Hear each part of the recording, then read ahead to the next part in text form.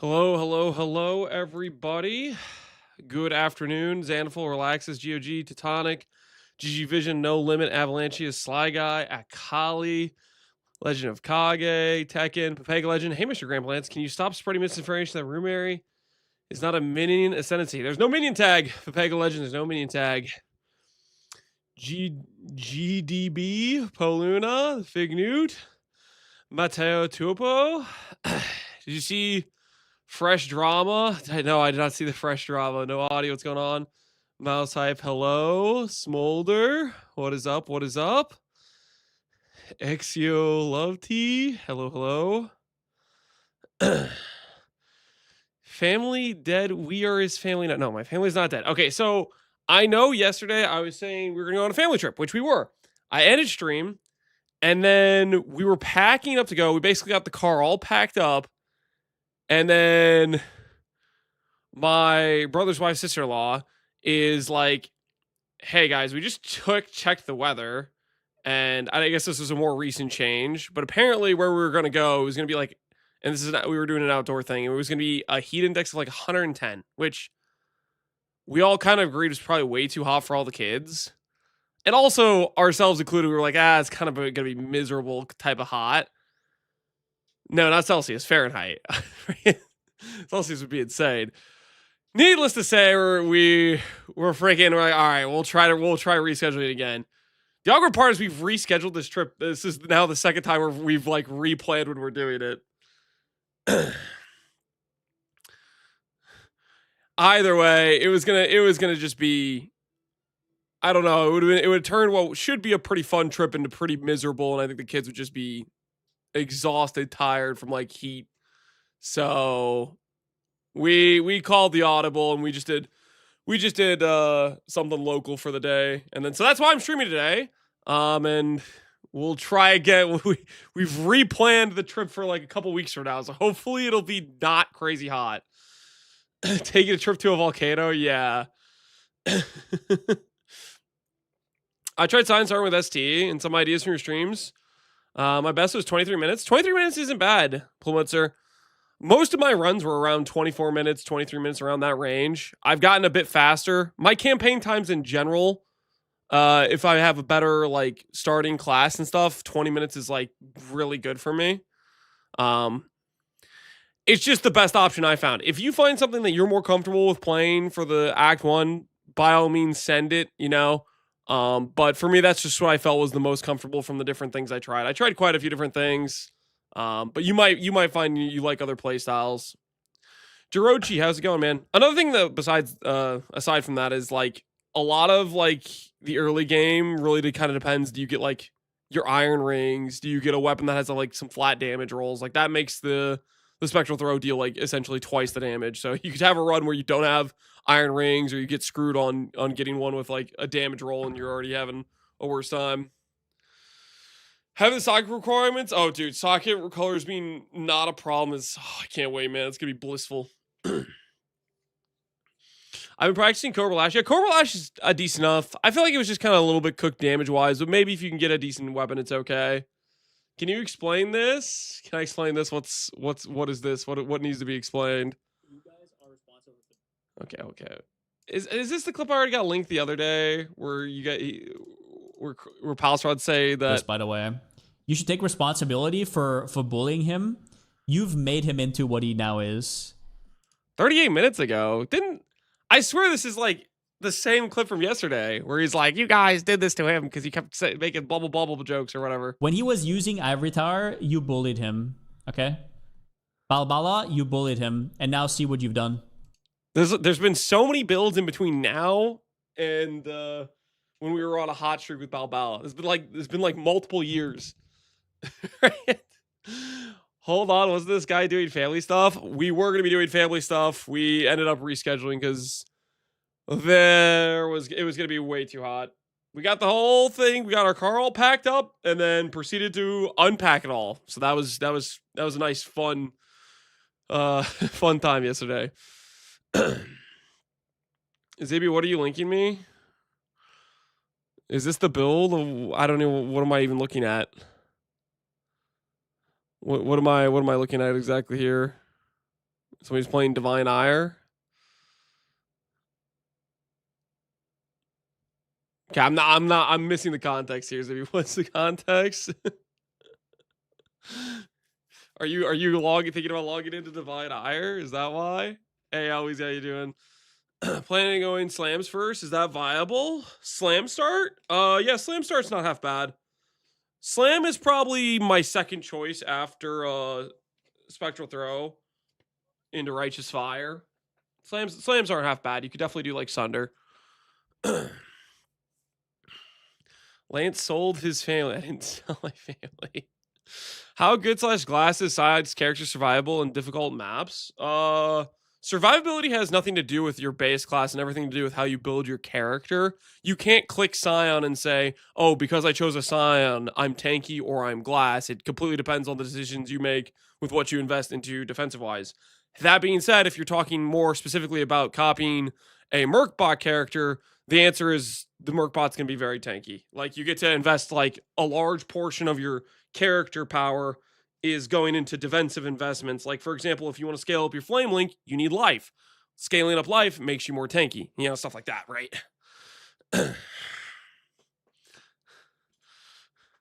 I really want to do EK Sabo build as a second build. How much currency would you recommend I need before I build it? The EK Sabo? I don't remember that character. Was that character a... I feel like that character was that the one that was like using like the Sands of Time with like trigger bots and stuff? I don't really remember how expensive it was. I gotta be honest. You can look at the gear. I don't think that character is particularly expensive, but I would just look at the gear pieces and see, be like, okay, this thing would be hard for me to acquire or not hard. Like, I don't remember that character being expensive, but for all I know, maybe I spent a pretty penny doing something stupid. Where's the Ethereal Knives update, Lance? I'm not planning to make any Ethereal Knives update. No. There's no plan for any Ethereal Knives updates. No. Speaking of updates, this happened yesterday. The old quality life changes, guys. I'm Mark Roberts, game director on Path of Exile. As with all our releases, Curse of the Allflame will bring with it further quality of life improvements to Path of Exile. Let's rapid fire through some of them. While channeling on a Verisium ore encounter, the power... Now, I'm still never going to click this because I don't like clicking to hold the channel or whatever, but this definitely solves a pretty big issue with the Verisium ore encounter. ...of the ore protects you from incoming damage, so you cannot be interrupted. There is now a crafting bench in every town from Act 2 onwards, so you don't need to jaunt back to your hideout while leveling to throw a resistance craft on those shiny new boots you found. We've doubled the maximum stack size of most currency and fragment. Why are they flexing 10 mirrors on us? What the hell's going on here? Is this Mark's stash? Is this his cut of the loot? Because he's playing with a group of friends and they're just printing currency out the wazoo? Why is GGG flexing 10 mirrors on me? Why not 10,000 mirrors? He's calling you broke? Yeah, what is this, dude? What are these ratios? Not a single lock, but he's got 10 mirrors just sitting over there. Dot buffs today? Surely we're getting the dot buffs today, right? They're running out of time. Andrew's under the gun. He's going to come in with the dot buffs any moment now. Any moment now. He has the same amount of chromatics as divides. What is it, 1060? Oh, he has 1120. It's not exactly the same number, but similar-ish. This is a suspicious-looking inventory, though, for sure. You search at the bottom of the windows to search the one you need and be aware not all gems are available till maps. Same as PoE 2. Well, in Act 6, if you're talking about vendor gems, Act 6 vendor sells you basically all the base gems you would want. The exceptional gems are the ones that are limited to the mapping. When in their relevant tabs. Rituals will spill forth a horrible stream of insects to point to... I'm not going to play Ritual because I'm still kind of a Ritual hater, but that definitely helps it quite a bit. Yo, MG Child, appreciate the sub, man. As soon as you get a Merc, but RF is still good to go. Oh, I think you're probably helping somebody else in chat that I completely missed. But yeah, the idea is RF, it gives us a stable baseline character, but the goal is to transition to the Merc as it starts to become better and better. RF is not a long-term plan. It will eventually become more and more of a tax to your sustain, and you want to get out of it. But it's a bridge to get the Merc online. Did you watch the video, Lance? I did, Bazooka. You told me to go check it out. That was actually just kind of crazy how much that cooks the frame the next rate. ritual in the amount of area minions that you guys hasn't yet have. been completed. You can now view all of the items currently equipped. Is this a blade that's in the game right now? Or is it like an MTX or something? That hasn't yet been completed. You can now Because that's a pretty cool looking weapon. What are you linking now, Wheezy? Dot buffs are still planned. They will be reflected in patch notes as soon as they're ready. 15 hours ago. Okay. So soon TM. PoE1 vet. Should I know what this sword is? now view all of the items currently.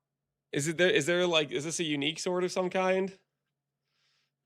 should I know what this is? It's a normal item from early acts, but it doesn't normally glow like this, in right? the area that hasn't yet been completed. You can now Why is it freaking like glowing? Act 1 white item? Okay, so can the anime Guardian do MTX? Do you guys what are we talking about right now? What like what is this? What do you mean? Why is it glowing? The anime Guardian can't use MTX, right?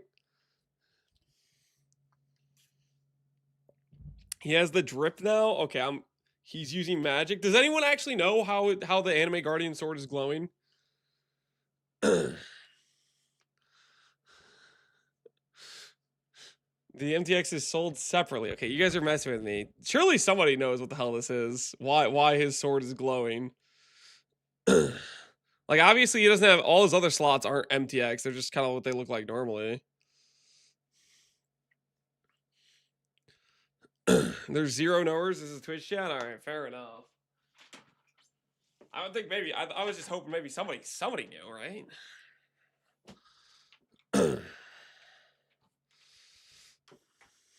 now view all of the items currently.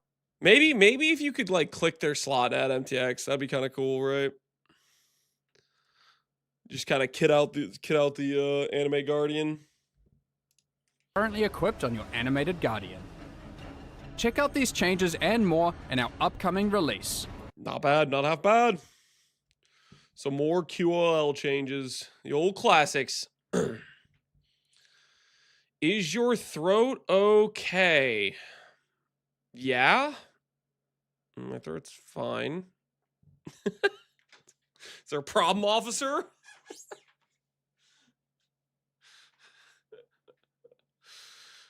Hey, Baba, retire comments.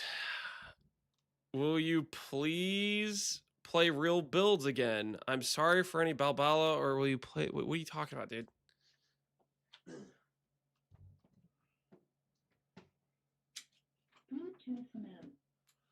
I've been playing real builds for the entire existence of my playtime of this game. You think about Ranger Mule? The extra wisdom is huge. Am I thinking about doing a Ranger Mule? I am not thinking about doing a Ranger Mule. Could you do a Mule? Sure. I definitely do Mules in like hardcore, where I want to like have my character just have that extra boost of like early pieces of gear, but I don't think it's necessary on a start where you don't need any support gem or anything from it. On a softcore trade for sure. Weirdly enough, not the first time somebody's asked you if you're okay. Yeah, no, it's just kind of a parasocial weird behavior thing that some chatters do. Where they're like, I'm going to hyperanalyze the way his voice sounds at this very moment. And it's literally like the guy just like changed his mic settings or changed like one audio setting. Or something, who knows. Or he's standing slightly farther away than normal.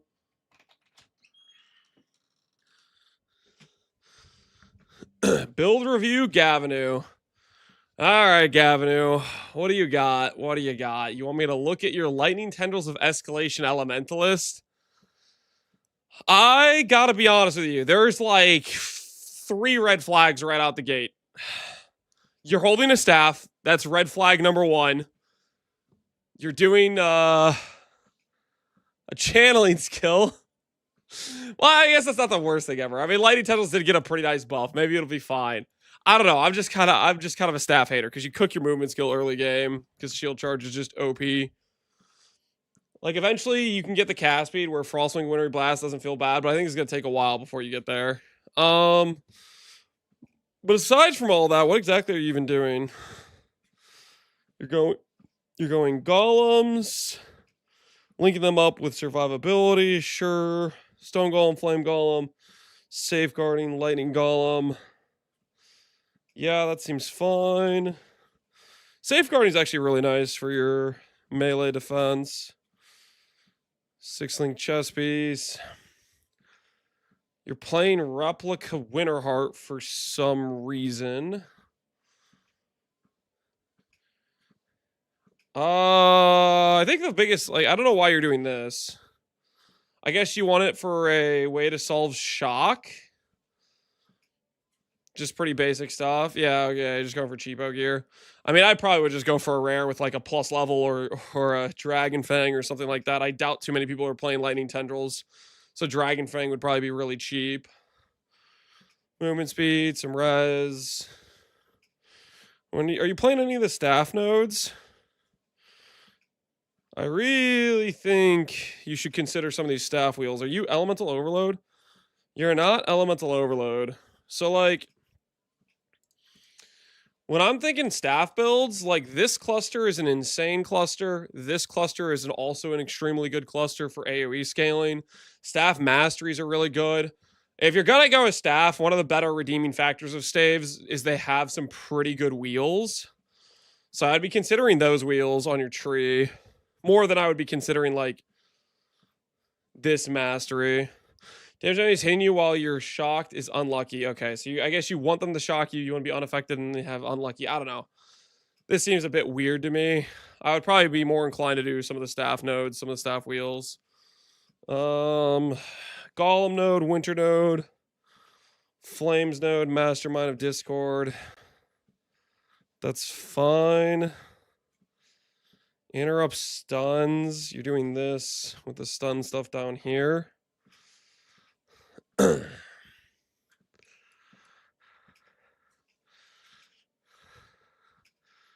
you're doing armor scaling with Divine Shield. You have up to 22,000 armor. Okay, that's not terrible. I would definitely think I would want to add in some of these staff clusters. Especially if you're going block, like, you're going partially block over here, but then you're not going enigmatic defense. Like, this wheel's pretty good. I think that's my biggest issue with this POB. Is you're playing not Elemental Overload, but you also don't have much crit investment. So you definitely should be Elemental Overload. Or is this one of those, like, guaranteed crit things? Lightning Tendrils of Escalation.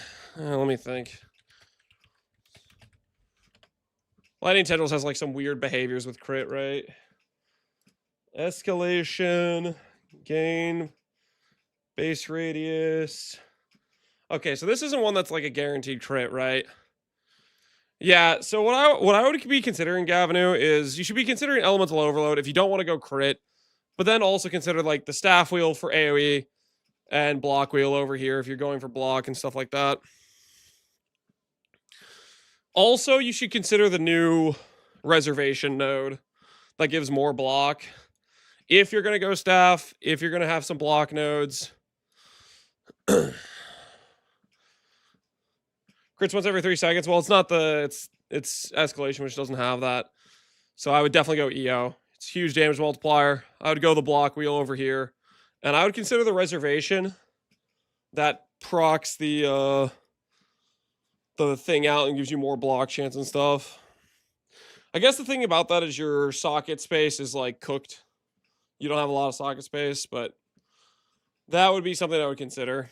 Do they release the dot updates? No, they're going to put them on the patch notes when they do. Lance manipulate the weather? I did not manipulate the weather, no. You think Perma Mercs will be as strong as they've been in the past leagues? We don't know for sure. Obviously, like, from the interview, the only thing that they kind of mentioned was at one point, Andrew's like, I can't remember if I nerfed their tankiness or not. That was like the one. Did anyone else hear them say anything specific? Like that's the one part where Andrew kind of talked about like maybe he rebalanced them for permanent mercenaries, maybe being less tanky. But overall, they didn't really indicate too many changes that occurred. They did say that they made the temporary versions much, much stronger, but I don't think that necessarily means the permanent ones are much different than they were before. Death's Oath buff today. Is Death's Oath's going to go from flat, what is it, at 1,000 to 1,250 or 1,250 to 1,500? It's going to be one of those for Death's Oath.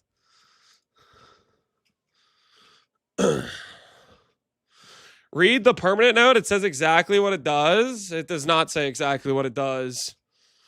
All it does is confirm that it's different than the temporary mercs. And in the Q&A, they said the permanent mercs or the temporary mercs have like greatly higher stats. Well, I have this passive. You will have the option to permanently hire the mercenaries. Permanently hire mercenaries and their minions deal less damage than the temporary hired ones. All that does is confirm they're weaker than the temporary ones, which they literally said the temporary ones have some much greater baseline stats because you can't change their gear and they're just random ones and they only last a couple zones, right? This in no way gives us any definitive information if the mercenaries are the same as they were before. It just tells us comparatively the temporary ones have some better stats, whatever the hell that means. What do you think about running Destructive Link once you get into red maps? I don't like it particularly. I think Flame Link's going to be the play. Flame Link is really kind of a lot of flat, and honestly, Golden Glory is a very, very strong node. So I'm leaning more and more towards the play of Flame Link being the correct choice for the flat damage for the most part. It's just going to be way more flat than you can get out of like some auras. Maybe late game, you can get some real good aura effect and make it more comparable, but Flame Link just out of the gate is just so much base damage. It's like, okay, how do I put this? Like,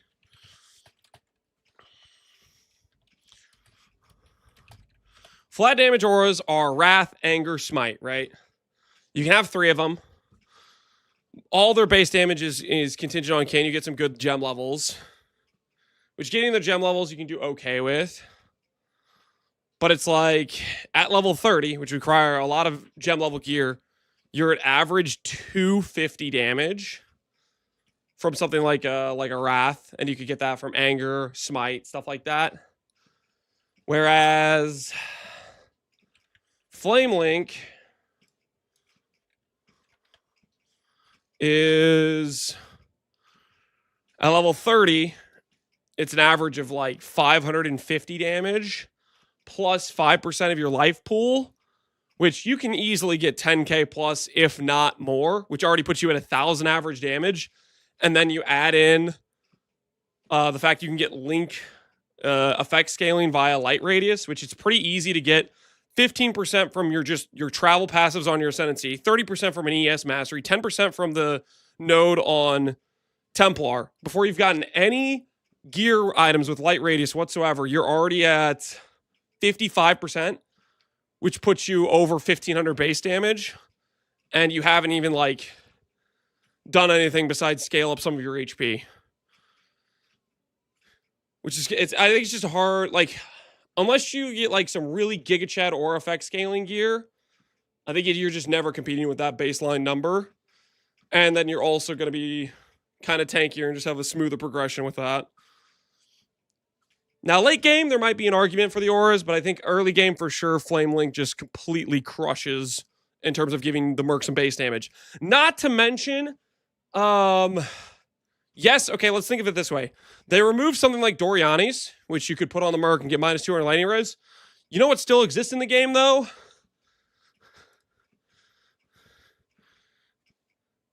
This ring. This ring still exists in the game. And there's nothing stopping you from giving a merc a 5C amulet that gives the merc 400 Ellie res. Which means this is like instantly capped. You know? And then what does it give them? It gives them fire pen, right? So you can give them 1,500 base fire damage with 200 pen, or you could say, okay, let me give you a little bit of lightning from Wrath, a little bit of lightning from Smite, and then way less damage from fire. And you have this awkward situation where you have lightning damage, which is way less abusable because you don't have an enemy TC's brace for lightning pen.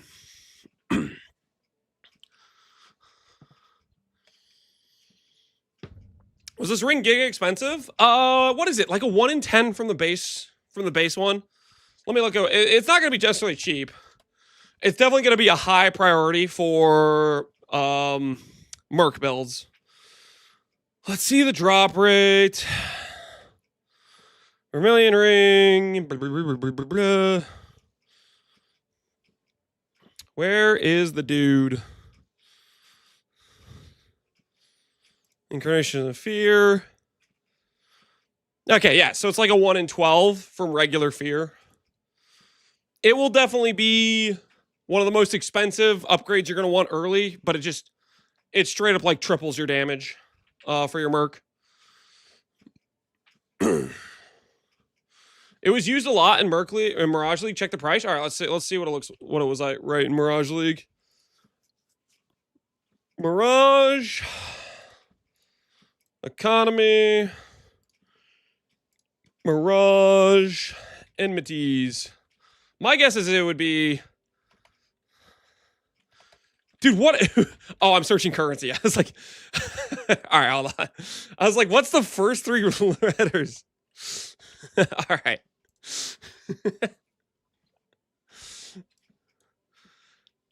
All right, so it started out as like... essentially worthless, and then spiked up a bunch when Chieftains started playing, what's it called? Started playing, like, Blade Vortex builds, right? BV Chieftains started using this in mass. People started volatile valing it, stuff like that, right?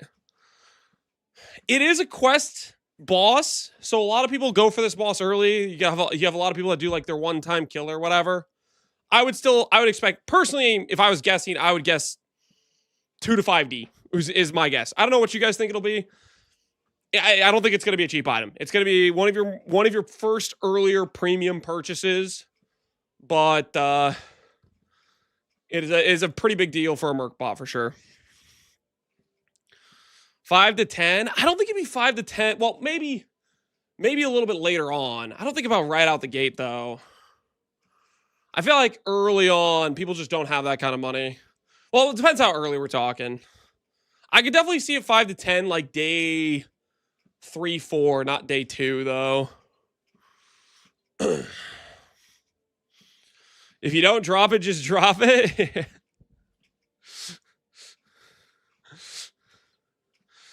You take a neck ring ascendancy over belt. Neck ring ascendancy over belt. Why would I take belt? If your answer is going to be because you could put a headhunter on the mercenary, I need to remind you, mercenaries or headhunter is a very, very expensive item early on. For Soul Eater belt, no, I don't want to mess around with the Soul Eater belt. No, you can do that though. You can do Soul Thirst, and you can do Centurion or whatever, and you can have a very awkward situation. But I am not a fan of that combination or setup whatsoever.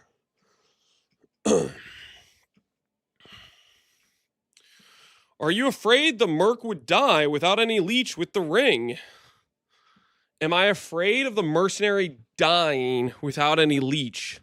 We are going to be giving the mercenary a bunch of regen through Vitality and Enduring Cry, and the Merc can have leech. You can roll leech on Eldritch Implicits on gloves if you want leech. That is one of your sources you could have it. I'm not sure what you're asking me exactly, but the majority of the Merc sustain is going to be through us giving them regen.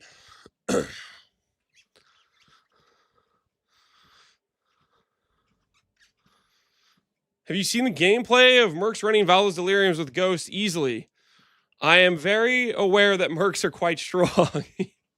I don't know what specific video you're talking about, but yes, Mercs can do very hard content. I have a pretty firm belief if they did not rebalance Mercs in terms of like their baseline stats, I think mercenaries will be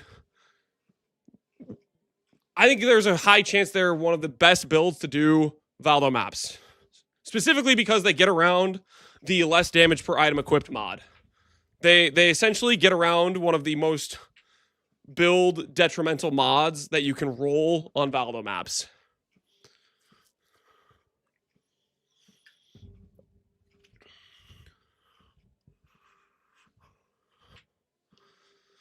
I think assigning characters the weak link of the build. Yeah, I would. I think when everything's said and done, yeah, our character will be more likely to die than the merc will be to die. But we will see how that all fares out. Speaking of, we need to think about our gear slots for our mid-game setup. I wanted to start thinking about that a bit. And I think it's... What are some of the early items we go for? Or like the items that are quite good for us. Things like Hands of Farisha, Calm's Heart. Do we actually want Hands of Farisha, actually? I don't know if we actually need Hands of Farisha if we're going to more focus on Flame Link. Hands of Farisha is good, depending on your setups. But I think initially, when we're doing more of a life stack setup, I don't know if we actually want to go Hands of Farisha. Because what would we be getting Aura Effect for? I mean, it guarantees, well, it does give us really nice quality of life because it guarantees the auras are always applying to the merc. But the mercs, for the most part, are going to be right next to us a lot of times, right? It's QL. Yeah, it's some QL. But the thing is, guys, the merc leash range, like how you like barely go one screen and it teleports to you. So I'm not sure if that's really necessary. You need hands on it. It's good for armor stack. Well, yeah, you don't. Okay, we're not even talking about armor stacking at this point. We're talking about we got into maps. We have like 100 chaos to our name. We're buying ourselves like our gear to like start doing some red maps. We're not talking about an armor stack at this point.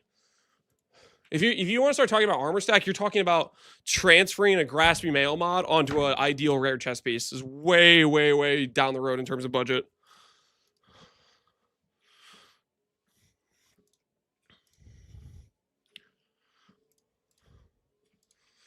Hand of Farisha, 40 aura effect.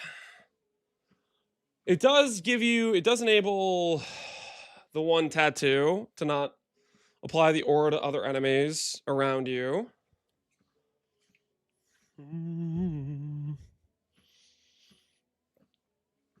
Please update the POB so I can follow like an idiot. I am updating it whenever I do updates, which right now I'm thinking about the update right now. The POB that's on the MOBA, this POB right here is the exact same as this POB, except I haven't added this thing yet, which I'm going to be adding. And once I finish this, then I will add it.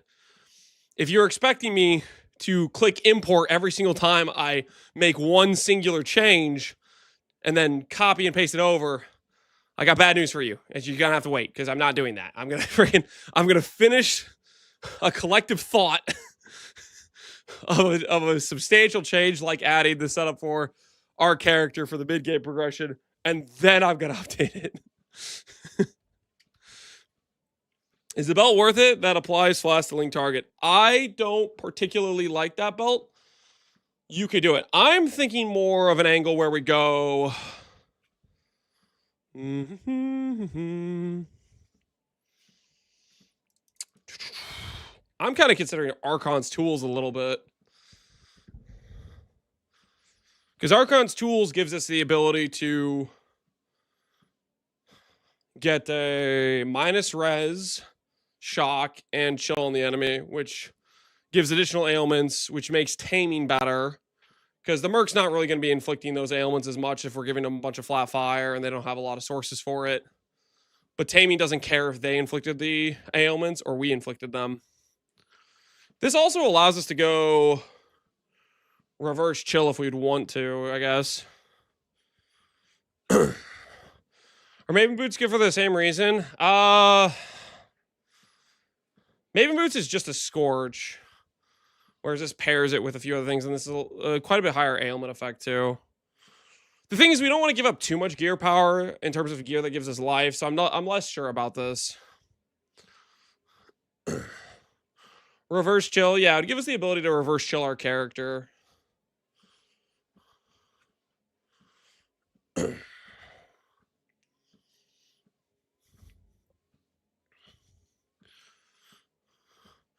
The essentially just seems like it was designed to have free uniques be counted on the permamerc. So I wonder if GGG misunderstood the question in the FAQ, but maybe not. What are you talking about? The unique mod, the thing that says, hey, you can put a unique amulet on, the reason they did that is to limit things like Doriani's existing. You notice they said there's no mod that allows you to put a unique chest on the mercenary. They're there to limit the power of the mercenary to help balance them. The more damage per unique, yeah, it's just a little bit of extra benefit. Doesn't mean that's what you want to click. Works really well if you care about the unique. Like let's say you're using the armor stack setup. That node's great for because you want to give them unique weapons. But other setups like Kineticist, you don't really want to give them unique weapons. You know.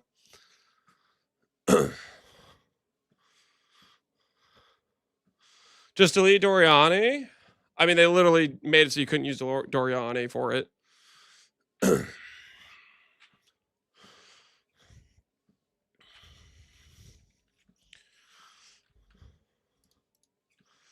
If I wanted to do Archon's tools, how am I solving these ailments? Reservation-wise, no blood magic, purity of elements, but then we can't do reverse chill. If I wanted to do reverse chill, I would need to solve shock and scorch. Scorch, we could just overcap res for. It's not the end of the world. Shock is a bit more problematic.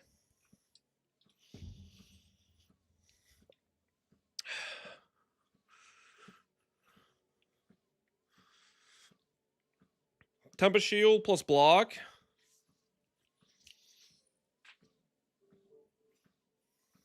So Tempest Shield, reservation space wouldn't work.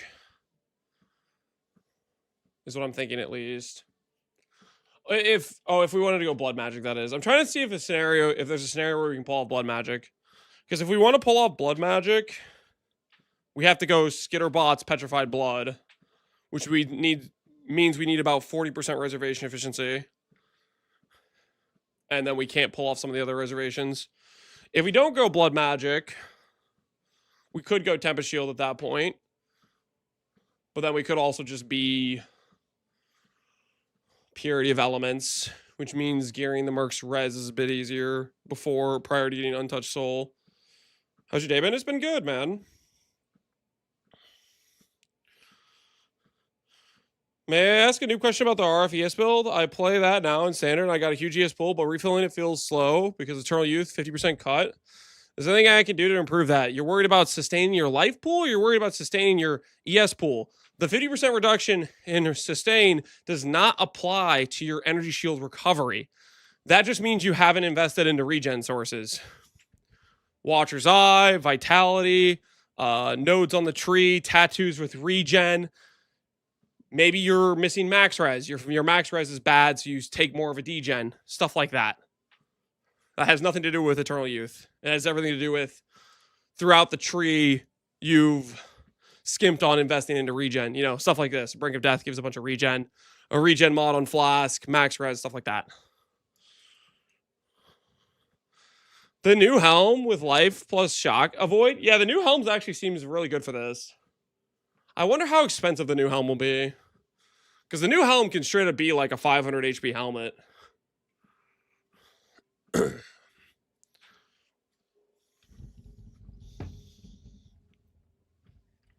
With the shock avoid, it'd be like 350 or whatever, right?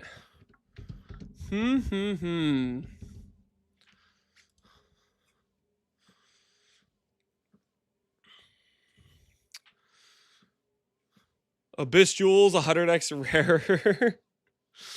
Yeah, we'll see. I do like the Tempest Shield angle. Tempest Shield plus Skitterbots plus haste. We've given up Purity of Elements res at this point, but we probably have better res in the gear. So the res on the merc should be capped. So it's not as necessary. Do you think about stacking light radius on merc, like 2 Eclipse Solaris, 2 Lori's Lanterns? If you're thinking, let me just Google light radius and put every single slot to light radius, you are, what's the word?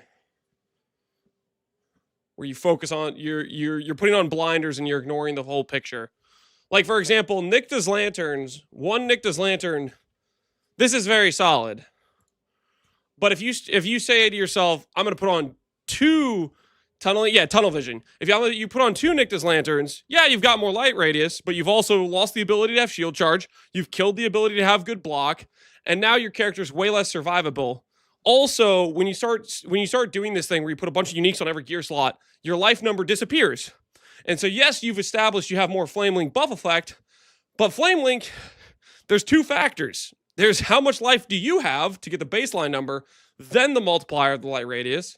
And you don't want to just capsize your baseline number to tunnel vision light radius. Nycta's, I think, is quite solid, but I don't think I would do more than 1. And stuff like Lori's Lantern, is it better to have Lori's Lantern where you have something that only gives you like 30 light radius, or use a rare ring that has some light radius, but it also has, life and fixes your res and does other things, right?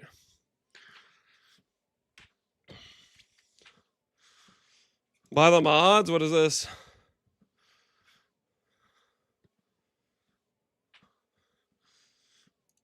Johan, what does this have to do with me right now? Is somebody's flaming fub gun in his chat? Scale gem levels on it? Pragmatism?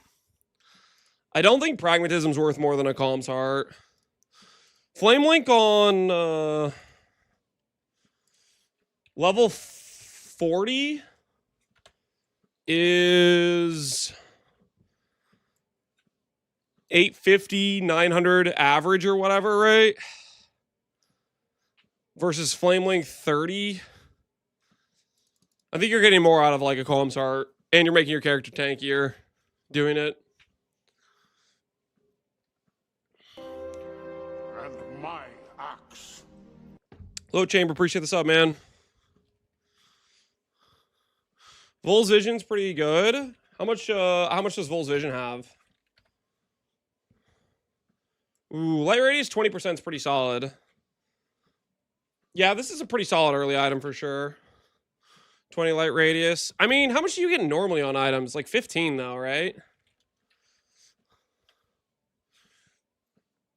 I don't know if tunnel visioning light radius is correct, because I think still a rare helmet's probably maybe better than this. Let's see, let me see if it's 15 or 10.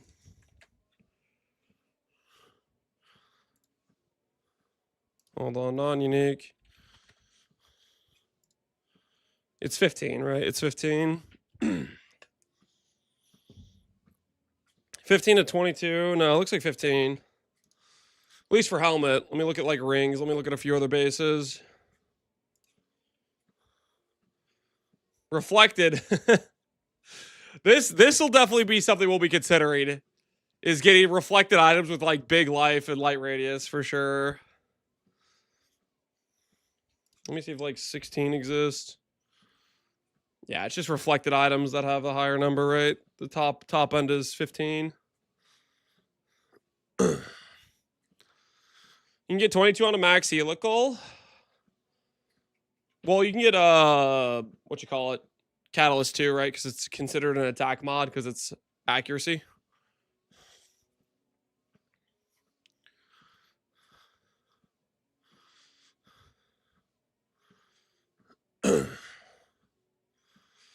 Is 8 to 12% HP better than T1 Life? Generally, no. Life on a rare helmet goes up to 144, and the hybrid mod is like up to 33 or 31 or something.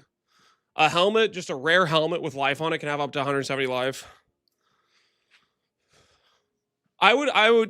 It really depends how much like flat sources you have, how much percent sources. General rule of thumb I go by is like a in the range of like a 1 to 7 or a 1 to 10 X value for flat life versus percent life. A good reference point of this is Abyss Jewels roll up to 40 flat life. Rare Jewels can roll 7%. And usually the 7% is, in most cases, a bit better than the 40 flat life. But that's not a 1 to 10 ratio. That's like a 1 to 5 or 6, right? Comparative 7% to 40 flat life on an Abyss Jewel. Especially considering our tree is going to have a lot of percent life on it. Yeah, I think a rare helmet's probably the play over this. Eldritch mods are valuable too. Fizz taken as. This is really nice, don't get me wrong, but we might want some corrupted items or something like that. And this forces you to not have corrupted items. A solid early item. I'm going to put it on the trade link search. But I don't think I'm going to put it on like the... I think a rare is generally better. So I'm going to put rares for early helmet. Let me look to make sure there's not another unique helmet we would want to consider.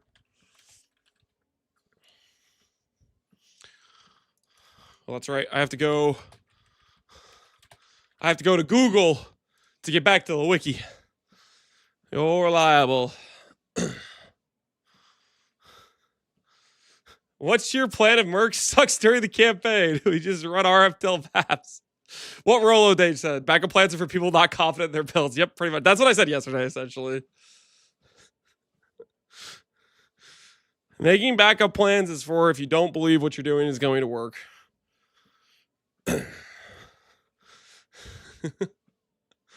Onslaught, no. Don't think I care about any of this stuff. No. Not particularly useful. I mean, enchant's okay, but other than that, not really. No. Holy. If I wanted to brick my flame link, this helmet would be great for that. 50% reduced light radius. Now we're talking.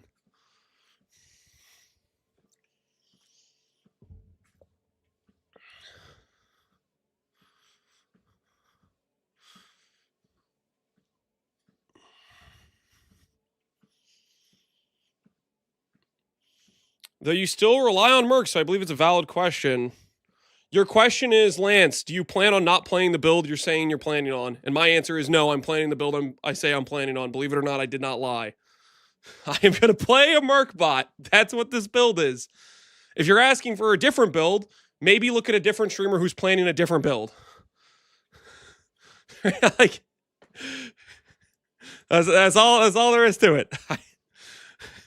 Believe it or not, I'm making 5 videos on planning a Luminary as my league starter. Does not mean I'm planning on a different build.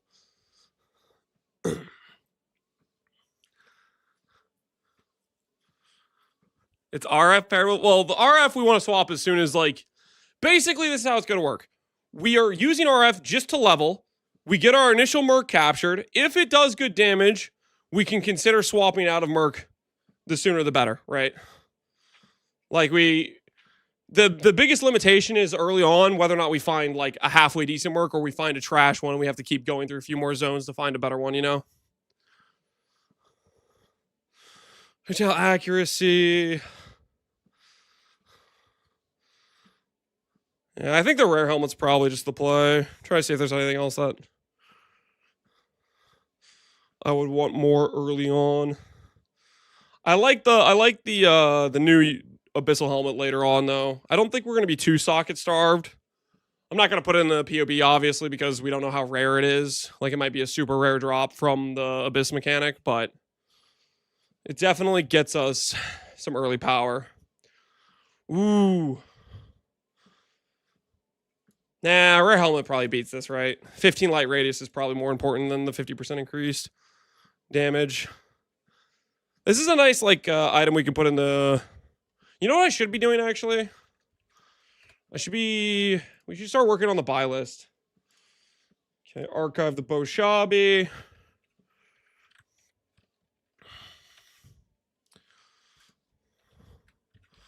Luminary Merc bots.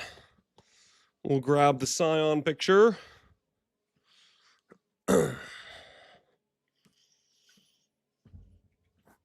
They say the mercs can only be found in certain areas. No, they said there was a guaranteed merc in certain areas. However, mercs can randomly occur throughout the campaign starting in Act 3. You can find them before you even get to the guaranteed spawn.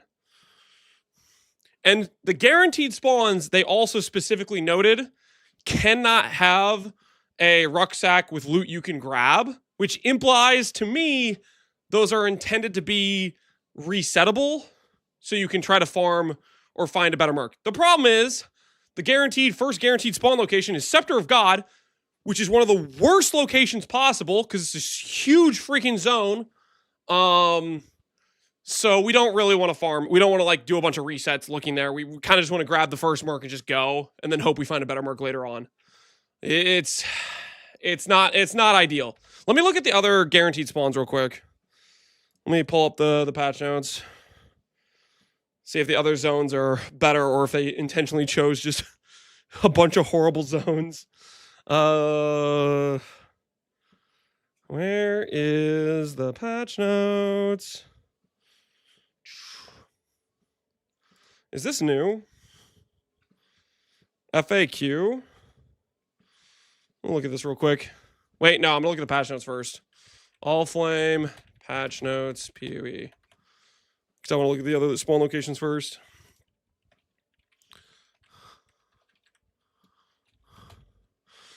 Grand Arena, the Ridge. Oh, Grand Arena is pretty close, right? That's literally in Act 4. The Ridge, Hidden Underbelly. Hold on, let me look at those in game real quick. Let me look at those in game real quick.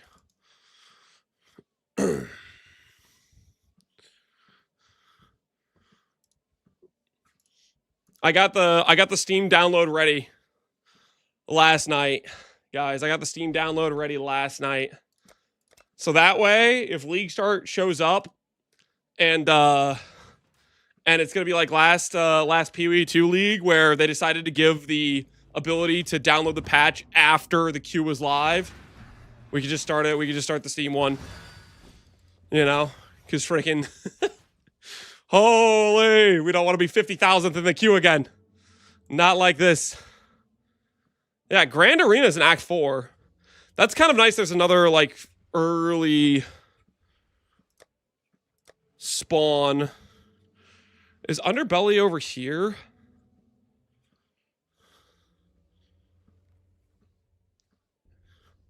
Which zone is Underbelly? Ridge is Act 4 as well. Is it actually?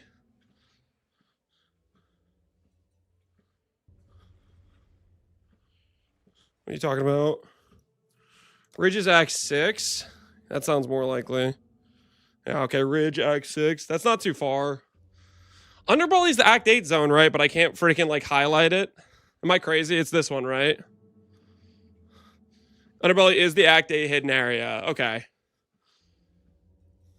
Act 9.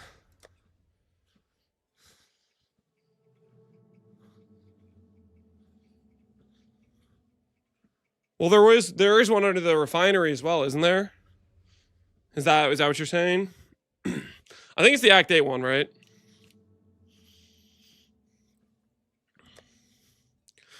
Either way, Act 4 Grand Arena. I don't know. This zone can kind of be big too.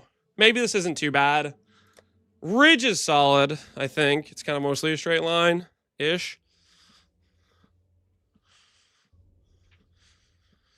I thought Ridge was right when you leave Act 4. No, that's the Ascent. That's the Ascent, is that zone.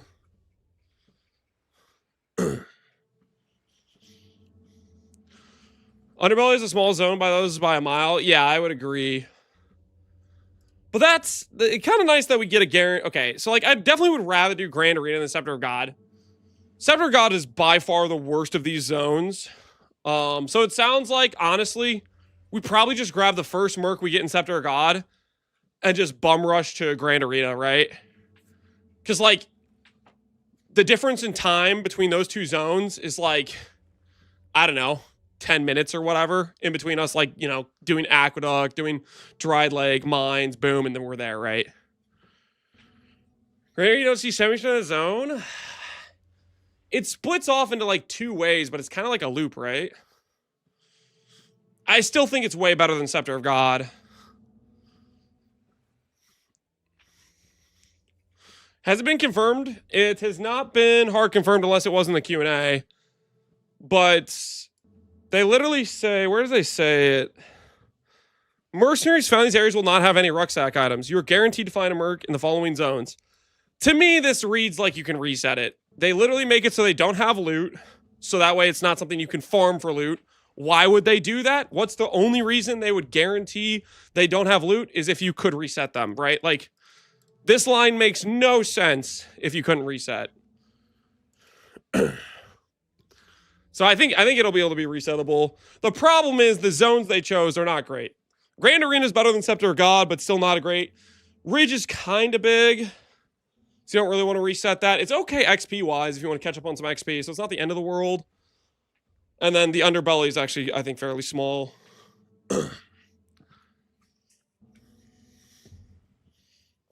It's probably a consistent location. Yeah, that could be the case too. Like, it might be consistently on a spot. Maybe what we'll do on League Start is we'll find where it is in Scepter of God. We'll do a reset and see if it's there again. You know? And we'll see if it just keeps spawning in the same spot.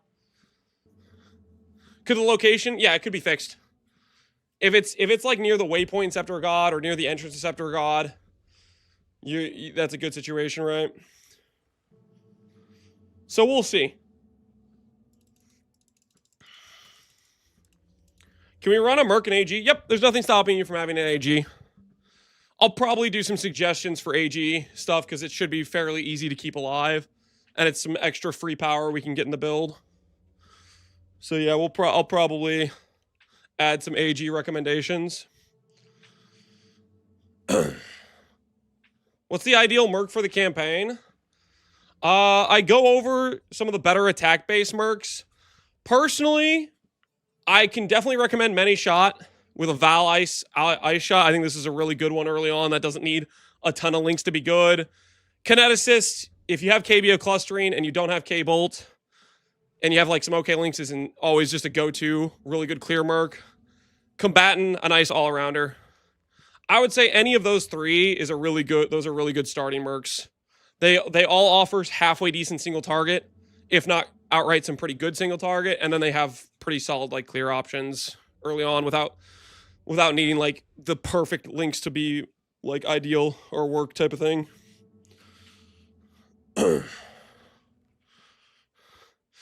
Are you gonna use Spectres? We might include the one Spectre that gives Onslaught for 20 seconds. That's a pretty nice early one, potentially, for some extra just power.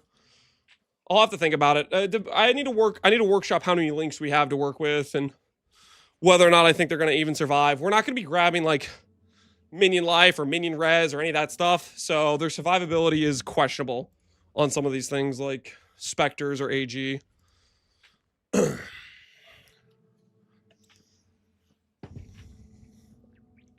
We should have plenty of links. Exactly. Yeah. We don't have a... Our socket gem pressure should be relatively low. All right, let me look at the Q&As. I did not see this last night. When does Curse of All Flame launch? Launch time. Will there be an economy reset? Obviously. How do I start playing the new league? Click the button. Cool. Is there a special in-game mechanic that is available only in the Curse of All Flame and not in the core game? Yep. Does the Crab Totem grant by crustaceans call work with channel spells? No. Doesn't work with channel spells. Holy. Rest in peace, channeled spell totems, which is some of the better totems is channeled spells. Where can I obtain all flame items, such as all flame embers? Warb, yeah, rip the warb crabs. If you were planning on doing warb crabs, back it up. All flame items. Remove most all flame items from betrayal safe houses and betrayal content instead into chain. Okay, so guys, crisis averted, okay? If you randomly need gold and you're in a rough spot, Gilded All Flames might still exist.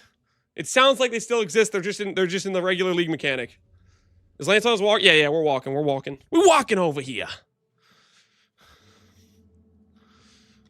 I'm gonna do some ice nova crabs. Good luck, good luck. With Unreal Team being gone, how do we get Stasis Prism? Stasis Prism now a very rare outcome from transforming in enshrouded unique body armors. That makes perfect sense because the chest piece literally has a mod which makes the implicit 100% effect. Which, quite frankly, with that being the case, if you plan on a Cloak of Flame build, you 100% of the time, your upgrade path is a Stasis Prison now, right? Because if Stasis Prison gives double the effect of the implicit, it gives you Cloak of Flame with the Stasis Prison recoup and stuff, right? Like, Stasis Prison's kind of insane now with the change. Neat. Neat. Imagine getting a Calms Prison. How much does Stasis Prison normally have? Hold on. Where are the patch notes? It no longer has the 100 flat life. 100 to 100%. So this would only give you 500 life with the recoup and stuff. I don't know. If you're playing a Calms build, you probably still don't go Stasis Prison. You'd use this for other things, I think. Calms transfers is 250. That's what they said. 15% life mastery. I don't think would work with this. Wait, is the 15% life mastery only care about explicits? What does it say? What's the wording? If there are no life modifiers on the equipped. No, it gets bricked by implicits as well. So I don't think that would work. Yeah, it has recoup too. Yeah, good point. Good point. Good point. New Abyss Helmet for life stackers? Yeah, I think that is definitely a considerable option. Stasis Prison, Pragmatism's about to have 24 gem levels. Okay, I don't know about that. I don't know about that. All right, where else are we going? Which currency items from Mirage League will or won't be obtainable? Volatile Val from Sanctum, Crystallized from Overgrown. Okay, so Coin Imbues, Refracting Frog. What else are we missing here? What's the other currencies we got from this? The heist enchants, we saw the node. It's actually like better than it was before. Prefix suffix catalyst, yeah, and the special essence. So Connor's dream of the armor stacking is gone. Sanctum, yeah, Sanctum deserved this. Need to buff. As a Luminary, if I hire a mercenary with a unique item already equipped, can the mercenary use the? Okay, let's see. Temporarily hired mercenaries can use them that they have equipped on them. Permanently hired mercenaries cannot use unique items. Yep, there you go. Doriani Copers, get the hell out, okay? GGG learned their lesson. Thank goodness, okay? Because, man, would that be stupid. Imagine having a gameplay loop where you just have to continually farm mercs to get a Doriani and then you just get a cheat code damage multiplier where you don't have to... Like, holy, would that be toxic. Thank goodness. We're going to wear the Doriani. Imagine wearing Doriani when you can give the merc enmities. You guys are crazy. You show me a merc bot build where the main character, where you're wearing a Doriani's, and I'll show you a bad merc bot. Okay? That's what we're going to learn from that situation. Do I need to create a new character and start the game from the beginning? Yep. What happens to my stash tabs if I start a new Curse of All Flame League? Any stash tabs you have purchased will be available. Classic. Will there be a pre-download? Yes. Torrent file. Also, maybe do the Steam client, guys. If we learned anything from the last League launch, Steam client might be the play, okay? I have done many League launches. That was the first League launch where the regular client did not have the ability to download before the queue went live. And because of this, I have learned I might be a Steam client enjoyer now. After this change. This just might have to be what it is.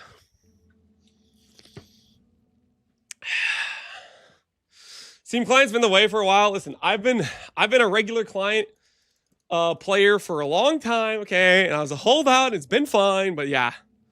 Last League was a line in the sand. I don't want to be number 50,000 in the queue again. That freaking sucked. Track your hours so you can brag about how much of a degenerate you are. I don't really want to brag how much of a degenerate I am. But good to know. Good to know. There's some value there. There's some value there. All right, Merc bot. Let's start adding some obvious pickups. Oops. Let's go ahead. We'll make this all of a in-person and a instant buyout. Lear cast. That is an obvious go-to item. I want to probably do this in order of like how cheap and early you can get various items. Lear cast you can definitely get quite early on. So I want to fill out a bit more of the POB, and let's try to keep the cheaper, earlier items earlier in the list. Lantern, I'll put Lantern a little bit later. You want Lantern until, like, it's not relevant until Merc Lab, and it also might be kind of expensive. I mean, it is a T3, so it's not too rare. But there's going to be a lot of people that want it for Luminary, so it's going to have way more higher demand than normal. Do you have a VOD for the leveling run? I do. I have actually 2 VODs.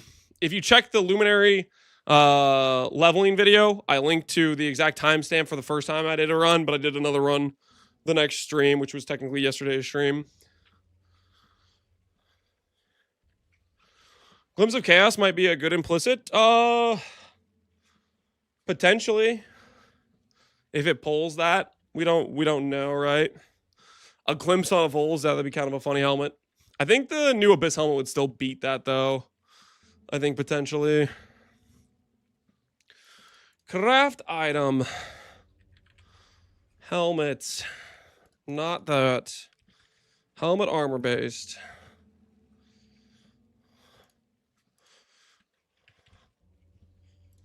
Max life. Max life. We care about light radius.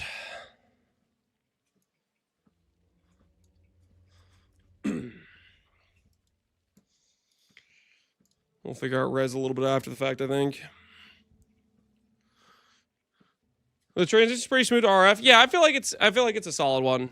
I really like RF on league starts, and part of the reason I gravitated for it because it's something I know pretty well, and I enjoy usually when I do it. First league where light radius is desirable. Technically, they added that Solaris wand, which people were coping that would make light radius desirable. Those people were, of course, high on something. Yeah, this league, nah, man, that light radius. Hey, that light radius is kind of tempting this league. That light radius this league, kind of tempting. Forever is a long time. Is there a world where we use... I mean, the answer is probably just a unique... Or not unique, sorry, just a rare shield.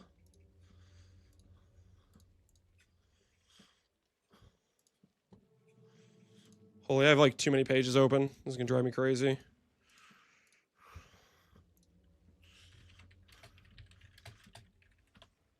This would probably add too much micromanagement.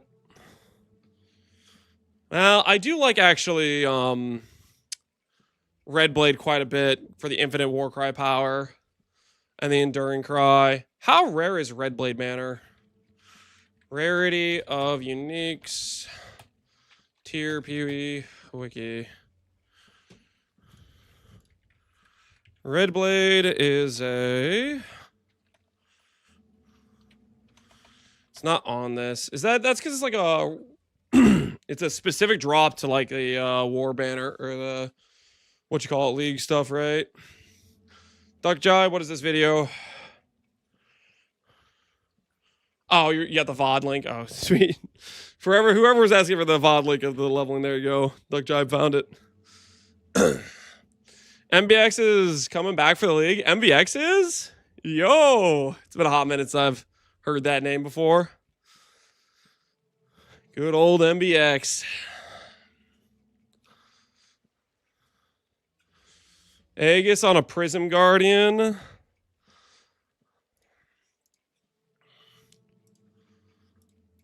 I think it's either the answer is either rare or Red Blade Banner is the answer. Fungal Caverns, I think, yeah.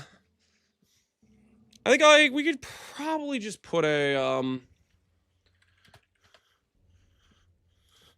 we could probably just do a rare shield to start off with. But I like the idea of doing a red blade banner.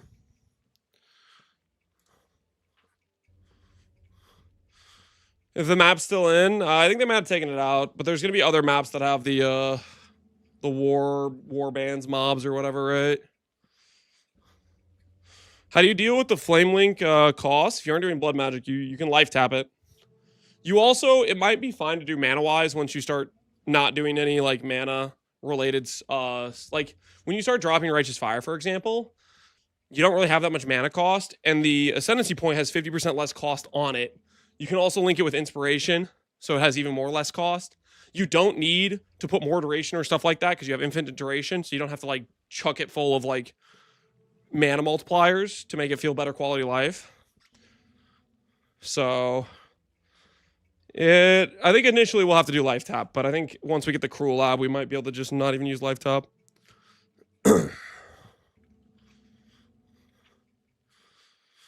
Shield slot's gonna be crazy. What's the ooh.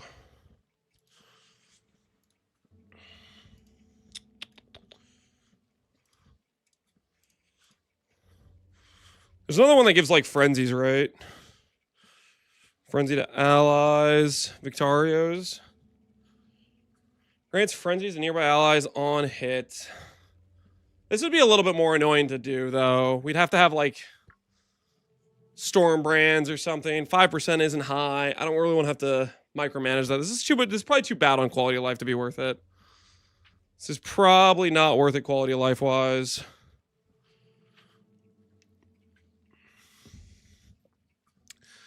Does the SST mod transfer? We don't know. Shield mods can transfer. We don't know like how much of the mod will transfer or won't transfer. Is there anything we can play as Reliquarian if GG F's the Mercs? Is there anything we could play? You could play a lot of things. You could play a Sign, you could play Reliquarian. You could still play a Luminary. Even if they make the Mercenaries just outright like them bad themselves, their aura and item power from the Luminary is still a very good ascendancy. Play Apostate, don't play the Apostate node. That node is a giga scam. That node is an absolute giga scam. Do not fall for the lies.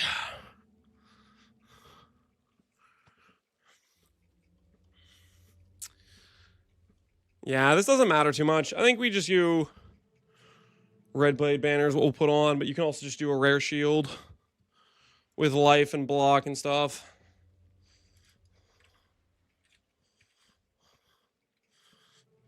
Ooh.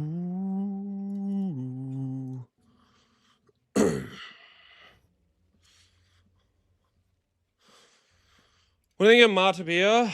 What do I think of this? Merc isn't a minion. This is just a bad shield. 20 aura effect versus like having like life and defenses on a shield is worth way more than the aura effect. We can get min frenzies on ring and amulet. Yeah, that'll work for early merc gear, but later on you don't want that. You want the unique items. Those slots are really powerful for unique item slots for power multipliers on merc. Okay, what are the gear slots? Gloves, boots. Gloves, boots. I think this is just rares, right? Do I care about any unique gloves or boots?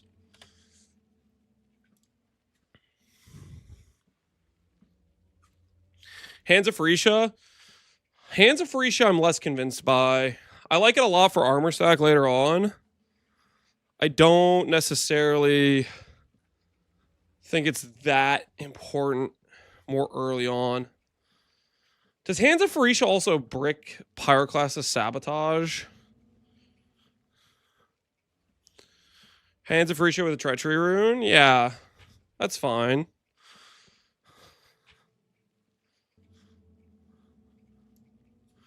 Non-core source from your skills only apply to you and link targets. It does not brick. This still works with the Pyroclas's Sabotage exposure node. Woober, how confident are you? Yes, it does. If it still works with the power class of sabotage, I think that does make sense for the mid game setup, because then it's not just like you get some value from haste, you get some value from like purity of elements if you're still running it, but then you also get value from the exposure.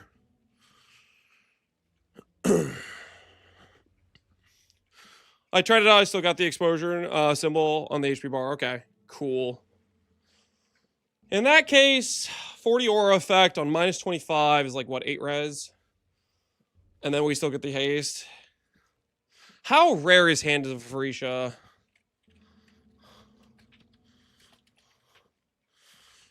This is not where I want to look at this. Hands of Farisha. It's a tier 3. That's not too bad. That's not. Tier 3's like fine. I would definitely say Nycta's is a higher priority than this. But that's not half bad.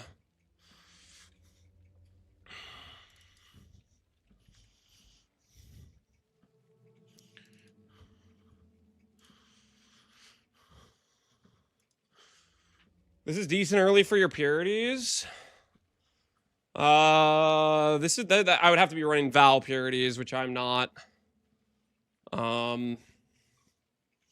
We're not like targeting being an aura bot initially, guys. I much think the better priority is life scaling for Flamelink. Flamelink is just too strong, I think, to justify capsizing your character into like the like a centralized aura focus where you have to go for a bunch of reservation efficiency.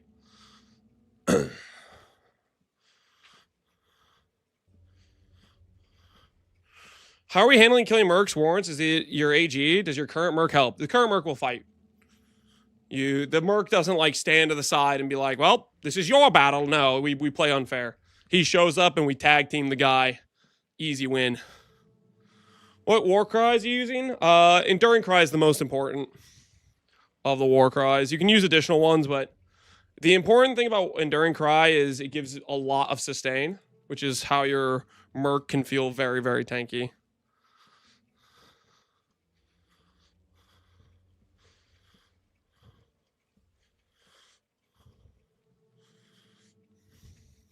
Tag team, yeah. The old 2v1. Okay, rare boots. I think for sure is gonna be the play. Honestly, I'm not that convinced by Hand of Risha. This can be rare. This could be rare as well. Comms is a big priority. Amulet, rings, boots should probably all be rare. Let's look at the uniques real quick for those slots.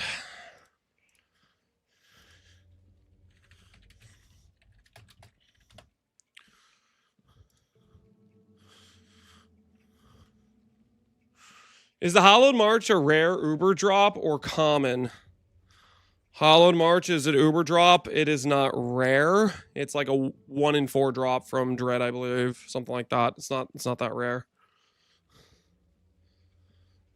It is an Uber drop, yeah. It's not going to be cheap early league, especially if people want to use it.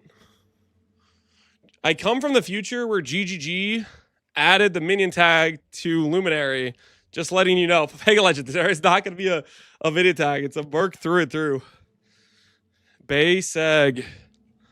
Mercenary. Do I care about any of these? Nearby allies damage with hits is lucky. Honestly, Perkle's toe is kind of good. Well, it's okay. If we're focusing on Flamelink, is it worth it? The roll range on Flamelink isn't that big, and it becomes less big with the percent life. I don't think Perkle's toe is correct. Because a lot of our base damage is just a static number, right? Make sure I'm not like making things up right now. Flamelink. It's like Archmage, right? Gain added damage equal to 5% of your maximum life. Yeah, it's not like it gives him a range. Lucky damage would be good if he had like a big range, but it's not going to be that much of a range. Amulets lower reservation are better. I think amulets with plus fire and life are going to be the play. Plus fire, life, light radius, I think is going to be kind of the rare amulet we're looking for. But I want to look at the other uniques, look at all the options first. I think that is the play. Winter Hearts, no.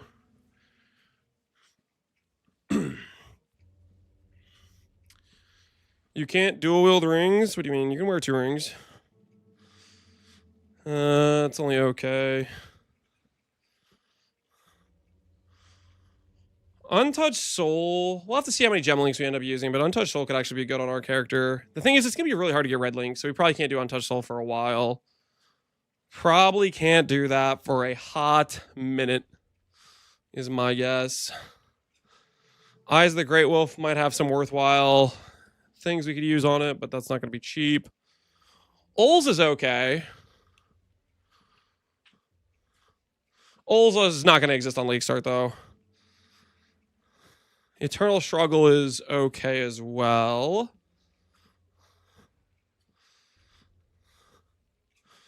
I think the answer is just it's a rare. It's just a rare amulet to start with.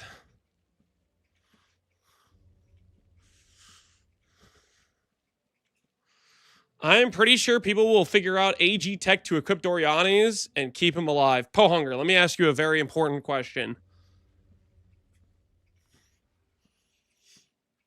Is AG new this league? And I'm going to ask you another question. Is Doriani new this league?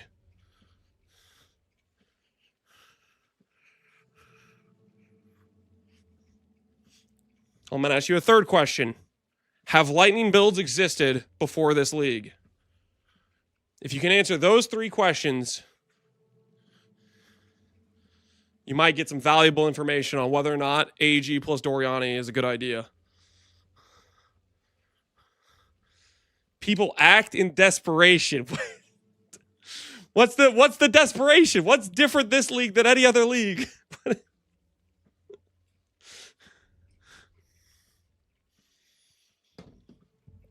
Why do you think it mattered in Merc League but hadn't mattered for AG at all before this point, right? Were people just desperate in Merc League? Or did the mercenaries just not die because they're ridiculously tanky even with minus 200 lightning res?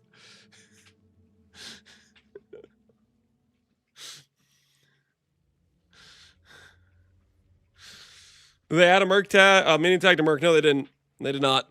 I'll find a way. Okay, Ponger. When you get tired of watching your AG die on the first pack of every single map, come back to the real world and say you're sorry about this whole conversation. All right? Give us all, you gotta owe all of us an apology for the last 30 seconds of our lives. Are you going to use E-Cry on your left click? You can't put skills on your left click anymore.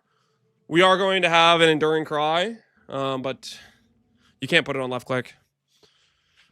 Yoke of Suffering. This one's actually kind of okay. If you can proc some ailments. Yoke of Suffering's not really a league start item though. And a lot of people want that. It's pretty expensive early on. Yeah, I think the answer is a rare amulet here. I really do. I think the answer is just a rare amulet. Craft item. Amulet.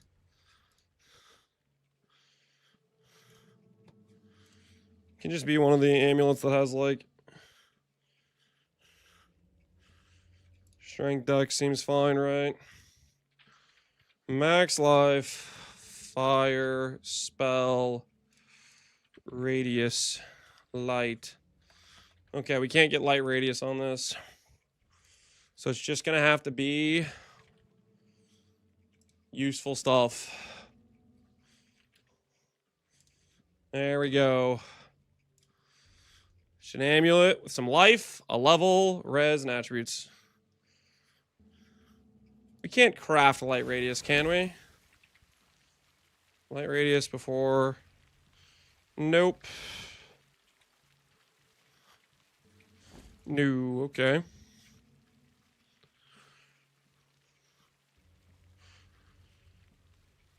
Would an Eternal Blessing with 4 auras inside work? No. Eternal Blessing can only proc 1 aura, 1 singular aura. Ignomen has 20% light radius. Ignomen has 20% light radius. It also has no life on it, right? And nothing else useful. It's just you're buying it for 20% light radius.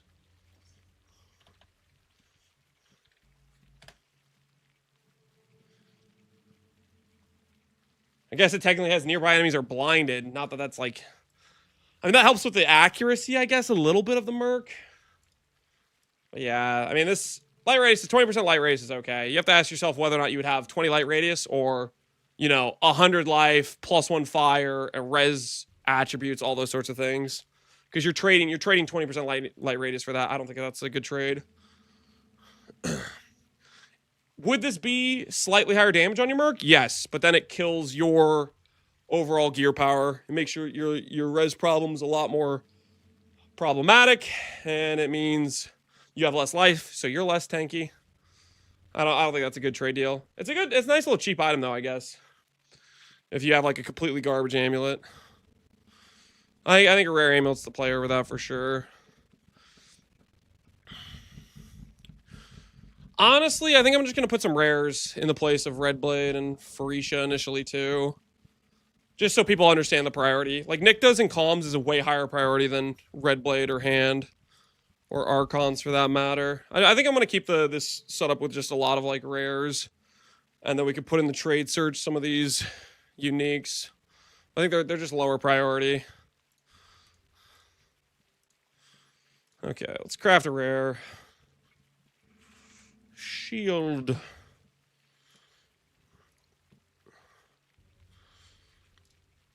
Shield. Chance to block. Max life. I don't care about any of this other stuff. PDR. PDR, fantastic. Block spell. Stuff like that is what you want.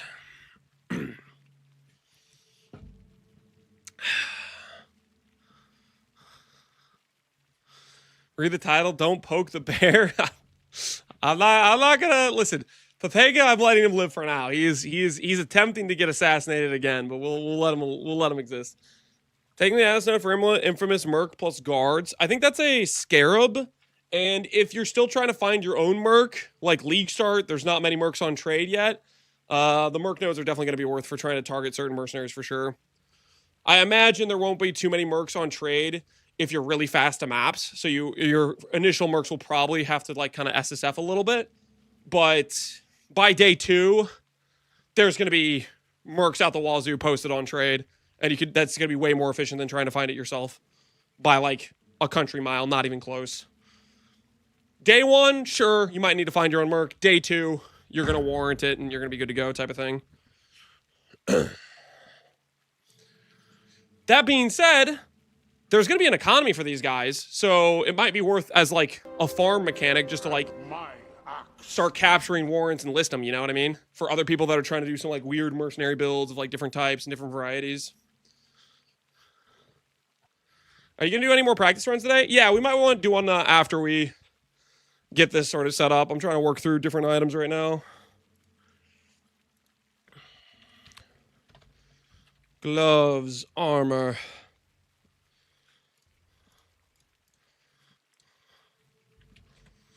This can get light radius, I think.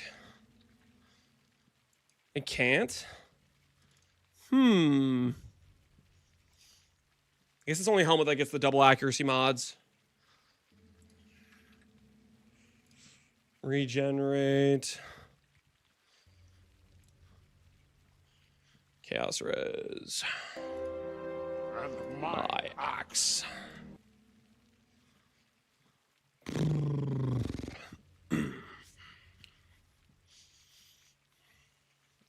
Helm rings only, okay. That means we want light rays on the rings for sure, right? Remember that warrants can only be used in maps though. Yep. You're not going to be like purchasing your Merc for your campaign or anything like that. Do you think certain Mercs will go up to a mirror or a lock? Do I think certain mercs will go up to a mirror or a lock?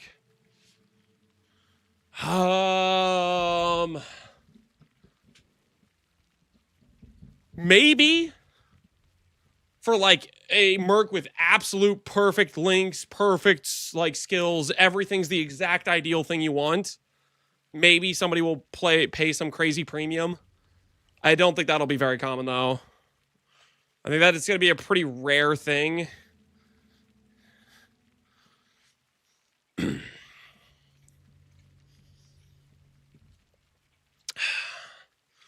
Took literal days. How do I put this?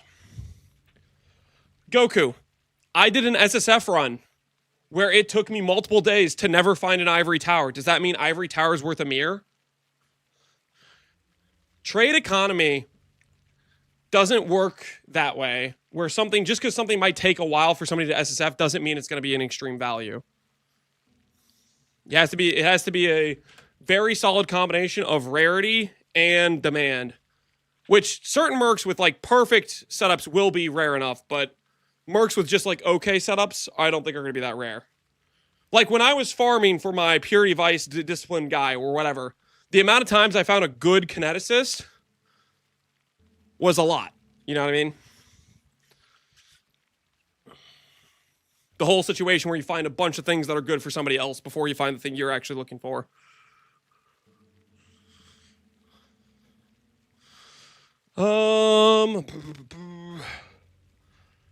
Boots rare.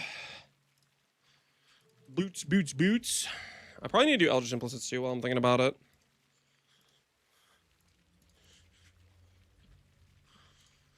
Boots.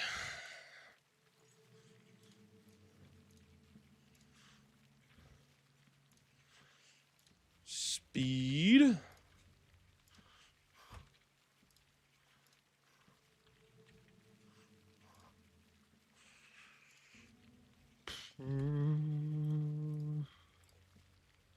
Okay. Add implicits.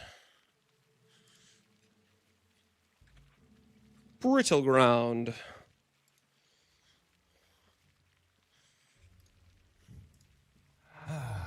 Forever is a long time.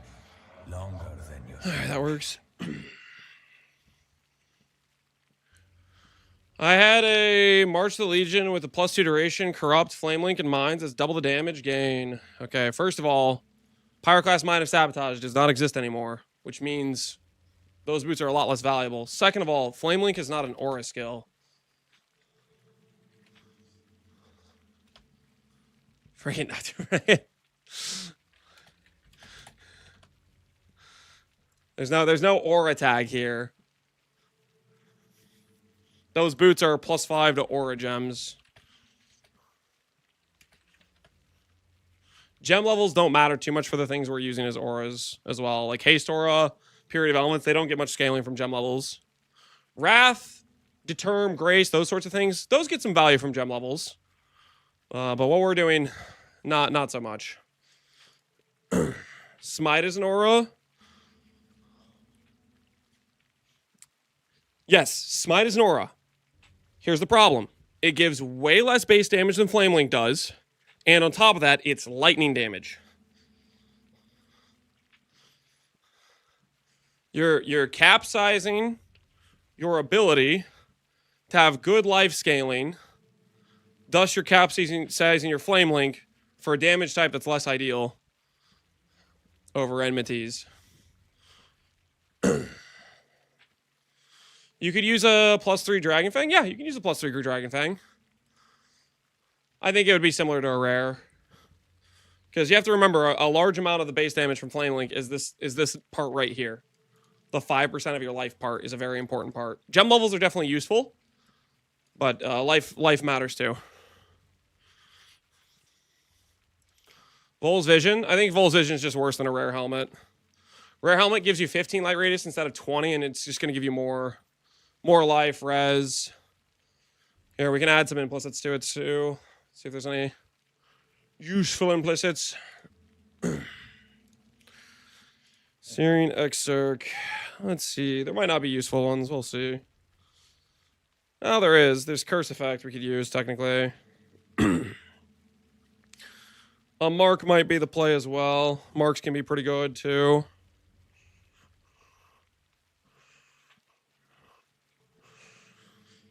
Let's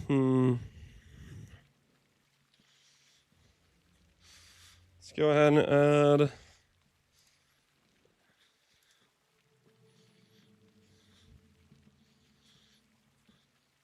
I kind of feel like Mark might be the play. Early game, I think just a base curse, but eventually I think Mark might be the play. In which case, I don't think we care too much about these. Cast speed could be some quality of life. I'm not going to worry too much about an Eater or an Exarch Implicit. How good is an Eater Implicit, though? Is Eater Implicit better? Energy recharge rate. Fizz taking Oz is just really good, right? That's just Fizz taking Oz for tank. What are the percent light radius thresholds? There's no quote-unquote threshold. There's not a break point. It's just the more you get of it, the better it is. This isn't CDR, where you need to get a certain amount of CDR to hit a break point based on the server tick rate. There's nothing like that. 1% light radius will give you value. You don't need to have specifically 17% to hit a number.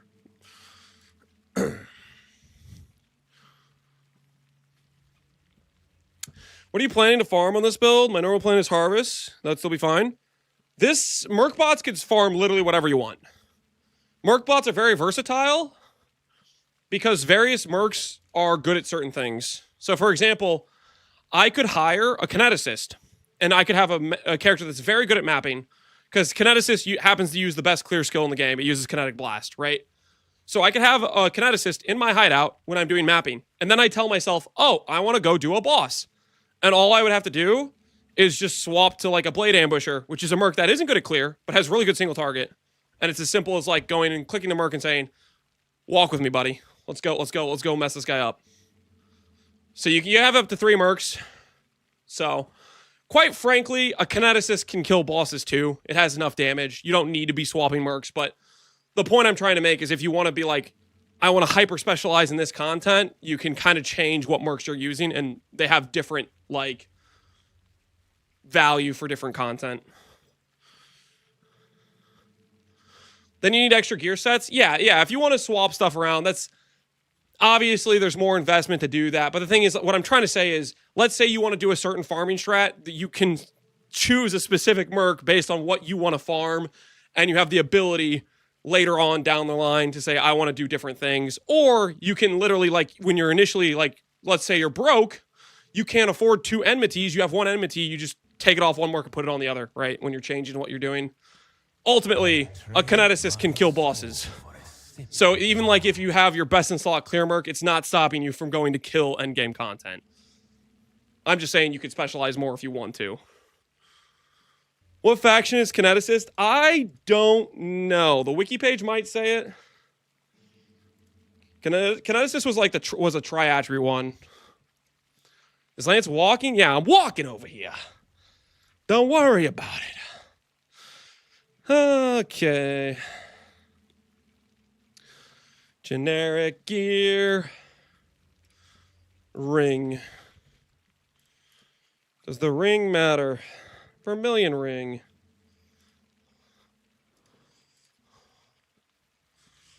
Maximum life.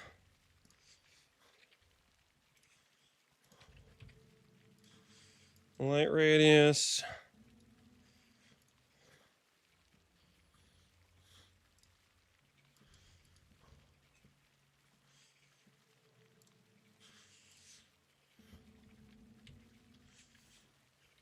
Chaos resistance.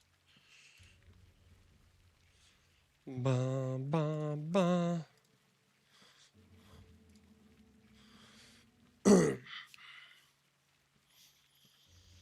The PDB says the Kineticist is the Bardia. Okay, well, there you go. Now you guys know the house for it. The Bardia house. Lance, please don't forget to throw some chromatic orbs in your Gagarf mirror tier gear before the patch.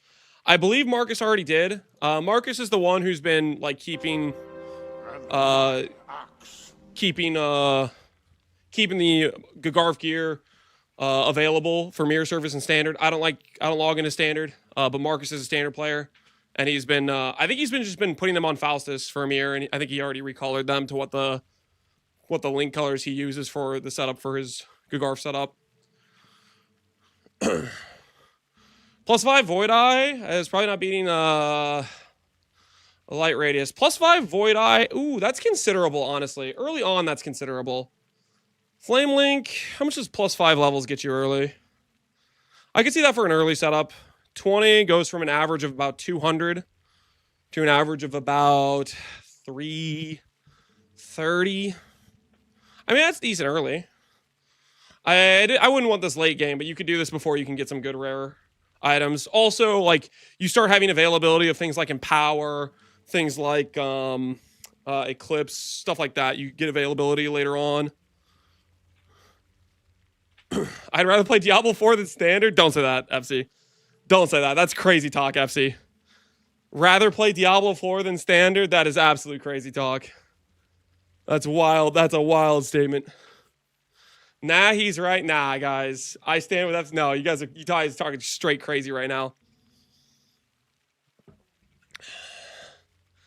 The socket changes nerf all the mirrored legacy items. Yeah, all the gear items you have that are mirrored with white sockets will lose some value. Better get to re-mirroring, buddy. Are Lori's lanterns bad? It's not that they're bad. It's just... how do I put this? You can use Lori's lanterns early. You do not want to use them for a very long period of time. You want to get off them.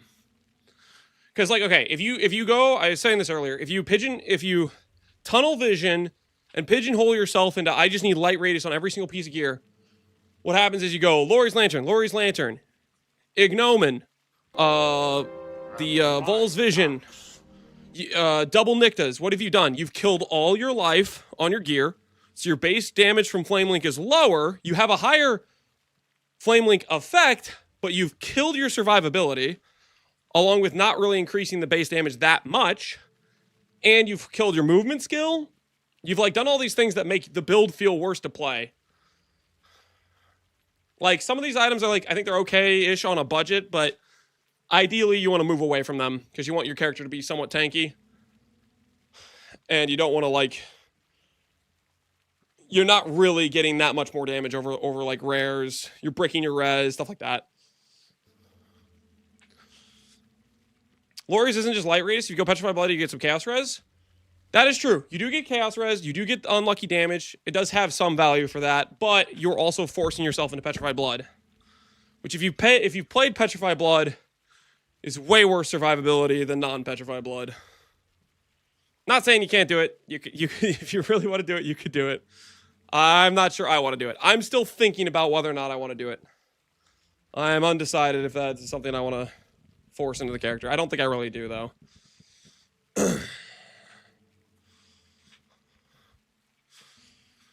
Lantern good? Yeah, I think Lantern's a very solid item. Do I care about unique belts?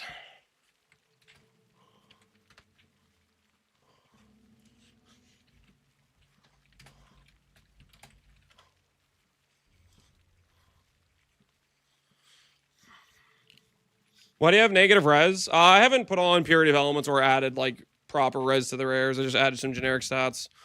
And I was going to adjust that. I'm just working through what I want to go on each gear slot.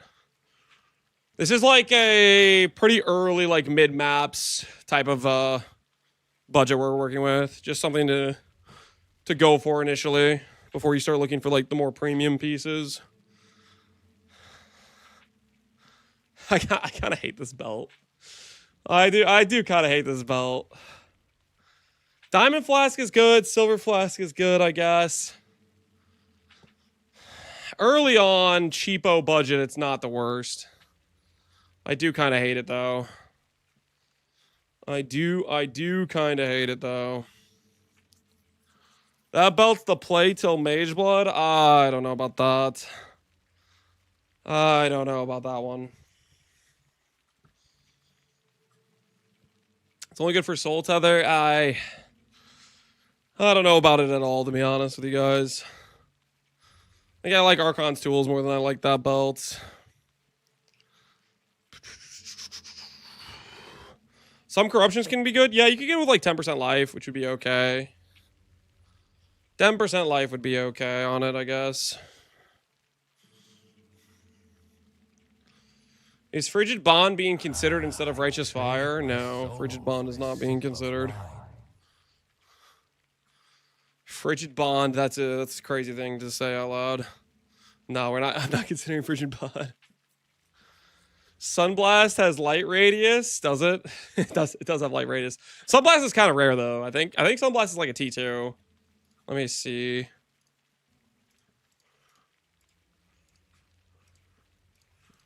Holy rarity of uniques. PoE wiki tiers. Am I crazy or is Sunblast rare? Yeah, it's a T2. I don't think I'd want to put a T2 on the earlier setups. Comms is a T2 as well, but Comms is also like way giga value compared to Sunblast. Like I think it's definitely a nice priority upgrade to go for. What is Frigid Bond? It's a link skill that's very bad. It applies a cold dot to enemies in between you and the thing you link to. Wouldn't recommend it. String of Servitude. That's not going to exist early on. Immortal Flush is okay. Better regen life. But you can just go rare belt. That's fine too. Calm's Binding is okay. Just rare belt though, I think is the play. Do I care about anything else on here? Not really.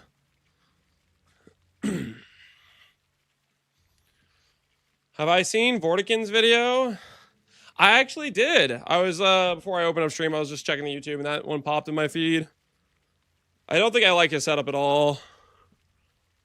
His setup seemed like it would be miserable for campaign.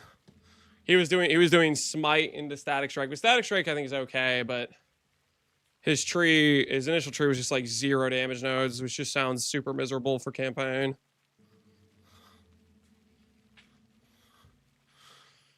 You don't need any uniques? No, I think rare is fine. I don't think there's any of these uniques that are cheap enough or good enough to justify over just doing a rare. That's why I'm looking through the list. But yeah, I think a rare for the slot makes sense. Sunblast, if you want to force in some light radius, I guess, but I think a rare is fine here. Honestly, no, I'm gonna do Belt of Deceiver. Belt of Deceiver gives Intimidate. I actually like that. Super cheap belt, gives Intimidate. Yeah, you could get Intimidate through like forcing Intimidating Cry or having like some worse quality of life, but I feel like this is a nice solid middle ground of like cheap belt, has some res, crit reduction's fine, Intimidate. Why do we want light radius? The Ascendancy scales the flame link via light radius. Minus 25 light radius. This doesn't have light radius on it, Pepega. How do you feel like Luminary or Aurabal will do as a league starter compared to usual suspects like Slam? You could call me I'm crazy, but I literally think Luminary Merkbot is going to be one of the strongest league starters possible. I think the biggest weakness of Merkbot is your campaign time. But I don't even think your campaign time is necessarily going to be that slow. The biggest risk or caveat is if GGG nerfed their baseline stats like they just cratered them for some reason. Based on the Q&A, it didn't sound like they changed the permanent Merc baseline power. They made temporary ones way stronger. And then there was one like kind of throwaway line from Andrew where he's like, I don't know if I nerfed the survivability or not. And that for freaking, so who knows what the hell that means.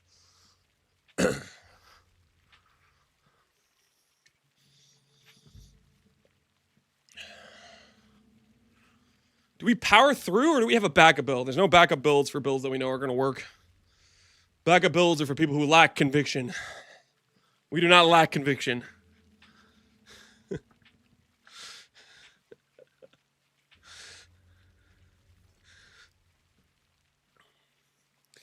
You plan on doing some viewer build reviews? Maybe closer to league launch. Like maybe league launch day while we're all just chilling, waiting for the stuff to go live. We'll check out various people's builds. The backup builds is my favorite question, dude. I hate it. It's so annoying. Lance, do you plan on not playing the build you clearly are planning to play? We would like a statement. It's so annoying.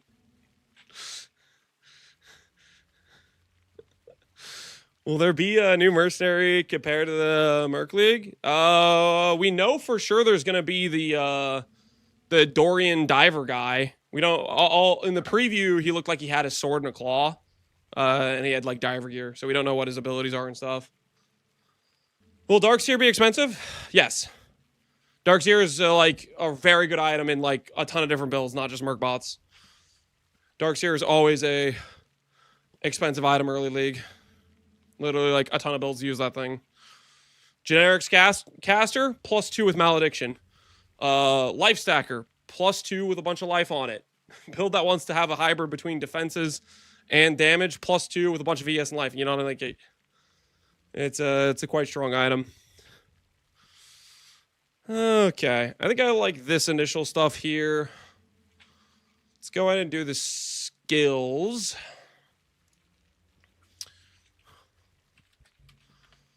Purity of elements, haste.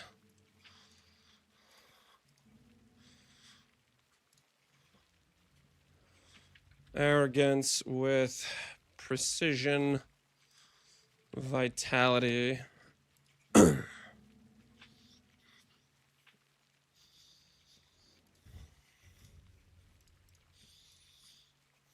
put on shield charge. You're still not res capped? Are you want me? Okay, fine. I'll change it. I'll change them. Well, I think I'm gonna change my tree a little bit more too. Am I gonna get any res on the tree? Nah, screw it. We'll just change this real quick so Papega Legend can relax because he's really, really worried about it. He's super worried about it. Early items.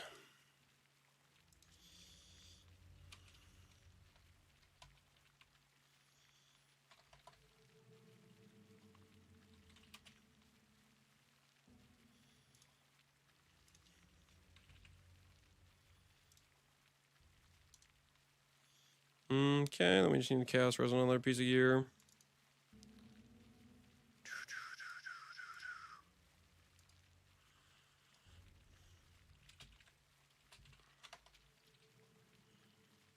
Calm chaos. Okay, dokie. Alright, where is ring?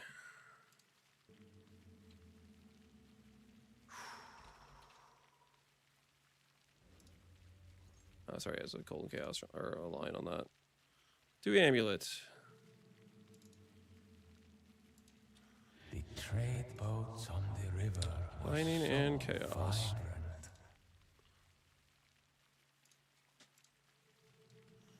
Okay. Boots.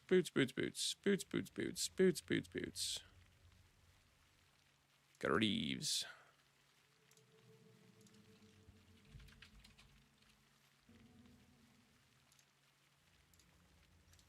All right, Papega, are you happy now? Are you satisfied? Are you relaxed? Are you chill? Oh no, whatever will he do?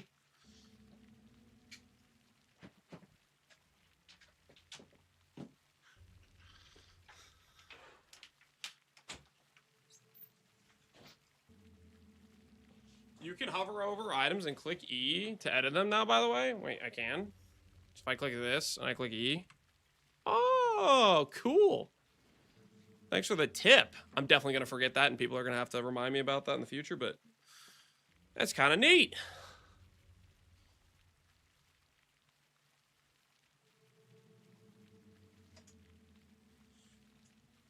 You can use attack catalyst to buff the light radius. Yep.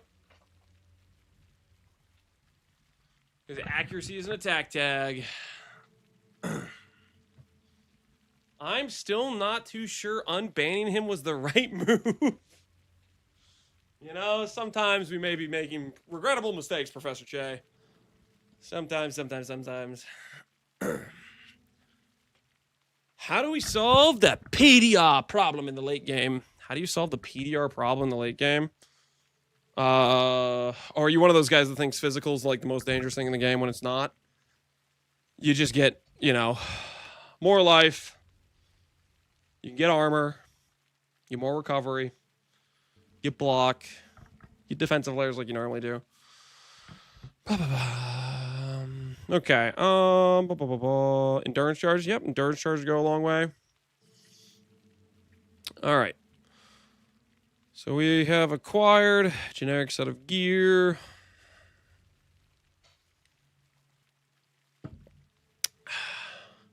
Do you have any recommendations for assassins? I've only ever played melee. Do you have any recommendations for assassin? Not necessarily, no. I can't say that I have recommendation for any assassin build, no. Keeping it crispy.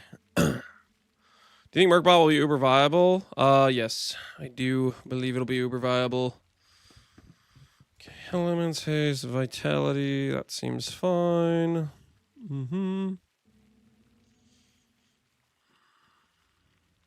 Check my endgame Merc support? No. I'm working on stuff right now. If you want me to do a build review, there's a channel point redemption for it. I'm new to PoE. I'm going to run some practice runs for this build. Is there a PoB for the first act as well? As currently my time to reveal is 57 minutes. In the PoB, I go, or in the most recent video I posted, I have a leveling video. I go over what I do league start wise, and I also link to a VOD which shows how I do act 1 and progression onwards if you want to look at that for reference. I made a Spark Assassin. Check it out if you need inspiration. I did not ask for your Spark Assassin inspiration. But if you want me to build or review it, there's a 100k channel point redemption for it. Hey, Babda, how you doing, man? He reads YouTube chat. Always have. Always have. Flame link.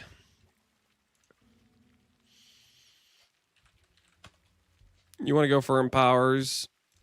If I put this here, are people going to be mad if I have empower? Like, hey, you should do this. But if I put this here, people are going to be like, no, Lance, you can't put an empower in the PoB. I'm going to put it here just so people know to use it. And then people can cry about it. You want an empower for the build. Just put a note on it. I'm just going to put it here. It's a level 1 empower. This does nothing at level 1. So it should be a clear indicator like, hey, you want to get this gem. It's level 1, so that should help people just realize, okay, you want this. It's good, you know?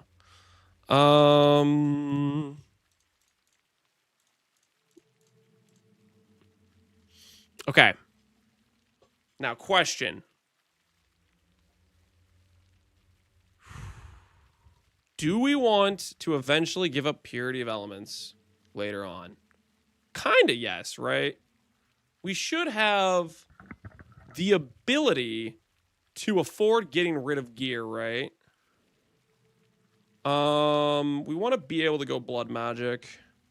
Blood magic works really well if we want to do any mind shenanigans for sure. Okay, no, we're not listening to Gary's Reserve. Blood magic's very nice. Yeah, it solves all the mana issues.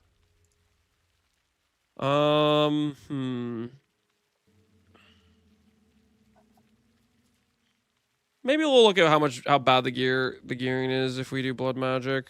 Because that means we can go like Stormblast Mine adds like no cost to add in. We get Eternal Blessing on Purity of Elements or on Haste, which gives another 25 aura effect. It's just a question of if we've solved our res. It gives us more Flame Link value. It makes us tankier. Won't you have haste anyways from Merc? Won't you have haste from Merc? Depends what Merc you have. If you have Kineticist, Kineticist can have haste, in which case you can have Purity of Elements, Eternal Blessing. If you don't have a Kineticist, then you want to be running haste. I guess theoretically we really want to go for a Kineticist, so we'll probably go for one with haste. In which case, then yeah, this is irrelevant, and we could go Blessing anyways. which is a fair point. I'm Merc Pilled? Oh, hell yeah, Robodope. Ul's Uprising. Ul's Uprising is just too rare. I don't want to suggest that on like an early setup. Also, even on a later setup, I still don't know if it's necessarily the play. Maybe for like a D term, it's solid. You know, get some armor.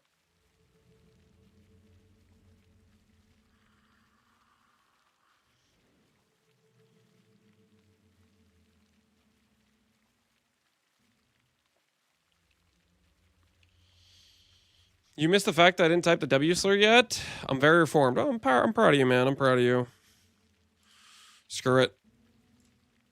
Let's do this setup with Blood Magic. Let's assume we've found a Merc bot with haste. That's a good, like, transitional point to be like, okay, it's justifiable to do Blood Magic. We found a Merc that has haste. Kineticist. Because that's a pretty natural transition where you get to keep Purity of Elements. And then you just get the 10% more life. And then all your mana problems don't exist, and you can feel good about spending points on a bunch of life nodes.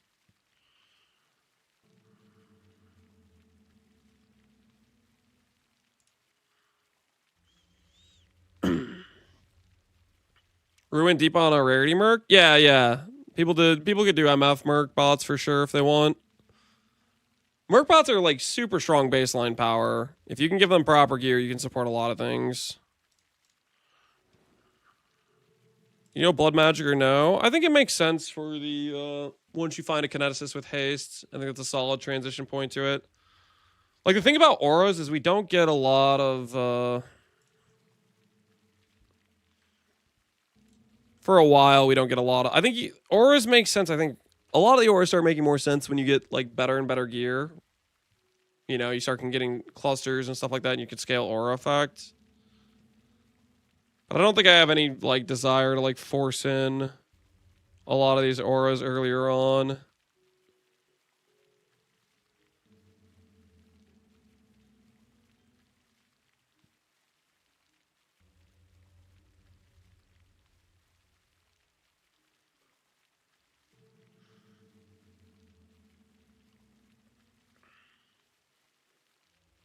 How SSF viable do you think Luminary is going to be for League Start? I think it's going to be pretty SSF viable.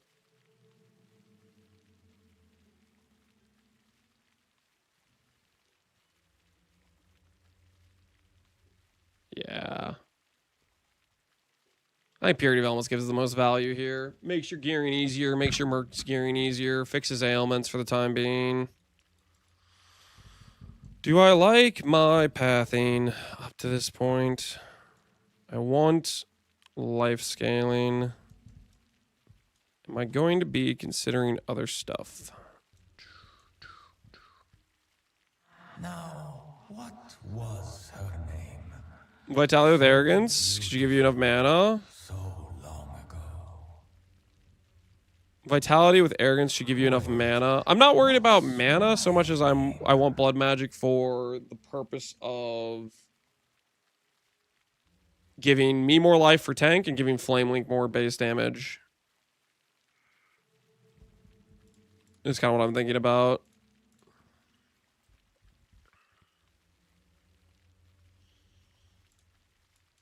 Petrified Blood regen mastery. You're talking about Brink of Death? Petrified Blood. Okay, so if we did Petrified Blood with Blood Magic, the advantage of Petrified Blood with Blood Magic gets us Tempest Shield, or it gets us Flesh and Stone. But Flesh and Stone and Tempest Shield defensive value is kind of nullified by the fact you're forcing Petrified Blood on.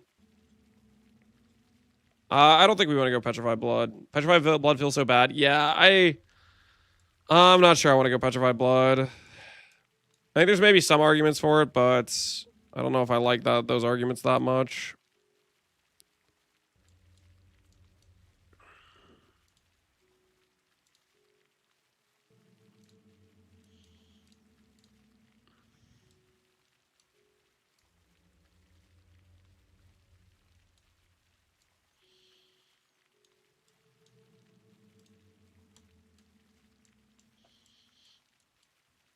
Do we use the 6 times life mastery? I haven't decided yet. I'm still trying to figure out what's probably the most efficient life nodes to go for.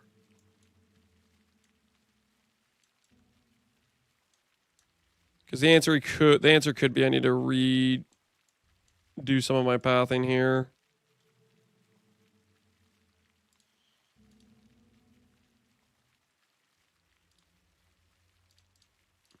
That costs 1 additional node, but gets me 1 node closer to Born to Fight.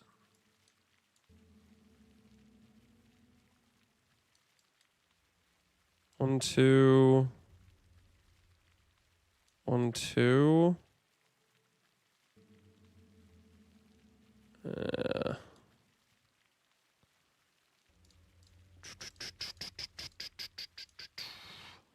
Hey, Litwise, how you doing, man?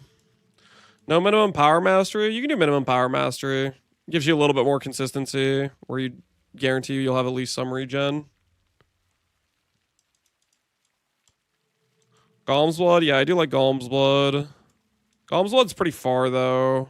It's 4 points to Golem's Blood.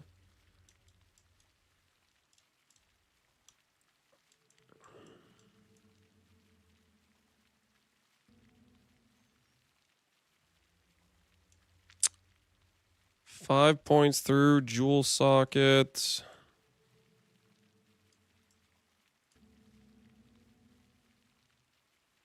Three points.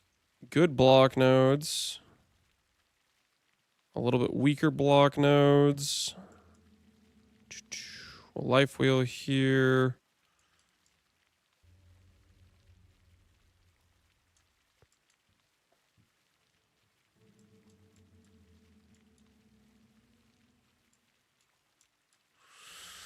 Immune damage mastery? Yeah, we want to add Stormblast Mine. I'm just trying to decide about where I'd want to put that. It could be over here.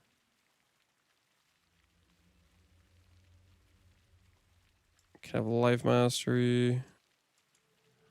1, 2 pathing. 1, 2. This is definitely a lot more passes to go this way. Gives us access to leadership. Don't know if I care that much about the aura effect, though.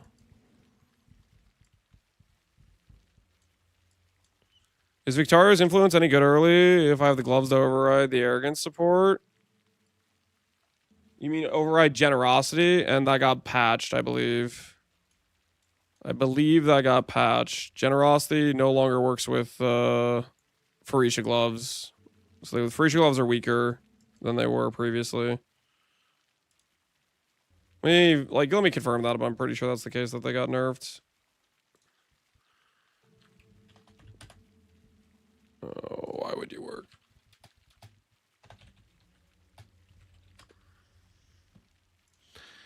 This is part of the reason why I'm not considering this as heavily, as much of an important item to grab.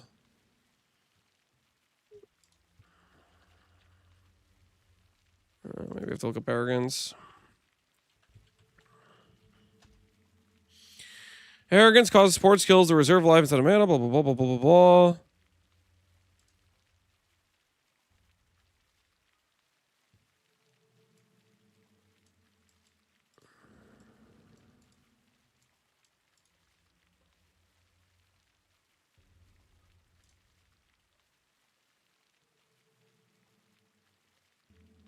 Unscalable by the bounds. Good to know.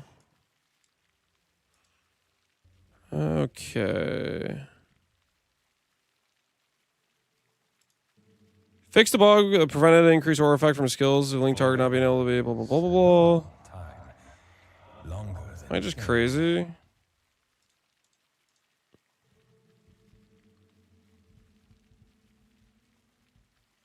It's in the gloves when you look at the patch. Wouldn't it be down here? Oh, here it is. Fix the bug that allowed auras to be using great generosity. There you go. This thing. It's like, I know it's here somewhere. I'm just blind. Yeah, either way, the generosity thing doesn't work with Hands of Phoresia anymore. One of the worst changes they made. Fixing a bug is one of the worst changes they've ever made. Or are you like talking to somebody else and having a private conversation with somebody else that I didn't realize and just Just sounds like you're saying something crazy in the context of what's currently going on.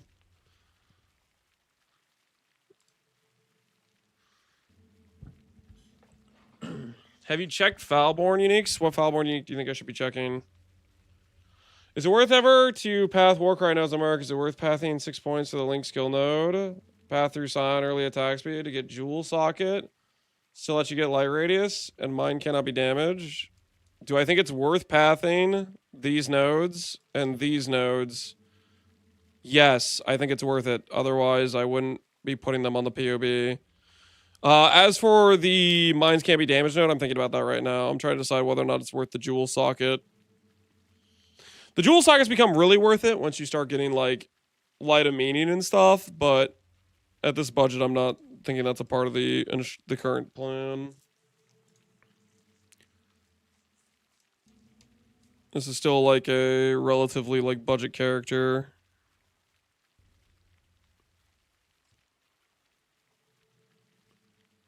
Stormblast Mine is straight up 150% increased damage taken, right? Am I, like, imagining that? Like, they're, like, kind of insane. Stormblast Mine. Each mine applies increased damage taken enemies near it up to 150. Quality can go up to 1%. Stormblast. So Stormblast is insane. Can I link this with Generosity? I should be able to, right?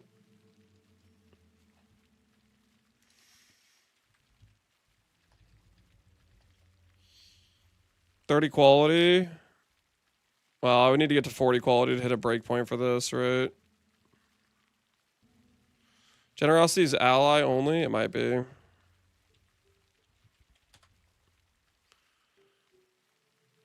Support auras do not affect you. Non-curse auras from support skills have increased effects. No, that should still work.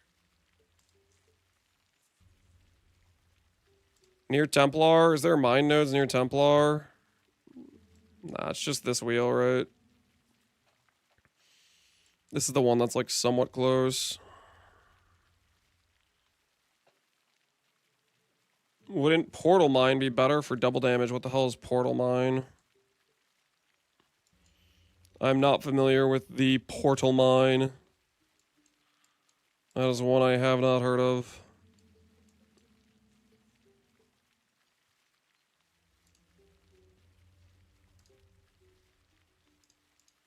Did I read it wrong? Support auras that affect you and allies, increasing the auras on allies. Okay, let me just try this in game right now. Hail gods. Generosity. Stormblast.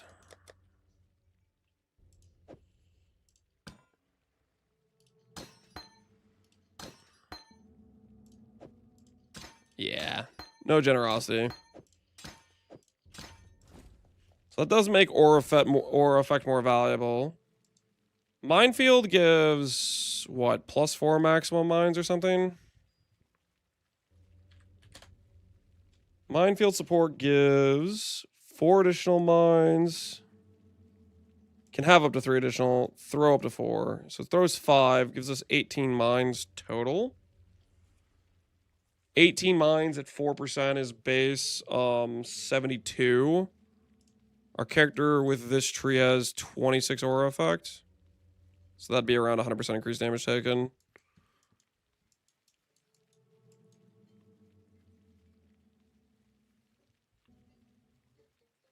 And Freesia Gloves will work with that as well. Okay, I definitely think Stormblast Mines is better than Pyroclast of Sabotage.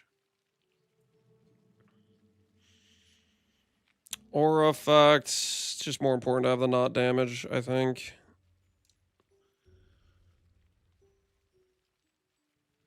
Then you have to use mines. Okay, guys, let me run you through a scenario. Let me run you through a little scenario, okay? Just walk with me real quick with this, okay? Scenario is there's a big bad guy, right? He's like, grrr, you know, he's raw, right? Okay, you walk over to this dude. Okay. You war cry, enduring cry. And you do like, I don't know. Sniper's mark. Right? And then you just sit there. Or you say, let me just have double damage real quick. You war cry, you sniper's mark, and you throw a couple mines on the floor. What else are you doing with your time? Piano single target? You guys do realize with Mercbot, you're still doing less than you would do with like a normal build. Like a normal build, you're like you're casting your ability, your dodge, you're casting your ability, you dodge, cast your ability, whatever, right? Like what else are you doing with your time? If you don't want to add Stormblast mines, by all means do what you want to do, but it's literally, it just doubles your damage.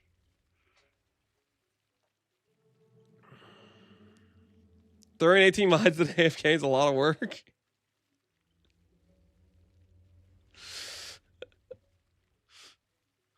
You need self-cast curses? Well, that's like you putting on Sniper's Mark or like Assassin's Mark or whatever. Just put a mark on them, put one of those down, and you're chilling, right? Like, what else are you doing with your time?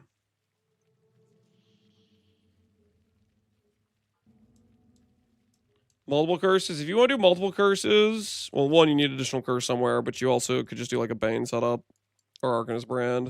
So you still only have to press one button. If you want to, don't press it and don't get double damage. Yeah, it's simple. If you don't want to press it, you don't have to. There's a reason why skill issue is a thing. Certain people get less performance out of builds because they don't know how to click buttons, and that's okay. It's fine if you want to be that way. It's completely fine. All right? If you want to continue to have a character that just does half the damage, sure. You know? Do what you gotta do.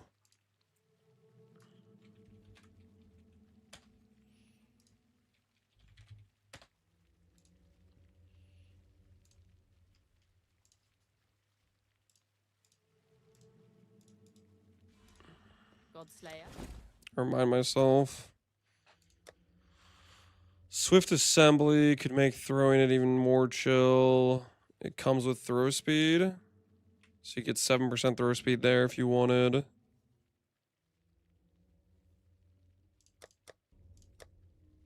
What else you get?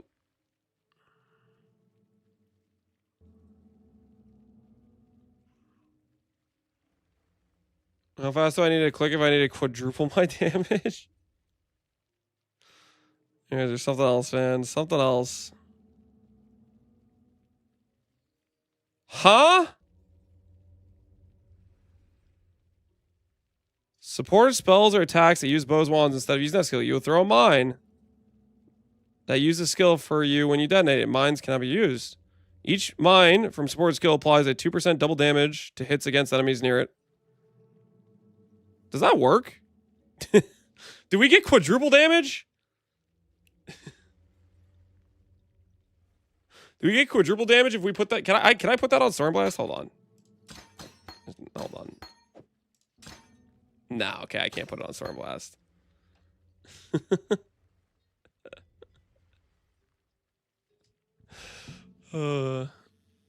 Put it on Portal and that it's free. Oh, is that what the guy that was saying that was talking about Portal for some ungodly reason? You still would have a limit of the Portal gems you could put down, right?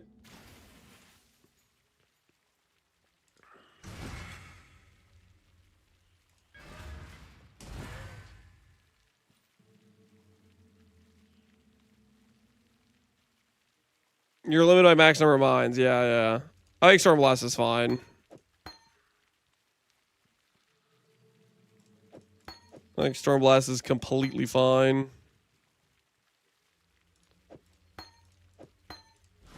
Hail God.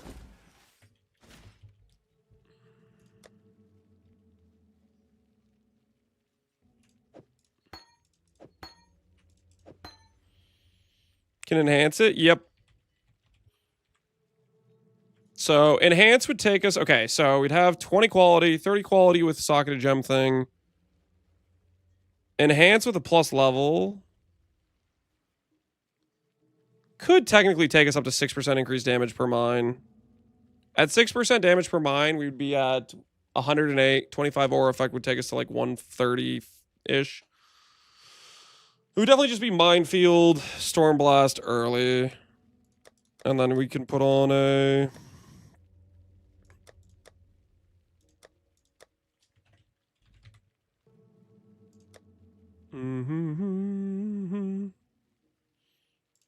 Something that makes throwing them easier.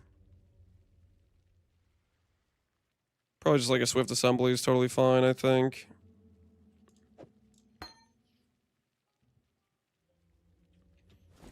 Lance, you can't buy enhance. Sorry.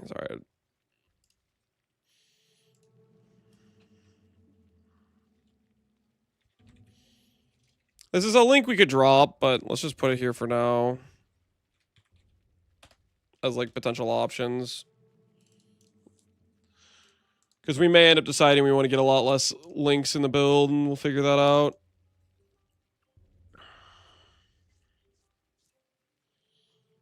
Well, that's the lowest level you saw to Righteous Fire. 16 is when you can equip the gem.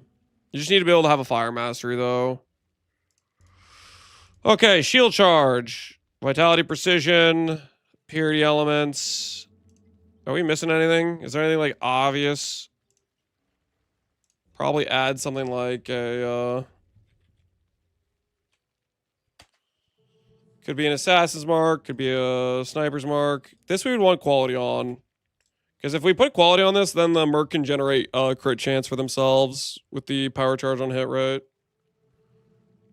Lance, I did it, a 51-minute Merveil. Oh my word. You got a new PB? Connor, how do you feel? Do you feel like you're Usain Bolt right now? How do you feel? Do you feel alive? Do you feel more alive than you've ever been? What's the situation? What are we talking about here? What is the situation?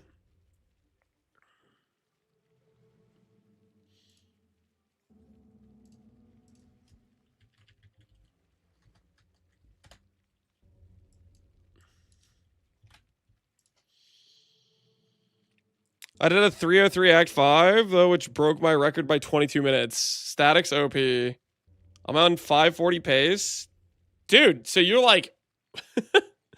See, Connor, you spent like 1 day doing one practice run, and you've already cut your time by like 2 hours or 3 hours or something. And you got to ask yourself, was it worth being this stubborn about doing just a little teensy bit of practice? Because clearly it helped, right? Clearly it helped. I think I can legit rip a 520 on Friday. There's no reason you shouldn't be able to get to a 5-hour campaign. I believe it's possible. Did you start using shield charge? Yeah, that's a good question. Did you start using movement skills? Leap slam, shield charge. Connor's on Lance time. Maybe he'll take the 5-mod helical bet. Hey, now there's a suggestion. The 5-mod helical bet. The old 5-mod helical wager. Listen, Connor, you interested? I'll be down for the 5-mod helical wager.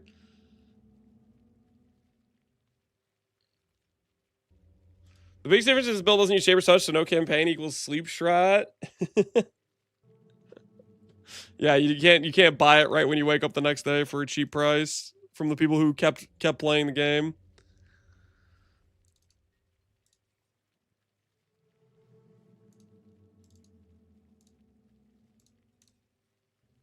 Okay, auras, Stormblast mines. All right, so we have plenty of space to do gloves, right? So if we wanted, we could easily consider an animate.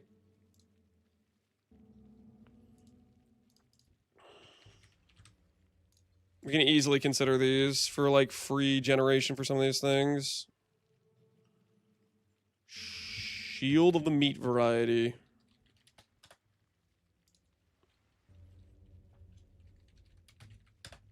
I still think these things might just die on us, but we could attempt to use it for free power.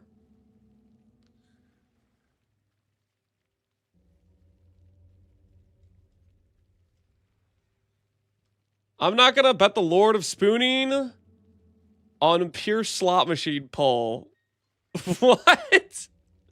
If he's a Merc, 90% reduced believer, I could just bet him on Monolith time. What does that mean? Bet on Monolith time. Use Golems instead. Golems don't give benefits to Mercs. Spectre gives Onslaught, and AG can give, like, you know, the whatchamacallit helmet for increased damage and stuff like that. You know, you can check things on that. Get extra free benefits like that.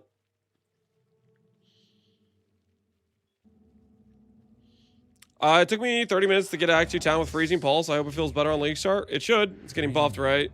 Question is, how early do you start getting those additional projectiles?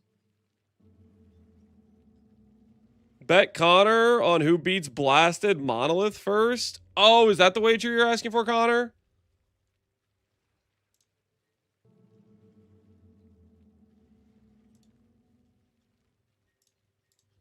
Merc does get around that mod, right?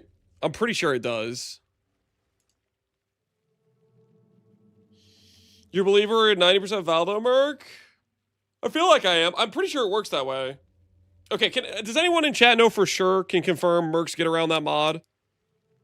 I'm pretty sure they do, but it's been a hot minute. I'm pretty sure Mercs bypassed that mod. And it worked that way in Mercenaries League, yeah.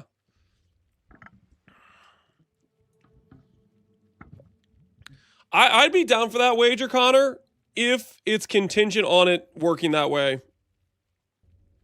Like, if they randomly, like, patch it so it doesn't work that way, I'd be down if you're good with that one contingent factor. Who clears Blasted Monolith first? If I have the caveat of if they randomly patch Mercs to not get around the mod, then that would, like, obviously kill the whole dream.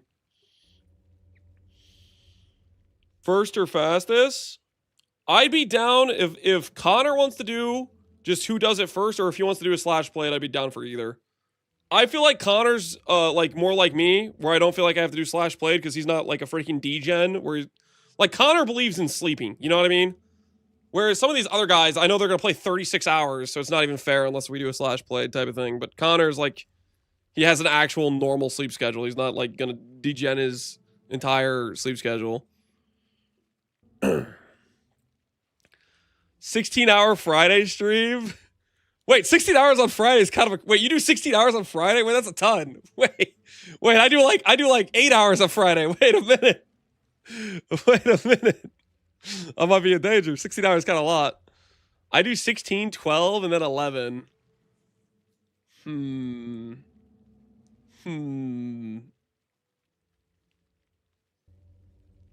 Yeah, I'm fine with not doing slash played. Your league star will definitely have more hours than me, for sure. But I think I'm just better than you. That being said, you have a build you know for sure can work on Blasted Monolith. I don't know if the Merc will work on Blasted Monolith or not. If he rushes the campaign... Oh, that's true. Connor's getting way faster at campaign. That's a good point. He's learned what a movement skill is. Wait a minute. Maybe this is a trap. Maybe he's finally decided how to do a faster league start, so he's not like 20 hours behind out of the gate.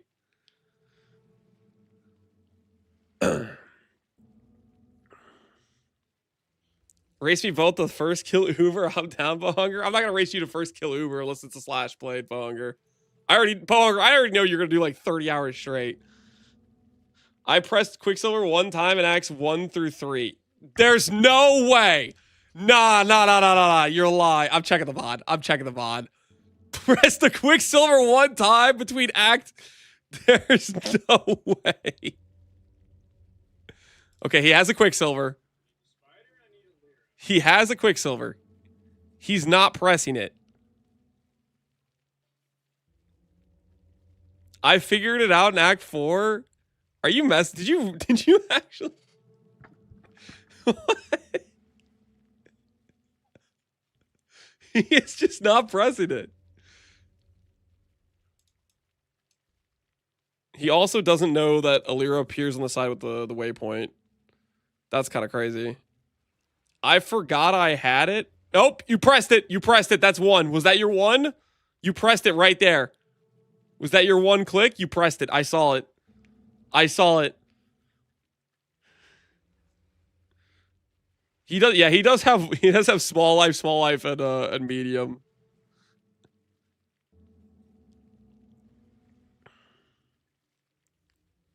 Fat fingering it while talking to Alira doesn't count. No, it helped you walk to Alira faster. And clearly now you understand it's good to press. I don't know, guys. Should I agree to not slash played, or should I only give him the slash played? What do you guys think? This feels like a trap. It feels like he's learning. He's developing his skills.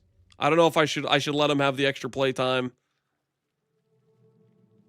He's developing as a speedrunner. Pretty soon he's be doing 1 hour katavas just like Exile. Just abandon your family. Sorry, kids. Daddy's not gonna come upstairs for a while. I got a wager to win.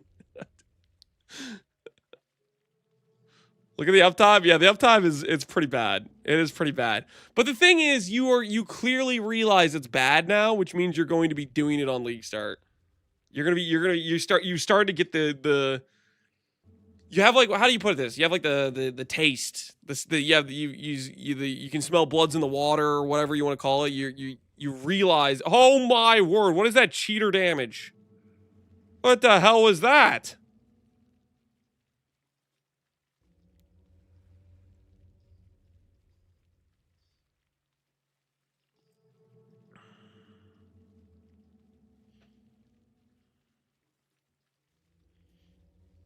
I almost insta-kill? Yeah, that was crazy, man. He's probably over-leveled. I bet he's just got an OP weapon. That's kind of how attack-based leveling works.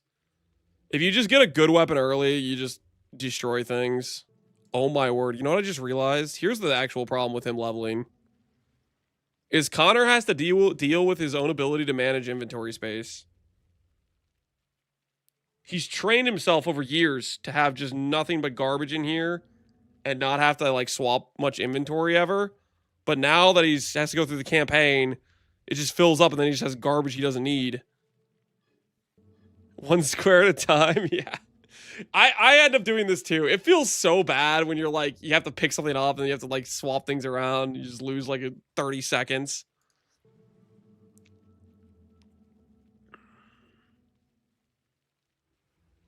Why is it a 4x1? That's a good question. That's a good question. No one knows. That is a good question. Why is it a 4x1? All right, let me remind myself what's on Blasted Monolith. Let me remind myself. Blasted Monolith.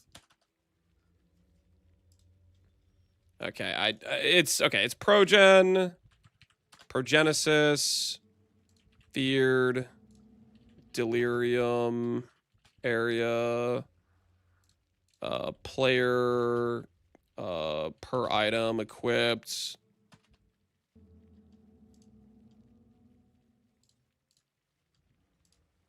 Can I find like an offline one? Okay. Iron Territory, that's not the correct one. Blast of Monolith, okay, I found it. Area contains feared, 100% delirious, fatal after some time, 10% less.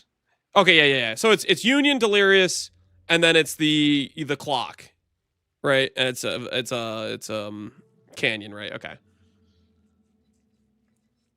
I get just frustrated to discard items that may have been useful. Yeah, I do that too. It's DPS check? Yeah. It's not the hardest DPS check. It's one of the, like, mid-tier DPS checks, right? Iron Territory is harder, or is it not harder? Oh, this one doesn't have the timer. What's the one that freaking Waggle did? Desert Spring. Territory is the longest one, but it doesn't have the timer. Yeah. And you said there's one for Nimbus that's similar.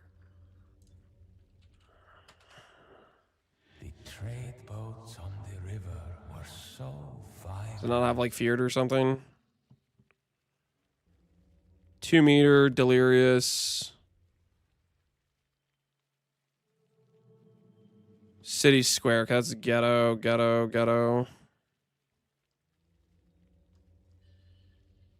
are all ghetto. I guess I don't know what the mods are. I'm supposed to be looking. Oh, City Square. Okay. Petrify on hit. 2 meters. Delirious. Fatal after some time. Unisouls. It's the full 90% union. I think I'm good with just Blast a Monolith.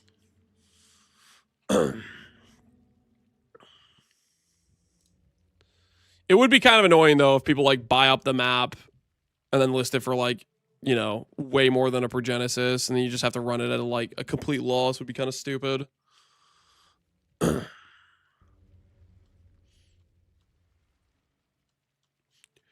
Connor, did you clear the Desert Spring with the Smacky Boy?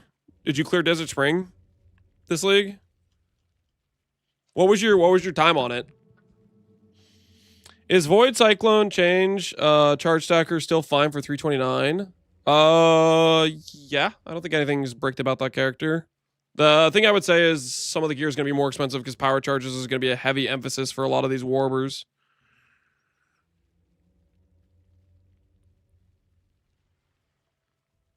I did like a 440 clear pre-flight. Did like a 412. I don't know what pre-flight means.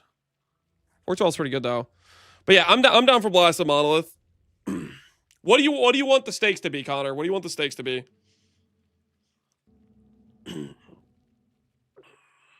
I might want Slash Blade. You're gonna have like just in the opening weekend, you're gonna have like 10 hours on me. I don't know. I don't know. I'm a little bit suspicious right now of this new Connor leveling. The stakes are selling the house. I'm not selling the house. Somebody doing the same build. Okay. Can't wait for Rallycush to be 45D. Yeah, Rallycush is going to be a premium. It's going to be a premium. Lance just can't abandon life for a weekend to put in Connor hours. No, I'm gonna play like 8 hours Friday, 12 to 14 on Saturday, and then I'm gonna play like 8 hours on Sunday. And then I'm probably gonna be doing like 10-hour days for the first week type of thing afterwards.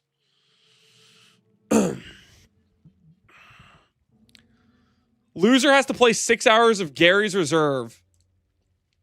Okay, hold on now. Wait a minute.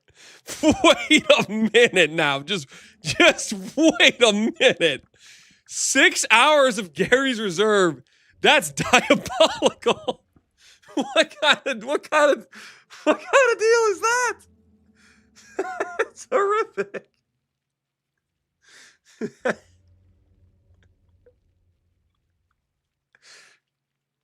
Guys, has Connor ever given the impression like he doesn't like Gary's Reserve? How would you even do that? Is there like a Gary's Reserve specific YouTube track or something? Hold on, let me just you like put it on repeat. I don't want to like micromanage this. Gary's Reserve Age of Mythology. Gary's Reserve. Okay, there is.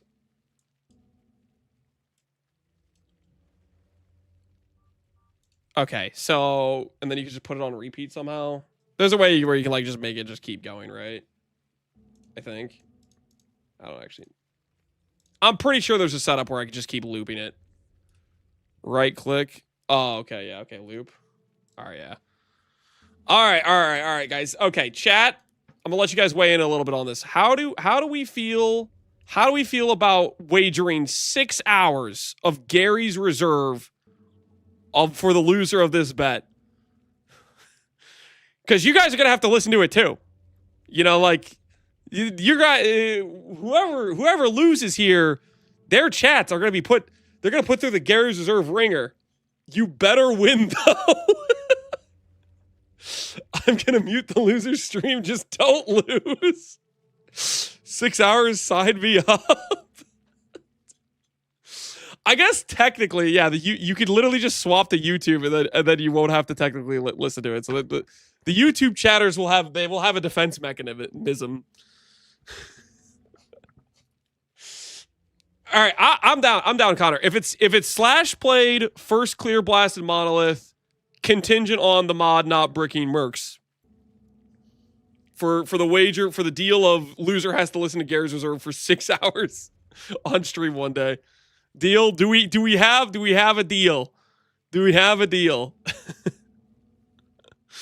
We have a deal? Do the handshake? Yeah, you gotta do the handshake about this. You gotta do this one. You gotta do this. You gotta hit him with this. You gotta do this. All right, we have a deal. We have a deal. Slash played to clearing blasted monolith.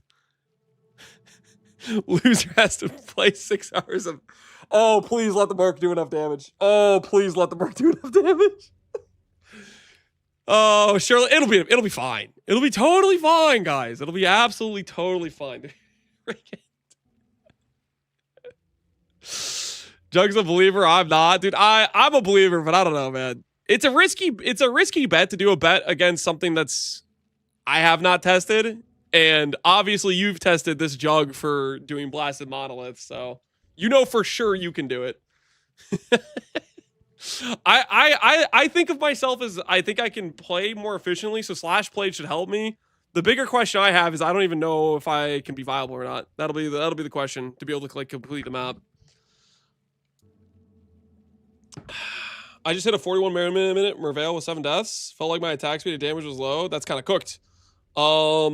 Biggest thing is I would say look at the VODs of when I did Act 1s with Scion with Spectral Throw if you want to see, try to copy what I'm doing.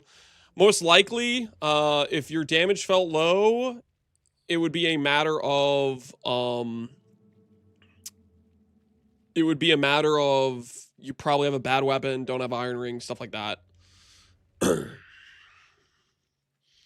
I did a blast model less than 2 minutes on Connorsville lastly. Yeah. The danger is there. The danger is there. Progenesis, and map is a canyon map. I can't specifically search for canyon though, can I? Interesting. This will be fun. You're dead, brother. And Get more people in on the bet. Do you think we could get more people to do it? here. Is Jung considering doing a Valdo character? Maybe he'd be interested as well.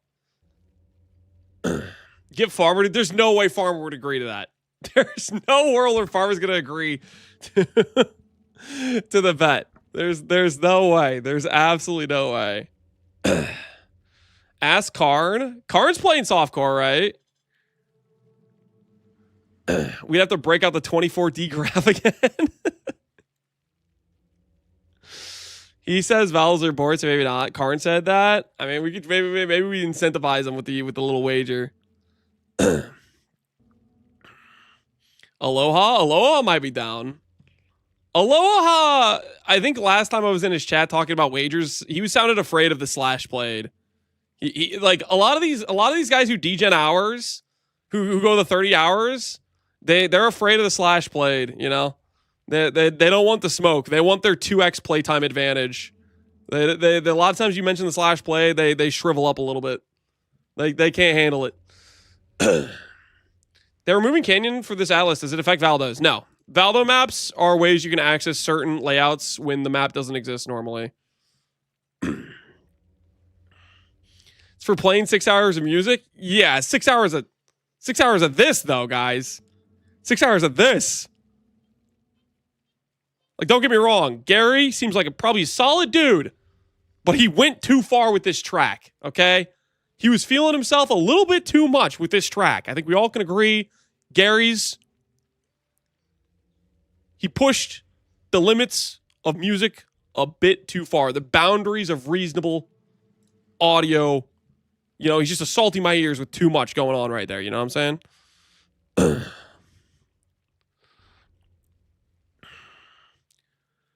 Do we have the map pool? Yeah, it's in the patch notes. It's in the patch notes. Well, I know what I'm gonna do XDD chatting wise in the future. When I'm not streaming, I'm gonna go around to Jung's chat, Karn's chat, anybody playing hard or soft core trade. I'll see if I can talk them into the blasted monolith wager. Connor, are you good with adding other people to the wager, and every loser has to do 6 hours of Gary's Reserve, or you just want to be strictly between me and you? And if I lose to add anyone, okay. So I might go around asking other content creators if they're interested. You know, that'd be kind of fun, honestly. There's like imagine there's like 8 different streamers all with the same wager, all with the same consequence. And only the winner doesn't have to do it. The part of the challenge be acquisition it? Yeah, exactly. I'm gonna tag in, I'm gonna listen into it to build a tolerance, but you don't have to stream it, Powanger. Are you gonna just do it just to see how fast you can do it, Powanger? Can we listen now to build a tolerance? No, we're not listening now to build a tolerance.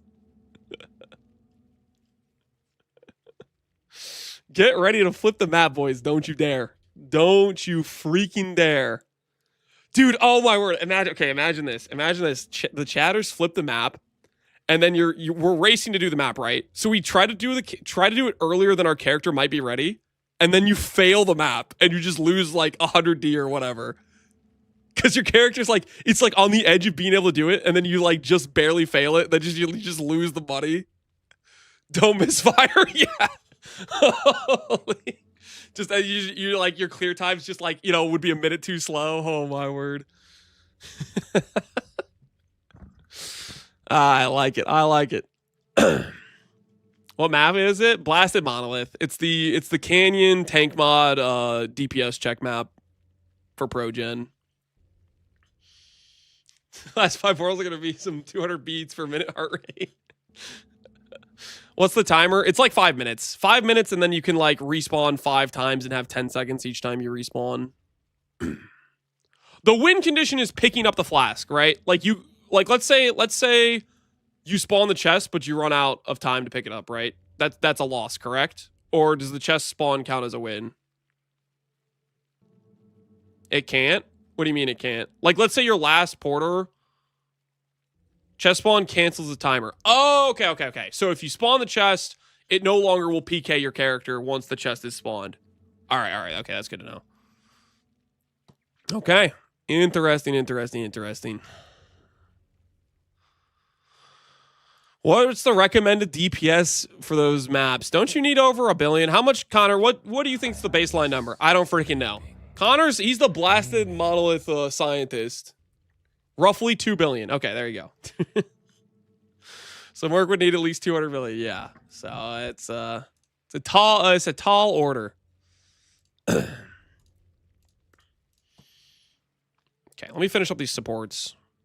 I want to add.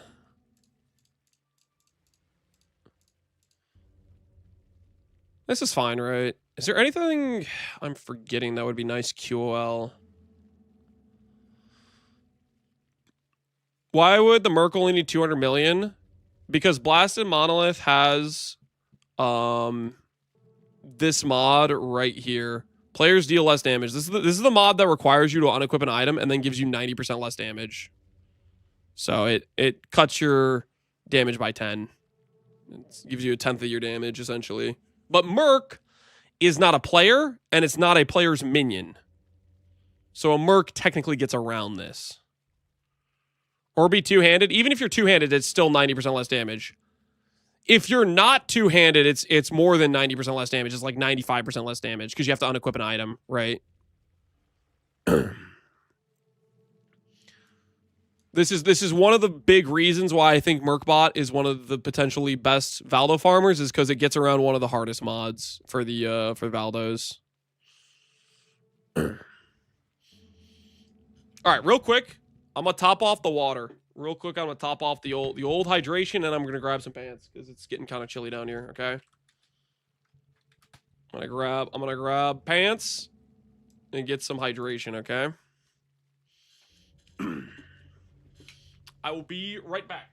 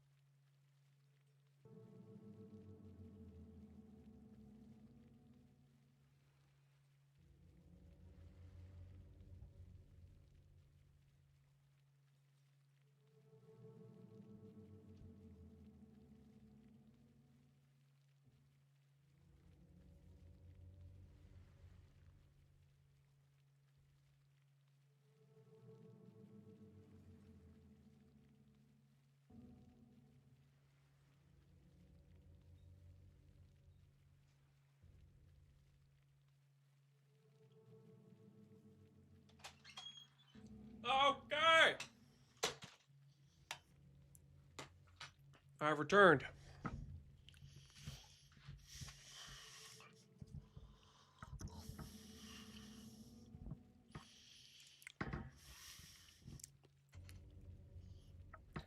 Why is Lance watering his pants? I didn't water my pants. I got water and I got pants. Chewing. I may have grabbed some cashews. Don't worry about it, okay? Don't worry about it. It's none of your business.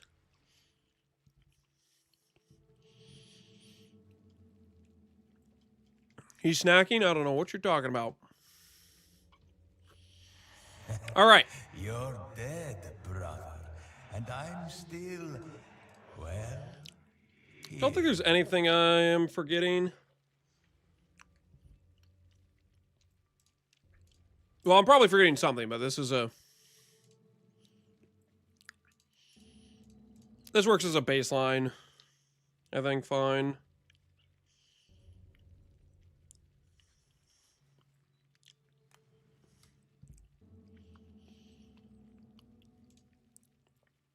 Are you saving the 6 link for something? This is wearing a calms heart, so you don't have a 6 link.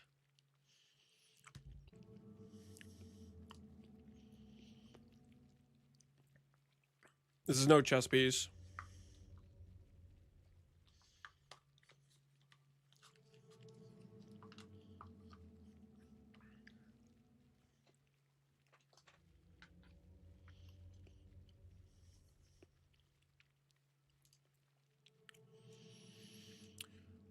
Do I put something for AG?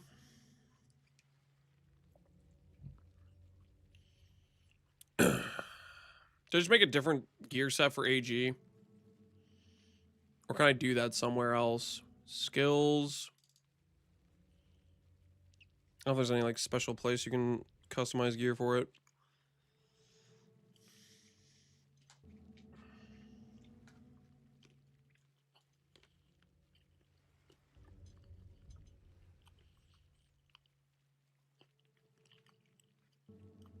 I swapped 2 mind supports for convocation automation. Convocation doesn't work, does it? Godslayer.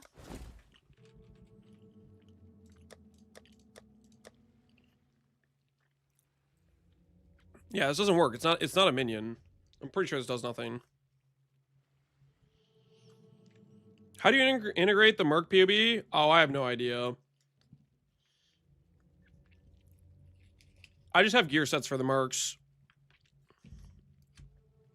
I don't think we even have the numbers for Mercs anyways, so it's not like we could get an accurate POB. Monk! I need a monk! Good afternoon, Mr. Lance. Apologies for yesterday's lack of snack TTS. So good. So apparently my HVAC system forgiven. decided to add a swimming pool feature and has thus caused water damage to my apartment.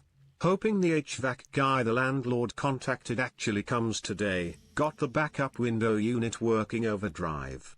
During this fiasco, my primary gaming monitor also broke. So now I've spent $70 on a cracked screen version on eBay for parts, and I'm hoping it's just a PCB swap by Friday. Oh, dude, Last. user. Hopefully you get it set up beforehand. That's cooked. Going into a league launch and your PC being cooked like your monitor, that's not ideal. Worst case scenario, you go buy a monitor from a store if it doesn't ship in time.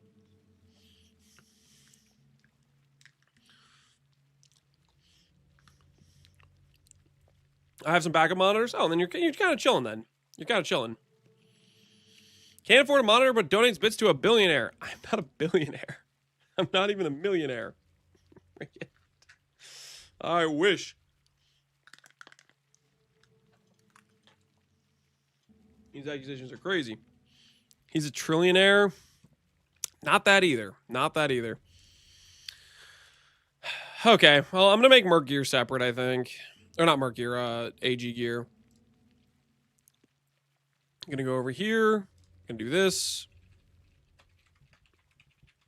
I'll make an anime guardian.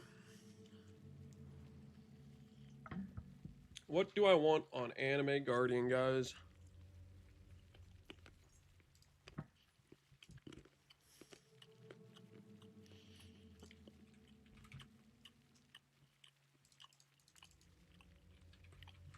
Learcast.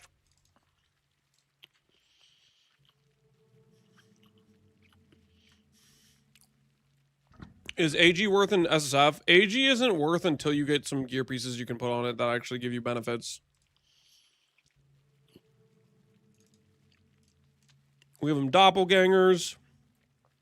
Ooh, wait, can I make the Learcast have malediction? I shouldn't do that.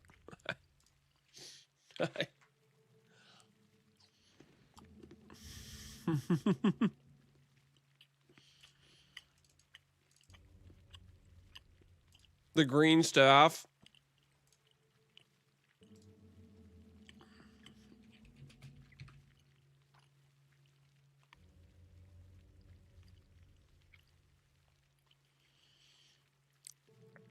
Nearby enemies have increased curse effect on them. Nearby enemies gain. I don't think this is worth. Smacking his lips so loud. Sorry, I probably have the mic too close to my mouth. Conger, how you doing, man?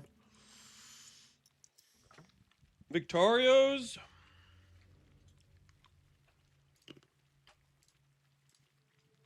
Let's look at unique shields.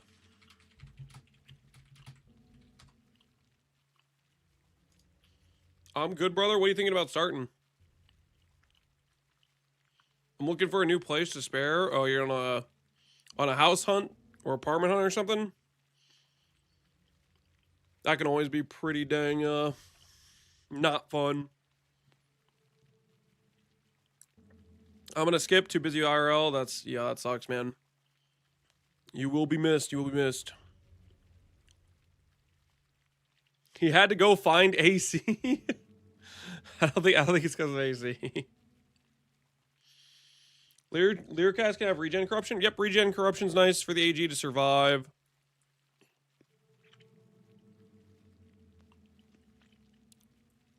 Rare shield with like sap, I think makes a lot of sense, honestly.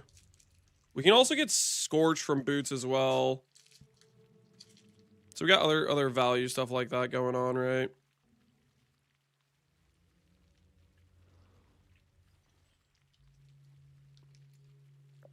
We're doing AG on top of Merc. We just have extra gem slots, so we're trying to take advantage of that. And AG is like low cost, low opportunity cost, and can give like some nice static buffs essentially. Kingmaker's really solid. Kingmaker requires us to have. Kingmaker's too expensive. I don't want to put that in for the. I probably shouldn't have doppelgangers on, but whatever.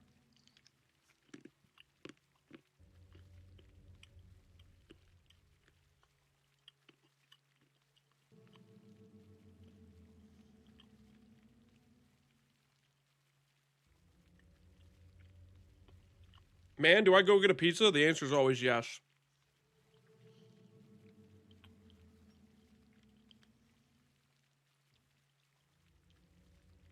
The answer is always yes. Meetings are cutting into my stream watching. Time to start skipping meetings. You know what you have to do.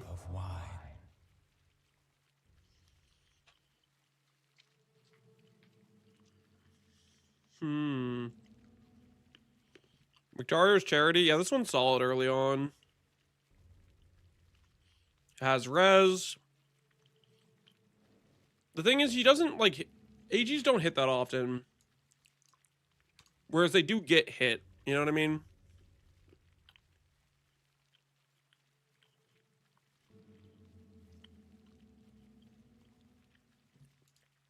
Is Falbor's Hinakora Sight troll? I don't even know what that does. 50 light radius? No, I don't think that's troll. That's actually pretty solid. I think Ignomens is troll, but this is pretty good. 50 light radius is very solid.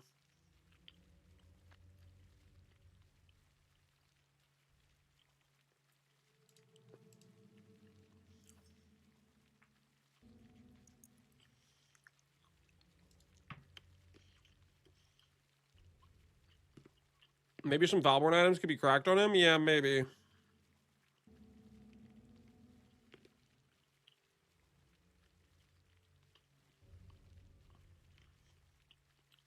Volatile, yeah, get 60% light radius.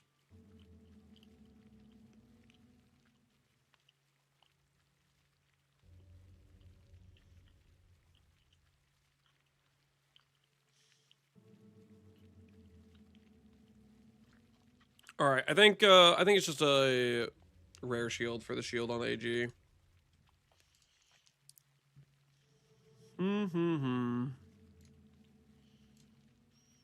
Create item, shield.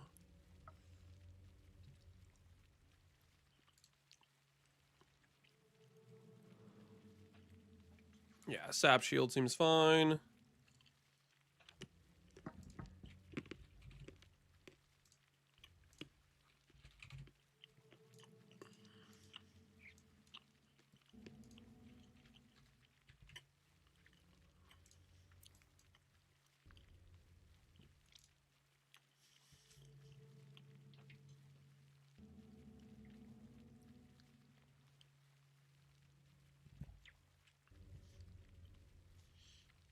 I'm gonna try some SSF and probably sign up for paint, but it should be fun. Yeah, I think SSF journeys on Merc bots are pretty fun. I did one at the very end of Merc League and I enjoyed it quite a bit.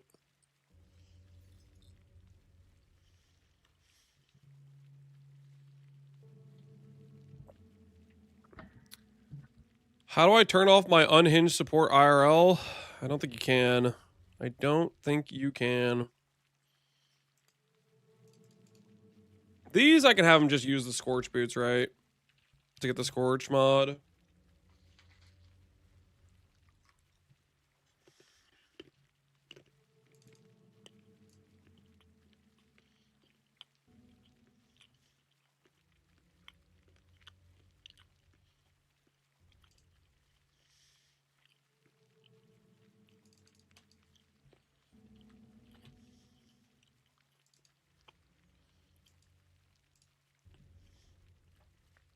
Or Vorix to fix his res.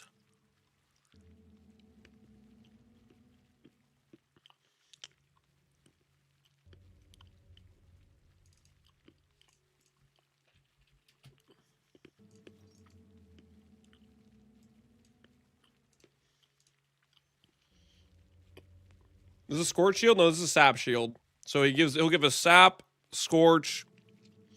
Nearby allies have increased damage, which this could also have Malediction on it.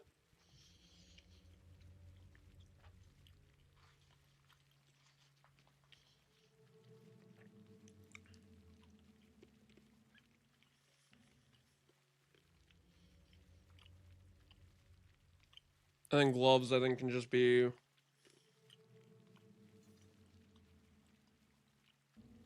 life res, right?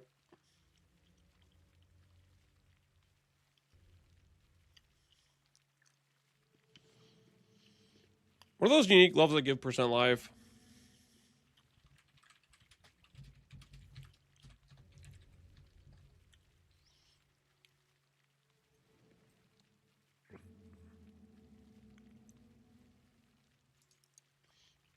Ooh, exposure gloves. Yeah, we can do exposure gloves.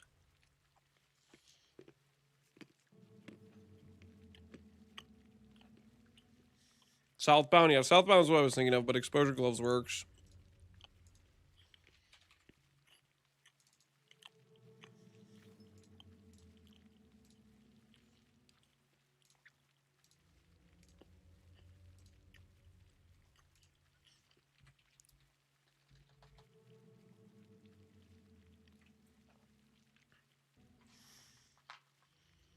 Do the Pinnacle mods still work on AG?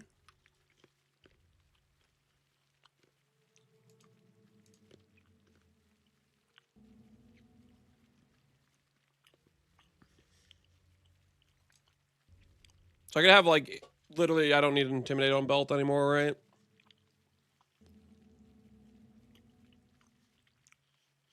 Hey, Marcus, what's up, man? How goes it? How goes it?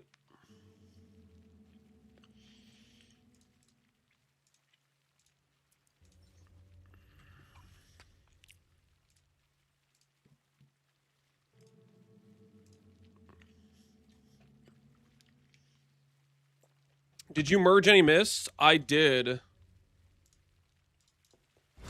Well, I have 49 right here. I might have some more in like remove only tabs if I check, but I don't really want to go looking for mists. I don't want to look through it. I have some mists though. Marcus is gonna test for us, guys. He's gonna test mists when they get changed. You want some? For science?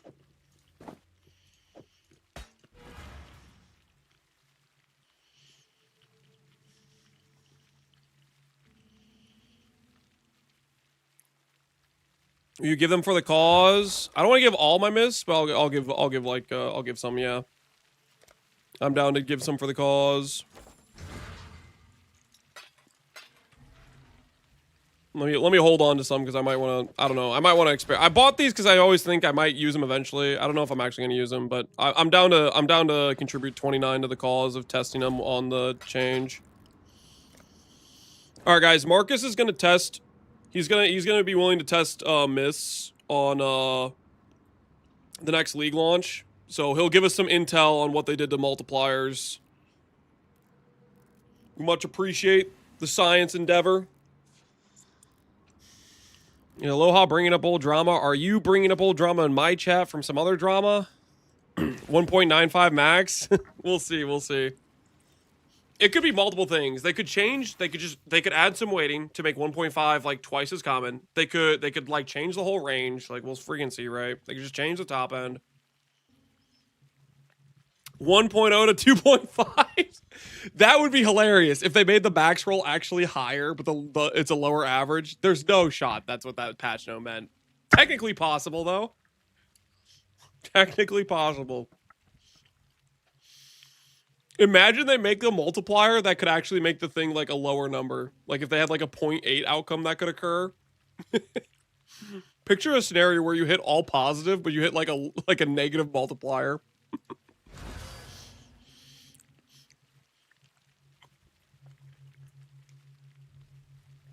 It's going to be the same as the new betrayal bench. I hope not. New betrayal bench is terrible. It's like top roll is 1.5 or something. That's its top roll. Betrayal bench is just, it's so bad multiplier. Did you text Ruse Salute Attack? I know you could do Signature plus Soul Thirst. I'm not a big fan of it, but that's one of the, like, the really cheap options you can do early.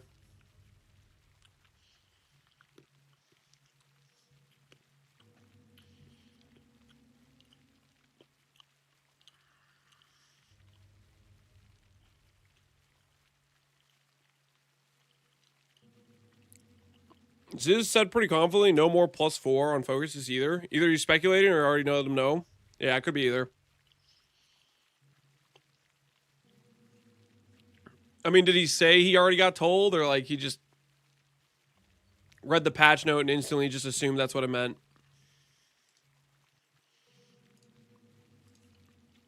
I mean, it could mean that, but the patch note is definitely not clear.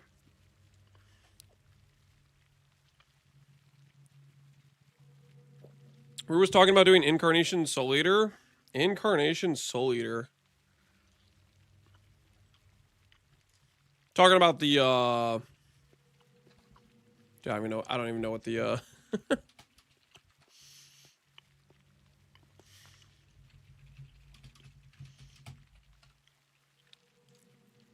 don't even remember what the ring's called. Coiling Whisper. Monk, I need a monk. I need a monk. Also, dear Factor Sales Rep, your updated strategy of offering me free ribeyes for life for your business partner What the- meat box thing is definitely a step in the right direction. I noticed you There's included no like Factor 3 Rep in discount chat, user offers error. this go around. I respect the hustle. Still not buying the Lance XDD business. There's no Factor Rep user error. I think they just realized that you were a high paying customer and they're offering you the deals that they want to keep you here. Nah, he's here.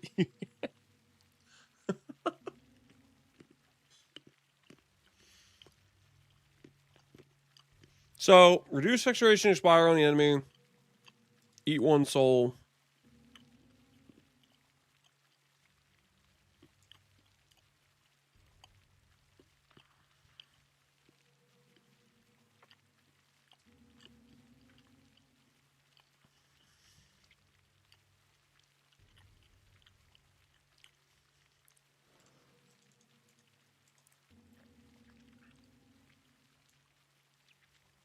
Is there a way to brick the Merc's duration? Are we just talking reflected delvering?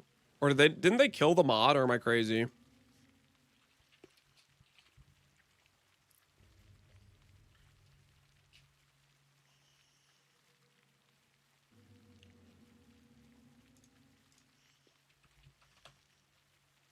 I don't remember what the mod is called. It was a ring mod, right? Am I crazy right now?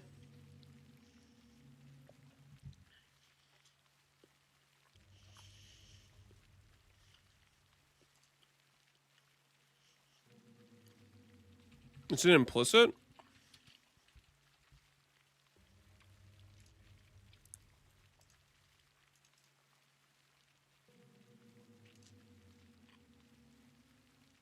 It's gone though? Okay, then I'm confused how he's planning to brick the duration of the curse.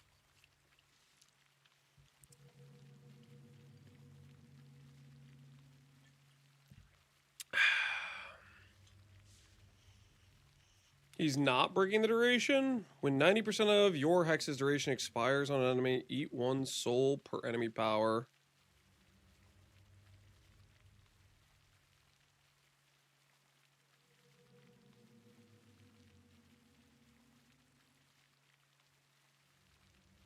So he's literally just waiting the duration.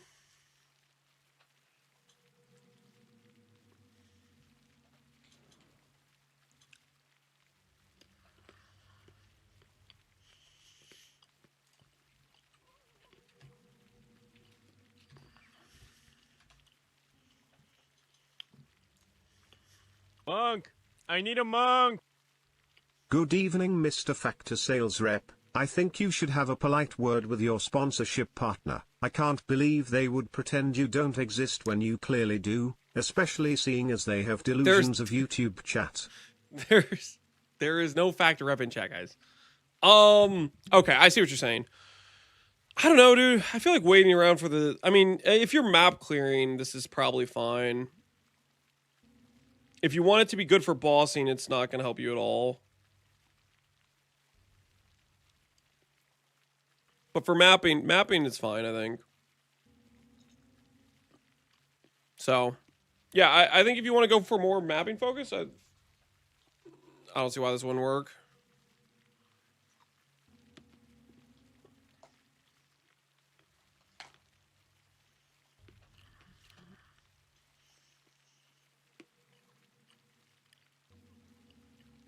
I think it's just fine on the bosses because of the unique power.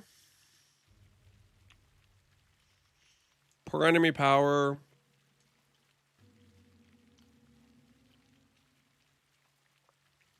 Wouldn't this just keep reapplying though? And you would never get the duration to wear off on a unique enemy? I guess maybe he's thinking about the curse that some of the mercs cast themselves.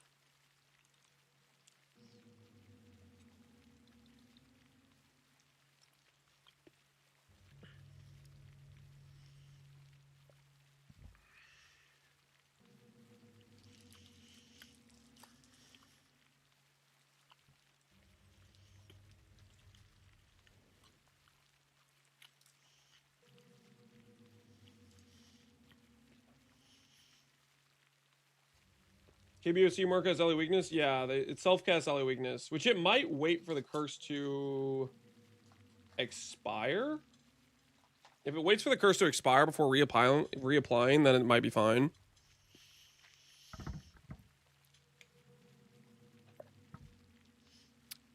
Attack speed's definitely one of the harder things to get on the mercs, for sure.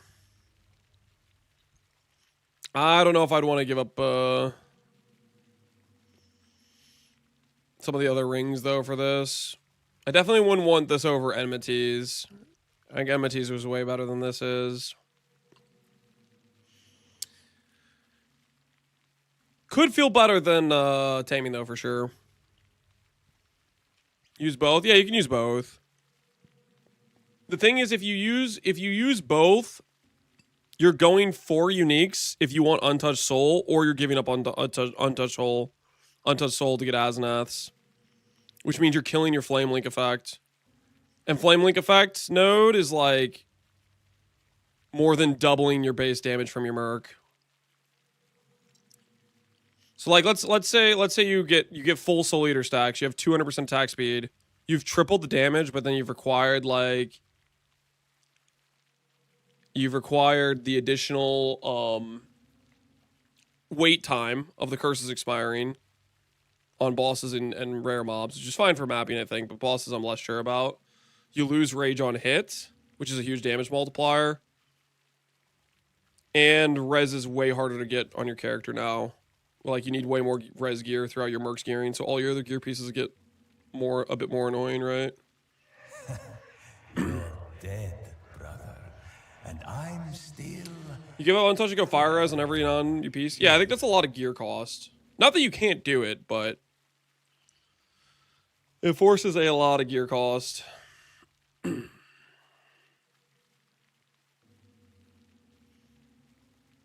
gonna get attack speed if you've crit recently on Abyss Helm. Yeah, I mean, that would be some attack speed, and then you have to do the unique slot. How does coiling fit in if for Soul Eater on Merc isn't Soul Thirst plus Censure combo better? I don't like either of these options, really. I mean, the Coiling Whisper I think I maybe like better than Censure. Censure plus Coiling, or plus Soul Thirst. I like that as like a really budget early option, but even then I still don't like it that much. You could do it though. I think if you really, really feel like your Merc's attack speed is cooked, then it would be worth looking into. Should you do Generosity on Precision? Yeah, you could do Generosity on Precision. I need to do my gloves, don't I? Hold on, let me finish this up. Intimidate, Exposure.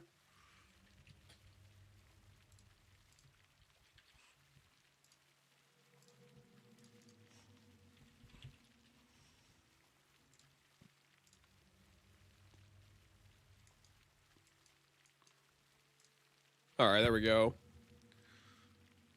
Intimidate plus Exposure.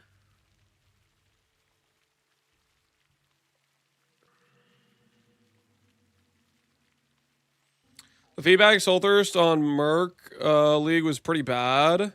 I definitely don't like that option, but it seems like a lot of chatters want to do it, which if they want to do it, you guys could send it, but I am not a believer in that.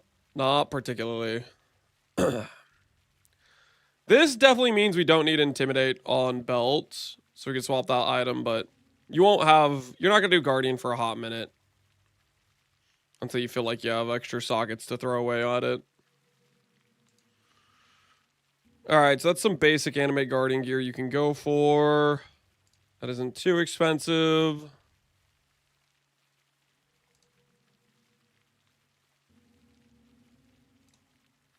These skills are... Why would an Unhinge appear here? Did I change the wrong gear sets? I didn't, right? No, this is still correct. Stream always makes me want to play Oblivion. It's probably from the Oblivion music in the background. It's very beautiful stuff. Censure plus Soul Thirst is triple the POB damage. Yeah, but not everything's about POB. If I just assume it's always max Soul Eater stacks with no issues in uptime whatsoever, you know, like, if you're making these sorts of assumptions that there's no issues, no downtime, no pain involved, then you start doing very weird stuff. Stuff that has very bad quality of life or has issues in actual practicality.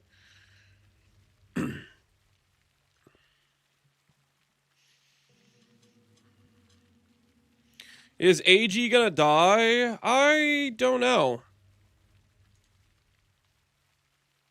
I am not sure. This might be enough with a Purity of Elements aura, with giving AG a bunch of defensive gear. It might be enough that he survives. I think for the most part, this will be fine.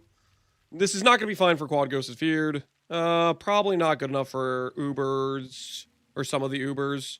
Good for most mapping. AG now automatically resummons, so it's way lower opportunity cost than it's ever been. So it's very easy to include in builds without really feeling bad about it. Because it, you know, if it dies, no big deal, not the end of the world. And then a lot of maps, you'll just have extra damage while it's alive type of thing. It would live with Hallowed Monarch. I don't think that's worth giving up a gear slot. You could do Hallowed Monarch. It gives you light radius, which is nice. I don't think that's worth the gear slot, though.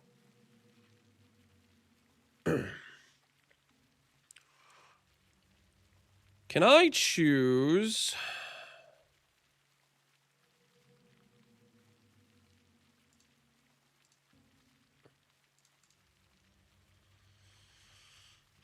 Oh, what's the Onslaught Spectre called?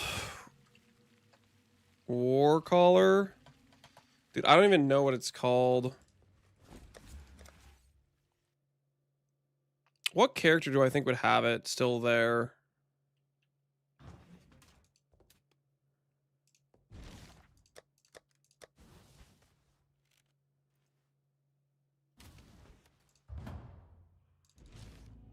Forest Warrior. Oh, I'm not thinking about the. Okay, no, that Forest Warrior is better. Don't get me wrong. I'm not talking about that though. I'm talking about the really early game Onslaught. The before those even come on trade. These guys, right here. This dude. I need to. Oh shoot! I need to grab a. No, not apes, not apes. This is the guy that procs a 20-second onslaught.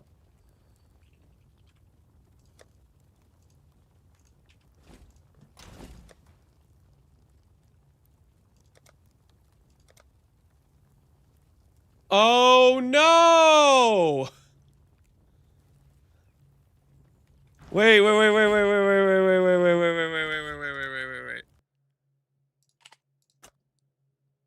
Okay, I need to be careful about. Okay, I didn't migrate. We're fine. It's just remove only.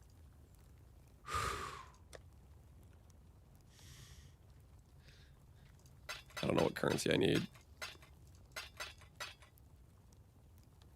Was this even from this league? Okay. It's one of these currencies. Good tidings to you. This is the SSF Chieftain Tornado run we did to 100, but it just migrated, so it's no longer an SSF Mirage or whatever, right?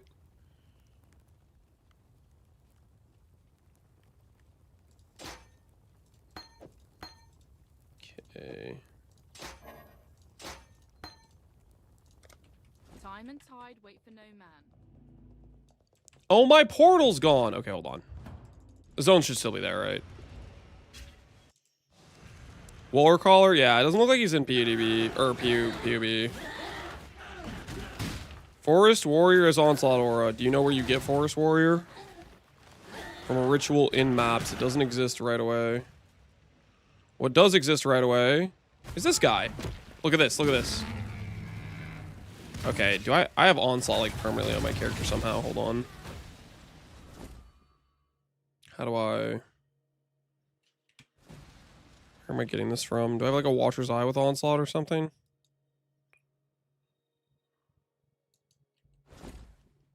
Oh, this character has a Mage Blood. Okay. Yeah. This guy's good. He gives a 20-second Onslaught. So this guy is like, you can get him in campaign before Forest Warriors become available. This guy plus Frenzy Monkey I think is solid for really solid early game. Spectre Power. That's sick tech. Yeah. He appears in this zone, this Act 6 zone. But I can't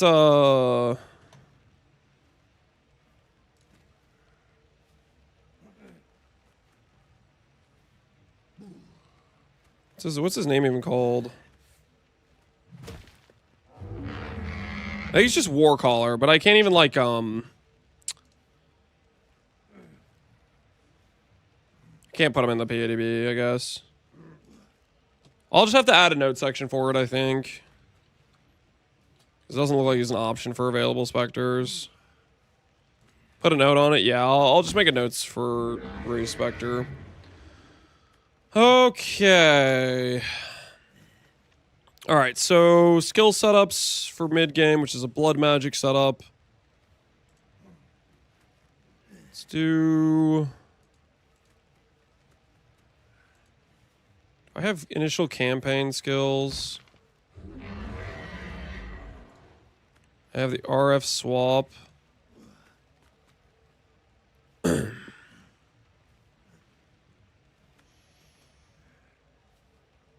do campaign merc maybe. I'll do a skill set for this is what I should do. Well, not campaign merc for... Because I don't have a swap in between that, do I? What the hell did I just do?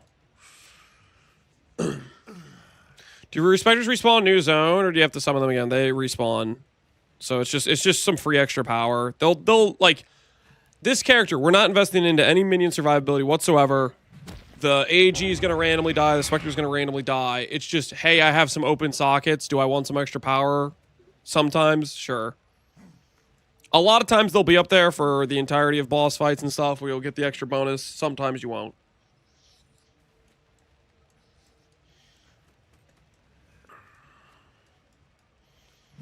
Oh, they made it louder?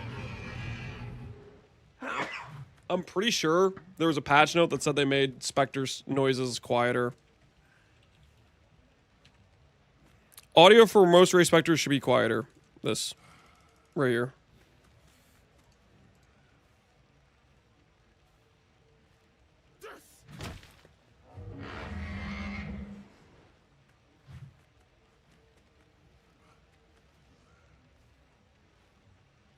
Are they affected by the aura? Yeah, they are. So purity of elements will mean one of the biggest reasons builds that don't invest into Spectre or AG survivability. One of the biggest reasons they die is they don't have res. So purity of elements kind of helps that a little bit, but they still won't have like life scaling.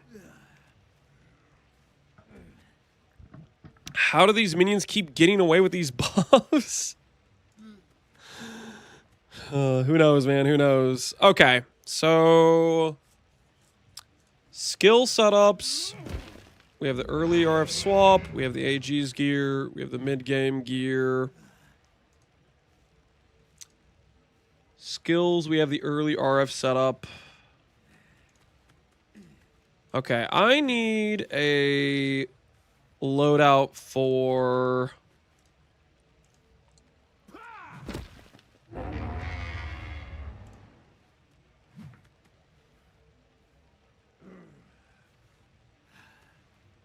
For before we go blood magic.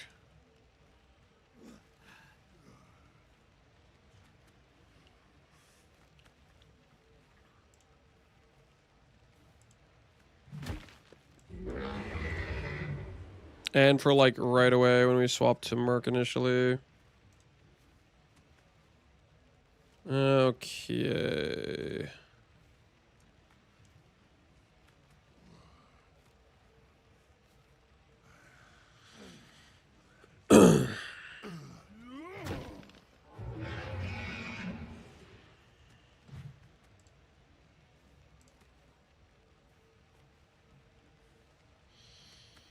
Okay, so I need one for level 35 plus Merc is what I need. I need one for level 70 Merc bot. That's probably what we need. We need 2 skill setups for that, just to show some progression. Holy, all right. New loadout, level 35 RF plus Merc. Okay.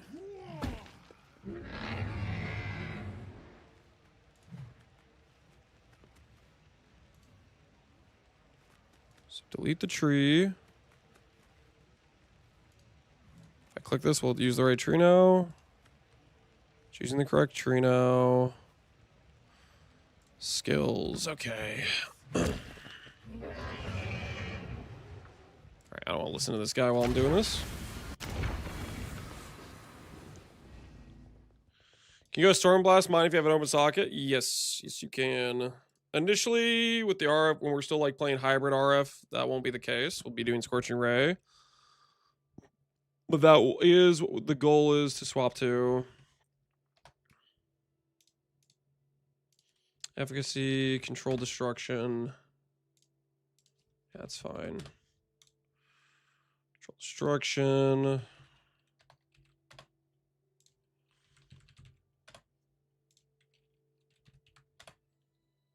Burn damage. Efficacy is fine.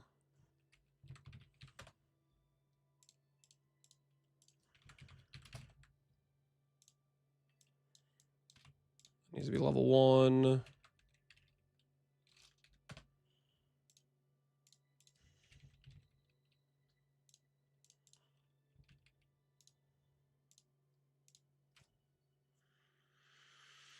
Can mercs use your cosmetics? Can mercenaries use your cosmetics? I think they have their own like set of cosmetics, I believe. I don't think they can use cosmetics, no. Okay. Frostblink. Haste. Purity of elements.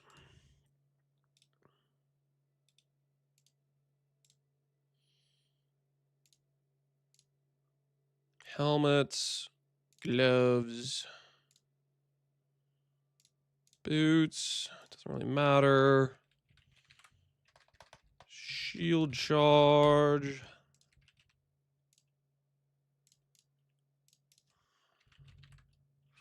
We need a crab mercenary. I mean, there's a diver mercenary. Maybe the infamous version of him has crab MTX.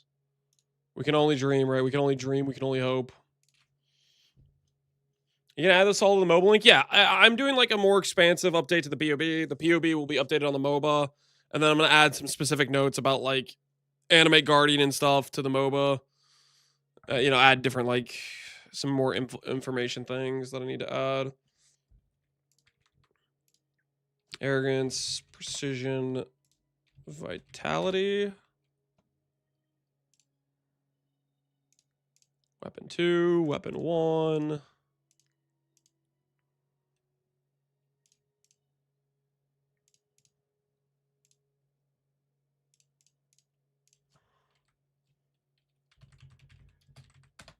All the weakness can be here.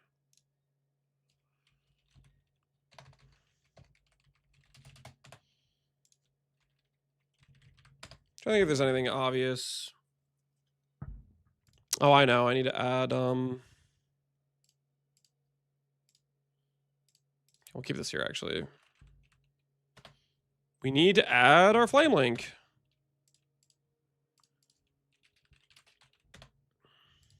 And this is probably gonna have to start out with live top.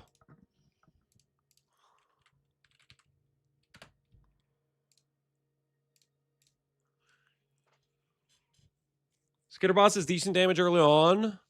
Skitterbots is decent early, but I value haste speed more than I value Skitterbots. So once you get to Act 3, I would recommend swapping to it. You can just stick with Skitterbots if you prefer that. But I value haste more. Technically, you could get a merc with haste, in which case, if the merc you're using has haste, yeah, swap it, and then you just get extra value. Okay, so this is the 35 setup for skills for when you swap at right around here. Ooh. I'm missing Enduring Cry. We need to have Enduring Cry, which means I need to say goodbye to Momentum.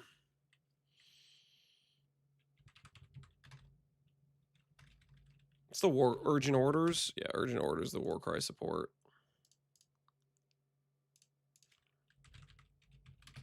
All right. So this is probably the max potential sockets you could have set up that could work.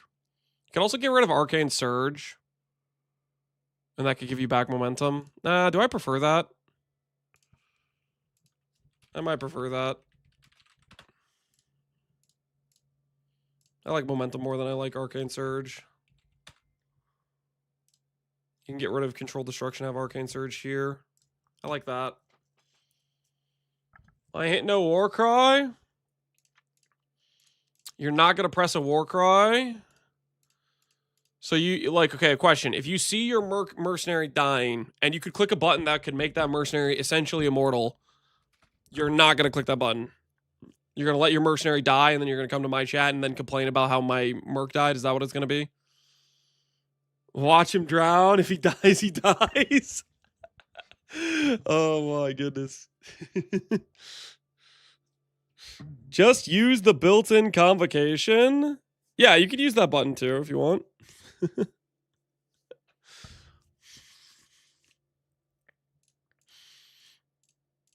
Listen, you don't want to press it. You don't have to press it. But it is very, very powerful. Enduring Cry is very strong.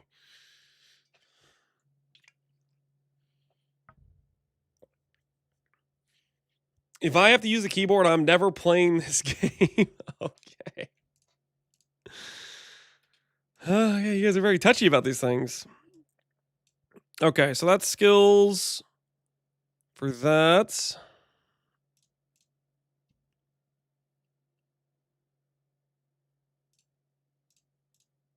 Default is just nothing, right? Okay, I can just get rid of this. Delete that.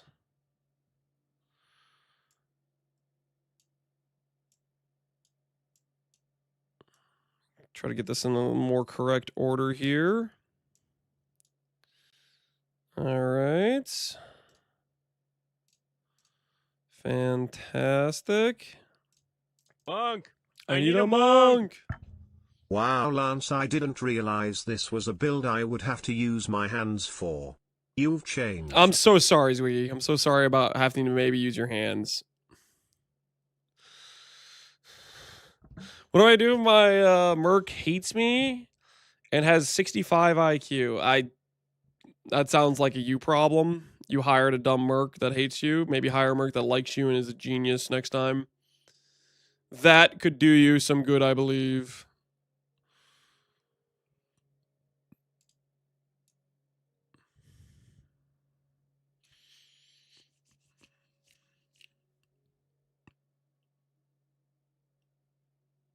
You have items missing and annoying.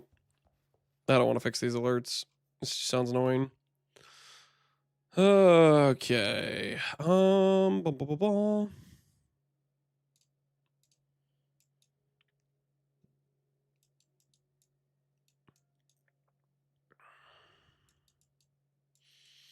I guess what I could do technically is I could anoint something.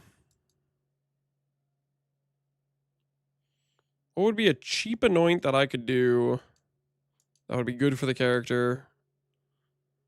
A lot of these life anoints are all pretty expensive. Silver oils. Beef. We can't anoint beef, guys. We can't anoint beef. Are you gonna path for unwavering stance? No. This character doesn't really cast many things, and we're gonna be quite high baseline tank just because of life. We don't get stunned very much and we don't cast much. So it's not like we're getting stunned out of things, if you know what I mean. Maybe later on we'll be pathing past it, but initially no. Infused flush. I don't even know where infused flush is.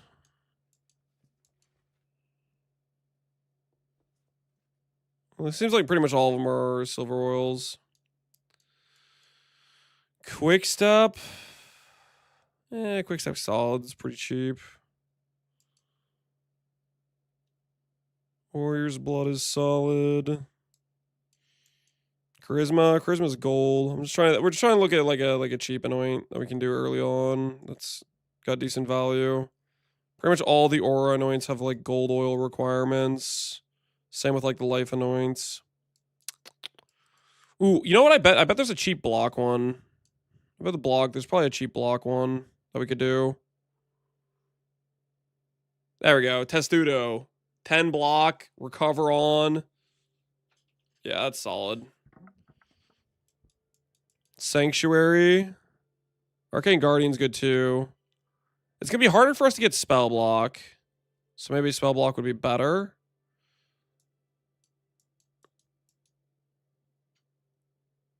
We already have ES on block from Safeguard here. Kind of leaning towards spell block. I think our attack block is going to be more fine if we had like a block chance shield than we have as the mountain.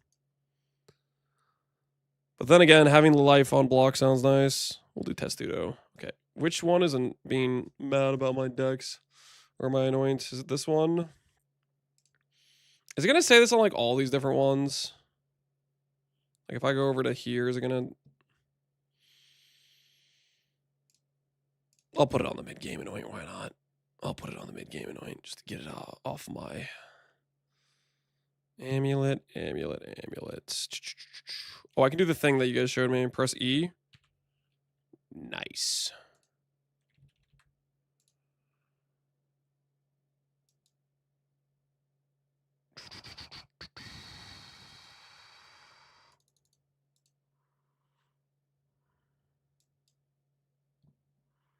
Okay, does that fix my situation?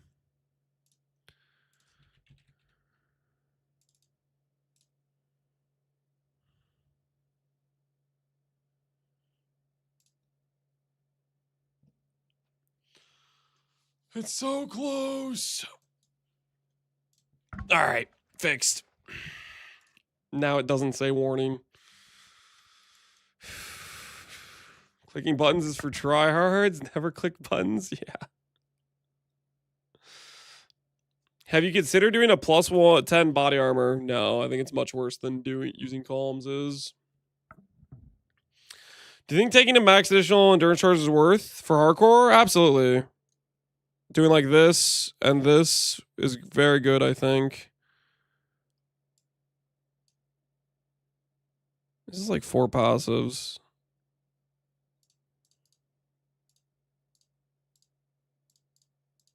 Doing like this.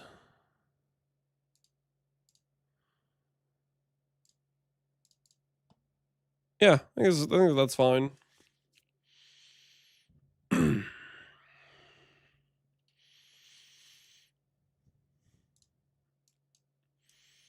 Because endurance charges are quite good.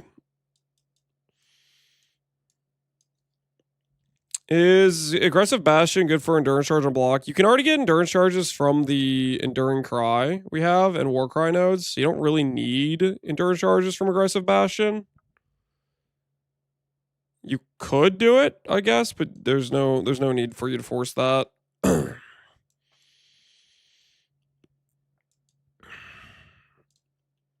All right, now I need to add one for the before blood magic stuff. Which would be this tree. Level 70 Merkbot. Level 70 Merkbots. Save.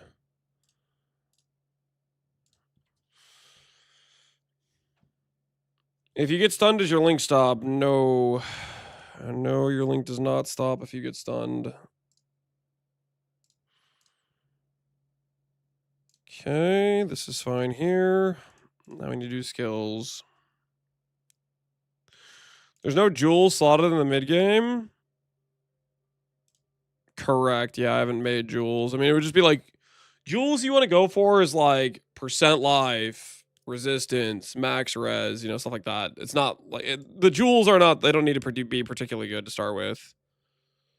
Eventually, there's going to be like unique jewels and stuff we're going to go for and stuff like that, but the mid game is just to represent like you're just pushing through like some maps essentially. Like you just getting to maps. You got your first like 100 chaos and you're buying some stuff. Okay. Skills. Okay, so we're no longer righteous fire whatsoever. Stormblast. We probably start using even though we don't have the mastery for it yet. It's still good, even if it's going to occasionally, the mines are going to occasionally die.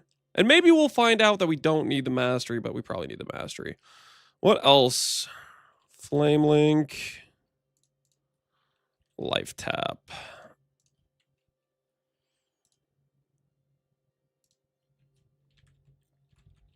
During Cry, Urgent Orders. We want more duration at this point. We want consistency on uptime.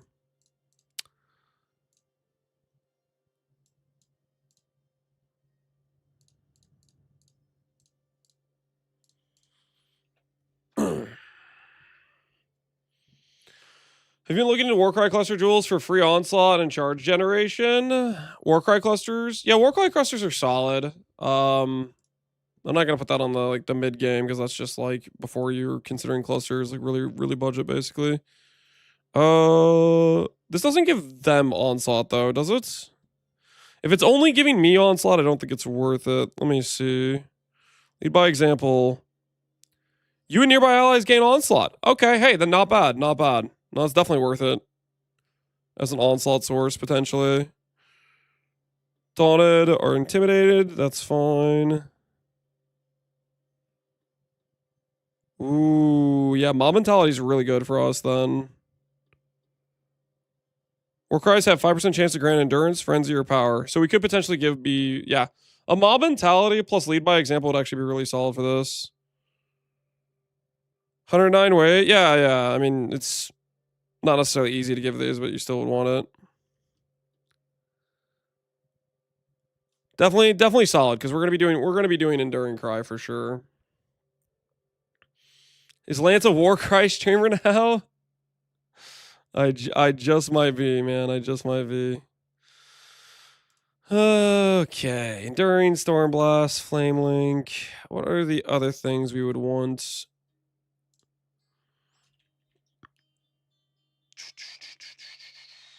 Shield charge, faster attacks.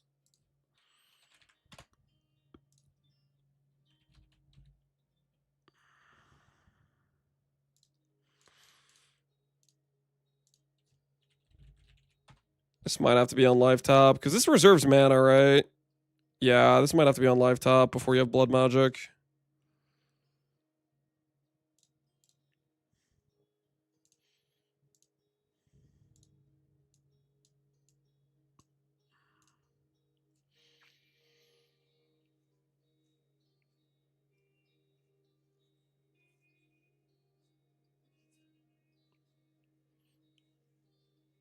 People are sleeping on the new bench crafts for cluster crafting. The new bench craft. Oh, you're talking about the all flame slams and stuff. No, that'll be crazy useful for cluster crafting. If Merc has onslaught, would Duressos be worth?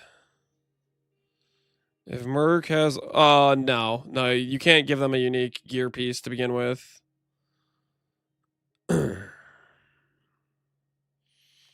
When you try them out, I think they're going to be, well, for cluster crafting specifically, they're very good for, because cluster crafting is one of those situations where your final step of the craft is pretty much always slamming and you just 3x the value. You know, every time, think of every time you've had a cluster craft where you're slamming for the final affix, you have perfect affixes except for the last affix, and to get to check 3 possible results. Like, that's a huge multiplier in how fast you finish that item.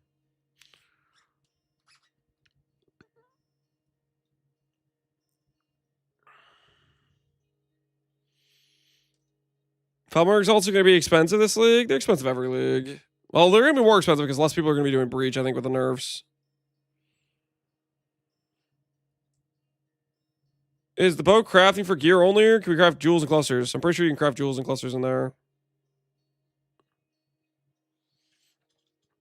If they're cheap, even just meta crafting premix and suffix with the blind slamming is 3 times cheaper. Yeah, it's so freaking strong. It's so incredibly strong. Oh yeah, precision, vitality. I want my auras. Yeah, good call. Good call. We need to put this. It's right here.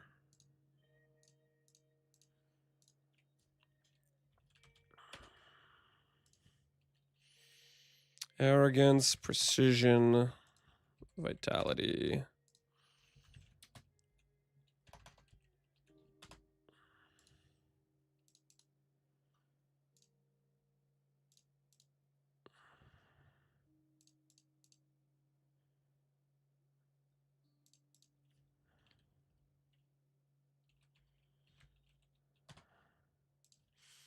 Purity of elements and haste.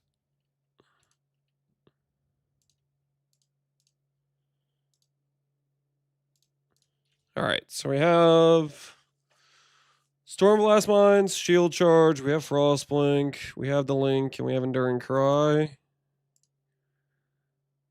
We do not have a Curse, and we don't have Spectre AG, which we could technically add.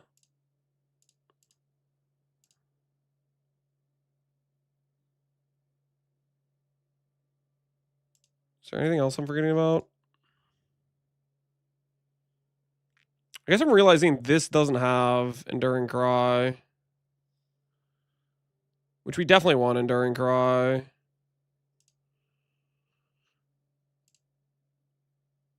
Momentum's probably gotta go.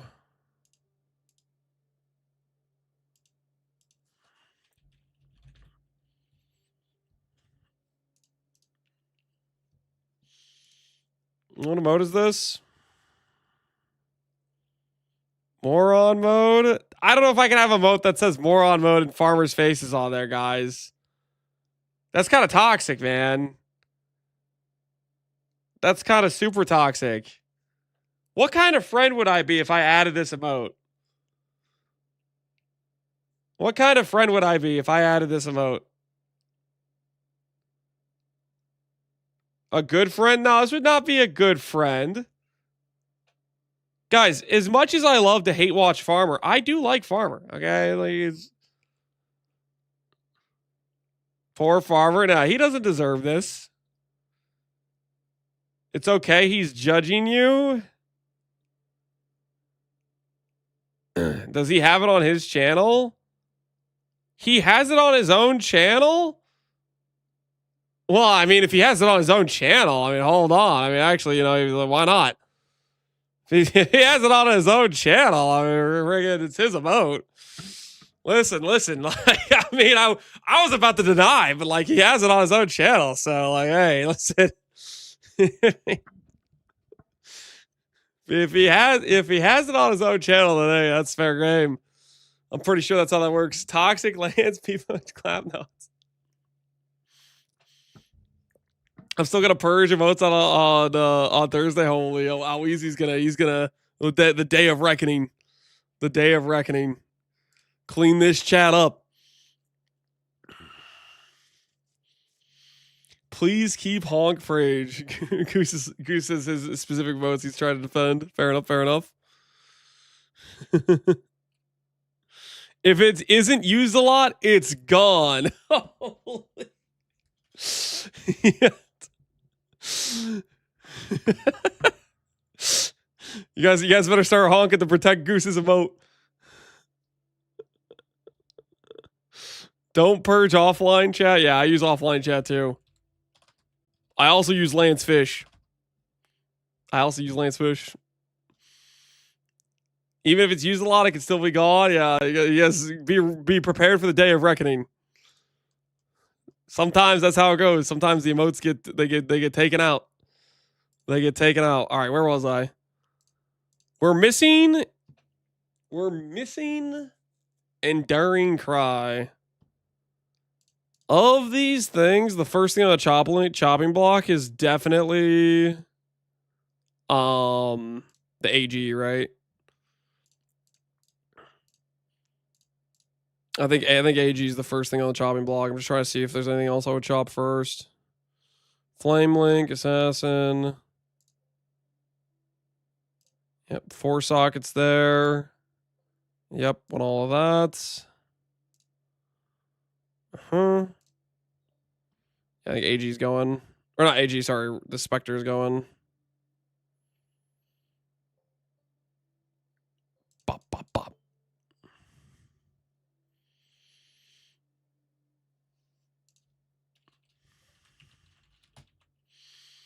We need to band together whenever Alweezy gets rid of Mo. We instant redeem to get it back. You guys won't even know some of the emotes that get removed. You won't even realize. I guess technically we could keep this and just make Enduring Cry a 1 button, but then it like feels terrible, right? I don't want it to feel terrible. I want the speed.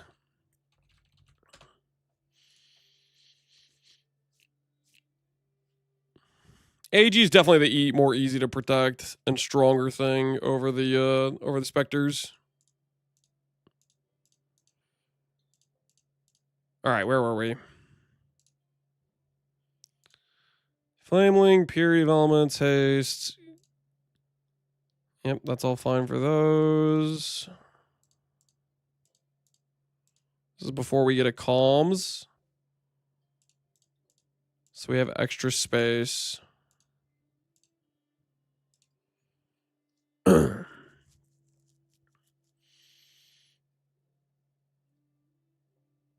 With our aura, it won't be the squishiest AG ever. Well, it'll be res capped, but its tankiness is going to be dependent on whether or not you have like doppels and a block shield or whatever.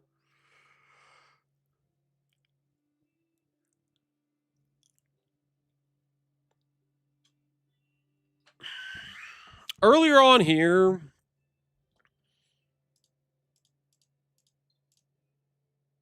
what could we have? We could have wave, combustion.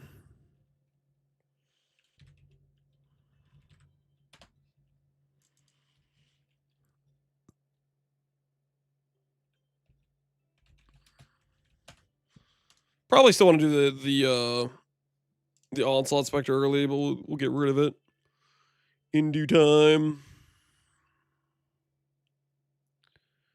If you really want your remote to survive, you need to spend 72 million points to timeout How Easy for 24 hours on Thursday. Guys, you guys relax. Just so we're clear, that wouldn't do anything. If you time out How Easy on Twitch, he still has the ability to remove emotes on 7TV. It's separate. Just so you guys are aware. You wouldn't be stopping anything, all right? All you would do is create a man who is ready to spill some blood, okay? He would write down the names of those who tried to silence him, and there'd be a day of reckoning. That's all you'd accomplish. Okay, you'd put a target squarely on your back. You know what I'm saying?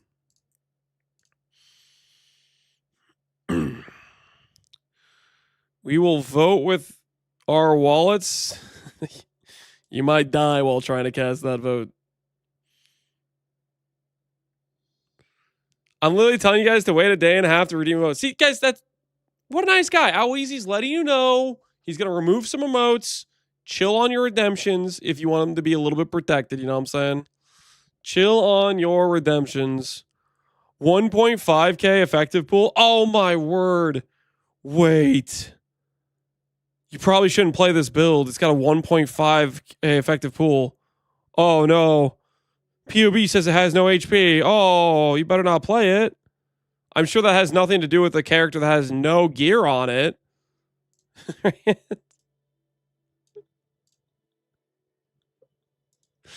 But lads, the POB numbers. It's what matters the most.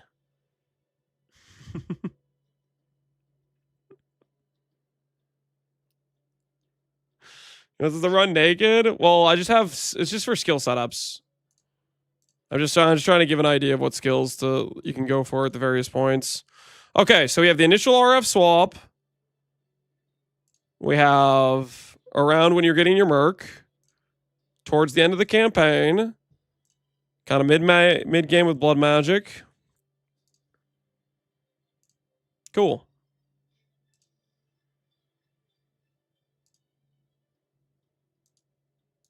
This shouldn't have anything because these are the yeah, some of these are just gear setups. Good.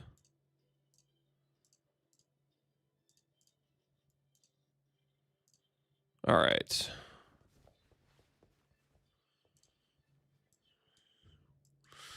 Let's try to bait Rutu with his POVs. I don't know why. Rutu always thinks I know how to configure POVs. Yesterday, he was like, Lance, is this how you would configure your Relic of the Pack POV? And I'm like, I have no freaking clue, man. It's like, you think I can configure those things? Nah, man. That's somebody else's problem, not mine. How did Pepega get unbanned? We were feeling very generous. What's our content you're planning to target early with this build? I would like to do bosses early. But honestly, you can do whatever. But my goal is going to be doing some very early bosses. Okay. Let's see if I can export this without stuff bricking. And hopefully we should have the new gear sets on the MOBA if I do this correctly. Hopefully nothing goes wrong.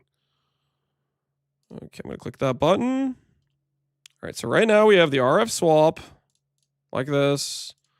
And now if I go over here, I need Control F. Generate, share, copy.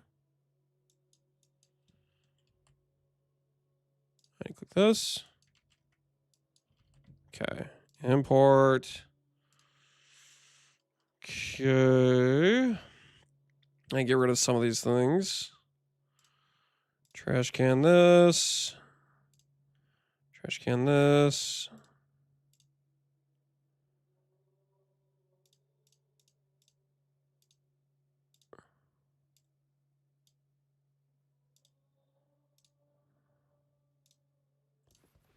Okay. Stuff to go for. Campaign merc, kineticist gear, armor stock gear. And this did not import the doppelgangers correctly. Did I remove that on the POB or something? Oh, it's right there. I guess MOBA doesn't like doppelgangers for some reason.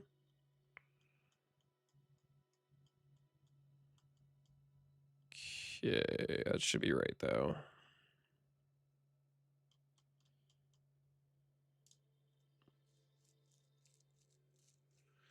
Link Mastery gives endurance, power, and frenzy sharing. Okay, so the Link Mastery doesn't do what you... I think, unless I'm misunderstanding it, but I'm pretty sure when it says linked targets share endurance, this is if the... Let's say the mercenary generated a frenzy, that charge would share to me, but if I generate a frenzy, it does not share to the mercenary. Which is not helpful. We would want to like give frenzies to the mercenaries. We don't necessarily care about the mercenary giving us charges. With you, yeah.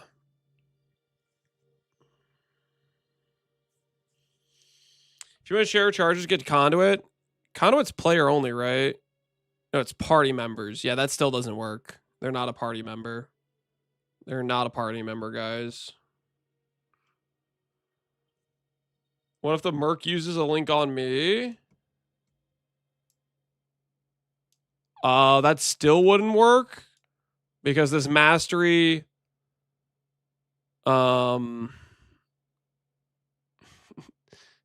is about your linked targets, not the merc's linked targets. Merc doesn't have the mastery, yeah. Yeah. You can give a merc an anoint, but you can't give a merc a mastery.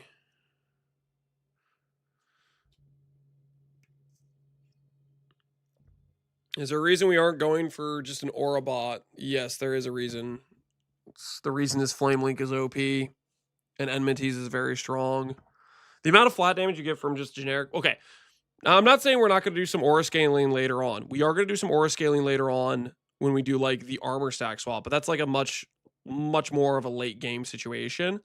But for early game considerations, aura scaling doesn't get us a lot compared to like how much we get from Flame Link power.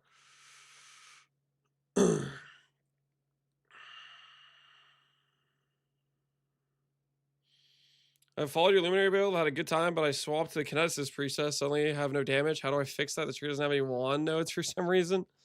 It's just, okay, I know you're trolling me, right? You're trolling me, but this is just to show like gear options you can do for various like mercs like setups. I know you're trolling me though. All right. We're gonna need to set up a buy list. I think that's the thing I need to do next, but I kind of have to pee. I think we set up the buy list next, guys. I think we set up the buy list next. So give me one moment, but I have to pee.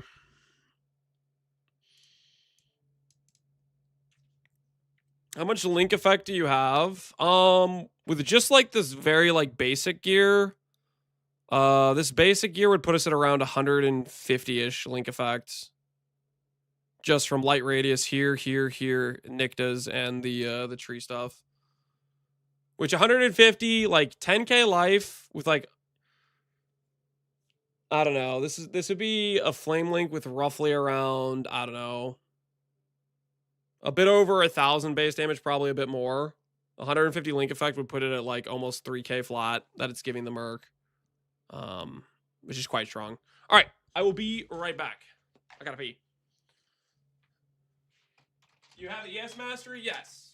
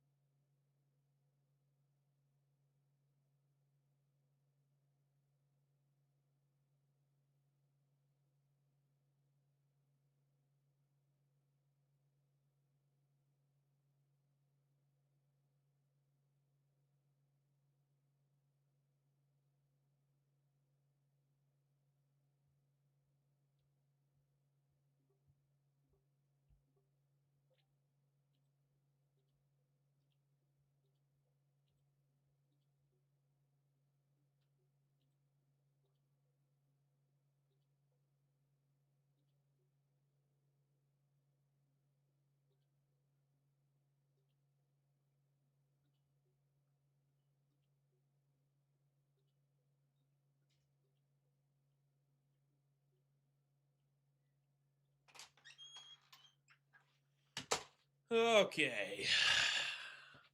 I returned. Where's Lance? I had to pee. I'm back now, though. Okay, we need to add a buy list, but before I do buy list, I'm going to add a couple other things to the notes section here. I'm going to add a section for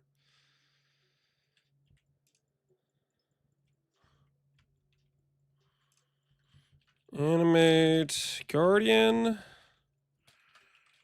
specters. These aren't something like you have to like prioritize, but if you have the extra sockets, it's pretty free value.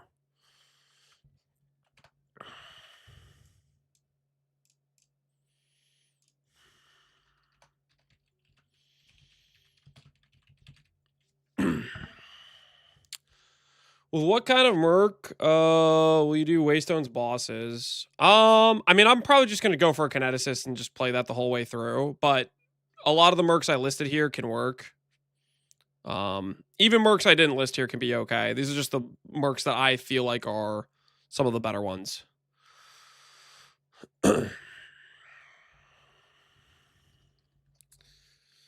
Animate Guardian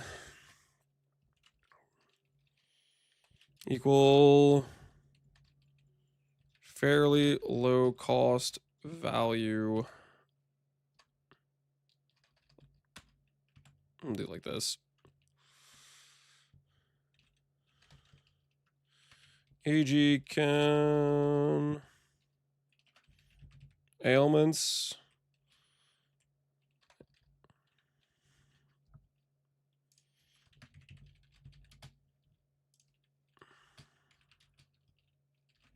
Block mod implicit.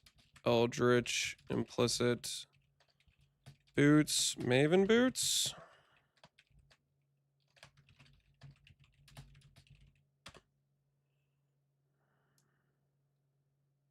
Can I do like transfer attuned?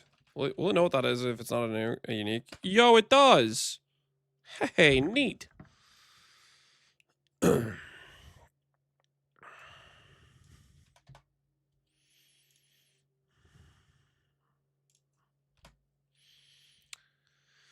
P, please stop baiting me into playing this. Sorry, I won't stop. I can't stop.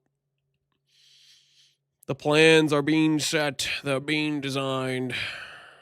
Incoming flame link for AG. Can you read what the... Oh, sorry. Hold on. Can you read... Where does it say it?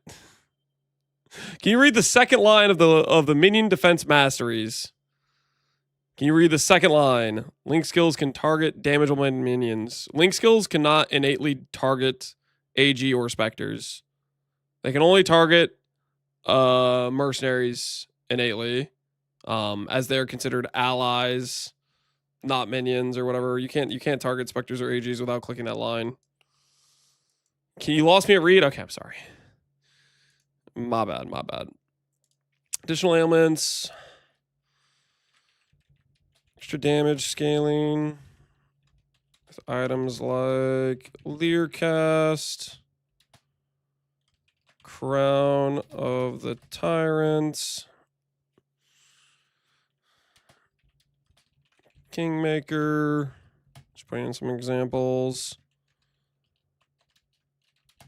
Glimpse of Chaos with Malediction.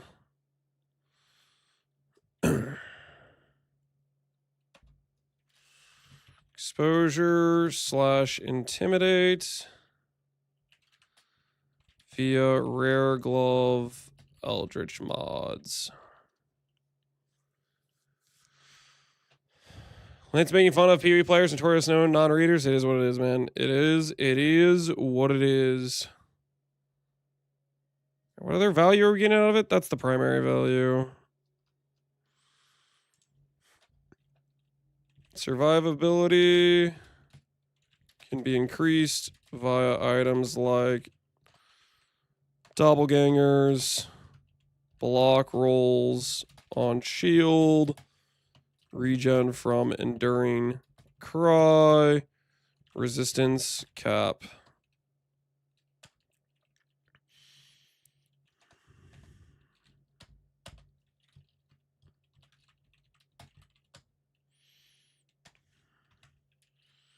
A temporary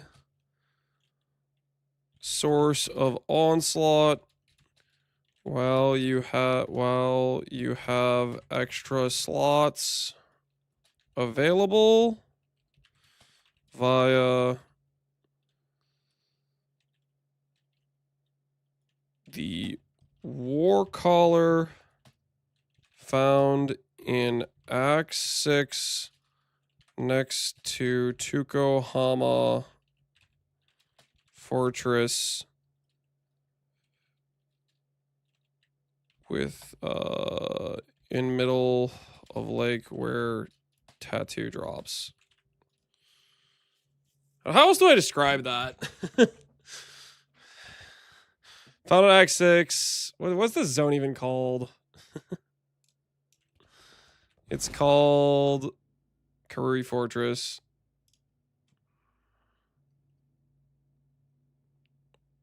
Temporary source of onslaught while you have extra slots available. Via the war crawler found in Act 6. Karui Fortress. To the left of Tukohama. Fight in middle of, what the hell is a lake where tattoo drops.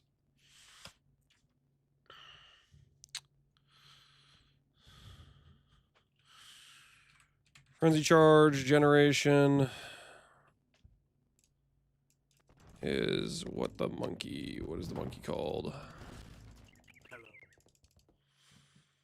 Guard with the Ephemeral for AG. Problem with Guard with the Ephemeral is Doppelganger's just way better for its tank. So that's usually a better option. Stygian Ape.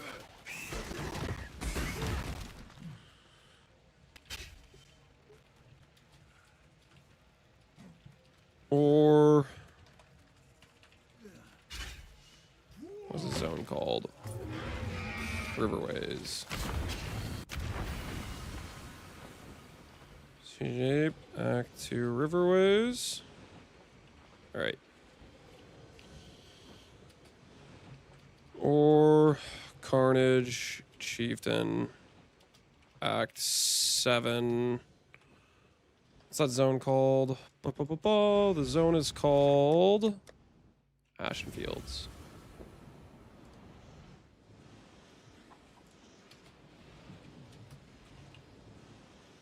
It's not Stygian Ape. There's two different ones. The Act 2 one is it something else? I'm gonna find another one.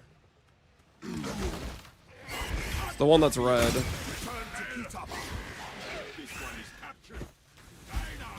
Stygian Silverback. Okay, yeah, that sounds more right. Whoops.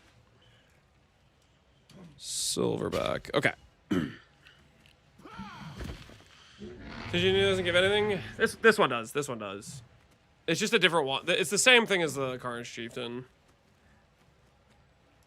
Are they gonna die? They'll occasionally die. They're just some free extra value you can add if you want to. Like this one gives a 20-second onslaught. Occasionally he'll die. They resummon every new zone.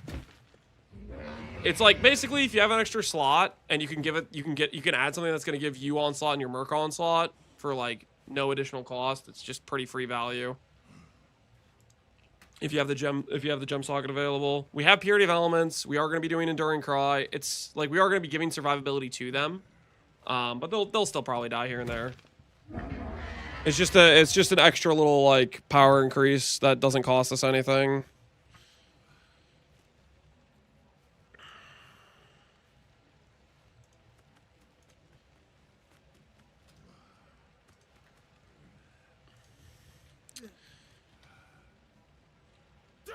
Both animate.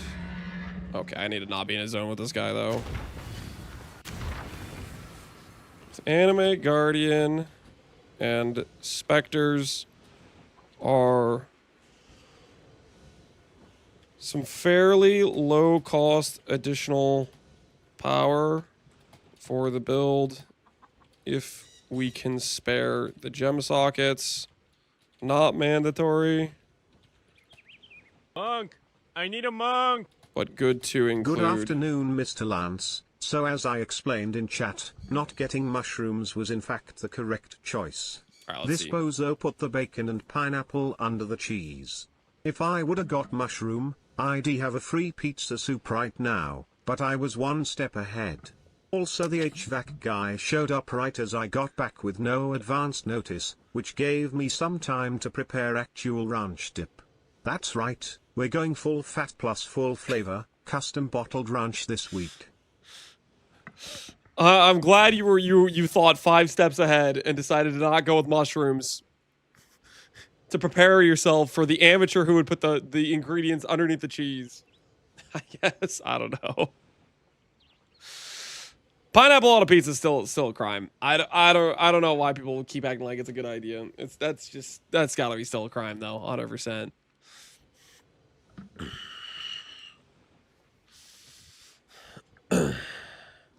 It's good. I don't buy it.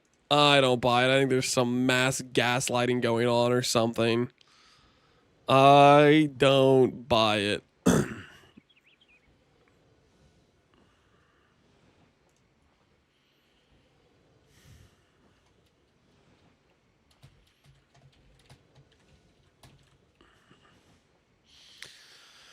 That's big pineapple trying to bait us. Yeah. It's a trick, man. It's a trick. Okay, so a little bit of note about this. I'll add this later on. Forest warrior.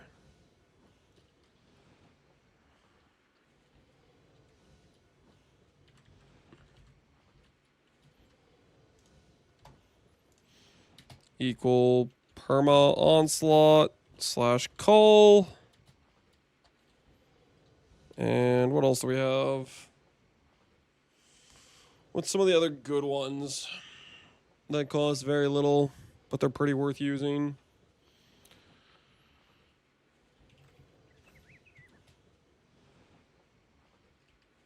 You don't need a perfect forest warrior to have it.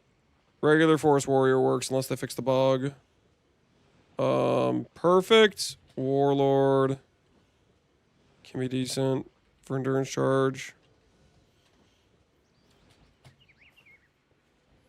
What's the turtle called?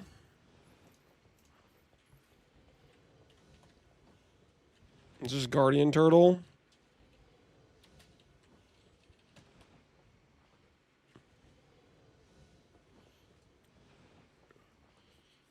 Yeah, it gives 5% PDR. We'll include that. That one's pretty good.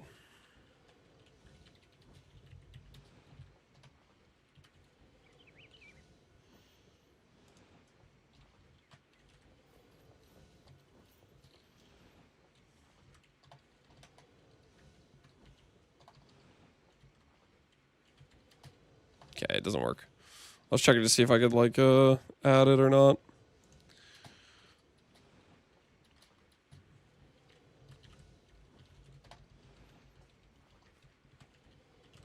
Do this though, can't I? Yes. Is Wrath Spectre a thing for late game? Wrath Spectre is more if you're doing like an E-Blade build. Wrath doesn't give a whole lot for the situation because our flat's mostly solved pretty heavily by Flame Link. They lower the sound, not the HP. Yeah, they lower the sound. Okay. So that goes over if you want to add these for some extra value. Is there other things I want to add in here before we go make our buy list?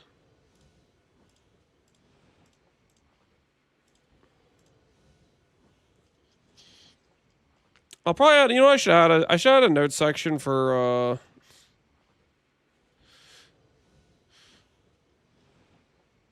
because I get asked a lot about this. I should add a note section for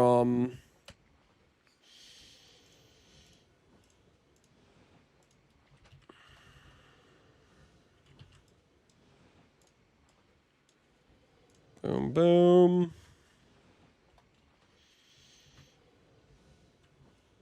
Aura effect. This is VS Flame Link scaling. Because I'm gonna keep getting questions about this, I think. So I think this is something I should probably put a quick notation on.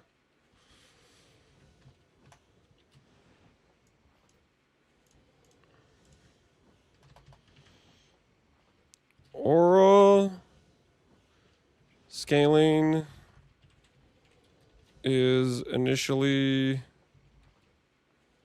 I'm just gonna say it this way. Flame Link dwarfs aura scaling in terms of base damage given to mercenary early. Therefore, we have a tree heavily prioritizing Flame Link buff effects and base number via life scaling. Where do I acquire a dwarf? Where do you acquire a dwarf? I have no idea. Can you play Luminary with a CI variant? You'd have to figure out a... Okay, CI variant would require really good Aura Stack gear. And potentially yes, but I'm a little bit skeptical of it. The Flame Link is really, really strong. So I'm having a hard time seeing a world where I don't use Flame Link. Where I use something else for base damage scaling. Because Flame Link is incredibly strong.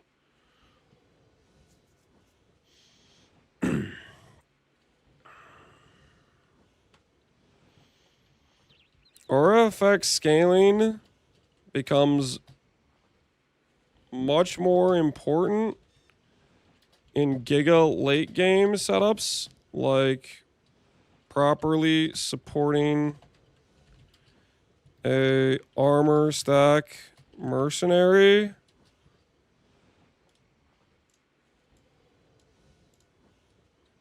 But this is not something... This is just not too relevant for league start setups.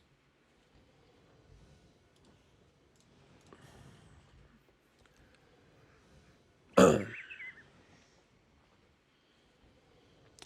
68 with no items and just a life focus tree. Flame Link provides 3 times the damage of Wrath / Anger. Yeah, and you get a bunch of Flame Link effects. From the Ascendancy. The Ascendancy node, the Golden Glory node is just really, really strong. The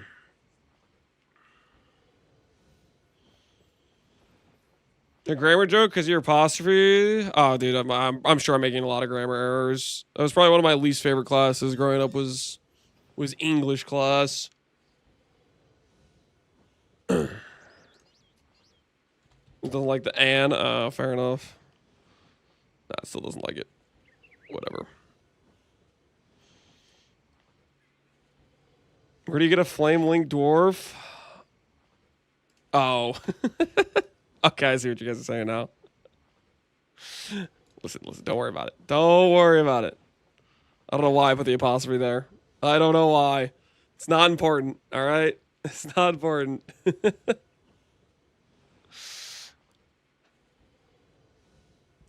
Would the crit chance staff be great? It's a hammer, and no, it wouldn't be great. Because it's a hammer with really bad attack speed, which means your leap slam movement is terrible. You have a character with no cast speed, which means Frostwing and Winter Blast is terrible.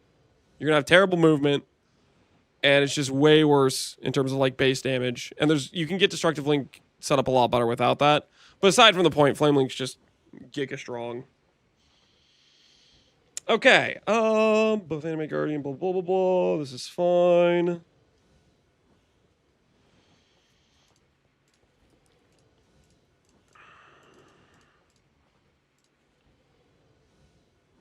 I don't think I need to say anything more about this. I think this is fine.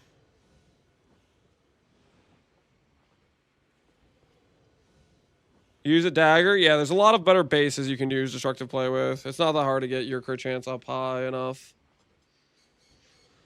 Would Cruel Mistress Soulrend still benefit from Flame Link?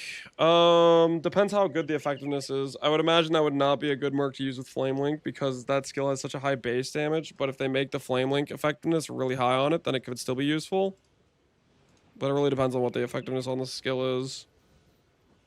There's a good chance it just has like 400 effectiveness, and it's still not that good because the skill for that Cruel Mistress is such a high base chaos number. All right. So, I think it's buy list time. I think it's buy list time.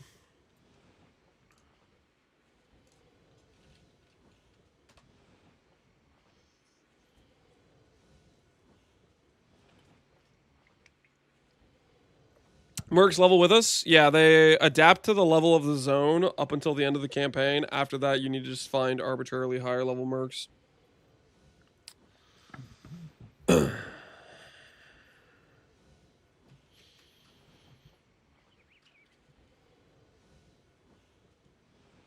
Okay, Learcast.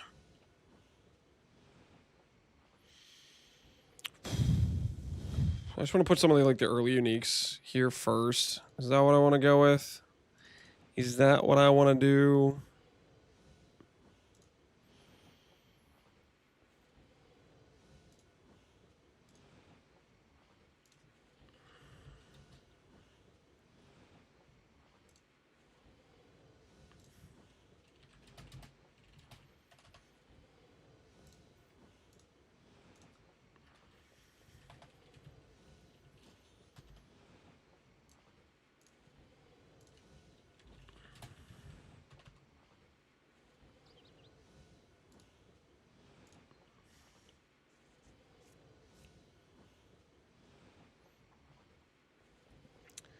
So we know these mercs are actually the same as the ones from last time. We do not know for sure.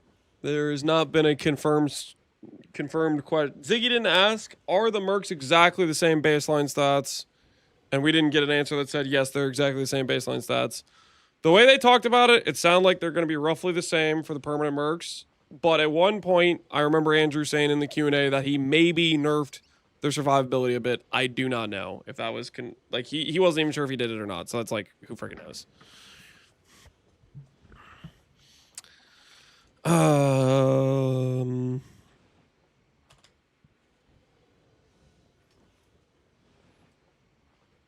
Probably should put this after rare gear, right?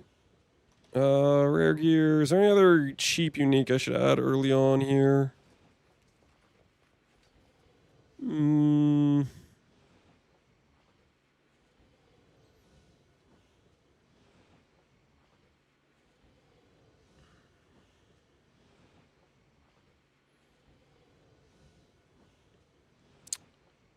Flask link belts.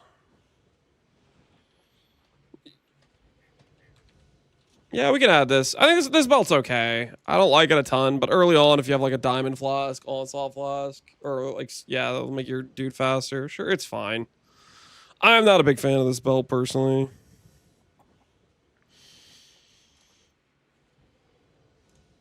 Reservation shield? Nah, we're not gonna do reservation shield. I'll put red blade banner on here, I guess.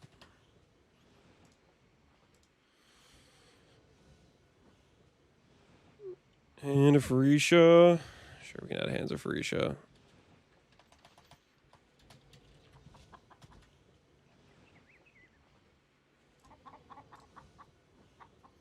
I think what other unique gear I was thinking about. I don't think I'm gonna put like the AG gear on here. Pyring. I mean, that would make your RF. That'd be if like you care more about your RF leveling. But by the time you could buy a Pyring, there's probably other things you'd rather put that currency towards. Like you'd rather put the currency towards a Nycta's Lantern than a Pyring. You're not trying to play RF through the whole campaign. The goal is to swap out of RF, not like double down on it. I'll be doing this on stream. Yeah, it's a fun situation. It is a fun situation. Do I want to add... I don't think I want to add Lori's Lanterns. Do I want to add any other light radius uniques?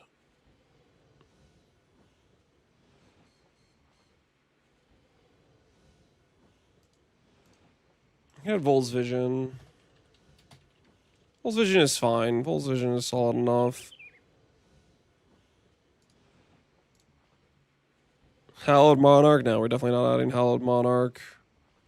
Hallowed Monarch doesn't,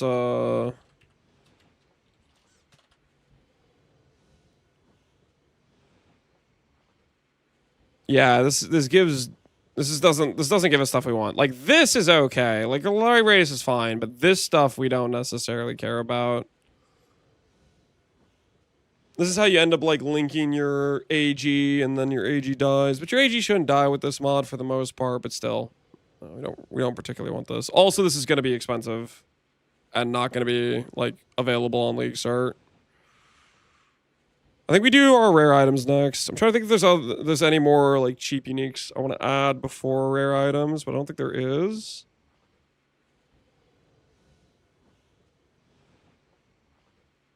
It's a resin and ton of light radius. Yeah, it's a resin and ton of light radius, but it's an Uber dread drop, guys. I want to try to have the list mostly like items that exist early on. Then we'll do rares, and then we'll do like items that can exist later. 50% light radius list.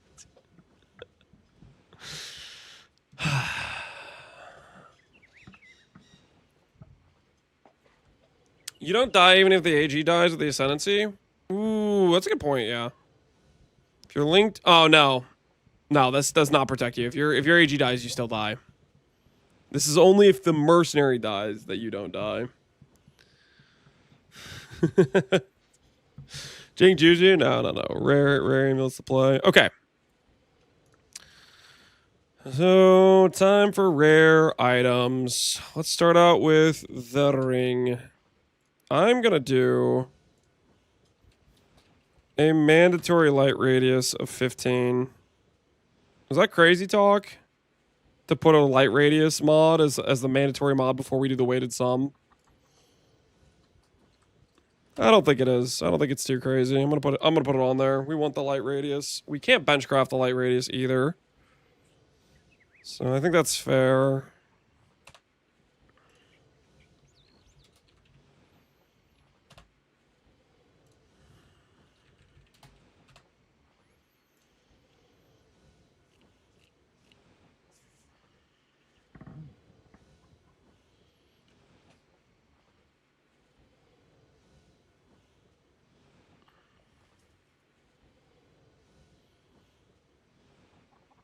It's 3K weight out of 78.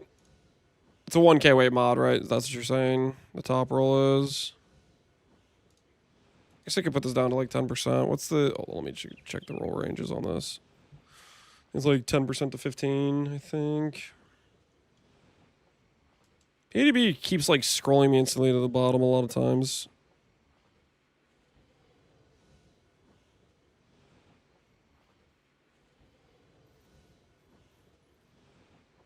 T1, T3, T2. Okay, that was like messing with my mind.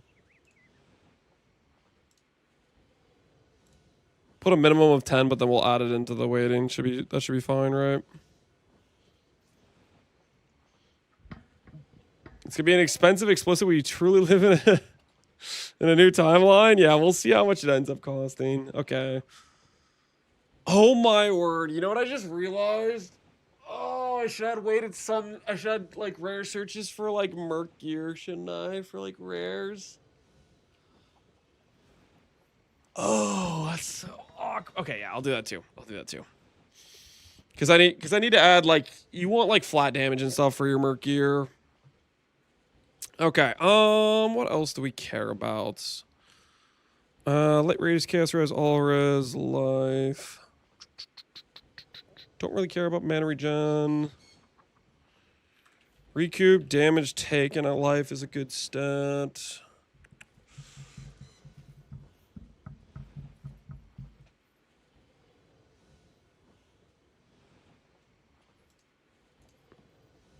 I do not care about a lot of these stats, actually. Just attributes.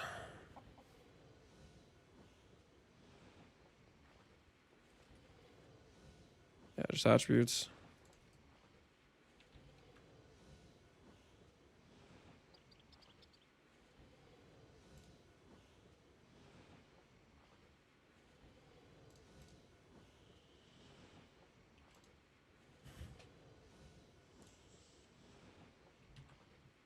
Be slightly more valuable.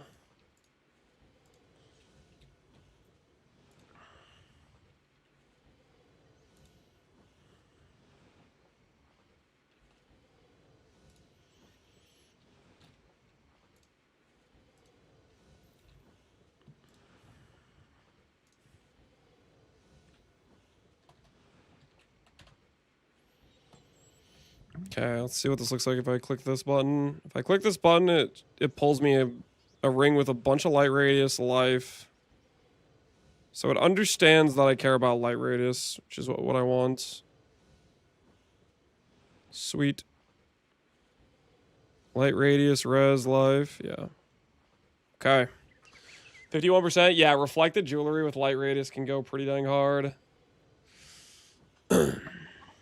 Can you make a curse bot setup with intuitive link, or just let mercs curse?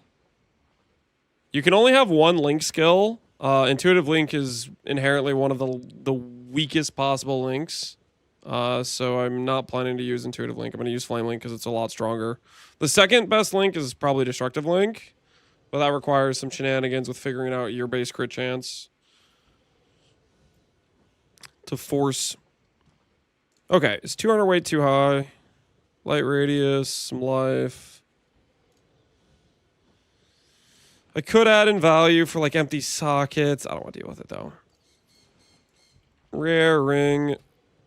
Adjust weight to upgrade.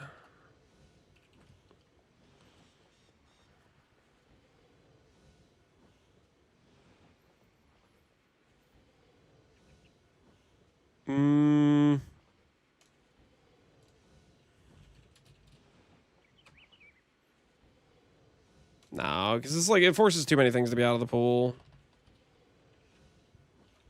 Player rare ring. I'm just gonna have one. I'm just gonna call all the rare gear for the player rare gear.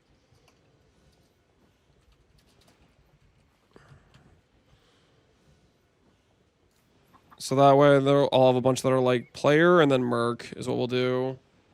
Because the merc gear is like way more priority for like flat damage and stuff.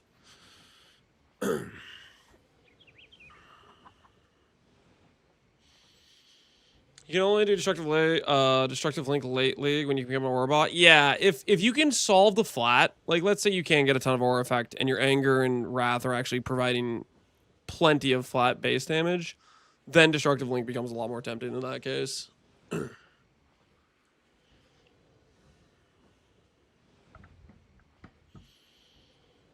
The most important gear piece for the merc.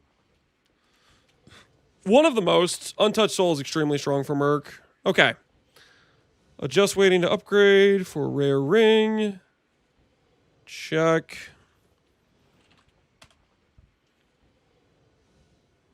Helmets. I don't care about this stuff. Ooh. Hold on, I already see a problem. I need to include max life implicit.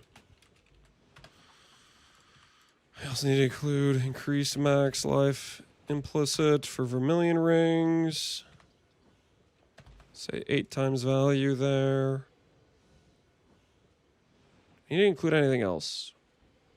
I'm trying to think if there's other bases I'm forgetting about. Should be fine.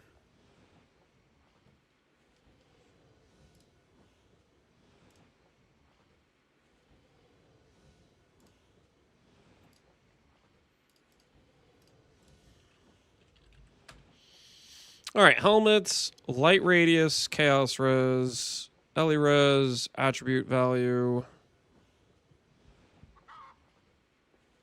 Can I verify the attribute value is actually working on this?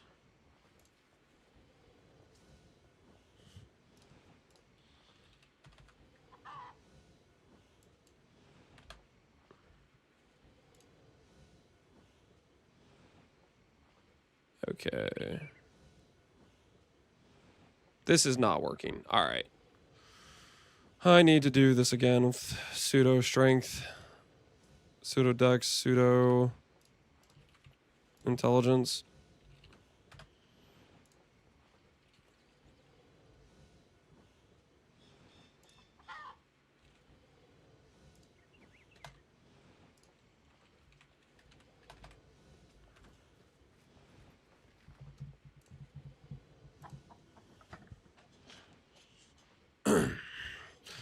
Did I dream you could combine 4 premium tabs into 1 quad tab? Or is that real? I think you dreamt that. I don't think that's real. Maybe it was a post on the Reddit at some point. I don't believe that is real, though.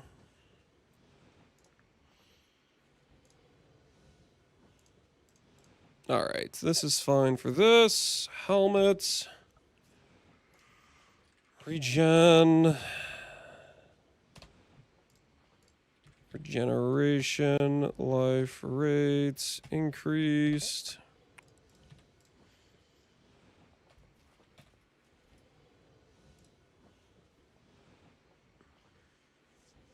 You gonna share this better trading? No, I'm gonna keep it all to myself. Yeah, I'm gonna share it, but I need to finish it. I need to make sure I am happy with the situation.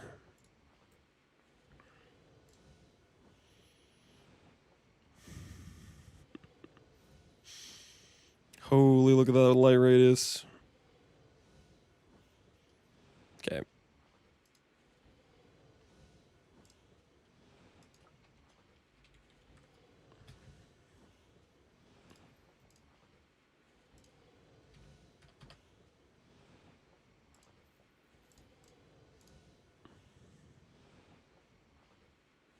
Okay, that's good.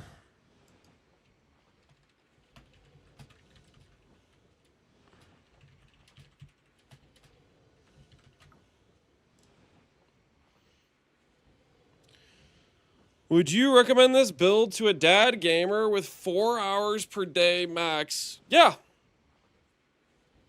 I don't think it matters if you're a dad gamer or not, though. At the end of the day, if you're playing a build that's fun and good, then what does it matter if you have 1 hour to play or 20 hours to play per day? Is Warcry buff effect a good prefix? Warcry buff effect is solid. That's like a Warlord mod, though, and you kind of want an Eldritch. You'd rather have Eldritch implicit for like Fizz taken as more than you would want the Warcry buff effect. Okay, rare helmet, rare ring. What do I want to do next? Gloves. Gloves can't roll light radius. Right? Just in case, I'm gonna check real quick. Yeah, they can't roll light radius. Confirmed. Get rid of that. Regen. Attributes, res life. Gonna lower the min value here.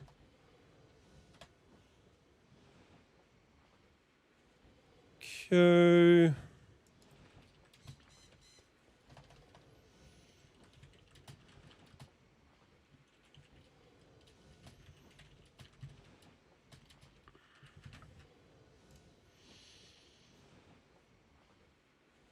Yeah, Veiled mod, not a Warlord mod. Yeah, if you can get Veiled mod on there, then it's decent. How to use weighted sum? Weighted sum basically is you figure out the mods that are beneficial to your build. You try to give them some sort of weighting, like pick a baseline stat. You say 1 life is worth 1 point each. And then you tell yourself, do I think Elirez is more valuable? I do. And then you give like weightings based on how you feel about each value of the stat to your build. That's the basic idea. Boots care about and movement speed of at least 20 or an empty prefix.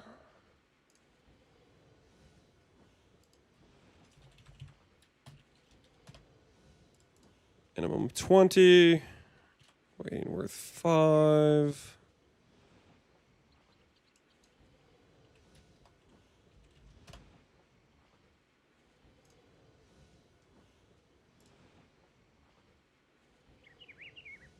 Yep. That seems to be working. Cool.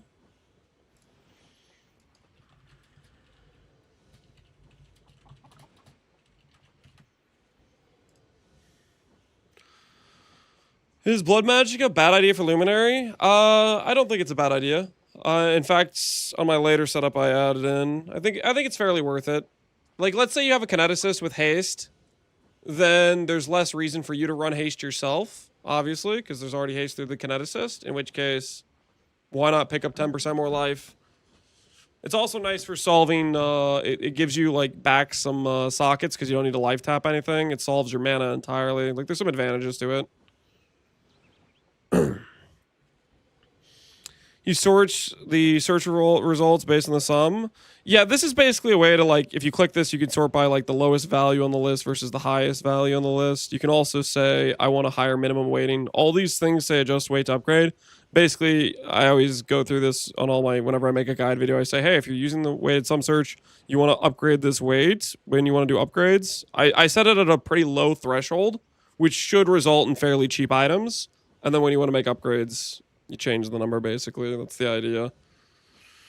Okay. Rare boots, rare gloves, rare helmet, rare ring. We need to do...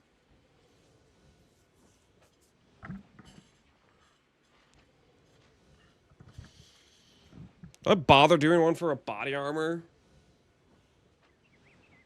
Do I bother doing one for a body armor? I mean, you want to swap to comms pretty fast, but we can do one for a body armor, because you're not guaranteed to get a body armor earlier on. Body armor.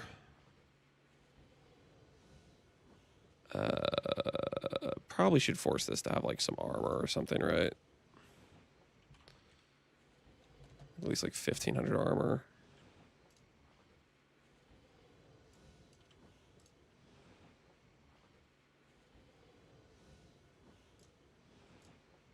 Don't need this. That can't occur.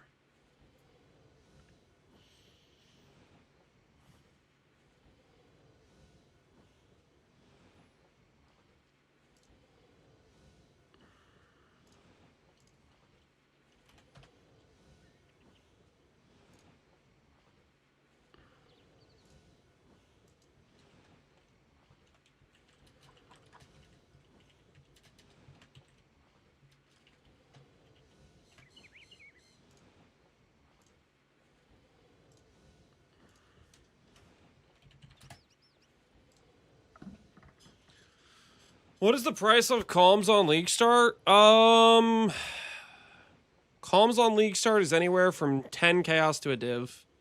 Usually in that range. I've played a lot of League Starts. Usually, yeah, high end would be a div. Depends on the league. Yeah, it really depends how popular it is. It's usually not too popular of a body armor. It'll be pricier than usual because it'll be a good vestigial base. Yeah, it could be a solid one. I don't know if that's really what people are going to go for vestigial, though. I think there's other things that'll be way higher priority for vestigial.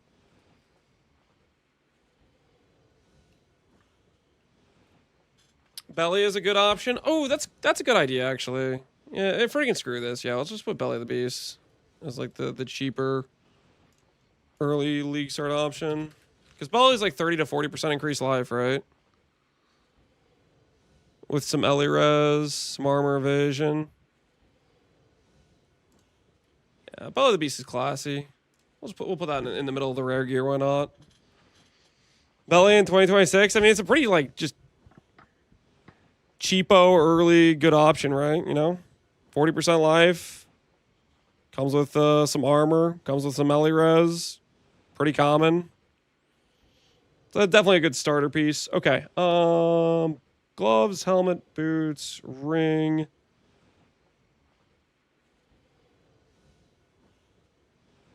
Let's go for a one-hand weapon in case Nycta's is expensive.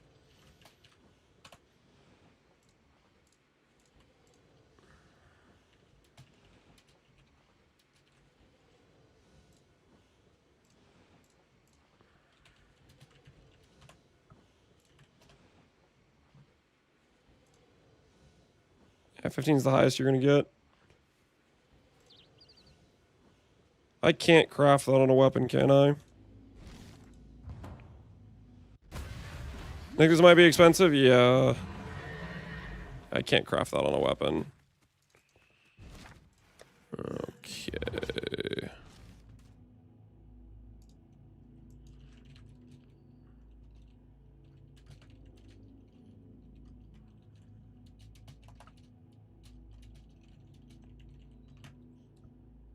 Be a cheaper option if Nictus is too expensive.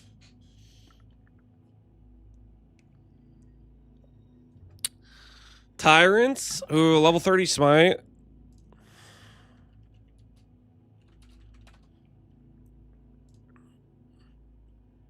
This is not correct.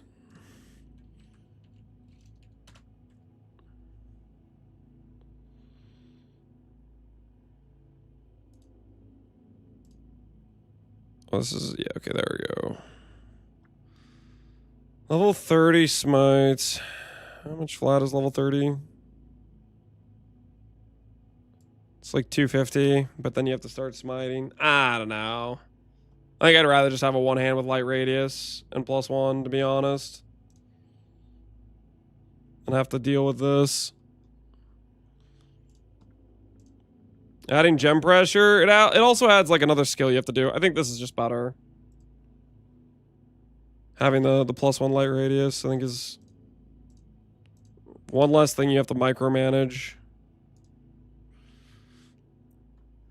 Okay. Ring, helmet, gloves, boots, body armor, rare one hand. Actually, that says player.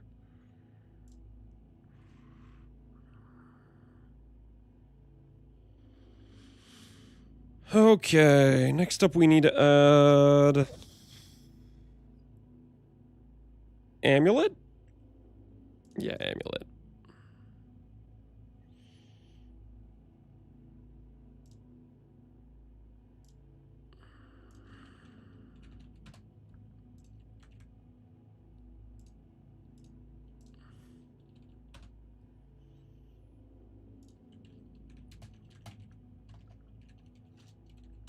All fire skill gems, all skill gems.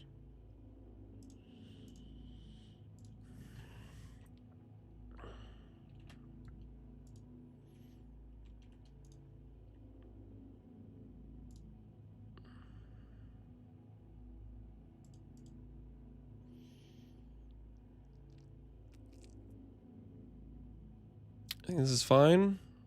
We can't get light radius on these. Recoup this can hits.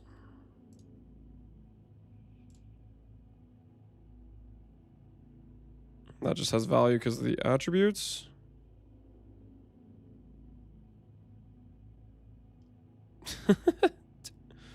$250 mirrors. Let's just relax a little bit there, buddy.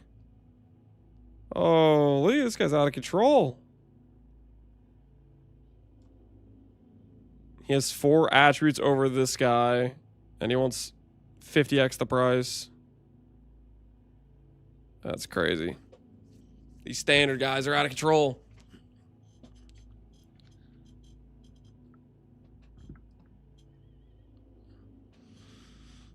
$40 minutes of RF swap, that's my new record? Dude, 40 minutes is pretty good. I think yesterday we got 33, and that was like one of my best Act 1 times ever. Okay, recoup, blah, blah, blah, blah, blah.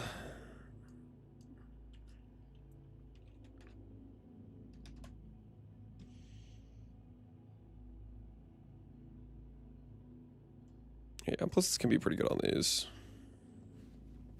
Yeah, it's fine for a starting point, I think.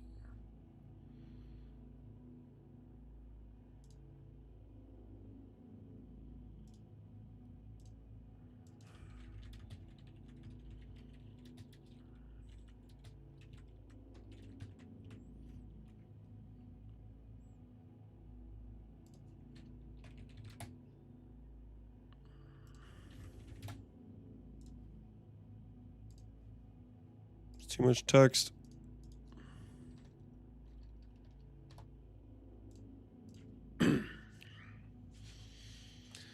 Is the updated PUB on Mobilytics?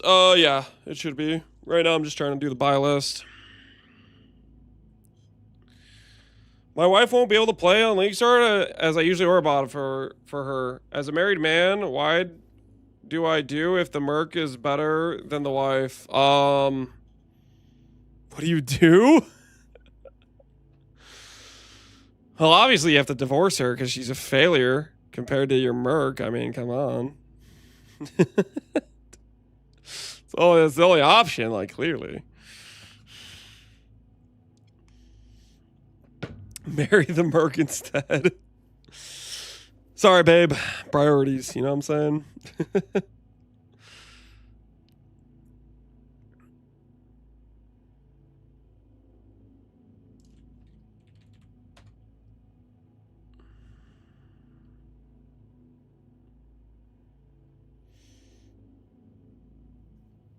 All right, shield.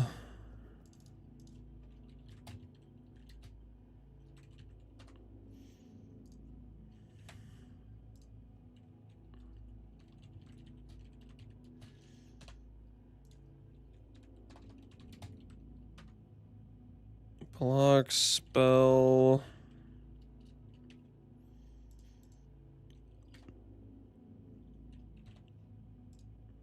Block spell is good. Chaos is good. Physical damage reduction is good. Crit reduced is good.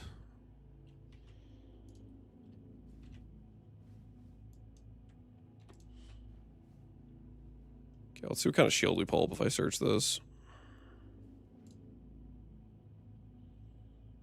Block chance, life, res, PDR attributes. Okay, that's pretty good.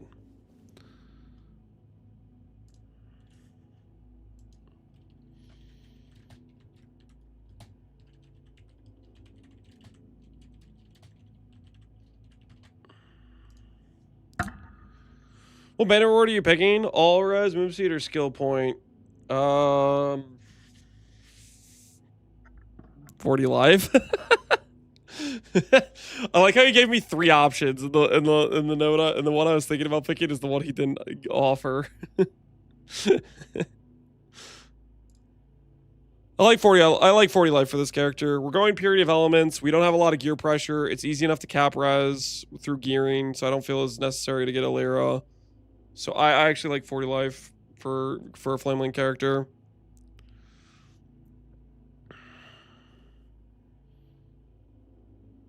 You don't think the 50 HP, oh, Gambit will pay off? It's 40 HP. It's 40 HP, okay?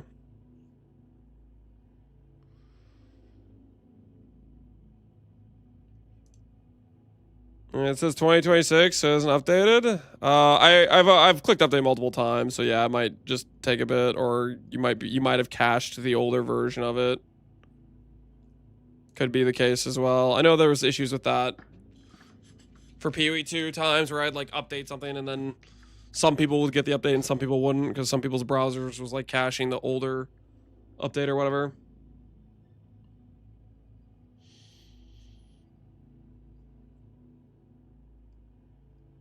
Read part of thread. Oh, you're adding theory crafting. Sorry. I'm not trying to butt in your guys' conversation. I enjoyed Donatello in the popular Sega game Teenage Mutant Ninja Turtles. What build should I try in 329? Are you messing with me? Get smurfed up? What build should you play if you enjoyed Donatello? Maybe you'd like Slayer Cyclone Shockwave, like a 2-hand spin to win angle. Maybe. I'm not sure if you're messing with me. Play a staff build of some kind? Yeah, you gotta play a staff build of some kind.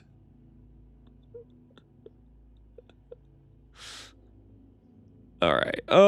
Shield check, amulet check, 1-hand check, belly of the beast, boots, gloves, helmet, ring. Am I forgetting a gear slot? Belt of the Deceiver is just totally fine. Yeah, okay, this is all fine. Alright, that stuff works. I kind of want to separate the Merc gear a bit from the player gear. But the Merc gear you'd buy earlier on, so I should probably do the Merc gear. Okay. Mercenary gear. Let's do this thing. Mercenary gear. Okay, Alirez we shouldn't care about as much. Life is somewhat helpful, I guess.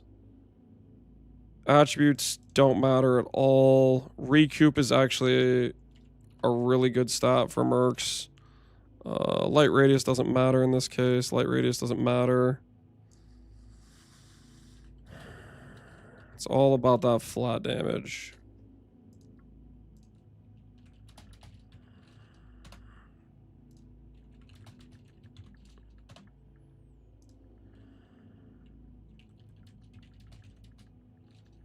Elemental damage with attacks, flat fire, cold, lightning.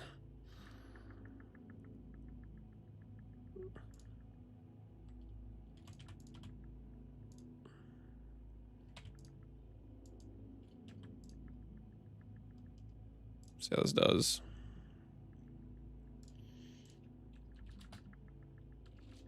I need to put one for these two, don't I?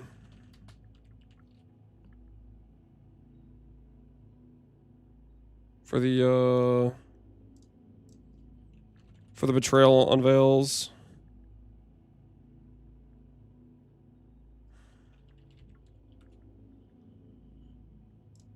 And my axe.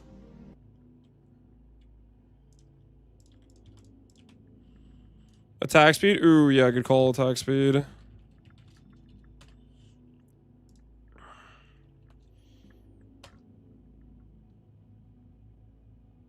Okay, if I sort this up, it should be a very heavy flat damage item, right?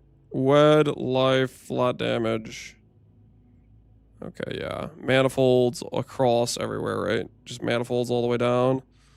Flat, life, wed. Giga recoup, life, flat. Okay, that's mostly what I want to be seeing. Merc. Rare ring.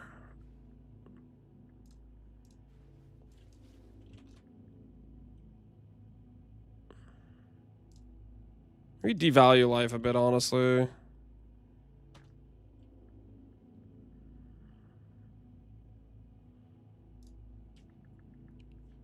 Have you ever played with Eviscerate Glad? How clunky is it? I have not played Eviscerate Glad, no.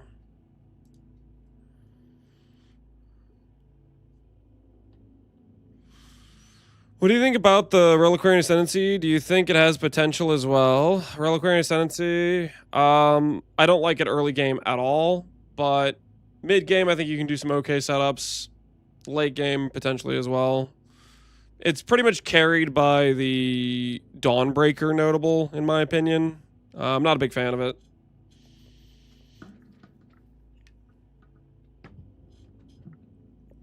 Are we able to go Loyal Bodyguard over Legendary Arms for last Ascendancy point? You talking about this over this? No, I don't think so. Like, Unique Ring, I think, is pretty non-negotiable. Because, like, Enmities exist, Taming exists, Nimbus exists. Like, Unique Rings, if you're trying to play a Merc bot, it's way too much damage. I don't think you ever can give up this node. So the question is, if you want to click this node's basically non-negotiable. Couldn't you give up this? And I think the answer is also no, because this is, like, doubling your base damage, because you're flat from Flame Link. Legendary Arms, this doesn't necessarily, you're not even necessarily going to click this. Like, for example, with my Kineticist, I'm probably going to go Unique Ring, Unique Amulet, and do Untouched Soul, Enmities, Taming. Like, I'm not even going to click this notable. Sometimes you click this notable, like the armor stack setup, you click this notable, but it just depends.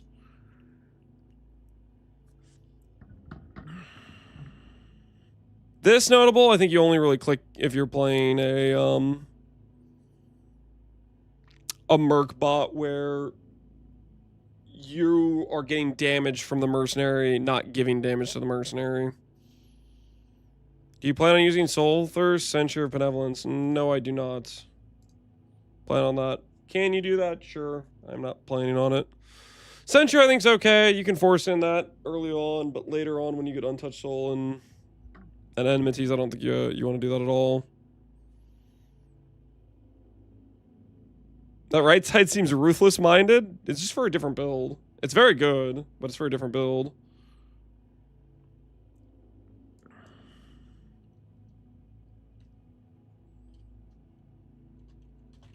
You know, I might value this actually way higher. Attack speed's pretty rare to come by. I think we want it where we can get it. Okay. Can we craft attack speed on our rings?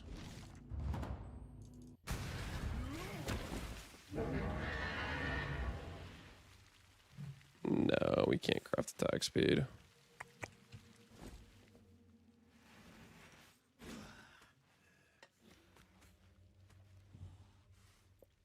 That is unfortunate.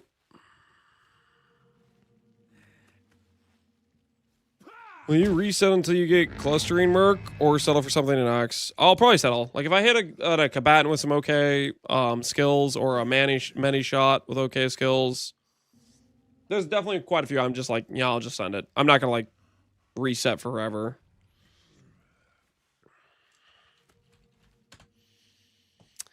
Amulet. Does any of this stuff change? This stuff is gone for amulets.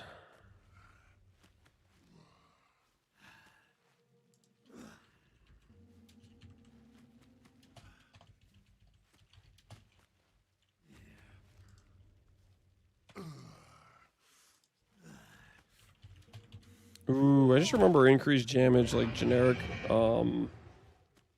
Who's he? What's the unveils here?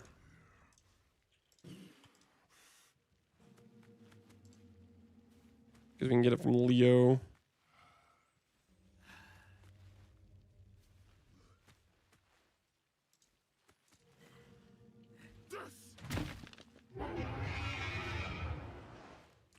Why did I go to my hideout? Actually, just let me get rid of this guy real quick. Now, I need him here for an example. I'll keep him. Do we search for 84 plus, or is 80 good enough? You're going to go for 83. 84 is unrealistic. 84 is from, like, Valdo maps only, because there's no longer T17s. So you're going to want to do just an 83 merc. The difference in 83 and 84 is pretty marginal from what I remember, but there's no reason you should stop at an 81 merc when you can have an 83. Most mercs will be traded from people, like, farming T16s. So most mercs on trade will be 83s anyways.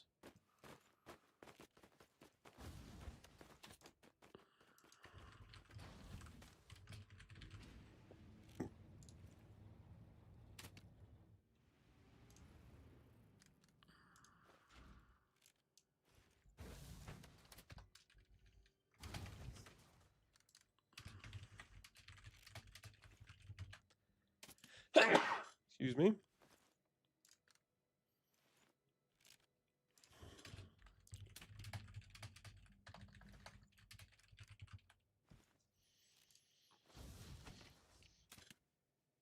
Will you share the better trading in the Mobilix? Yeah. I'll put it in the Mobilytics and I'll put it in the notes of the POB. I'll put it in 2 places. Are the Ascendancy nodes listed in the MOBA somewhere? We don't have let me check real quick. I don't think we can. Yeah, it hasn't been added as something I can click as a drop down yet. You know, I'll add a node section for it real quick. Is what we'll do. I'll just add it right here. But we should have the ability to put the nodes on like POB and stuff before the league launch, I believe.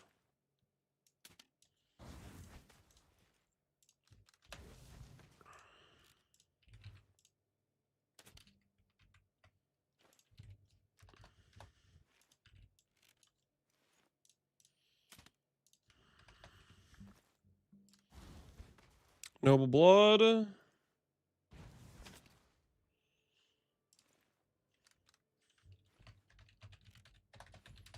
Yeah, it won't be available there yet. Noble Blood. Mandatory to be able to hire a mercenary. Hire the first Act 3 Scepter of God has guaranteed merc spawn. Don't overthink resetting till perfect Merc. Just use the first halfway decent one, as there are more guaranteed spawns later in game. Act 4, Grand Arena. Act 6, The Ridge. Act 8, Underbelly. Okay. What's the next node called? Oath of Fealty.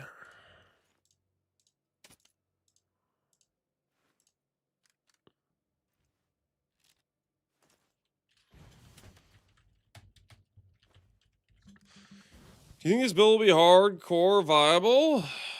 Better question is, are you hardcore viable? Giga QOL for permanent link uptime, only needing to cast at the start of zones, plus half cost link skill. Golden Glory.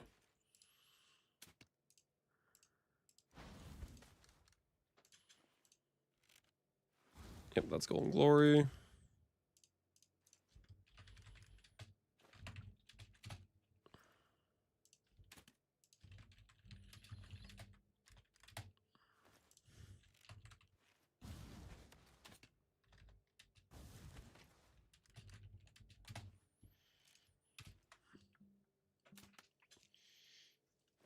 Do they put guaranteed mercs in the worst zones on purpose to stop us from farming them? They might be in set locations in those zones. We'll see. But yeah, it definitely decentivizes resetting pretty heavily if they're random spawns. Golden Glory, Merc Lab. Massive flat damage scaling for Flame Link. That incentivizes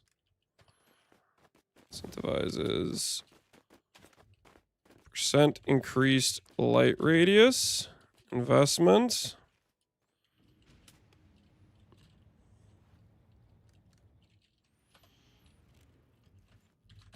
Uberlab equal unique ring plus unique amulets. Enmities plus untouched soul plus taming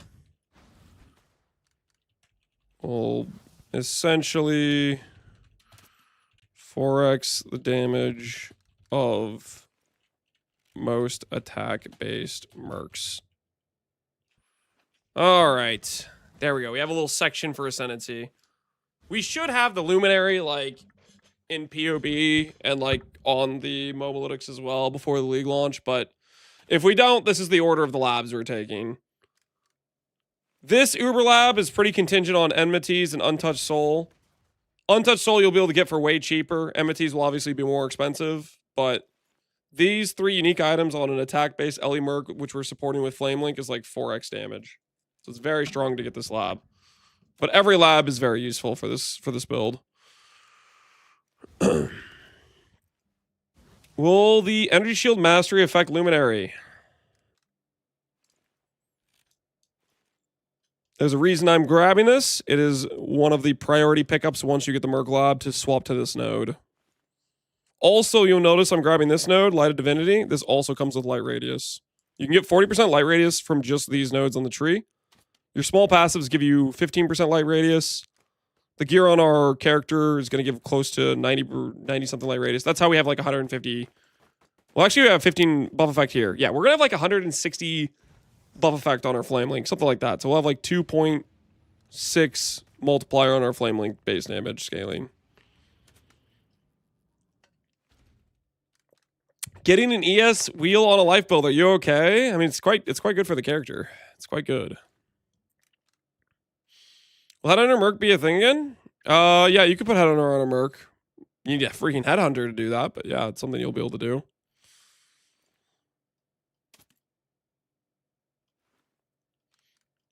Have you seen Netotox's video? I do not know who that is. No, I have not seen Netotox's video. Neurotox. Now, Neurotox is a name I am familiar with. I feel like that's somebody who likes to deep delve. Netotox, I don't know who that is. But Neurotox makes me think deep delver, if I'm thinking of the right person. He did do deep delving with Merc and Merc League? Okay, I'd be down to watch his video. Okay, then I am thinking of the right guy then. But Netotox, I'm like, I don't know who the hell that is. Is there, he is? Yeah. I was like, Netotox is like, I don't know who he's talking about. On Foulborn Hinakoras, it's okay. It's decent. Give you 50 light radius.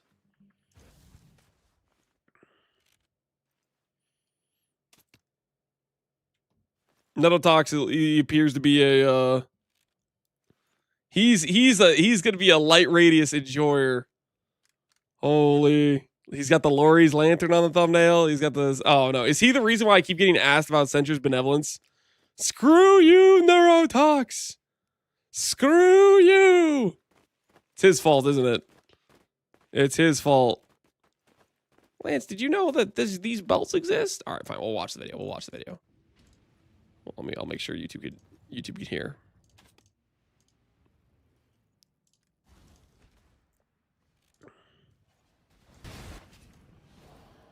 Ah, Merc League. What a time to be alive. What a time to be alive. He was doing a kineticist in Deep Delve. I'm pretty sure, like, Armor Stacker does way more damage than kineticist. But he's doing Deep Delve with a kineticist? Hell yeah. 50-minute content break? Oh, that's a lot. That's a long video. Game is gonna be the new Luminary Ascendancy. And then I'm gonna be Link/Aura botting myself the Kineticist Merc. Kineticist OP. As you know from the announcement, Mercenaries return. Okay, he's obviously going to talk about a lot of generic stuff. Let's look at his leveling plan. 50 minutes is a long video, guys. 50 minutes is that's a long freaking video, okay? That is giga long.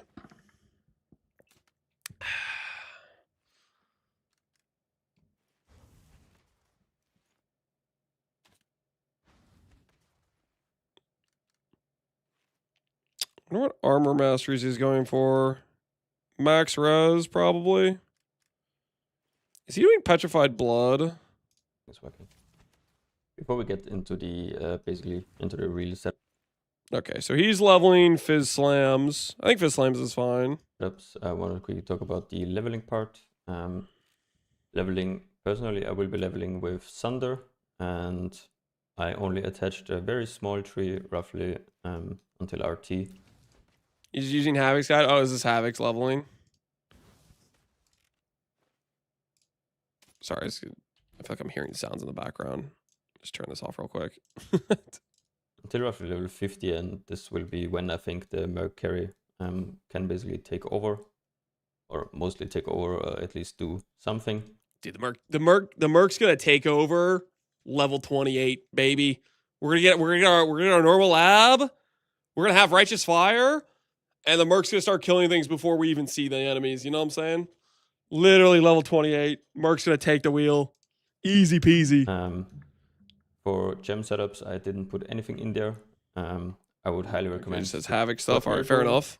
So, and he's doing life investment into this stuff, which gives him all res, unwavering stance, res. He's obviously got the nice jewel for life. Do I? This pathing's. So he doesn't care about getting the flame link levels at all. I'm kind of surprised like he's willing to go over here for these nodes, but he's not willing to go for the buff effect. Because this wheel over here, it's like 2 points away, is 15 buff effect and +2 levels. And Flame Link levels are worth something, right? They're halfway decent. Do I like his pathing here versus my pathing here? He spends a lot more passives. How much passives is this? This is a level 95 character. What's my character's level? So I'm getting light radius here. So he's missing 10 light radius here, and he doesn't do block. Is that what it is? Yeah, so he doesn't grab any block anywhere. But you get a decent amount of more life with the nodes he's investing into. How do I feel about that angle? Just saying screw block and getting more life. Because that's what he's getting essentially. Because we're doing block here, block here, block here. How do I feel about the extra block investment versus the extra life? More life is defense too. More life is defense too. And he's also not doing Warcry investment. That's a little crazy to me. What's his aura setup he's going for here? So we are carrying a Kineticist mercenary. The Kineticist is a mercenary that uses kinetic blast of clustering. Perfect Warlord can do Enduring Cry. Yes, Perfect Warlord can do Enduring Cry. To deal damage. Kinetic blast of clustering would technically work like the normal gem, so we're scaling on mana, but we're not doing that. I just want to investigate. Merc POB. He has 2 different POBs. This is so much effort, man. All right, what's this? Oh, he is Raise Spectre and enjoying. Dun, dun, dun, dun. Where is Stormblast, Precision Flammability?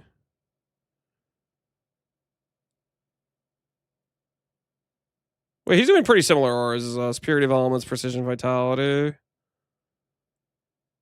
He's just not War Crying. He's going no block, and he's not War Crying. This is a pretty high investment character, right? What's his like cheapo gear? he has Defiance on his mid game. This guy, man, this guy. Sure, just some light radius stuff, some life items. Sure. I don't know. Okay, this would make res easier. This makes regen easier. This gives us access to combat stamina. It makes the pathing less expensive. How much more expensive is it? 1, 2, 3 versus 1, 2, 3, 4, 5. Does he not have the mastery?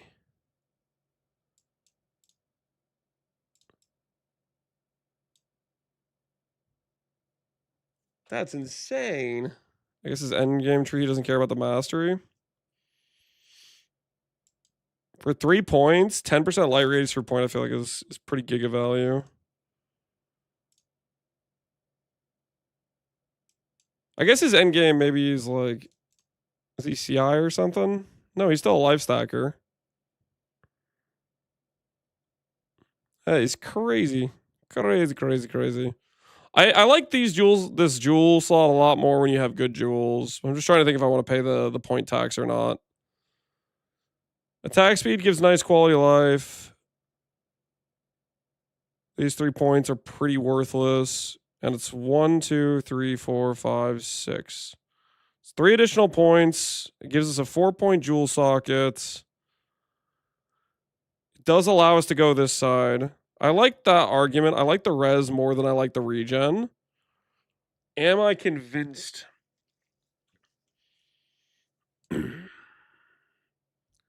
The quality of life is not having ESB light radius because you can't see anything. I mean, kind of fair, but you can also just, like, there's ways around that, right? Like, for example, he's not doing a timeless. He could be Divine Flesh, right? There's nothing stopping him from doing Divine Flesh if he wanted. I guess the thing stopping him is he's going, like, just full ham into life investment with his setup adorned, etc., right?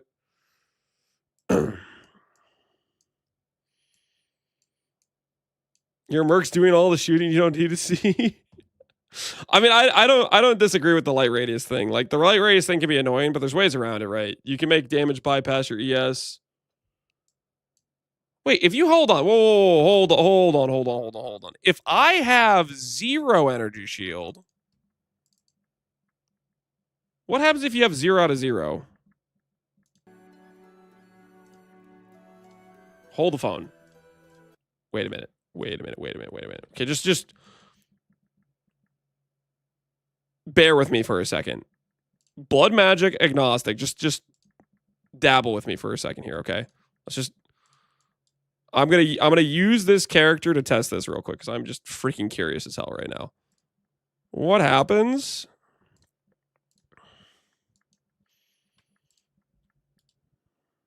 Do I have RF somewhere?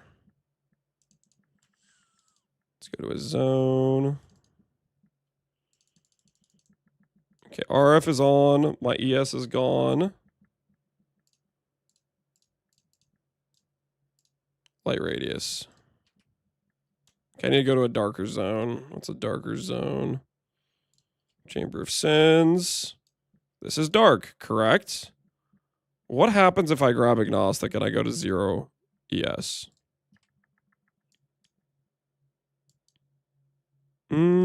Still pretty dark.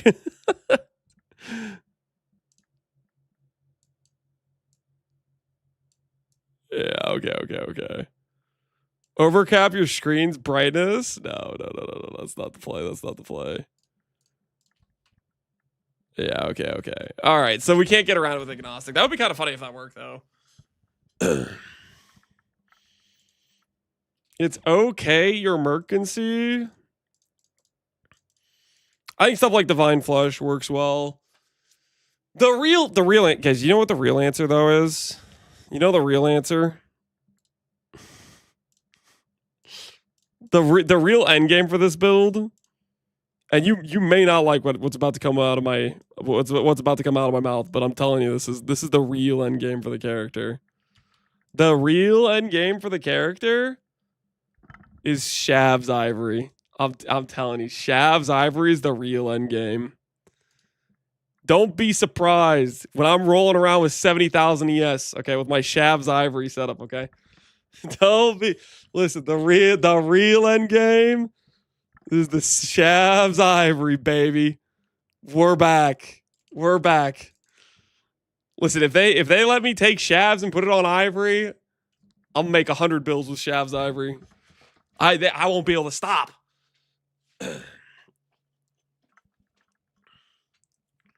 Not another Ivory Palace, right?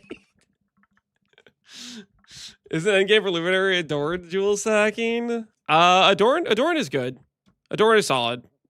Adorn works well with Shavs. All right, anyways, besides the point. Let's keep fully scaling Flame Link.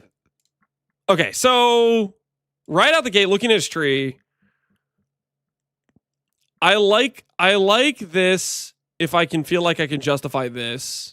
Because this is definitely better than this. Like these life nodes are just worse than these res nodes for sure.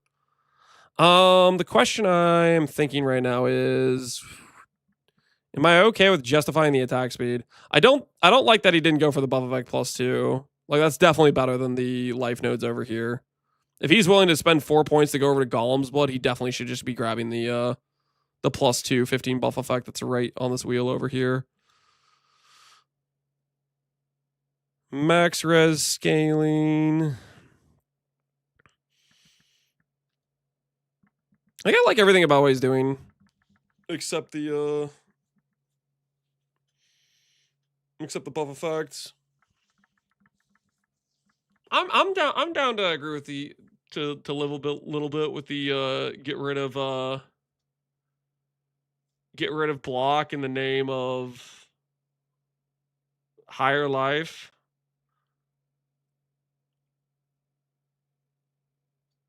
No block, Dedge. I mean, with big sustain, it's fine. Although, why the hell is he doing...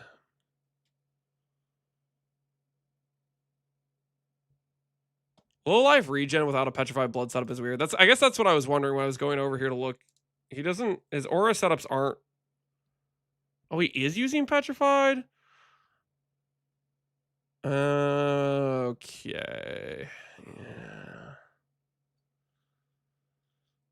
I mean, petrified with defiance is pretty good. So that's the scenario where it doesn't feel terrible to be. I still don't like petrified. Definitely not early game. His map star is his definition of mid game is probably a lot different than my definition of mid game.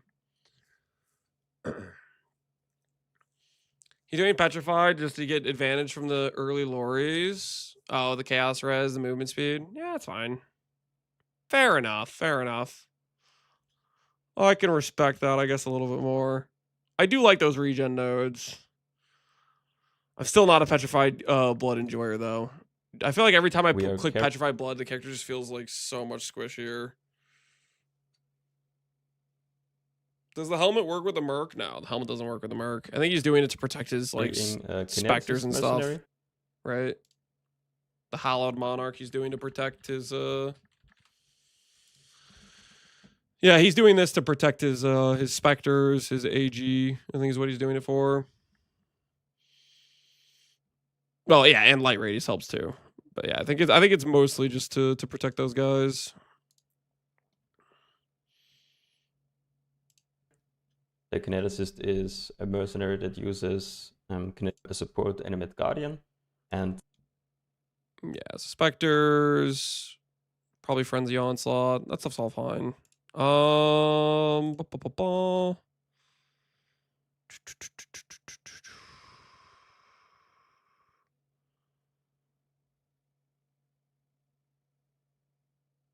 kind of Mercure did he go for?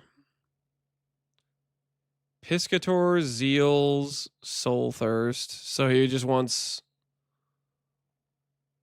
It's got to be an early game setup. I mean, Zeals is like a bit of... Is like AoE, right? Piscator's is... Piscator's is just bad. Compared to like a rare wand, I feel like. Because you can literally get like wands with like spell damage that just give you more effective damage scaling. I guess he's doing it because I don't know. A rare wand, I feel like is just way better than Piscator's.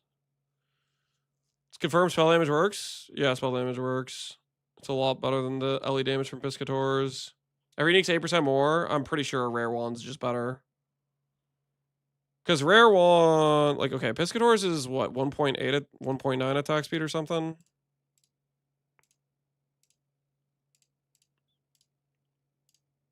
Whatever. I'm pretty sure it was just like a budget angle, right?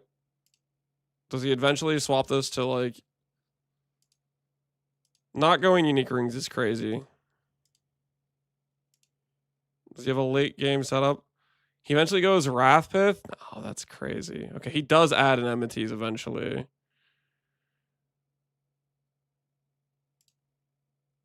Untouched Soul enmities. Yeah.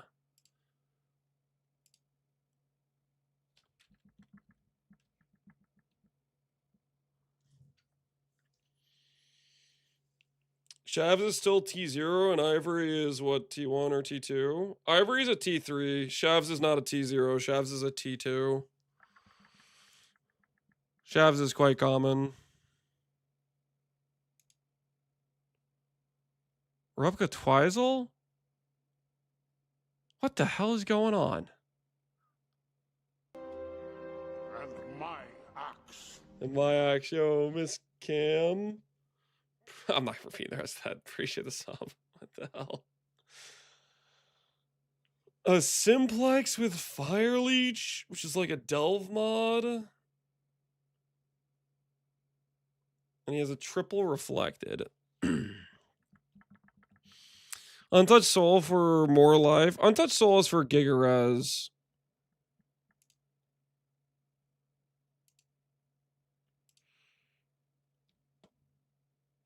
Replica Twizel. What the hell is Replica Twizel? It's a giga expensive simplex. Yeah, that's a 2x multiplier on it.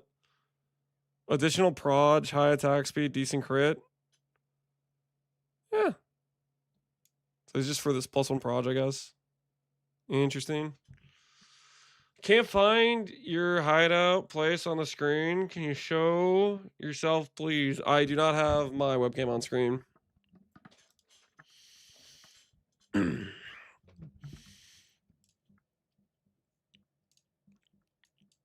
Okay, I gotta ask myself, do I want to get back res at the price of how many passive points? 4, but you get a jewel socket with it, and you get some attack speed. I do like that attack speed value because these 3 nodes just are dead. They just suck, right? Bum bum bum bum. Okay, let's think this through. Close enough to get this stuff if we want.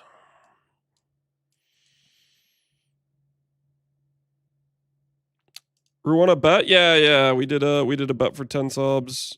We did a bet for 10 subs.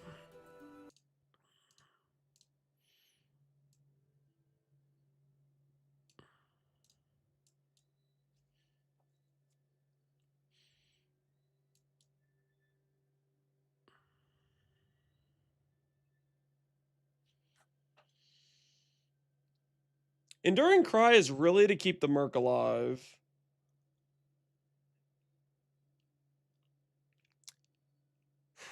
Is the Merc going to have completely fine recovery without it? Without investing into it? Because we do get back a lot of power gear investment. Getting rid of it.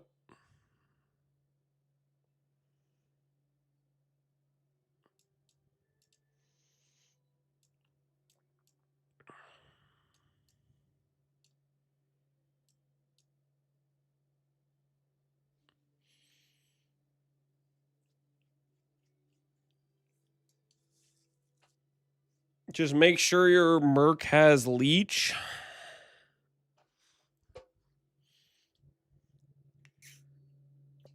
We get leech on gloves. Right? We can get leech on gloves, fire leech. That's all we need, right? Use leech on rare ring. You can get leech on rare ring. I think I like it on gloves. Is fire leech on gloves Syrian Exarch or is it Elder? Oh, if it's Eater, we're fine. Fire leech. If it's Eater, we're in a good situation because then we still get a rage on hit. I'm trying to think if there's any other implicits I care about.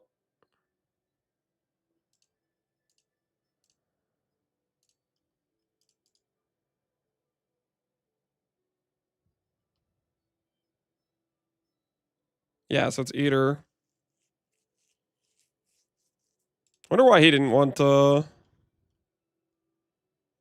he didn't care about getting why he didn't get leech there. How do you have enough int to use RF at level 18? Lapis Amulet. Lapis Amulet. You can get in Act 1. Is POB, are we checking? Chat wanted me to look at neurotoxin setup. Which I do like some of his thought process. Hey, we're already gigging investing into life and some recovery. Do we really need to go and invest into block? Maybe we could justify giving some block. Hey, the Merc might be tanky enough where it lives without Enduring Cry getting scaled. Which, if those 2 things are true, we can get a lot of this investment into more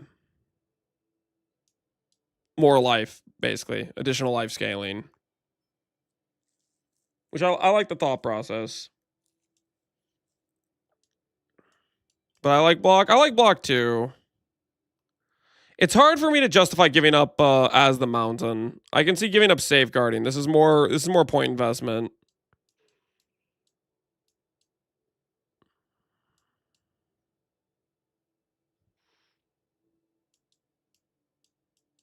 Safeguarding, I think I can reasonably get rid of. I'm down to let go of spell block. Because that is a lot of passes we get back.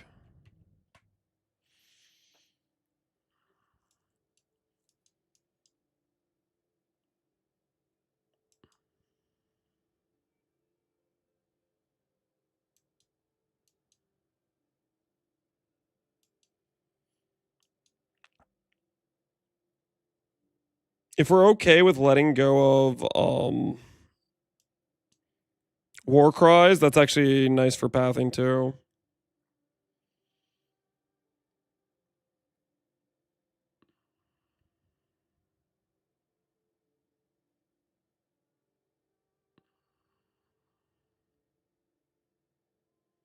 Can somebody explain why we're grabbing this? 30% light radius is why we're grabbing this. It's for Flame Link. Flame Link.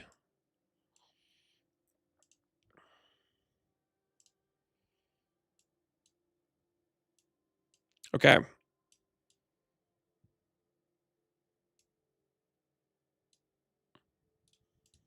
Let's say we're going to say screw some of the block investment.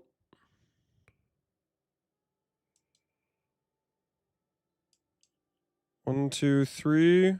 1, 2, 3.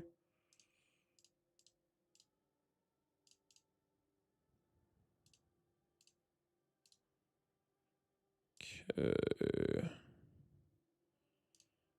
Maybe we need the decks. Don't need that.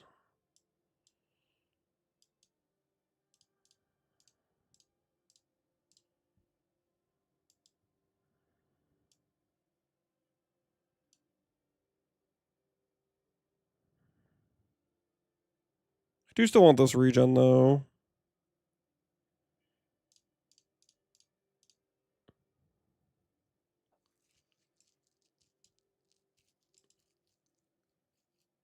Attack speed, strength, life, life, life, good regen, stun threshold.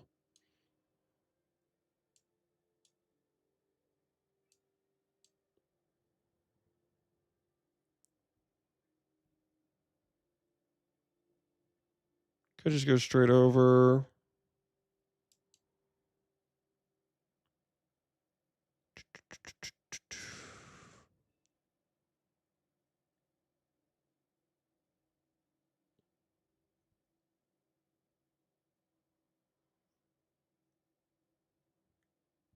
Is that the max res use melding?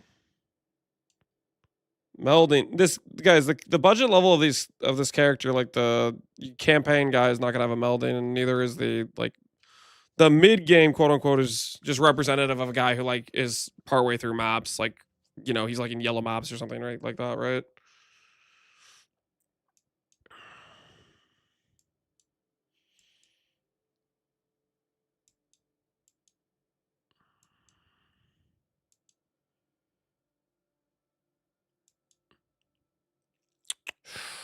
This is incorrect.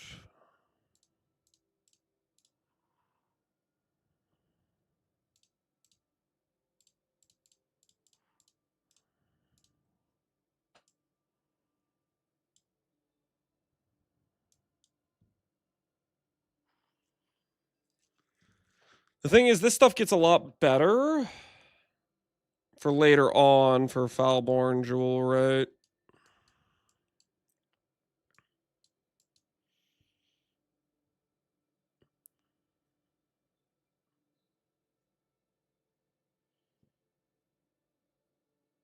Marks Armenian's correct.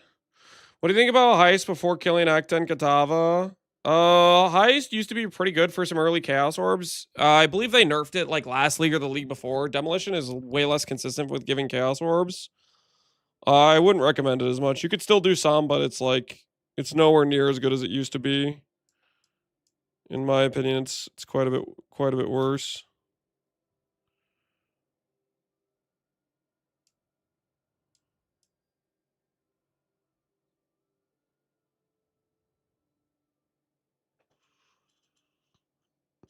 How much I got nerfed? Yeah, it's a lot weaker in that sense. I don't hate this either. Because especially if you do like an RF early game.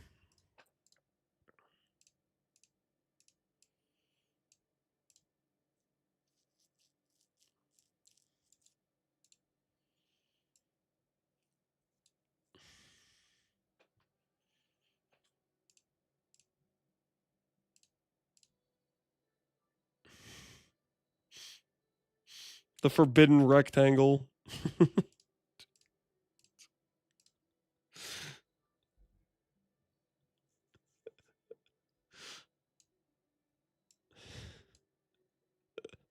I hate it. It's disgusting to look at, right? It's absolutely like, what the hell is this?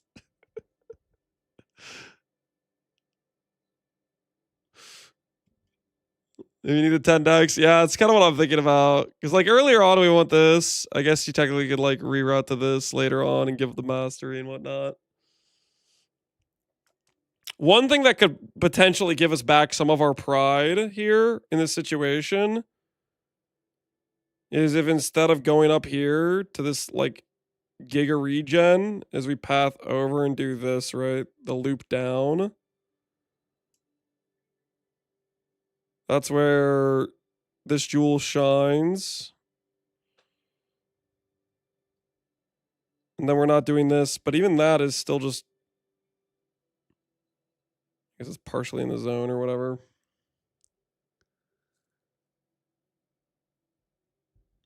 It's almost as bad as the shadow triangle. Not quite, man. Not quite, man. The cursed rectangle. The cursed rectangle. I like this little, like almost a 2. Yeah, a 2.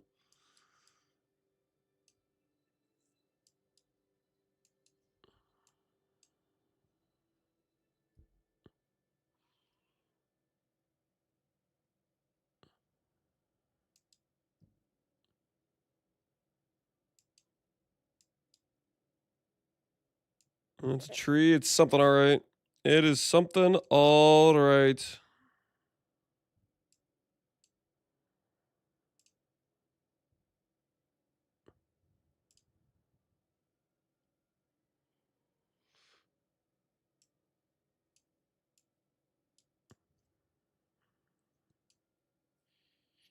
That's it. I'm following that other guy's luminary build.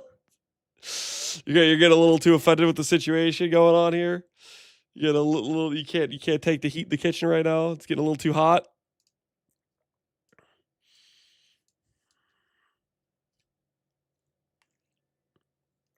Maybe that's why he was afraid of the Templar area. He couldn't handle the heat. It was getting a little too hot.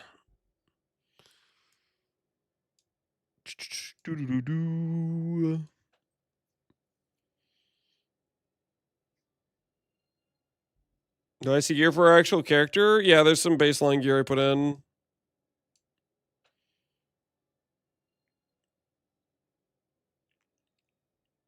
Why do you have more nodes selected than not? What the hell does that mean? More nodes selected than not.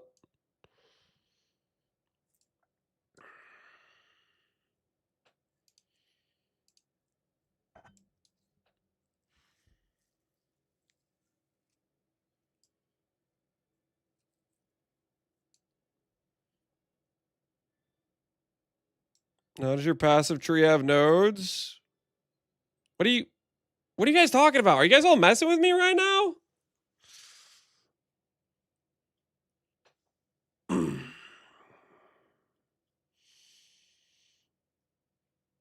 Why do you have a tree? What the? Okay, I'm lost at this point. I don't know. You guys are just trolling me. Oscrix, what are your thoughts? Oscrix, you played a lot of Merkbot. What are your thoughts on Enduring Cry versus no Enduring Cry?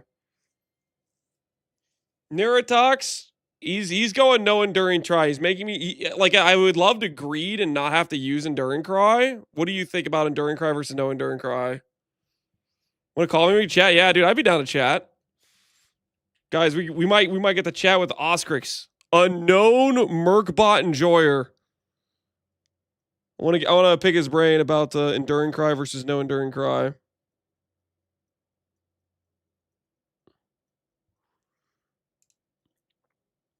See, how do I message Oscrix? Do I have you on Discord?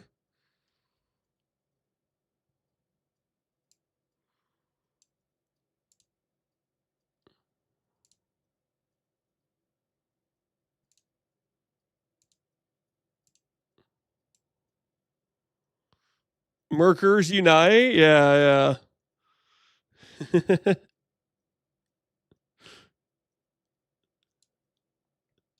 Let's see. Actually, I have no idea where to find you. Oscrix, are you? What Discord should I look at? Oh, you found me. Oh, hell yeah. Nice. All right, I'm going to send him a call.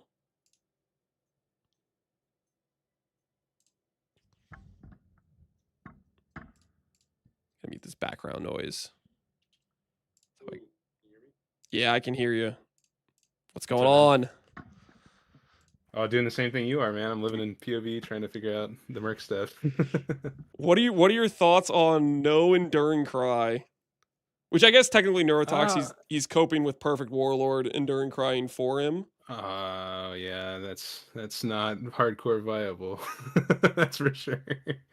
I wouldn't do that hardcore. I mean, it seems okay, I guess. I mean, it has pretty good uptime, the Perfect Warlord. It's pretty good uptime, but you think it's trolling a little bit, throwing that away? If you're moving around, you're gonna lose your endurance charges. Yeah, from that for sure. I mean, it's less consistent. Yeah, it's definitely less consistent. So you think it's probably a little bit too greedy, a little bit too greedy to get. Yeah, and besides, I mean, it's a Spectre slot you're throwing away too for it. That's like even worse. If you're going to be using Spectres, you could have a different, ritual Spectre. I'm giving up on my. I'm going back to the Enduring Cry dream. You've convinced me. In 5 seconds. Give up on the. I like the Orc Cries. I mean, I think that. I mean, it's only really that great for battle mages offensively, right? But is battle mages still base crit? Yeah. Yep. But I mean, it just depends on the point of the game, right? Because you're not going to need that in the late like Giga gear. Your Merc's going to be crit capped from all that grasping mail stuff, right? Yeah, it's gonna be juiced. Well, technically, I think I'm gonna go on armor stack Merc late game. I'm not gonna do a lightning res mod. I'm gonna do. Gotcha. I'm gonna do evasion mod. Nice. Yeah, that'll be broken, especially for like Valdos. That seems like the right choice. Where's my invite, Lance? Wait, Neurotox is in our chat. Hey, Oscar, should we add Neurotox in here? Yeah, let's make it a ménage à trois. A what? A little ménage à trois?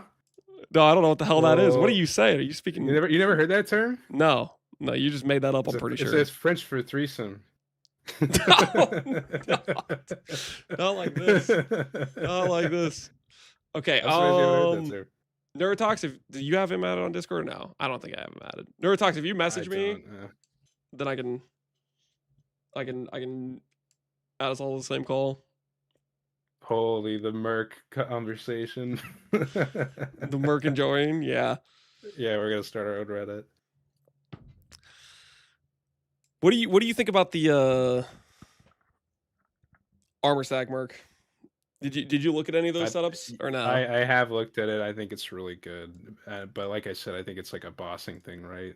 It's not really a map clear thing, so that's probably the distinction. I think it can work fine on maps if you get a good combatant. I think. Because combatant has some like pretty good, like if you get like a good setup with like frost blades, I feel like combatant can clear decently. Yeah, that's true. I also had a pretty good time clearing on flame bolt strike as well, and that was pretty strong for clear. Okay, Neurotox messaged me. Going to because that gets returned by itself. Let's do this. Does this work?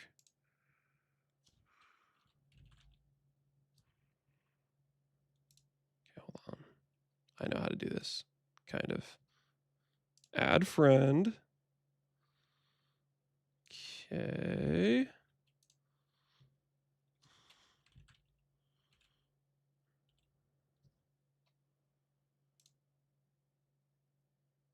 I feel like I'm like challenged when it comes to Discord.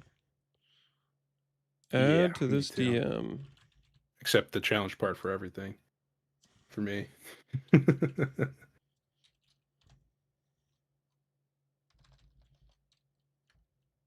does this work? All right. I think I got it. Seems like it works. Welcome Yes, Neurotox hello, to the meeting of the minds for Merkbot enjoyers. The council. Yeah. Oscrix was saying that your idea to go no enduring cry made you an idiot. I think that's what he said. Do you have any defense for this? For these claims? Personal attack on the highest level.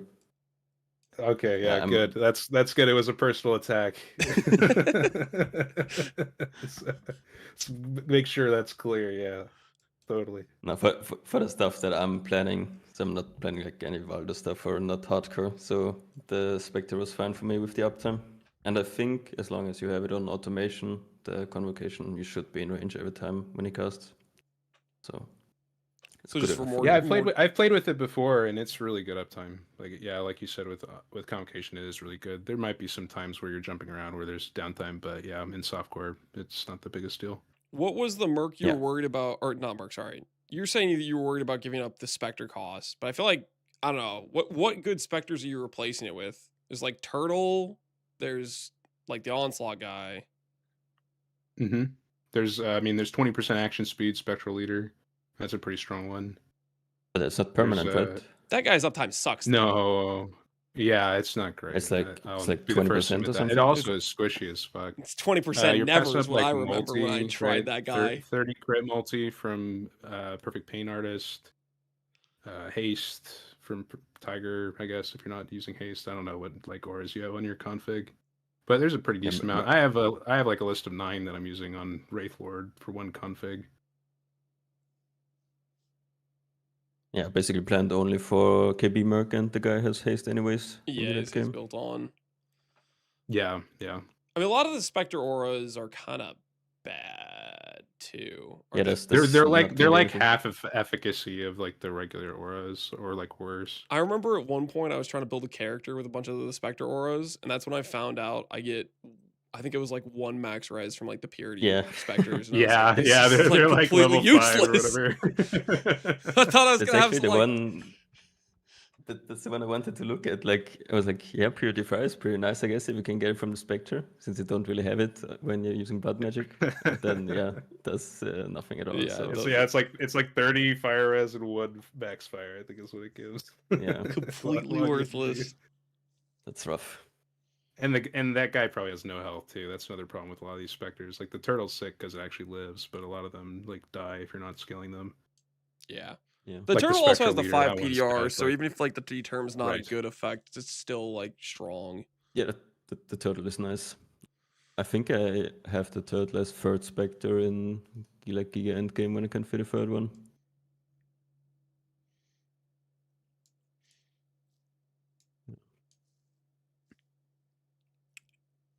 I don't know if you guys are feeling the same way, but I keep getting asked about auras versus Flame Link.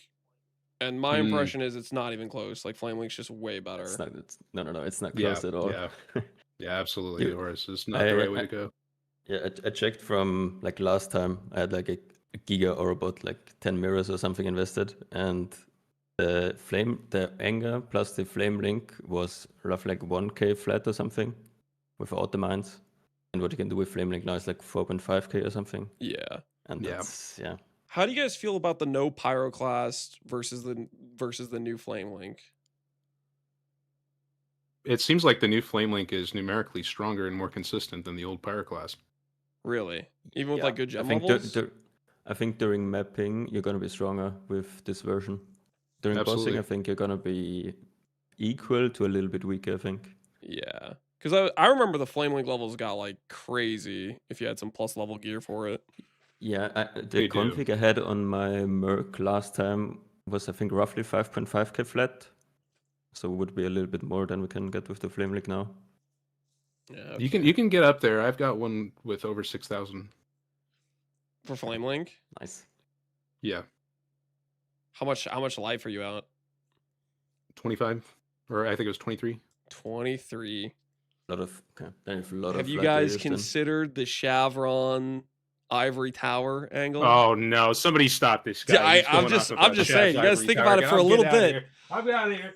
Just think about it for a little bit. I'm telling you, this sounds good though, doesn't it? Shavs is totally going to be a transferable mod. I'm not coping. Surely. Same coping as Connor with his helmet, right? It's also surely happening. Okay, well, his helmet's a little bit more delusional. He has to delete a freaking Indigon. What does he think is going to happen? Indigon onto a crown. I only have to delete a T2 that nobody uses anymore. So like, Holy. I mean, I guess you can delete also the bad chest, right? Has the same mod. The Solaris or whatever. ooh, wait, you might be right. And that'd be way more Giga Chad. Yeah, the cheapo. The Solaris Ivory. That sounds way cooler. Yeah. I completely forgot that chest existed. Maybe they forgot this one as well, and they transferred the full mod. So I don't know. I mean, if they don't transfer the full mod, like, what are they going to transfer? Like, they're gonna. You know what they're gonna do? They're gonna put the light radius from it on my cams. That's what they're gonna do with it. Isn't there light radius on that thing? This. Let me check. maybe actually. I think there is light radius on that thing. That would be kind of funny. Dang it. I don't even remember the name of this chest piece.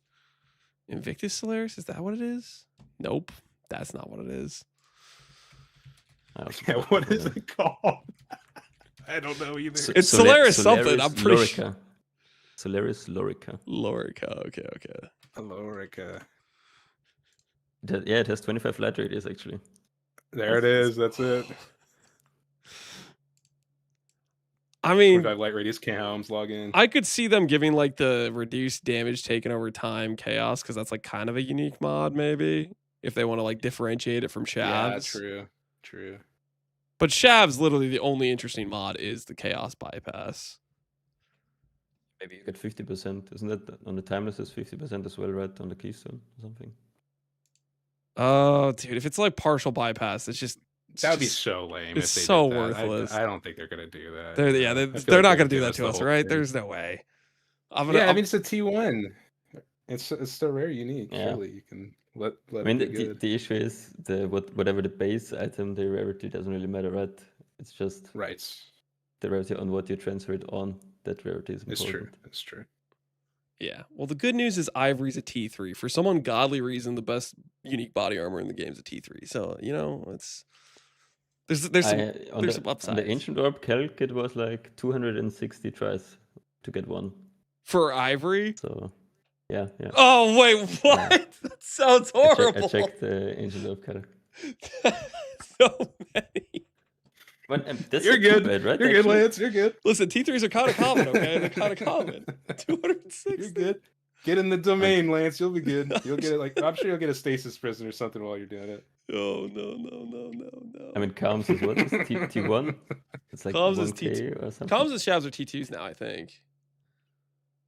And then it's like 1K or something tries to get even one. Yeah, that's way worse.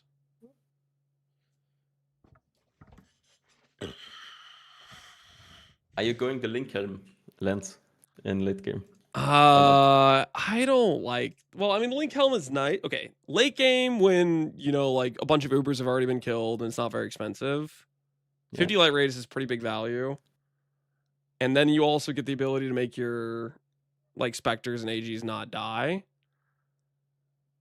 I don't like the giving up rare helmet. / I like the value of like potentially the new Abyss helm. That one could be pretty crazy. What mod on the Abyss jewels? The one that you can eat Abyss jewels. Yeah. For which mod do you wanna? Which one do you wanna eat? Well, I kind of like it for life. I think I'm assuming because it eats a mod and puts it on the helmet, right? I'm assuming for 80 life then. That you can volatile Val not only the life roll but the effect roll. So I'm picturing a world where that volatile is like 700 life or something. It sounds kind of nice. That's wow, that's an interesting point that you might be able to volatile that range too. That's interesting. Did you see the theory that if you volatile it with 3 sockets, that it goes back to a 4th abyssal socket again, so you can technically eat 5. Ooh, that's a good call too. Yeah. Oh, Maybe. Oh. Boy, now we're talking. Eat 1 life That's mod, crazy. volatile, good effect, and +1 socket. Eat 4 That more would be life so mods. sick. It's a cool item, and yeah, I mean, if you can get your health value, like it gives 480. I don't think it's worth it at 480. Past that, maybe. Yeah, you definitely have to be able to volatile the effect range plus the life range, I think. Yeah, I put it in my POB, and I didn't like where it was going from the numbers wise, because you lose like the light radius suffix on a rare and all that stuff, right? Yeah, You lose... also, if you volatile it, you lose the new light radius corruption, the normal one as well. Yeah, right, yeah. Oh, you can get up to what, 30% on helmets? Yeah, it's so pretty nuts. Hallowed Monarch has 80% light radius corrupted with perfect roll. That is a lot of light radius. I forgot about the corruption. Yeah, so you kind of want to have. Oh, that's pretty hard to beat, dude. I was thinking volatile valiant for 60 light radius. I forgot it could corrupt for 30 with the new corruption. And that's totally like way cheaper to do as well. Yeah, surely that's low weighting light radius. You think it's low weighting? I mean, it does have a roll range, but I'm thinking compared to volatile valiant, it sounds way worse. No, I mean it'll be common, is what I mean, not like low. I mean, oh, okay, yeah. They're not going to weight it like a max power charge or something for rings. Yeah, right. Yeah, right. Even last league, when the smiting AG was like at the peak, the 6% life ones with perfect less damage were, I think, like 80 diff or something. And yeah, that's true. That's fine. So the low cost of 80 div, not bad. Yeah. Or you could probably get a rare with 15 light radius corrupted pretty cheap too, right? You just buy them and vol them until you get one. True. Be kind of nice for like early. But then you're like you're 5 less light radius than your Hollowed Monarch at that point, even at like perfect roll. So yeah. Question: if you could steal the light radius mod, there's no way that's the mod that's stole. They already showcased, I think, the headhunter mod from it or whatever. But let's say you could steal that in 50 light radius, would you, for a different unique helmet? If it's full strength, I think so, yes. That thing doesn't compete with fall implicits, right? Like we can have light radius. I think it does. I think it does compete with implicits. Oh, then yeah, I mean, because then you'd be competing with 30 light radius corruption. Yeah. I mean, Oscrix, are you even running the helm? Because you can't link your specters anyways, yeah? No, I'm not gonna run that. Yeah, because you're just gonna die to the specter dying. Right, yeah. Yeah, exactly. Yeah, I definitely don't want that happening. What are you doing instead? I made 2 configs. I made one with Wraith Lord where it's just Spectre soup for, the kind of idea of like maybe you're playing with in a party and it's kind of cute, right? And then I made one with a rare helmet. I'm still a bit salty from when I made a build with a bunch of specters and then all their auras were just bad, and I was like, well, I thought these are gonna give me more. Their auras just sucked. Yeah, they're not. It's not amazing, but looking at when I put it all in a POB, the numbers are actually pretty similar. It turns out, like the amount of power I get from all it, but obviously, like specters are really finicky. I think in the end, I'm gonna end up doing rare helmet plus some specters plus AG. Fair. Respect. If they die, right? Yeah. Right, next map anyways. Yeah, and they with my config I got a stupid amount of levels. Like it's super aspirational, that what I'm talking about right now, like perfect cure, but getting like gloves that are double corrupted with duration and levels, and then empower for flame link, and you put specters in there, then they're like level 31, so they're probably gonna live through most stuff. Yeah, they should be tanky enough. Did you guys ever play with any other mercs besides like the Kineticist mostly? Not a lot. I played with the Ice Shot guy once, and I thought it was completely trash. But maybe I had bad supports. I played with a lot of them. Yeah, I played with a ton. Like the Double Strike guy, the Ice Shot guy, the Wander guy, the Molten Strike, Flame Bolt Strike. Quite a few of them I tested. Now, okay, with that experience, I thought Many Shot was okay. I played him, but I might have had better supports with him. Did you feel like that it was pretty much just Kineticus is not even close clear wise, but then others could be better in other situations? Or did you feel like there was a dominant one you liked a lot more than others?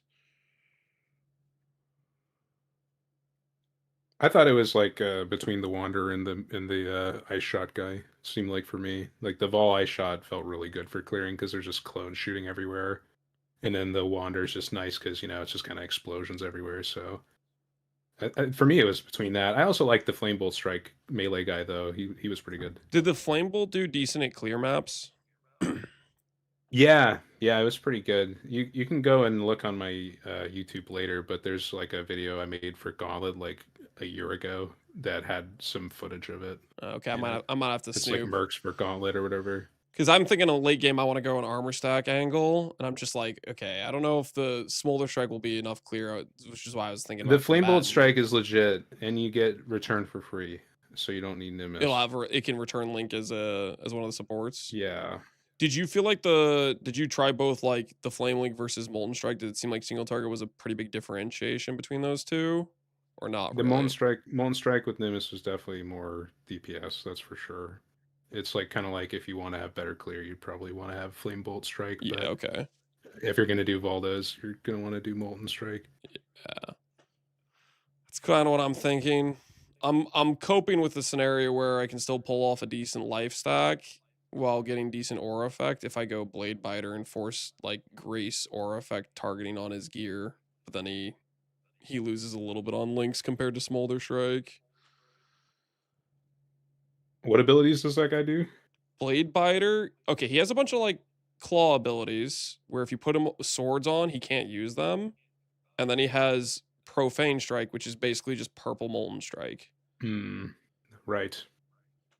So he just has a better aura because he can spawn with Grace, whereas Smolder Strike can only get like Purity of Fire. Yeah, I mean, you're probably just it's gonna not be the most incredible clear ever. AG with Gravebind, Legacy of Fury, or something like that might help. Yeah, for like some explosions.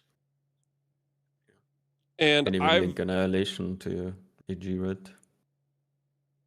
Oh yeah, Annihilation right. support. Yeah, Annihilation was really broken for it was really broken for minions last league. Yeah, I was nuts on SRS and Normandy because it always crits and the explosion always crits. It's so stupid. But if you don't have any mini damage scaling, isn't the explode going to do like no damage? Yeah, you need some at least a little bit. Yeah, I'm not. Last thing I need to do is click a minion damage node and then have people telling me it's a mini build.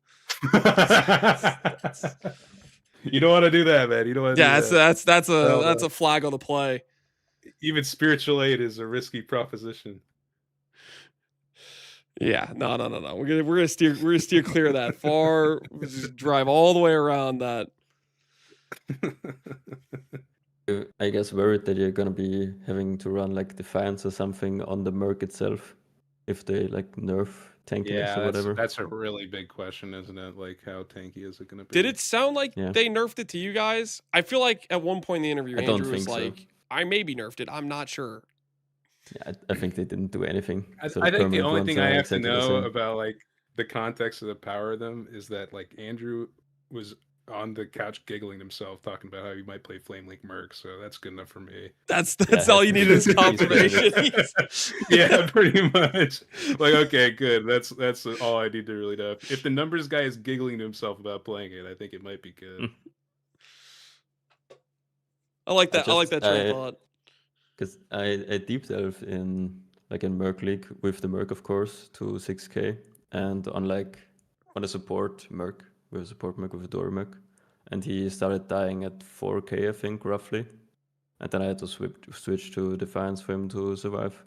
Did you try any Valdos with him in that league? No, not any crazy difficult ones, I think. Okay. Just a random question here. I made a bet with Connor about doing Blasted Monolith. What do you think my odds are with a Merc bot? Blasted Monolith. Do you know I mean, I think on the armor stack, I think you have decent odds if you can get a good setup going. I like the sound of that. A little vote of confidence. I'll take that. At least from the DPS I saw from videos last time from armor stickers, it looked like they had a few billion DPS. It was completely crazy. Yeah. So, which Connor was saying he thought the armor stack ones had only like 100 mil or something, which I was like, I'm pretty sure. nah, no way, no. I tested. I did a 6k Kurgal, so Delph boss with the KB guy, and I did like time stopping analysis and how long it actually took him to kill him per phase because the boss is HP capped. And if you calculated it, it was 125 mil what my Merc did, and I had not optimal links on the KB guy. Yeah. And the armor sticker guys did way more damage. So what you're saying is I'm gonna hundreds of smoke millions. Connor and I'm gonna be able to talk smack about DPS check Valdos for the rest of my known life. That is what I want to hear. hopefully.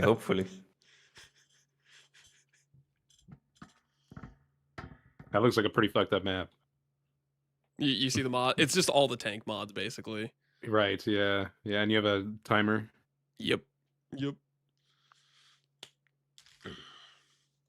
Which the thing is, he's playing a build he did the Blasted Monolith with last league with his Strength Shock, Heavy Strike of Charthus, which he knows works. So I just basically have to be able to be viable for it with less played, which I should be a faster player than Connor. But I just don't know if my character will be viable. Seems like it will be. I mean, you're gonna have more flat. I feel like you're gonna straight up have more flat than like Merc League. The map has the 10% less, right? Yeah, or not? Which we bypass. Yeah, pretty sure. Merc bypasses the anyways. That's a lot of damage to get.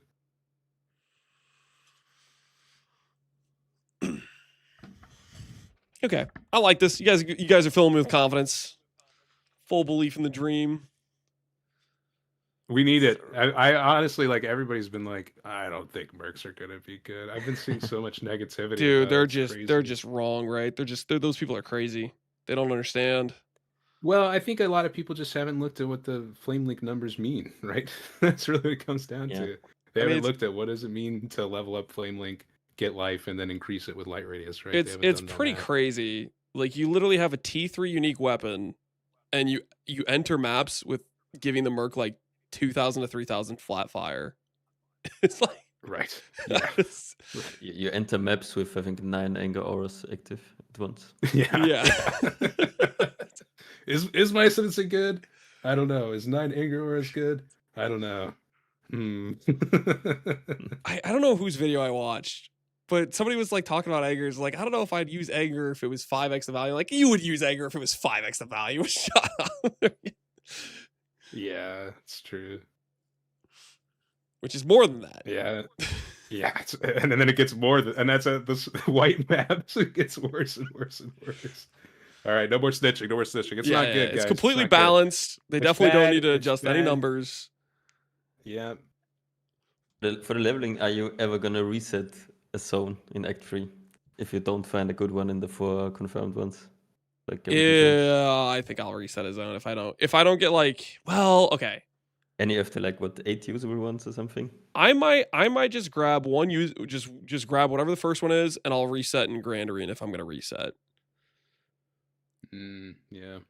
Because what are you guys thinking you're gonna want to use as the if you could pick one for the league for the campaign? Because it seems like to me that spells might have more of an edge, right? I mean, they said they work better for leveling up. The spell ones do, but I think I'd still just want a kineticist. I mean, you need someone with attack, right? The Flame Link is only for attacks. No, it works for both. Flame Link's just everything. The thing is, though, I just feel damage. like the way they balance some of the spellcaster mercs is they have spells that have way more flat than they do effectiveness. So Flame Link's like a lot less useful for them. Yeah. So it's probably just whatever hits the most times, right? Is going to be the best. Yeah. If that's the case, if like the effectiveness is just like non-existent. So I'm definitely leaning towards just wanting an attack merc. Yeah, I think you want something with clear because then you can just run through every zone and single target help a bit with RF or whatever. Honestly, I would maybe take a Valai shot guy that'd be pretty sick. Valai shot guy or kineticist I think would be solid. Just to burst Yeah, through that the would campaign. Volley Shot would be nuts. No doubt, that would be nuts. Good thing to it as well. You guys look at the Foulborn list. That's a pretty fun list for mercs. I haven't looked at the Foulborn items at all. Are there some good ones? I know, like, somebody linked me the amulet with light radius, but I didn't look at any of the other stuff. Yeah, I mean, there's good stuff before like Enmity that you probably wouldn't use. Like Foulborn 7 League Steps is 15 action speed, and like Foulborn Shin Soul might be good on the bow guy. It's 50% more when it's not hitting at close range. The biggest Stuff like problem with that. that is you need the unique passive points. Right. You only have 2, and that. Yeah, I'm just talking mostly about before Enmity Untouched, right? Because that's basically what you have to do. Yeah. I'm personally, I'm not planning to run Untouched for a long time. I'm a believer in the unique weapon and shield. Nah, you're absolutely crazy. Uh, Really? I think it would. That's one of the things I was looking at your POV. I was like, he's really going unique shield weapon the whole time. I mean, not the whole. I think there is a point in mid game where you first equip the enmity, and then you don't have a good enough neck yet, where you need the neck, the Hunter's Soul, to cap the res to a decent point. Yeah. But I wanna switch off it pretty fast, I think, because when I checked like once what's good on the Merc, like just a corrupted Piscators was better than like the best crafted one you can even make. So Wait, for real? Nah, you're messing with me. The best, does the spell best damage not one, apply to the attack? It applies, right? Even if it does, because the KB was nerfed to 150, and like max with an Essence Craft you get like 94 or something, and Piscator has 115. So that's already pretty much nearly the same. And in the ultra late game, you're gonna run that's KB in base game though. The mercs have separate skills, right? Let's say they adjusted as well. But yeah. There's no way, man. The mercs are going through unnerved. But all right, sorry, keep going. Sorry, the Replicant Whistle, which has attacks for an additional proj. And if you don't have GMP on the Merc, this line alone is like 20% more damage on the KB Merc. So, and just corrupting this one, I think, is the best weapon you can have. Assuming you have no GMP, but if you had GMP, you would. With GMP, it's like 8 to 9% more, and if you click the unique node on the Ascendancy, you get like on purpose like 20% more, 24 more. So I think it's pretty competitive. I think the unique weapon node is really good before Enmity because of the more because by clicking that you get 3 uniques, right? Because you get the preceding and your offhand main hand. So you get 24%. That's pretty more. nice. I like the idea of like maybe Death Rush in that for clear or something like that, or if you're gonna go Sainture Soul Thirst that, and then the weapon before Enmity. How much do you think Enmity is gonna cost on like a trade league? Depends on the role. Low roll is extremely bad. So I mean, that's just one divine. It only away costs from being you a good one roll. divine. That's right. That's right. It's only one divine away. I mean, all you gotta do is just not be bad at the game for one click. Simple as. I mean, last league, any roll was like 9 to 10 diff, I think, towards the end, where people were just volatile valing it. Well, the nice thing is it's basically just going to be us because Greywind got shot in the head. So. Oh, guys, I think we got patch notes. The chat is telling me that we have a patch notes. Later, update. guys. Thanks for talking. Yeah, it's been fun. I'll see you guys all later. Good luck on your Merc starts. I'm going to talk a lot of trash about both your setups and say mine's better. Don't worry about it. Nothing personal. It's just business. You understand?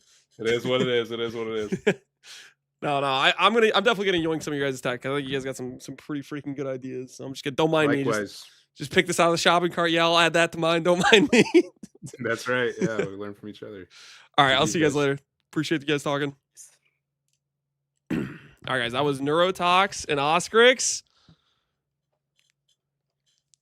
Good times. Some fellow Merc enjoyers.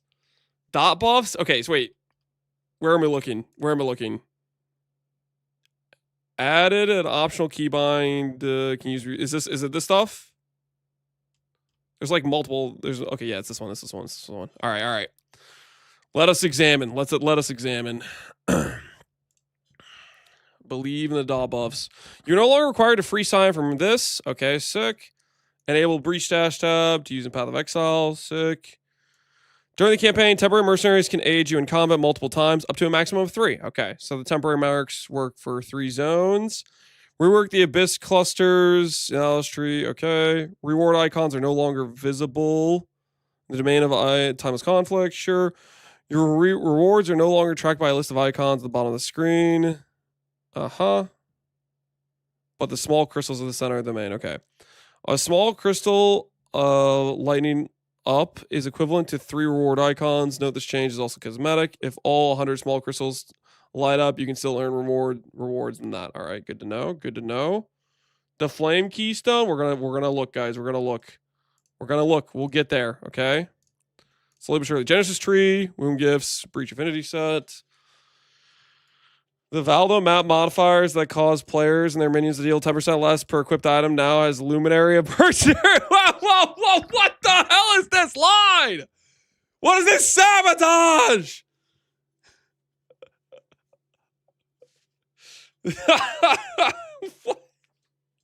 They heard you talking about it? This is my Valdo cheat code mod. What is this?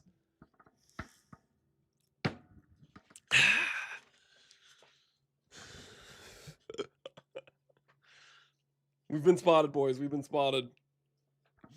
We've been spotted. That's messed up, man. That's messed up. You're so cooked. We agreed with the caveat on this, okay? We'll have to renegotiate terms, all right? We'll have to this was the caveat to the wager, okay? What the hell is that line? Added a new Bitter Frost keystone to the north of the witch area. Bitter Frost grants enemies chilled by your hits have damage increased by chill effect. Enemies in your chilling areas have damage taken increased by chill effect. Cannot deal non-cold. Okay. Jonathan said disregard. Octavian's clearly lurking. Yeah, we got hit, man. We got hit. That was messed up.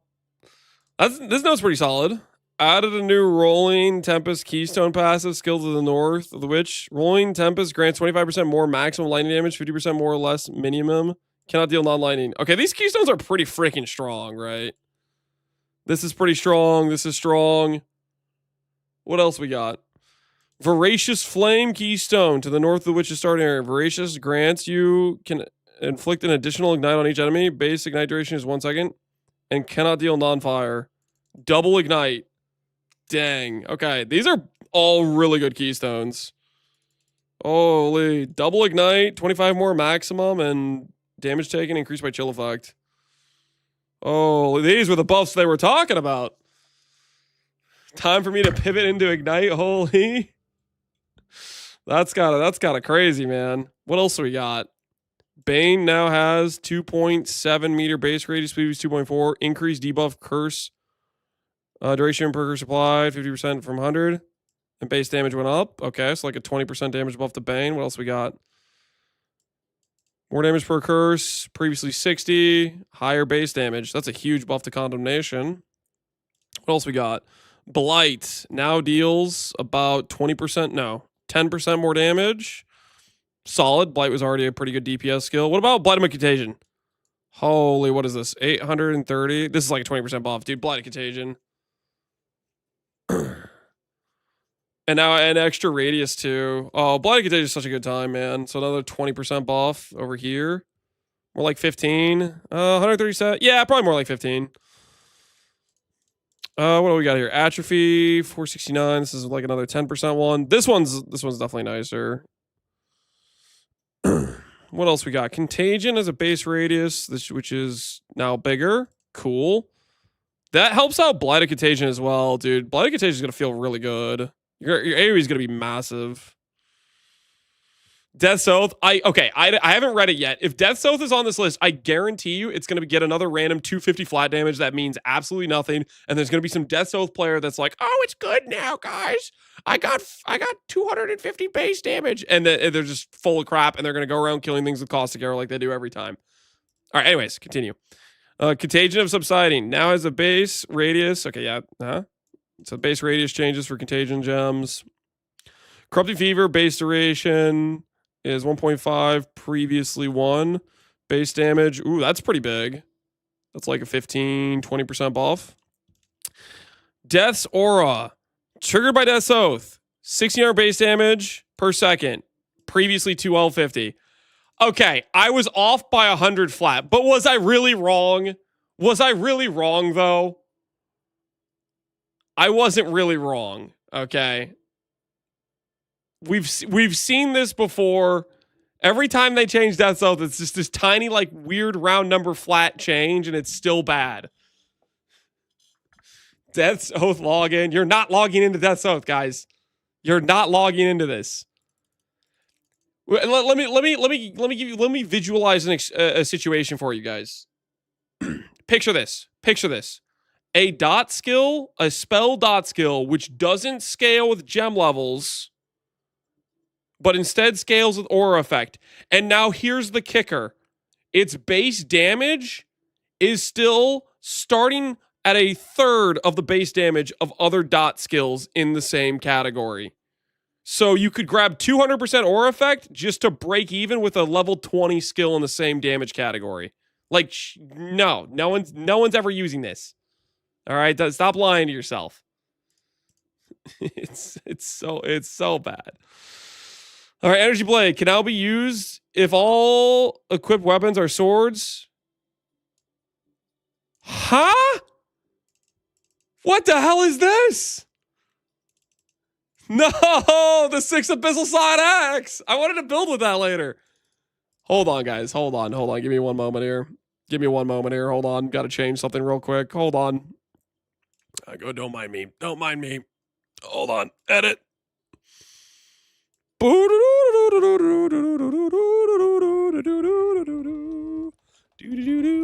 This was never on this page. You never saw this. All right. Where was I? All right. Essence Drain. Now deals 2,700, previously 2,100. Okay, that's a nice dot change. Still just weaker than Blight, but solid buff. Nice little buff. We'll take it. Desperation got a much lower buff. Fair enough. Xang got a nice little buff. Xang got a little buff here. What else we got? Flame Wall had a buff too. Now provides 0 to 2 maximum flame walls at a time. Oh, cool. Some extra flame walls. Reap now deals base damage higher. Nice. It looks like there's that Andrew settled in the I'm gonna give every dot skill like a 10 to 15% buff situation. That's what it looks like. Holy! Another sick Scorching Ray buff. Dude, this is actually so nice. Our RF leveling just got so much nicer because it's way easier to get the 8 stacks with this versus this on a character that doesn't have cast speed, right? This is a very nice improvement for getting our exposure. Yo, we'll take that.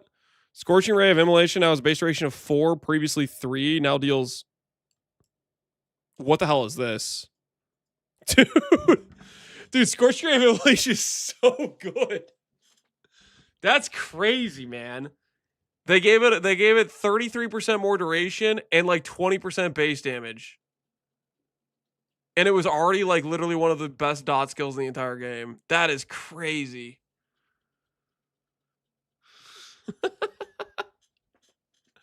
That is crazy.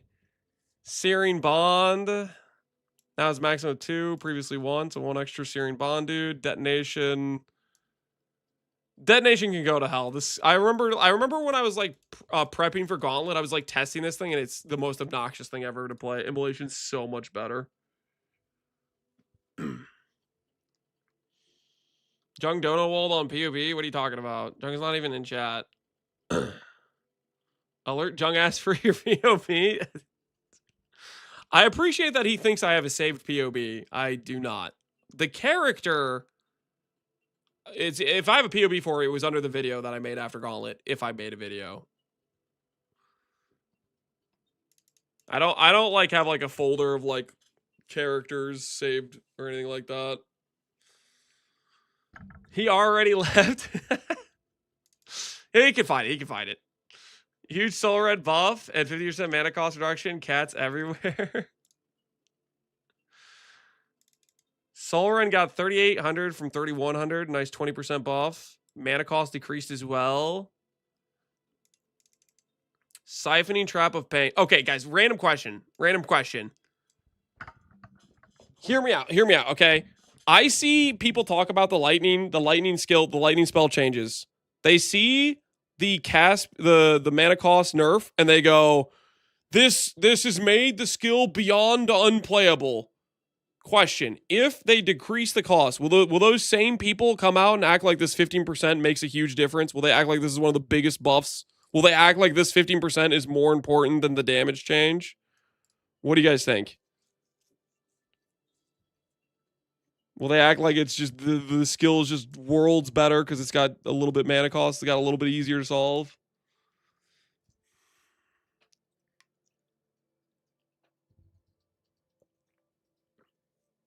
$15% is nothing though.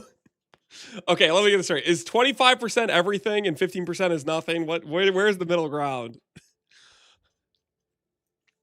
I'm just saying, okay, I'm just saying there's a lot of exaggeration going on. The 25% definitely hurts for mana sustain. I'm not arguing that, but people are acting like it's the end of the world.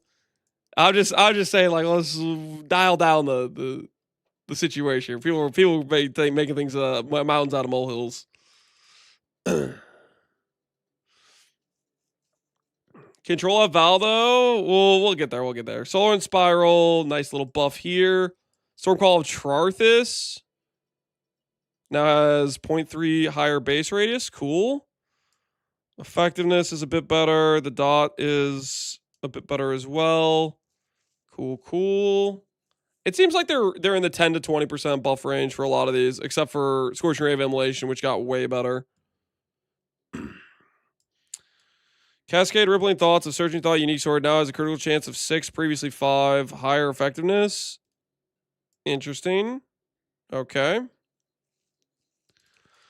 Wintertide Brand now has base duration of 2, previously 1, and a base damage of 389. That's a massive buff to Wintertide Brand, isn't it? Or am I being stupid? That feels like a really big buff for Wintertide Brand. Because Wintertide Brand was already, like, pretty decent. Cold Dot's looking pretty nice right now. That's massive to me. Yeah, that's looking thick. That's looking juiced. Val Reap got a buff. Don't mind if we do.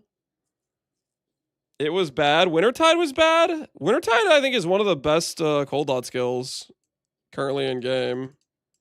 Saying Wintertide's bad sounds crazy to me.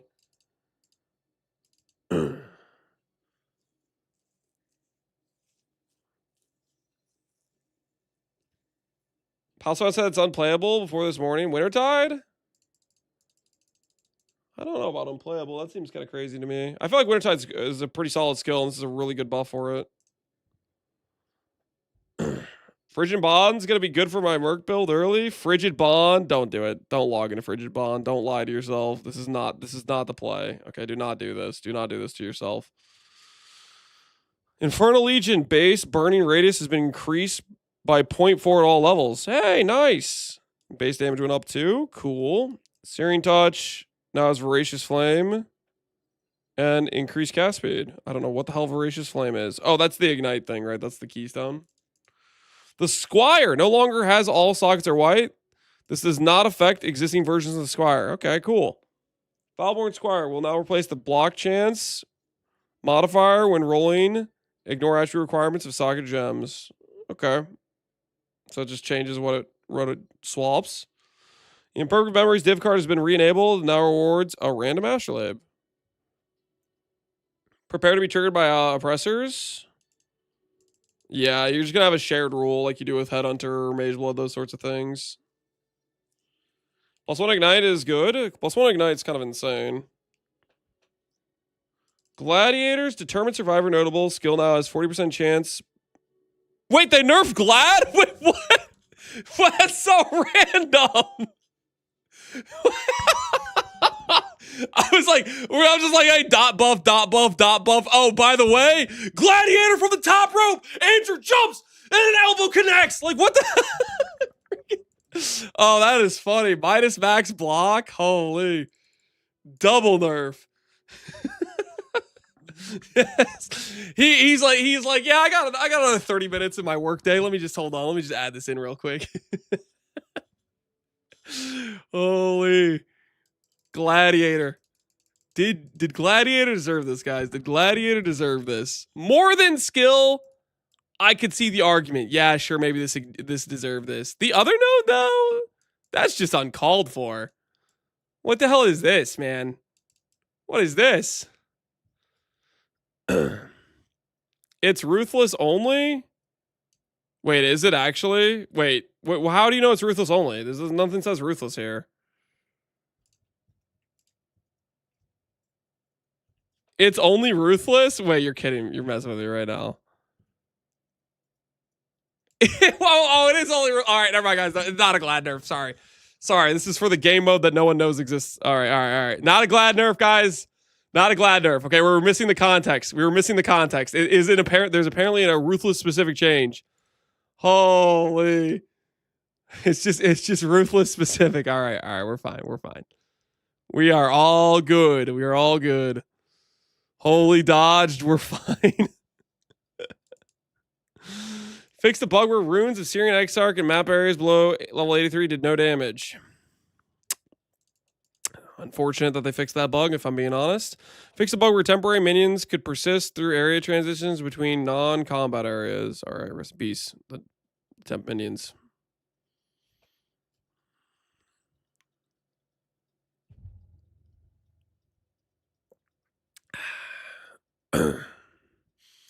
You try Frostblades to level? I was interested with the 10 quality giving an extra proj. No, I did not try Frostblades to level with. You'd be pretty ZDPS, but good clear is kind of how Frostblades works early on.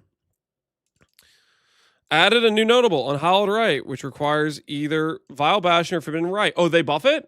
Causes you gain Spirit Infusion every second while channeling a spell. Each stack Spirit Infusion grants 30% faster, 10% more, 20% more, maximum 5 stacks. You lose a stack if you haven't gained in 4 seconds. Okay, so they doubled the duration it takes to start losing stacks. That helps it quite a bit. That it's 4 seconds instead of 2. What else did they change? Cold Snap. Okay, so the skills that were already in the patch notes but weren't dot specific are getting their dot buffs here, I guess. So dot buff for Creeping Frost, about 20%. It's Warbin time. Always has been. All right, what else we got here? Creeping Frost, effectiveness, dot damage. Seems okay, good. Creeping Frost of Flows. Nah, this is made up. This isn't real. I don't believe this is real. There's no Creeping Frost alternate gem. I don't believe this. This is not a real thing. This patch notes, I'm getting trolled right now. That's a thing? Nah, I still don't believe it. That's not real. I don't like this is made up for sure. Made up for sure. 65 effectiveness. Previously 80. It has a base duration, base radius of this. Previously this. So it got bigger base radius, better base dot damage. Sure, okay. Flame Dash, lower base crits. Effectiveness is higher. Base dot is higher. Sure. Ice Storm has better base crit and higher maximum storms. It's not real, can't hurt you. That's what I was thinking. They already nerfed the Ignite Keystone? What he nerfed how? Flame Dash has a hit? You didn't know that? Yeah, it has a hit. I've killed myself with a Reflect with this. Lightning Warp has a faster cast time. Higher mana cost. Vortex. Higher base damage. Reduced mana cost. Okay. What else we got? Vortex of Projection. Reduced cost. Tree base crit. Sure. Val Cold Snap. All right, let's talk. Now can store 2 uses. All right, that's good. Soul cost 25. Nice. Soul gain prevention lowered. Nice. It now has a cast time of 0.8. Nice. Better crit chance. Doesn't matter. Now deals 36 instead of 3k, which is about 20%. Nice. Yo. Val Cold Snap. Got Giga nice QOL added to it in terms of like the uptime. Because like everything here is 2 uses, 25 cost, prevention time. All that is like uptime benefits essentially. Val Cold Snap's a real build. There's a real build before this.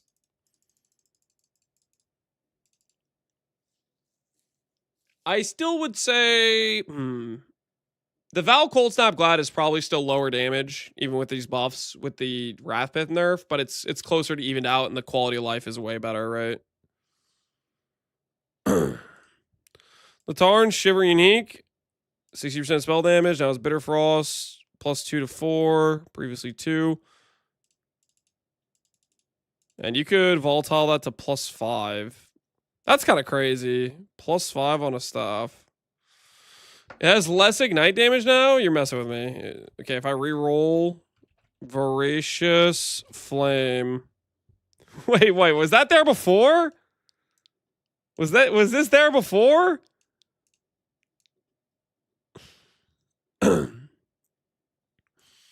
They just added it? I mean, it's still pretty freaking strong, right? 2 with 25% less is still 50% more ignite damage. This is still like insane for ignite builds. It's still 50% more damage for ignite builds.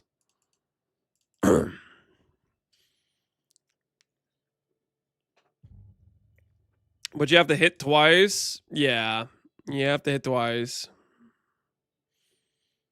The Ignite builds don't scale cast speed, so it's very situational. It definitely depends on the Ignite build. Base duration, Ignite duration will be way more important. Ice Crash stonks. Yeah, not Sushi, sorry. Tuna, the other fish streamer. He did Ice Crash Ignite, right?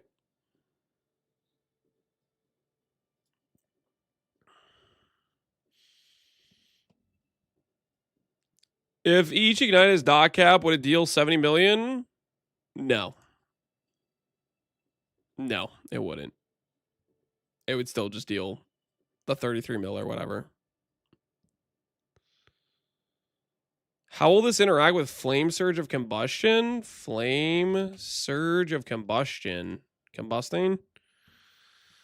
Games you create Burning Ground no more than once per second. Burning Ground deals 50% damage per second of inflicted ignite. I have no idea I have no clue.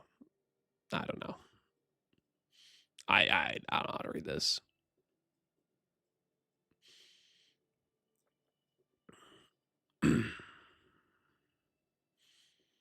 The Burning Ground is 4 seconds based on the DPS. So, like, you inflict 2 ignites, is what you're saying. But the damage from this is a way to get around the ignite duration being bad. I don't know, man. I have no clue.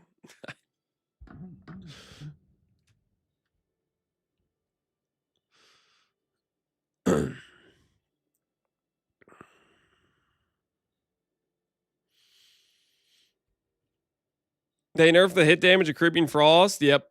They saw some people walking around using Creeping Frost as a hit-based ability, and they said, "Not on my watch, kid. Did you see what I did to Catabasis? Your time is now." They took him out. Straight took him out. Not today. Yeah, not today. Not today. Cold Dots are very, very strong. Now it's one of the best stars. Yeah, Cold Dots got some nice buffs. Fire Dot's got, honestly, like all the dot skills got pretty solid buffs. Looks like they went with the 10 to 20% more, and then a couple skills got like some giga quality life improvements, or Scorching Ray of Immolation is the biggest winner, right? Like, I don't know what the hell this is, because this is a 20% buff plus a 33% buff. Of the dot skills, this has got to be the biggest winner, right? There's definitely some notable entries, like Val Cold Snap was huge quality of life improvement and uptime improvement for that one, but this is just crazy because this skill was already like really, really good single target. Valdo's Merc was the biggest loser. Yeah, what the hell? What the hell was that? The Valdo modifier that causes players to What is this? Who do you think it was, guys? Do you think this is Andrew? Do you think this is Octavian? Do you think this is somebody else? Who did this? You did this? What do you mean I did this? Collusion, so Connor wins the bet. Well, the bet had the caveat of the bet cancels itself if this mod isn't bypassed. Jung snitched it. Do we blame Jung? I'm still gonna try to do Valdos with Mercs. But yeah, this hurts a lot, man. This hurts a lot.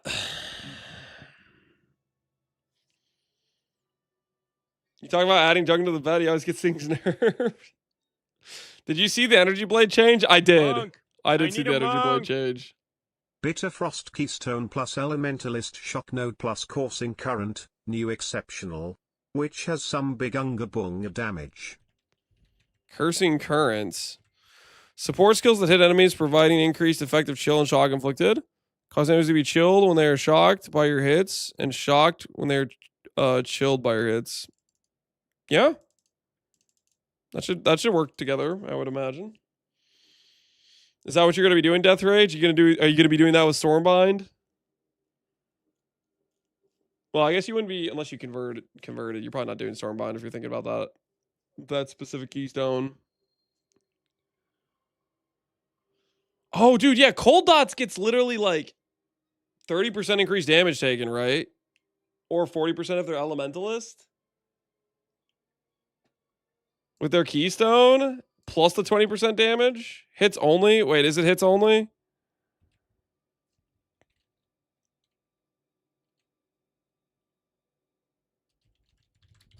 Bitter Frost. Chilled by your hits. Have damage taken increased by chill effects. No, this is... You can definitely do this with like an Elementalist.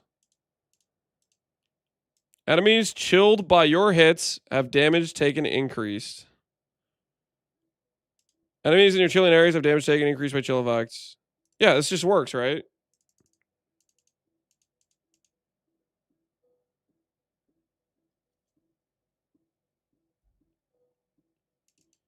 Okay, I take it back. The cold snap glad probably actually deals more damage than it did before. I wasn't thinking about this keystone too. This is another pretty big damage increase as well.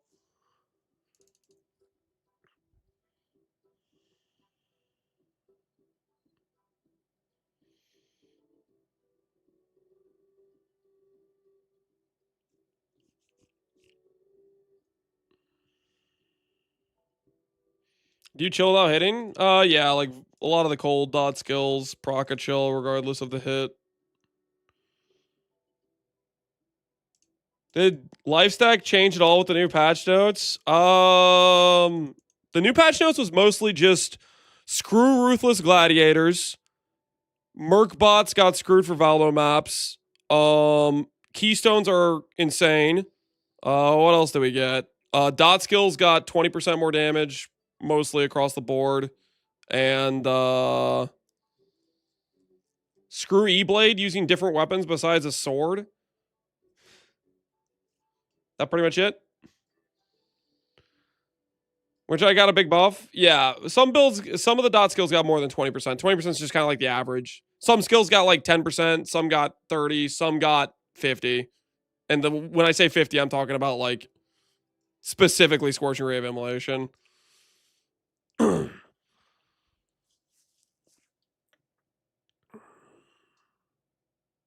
Dot exceptionals. Doesn't look like we were getting dot exceptionals, but there are some nice dot increases or damage number changes for them though.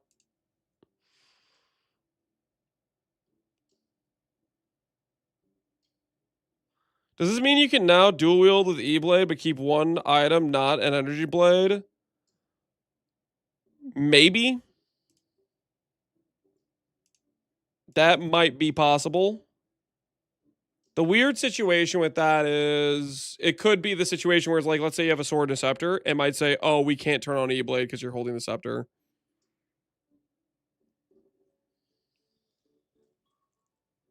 It could be either one of those outcomes, I think.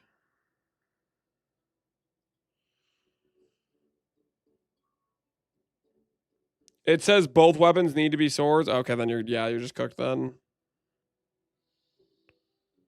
Is the better trade link done? No, we got kind of distracted.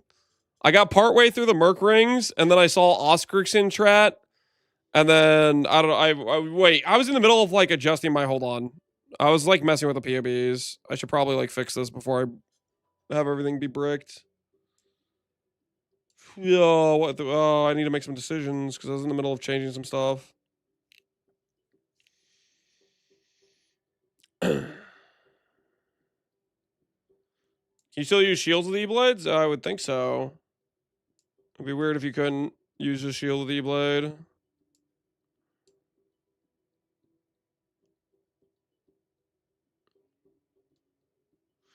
Can you reflect reverse the bitter to give yourself DR? Potentially. That's a good, let me look at that real quick. Have damage taken increased by chill effects. The only way you can do the reflect though is I think fulcrum. If you want to give yourself this DR. But yeah, that could potentially be an access point to DR, which we might have to look into this league.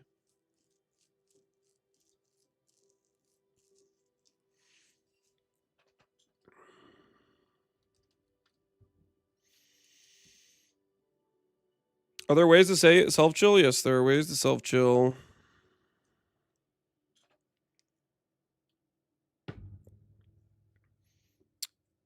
Oh, that's a good point. I'm forgetting about Battle Mage's Cry too. I'm forgetting about Battle Mage's Cry too. How much base credit is Battle Mage's Cry? It's like 2.5.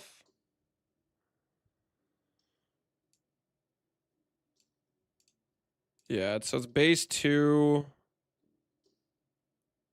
30 Warcry buff effects, 25, 45. So it'll be like 3.5 base crit from Battle Mage's Cry on bosses. Okay, I'm back to being a Warcry believer as originally planned.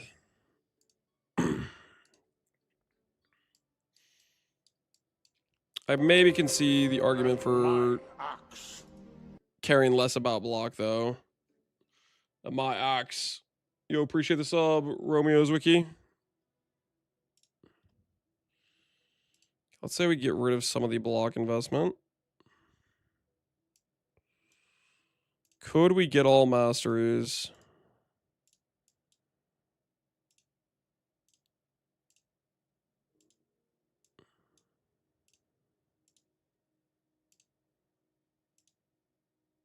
Okay, we can't get all masteries. I still want the war cries. Base crit plus consistent regen. Perfect Warlord doesn't exist for a while.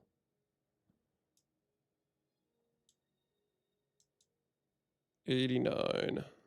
And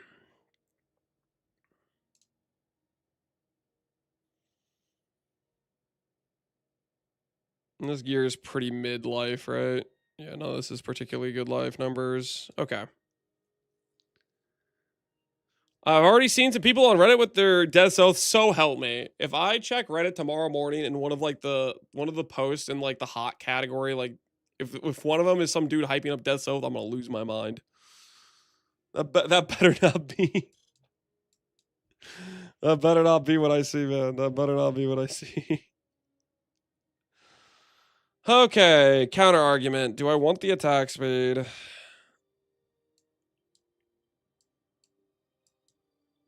This is level 89.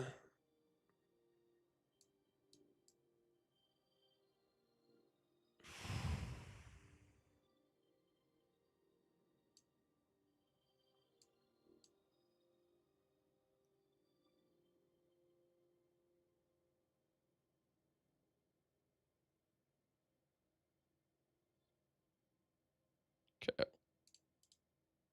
Stream for a moment here and see if this is possible.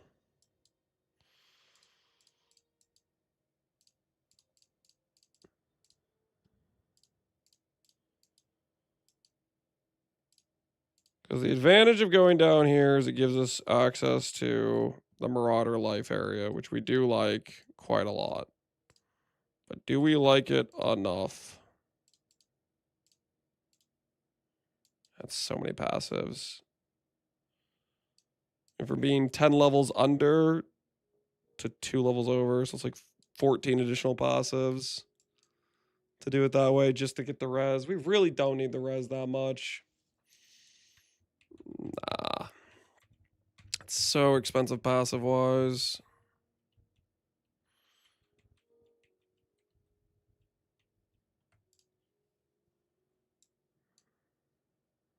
I added some passives somewhere. Where did I add extras? These.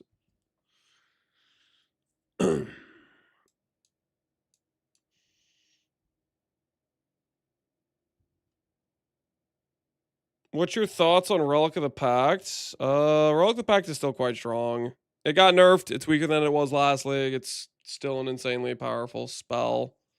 I would put it in the category of it's one of those skills where if people aren't really competing for the item, if you can get it for cheap, you'll have like an insane build for the cost, basically. Is the 40 life worth over a passive point? That's a good question.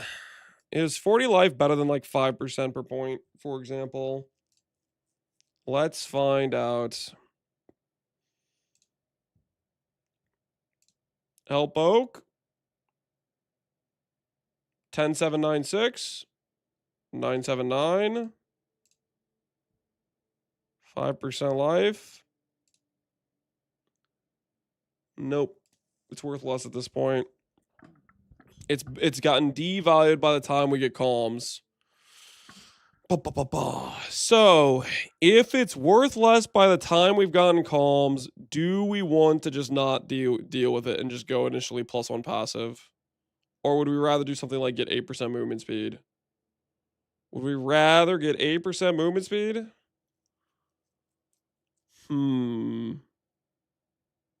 I could maybe be tempted on the 8% movement speed.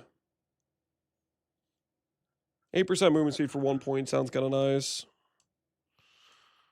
The res is solid for RF. It's just this character has a lot of free res because we're going to be doing an Eternal Blessing, Purity of Elements. I don't think res is ever really our problem.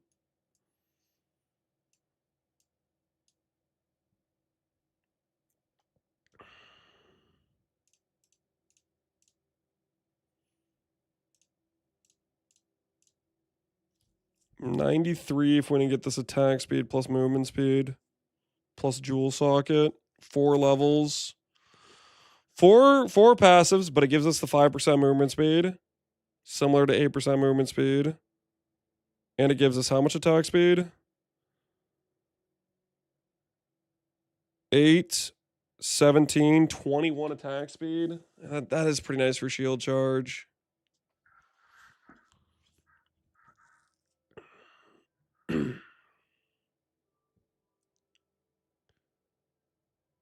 Sir, second ignite is hit the passage tree? What are we talking about? What second ignite are you talking about right now?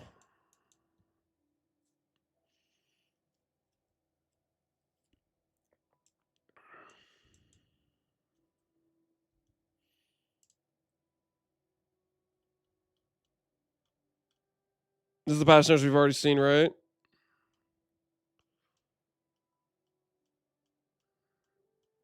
$25% less. Yeah. We already know about that. Yep. I'm behind the VOD. It's all good. It's all good. I like this for shield charge value. I think I'm convinced. You get the 7% life.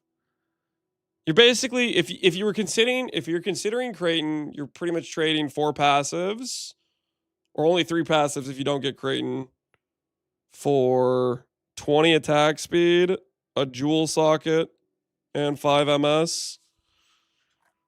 And we have access to another aura effect cluster if we choose to add it.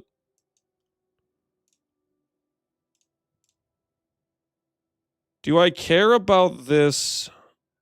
I like it for Stormblast Mind. Purity of Elements, not so much. Vitality, Precision. I think I'd rather have that than this.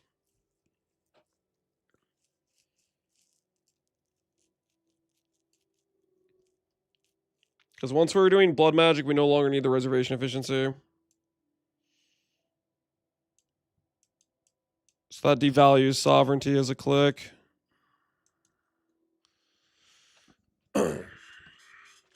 With what are you leveling before the swap? Spectre Throw is so bad at Act 2. What do you mean? I just do Spectre Throw to like level 16 or 17. You could do like Sunder or something. Keep in mind if you do like Sunder or something like that, you are going to spend an extra transmute, so you'll need an extra transmute for Fire Res. It just costs you a little bit more in terms of like gear tags. But if you get like a good axe with the right links for Sunder, just pop it on. Sunder's quite solid. Okay, I still like War Cries, because we can do Battle Mage's Cries well as Enduring. I don't want to rely on the Perfect Oak, and then we just have big life investment.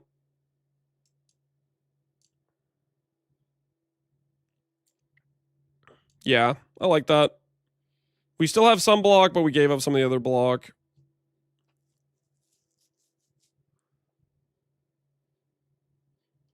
Why not do the Link Mastery for exposure? Because you can get exposure through Waving Eviction. You can get it through Scorching Ray. You can do this, but like, I don't know. There's just other sources of exposure, and it's 4 points. So it's kind of expensive. Okay. I like this adjustment. Now let's fix the adjustment over here. Let's...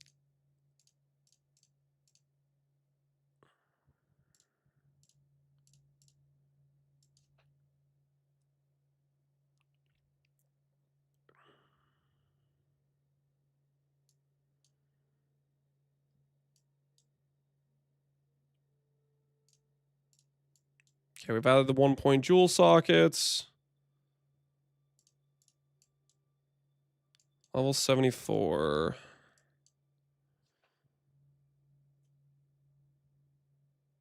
One point at the top when you have a full wheel. Or did I miss something? Are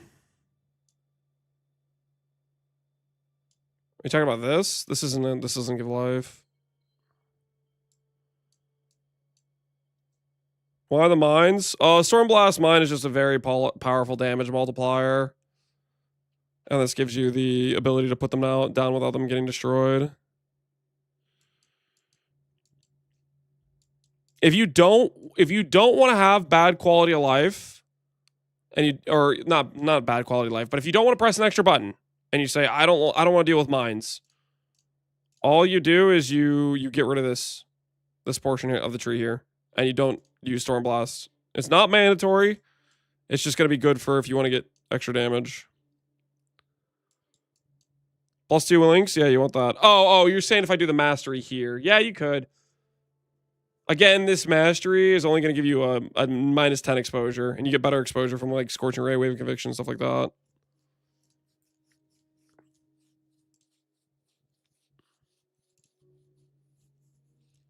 I guess technically, the mid-game may or may not have the exposure on the Guardian yet.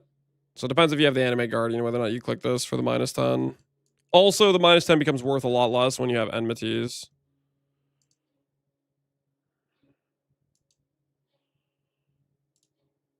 Okay.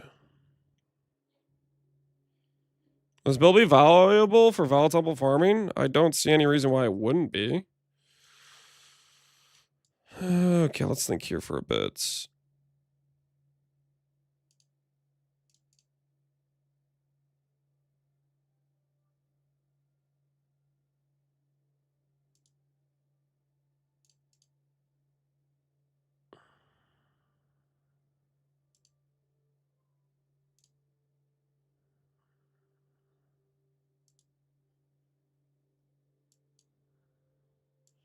A lot of this is like filling out the life nodes and stuff.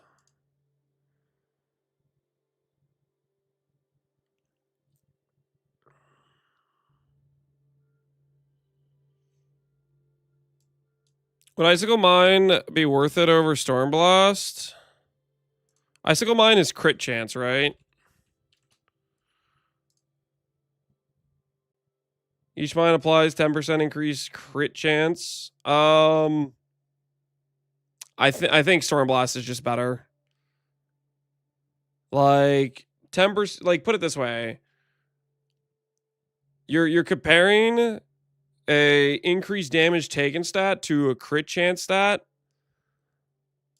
Normally on the tree, a good crit chance node says 60% increase, and you say that's a decent node to click. But if you could spend 1 point and grab a node that says enemy takes 10% increased damage, like 90% of all builds would think that's a worthwhile click. So when you have a Icicle Mine that only provides like a 2x to 2.5x ratio between increased crit chance and increased damage taken, I think it's just Stormblast is just quite a bit better. On the top end, 500% crit chance versus 150% increased crit chance taken, which is closer to a little bit over a 2.5x ratio, right? But I still think it's quite a bit stronger. Okay, we need to cut a couple levels.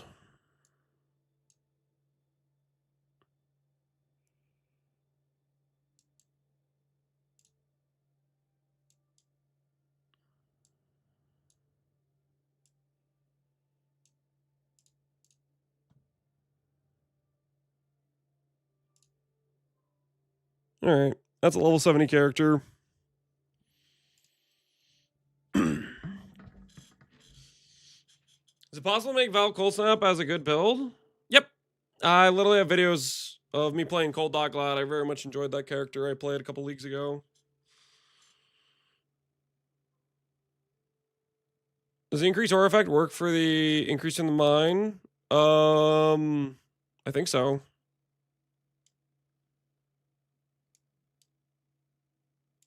Okay. We've dealt with our identity crisis. We had from Neurotox. We yoinked some of his tech.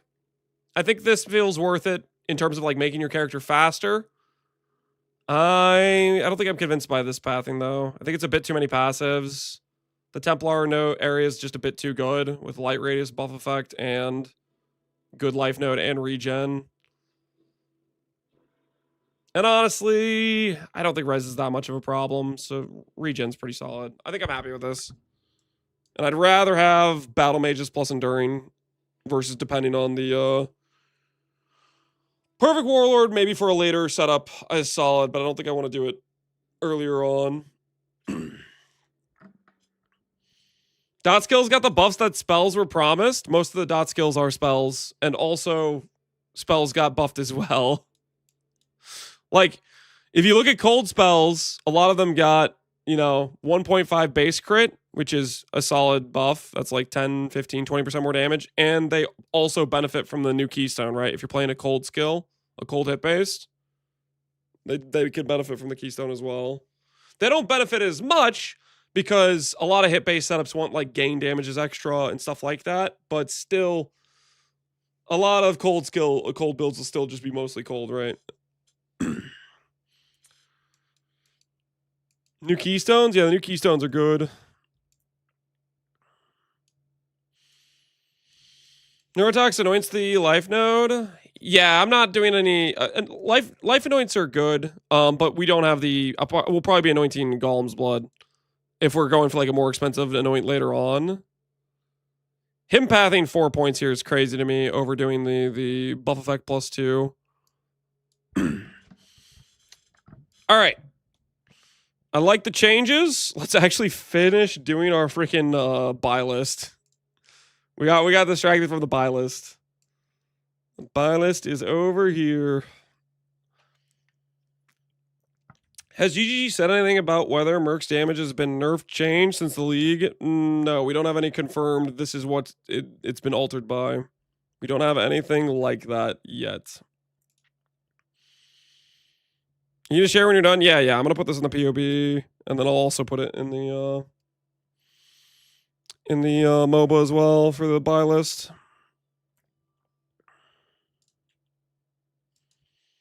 Let's see if this works. 300.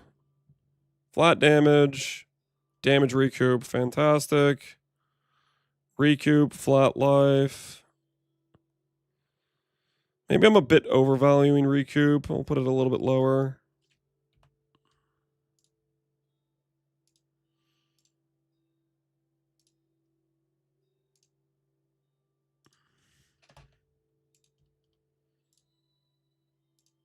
Okay.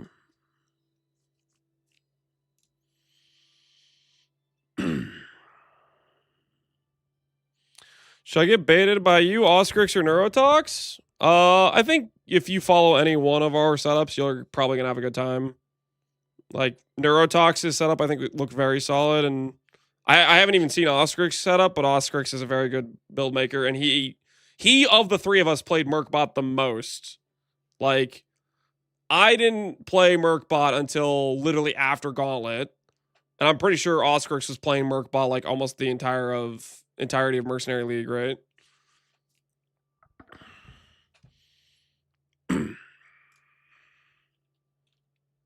Have we looked at patch note updates? Yeah, we have. There's some good stuff in there. There's some good stuff in there. Ooh. Wait, did I add increased damage to the rare ring search? Yeah, that. Increased damage. Honestly, increased. I should have increased fire damage as well as part of the weighting. Because it's, let's be honest, most of the damage is just going to be our Flame Link. I should do that for Amulet as well.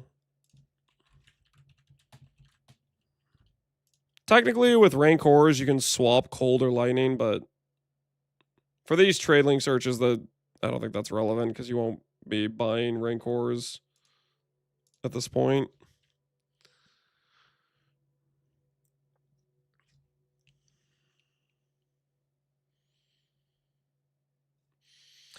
If you really want to avoid using AG inspectors for whatever reason, is there anything to use the sockets for? That'd be decent. Yeah, you don't have to use them. Like, for example, on... Where is it? This setup here, I only have an AG. On this setup, I don't even have specters on this setup, so you can swap that out, which, speaking of, I kind of want to add... Battle Mage's Cry anyway, so I'll just add Battle Mage's Cry for now, I guess. I do think you should consider AG and Spectres, depending on like what is worth dropping to you. And it just depends if you have like the socket space for it. Let's go to here. Battle Mage's Cry again.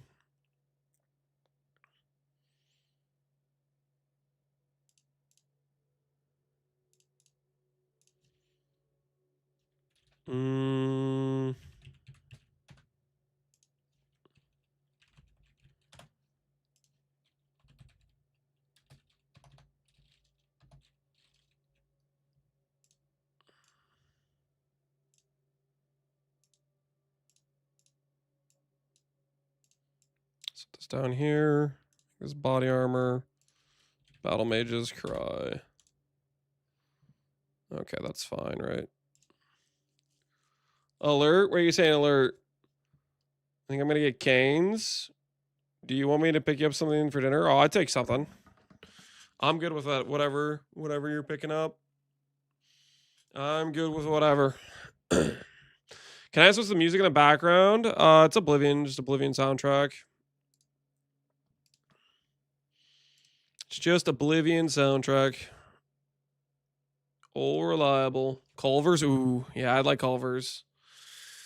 Ooh, I do like Culvers. Probably more than Canes. I don't like Canes as much, so if it's close by. Yo, Natsunsoku. Thanks for gifting my wife a sub. Much appreciated. Much appreciated. Cheese curds, yeah, I do like the cheese curds. You know what I kind of like is the cheese curds with like the marinara sauce. That's a good time. All right, focus up, focus up. Gloves. Ooh, should I be adding accuracy rolls? Oh, I forget how much accuracy matters on these guys. I feel like it kind of matters.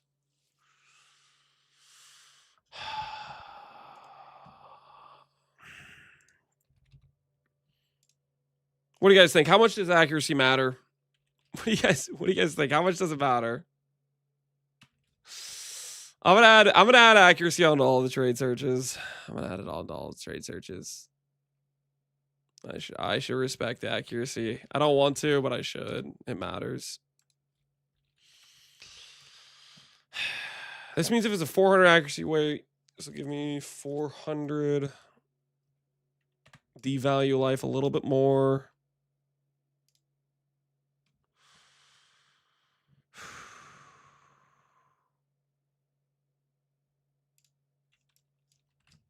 Let me make sure I didn't break the weights.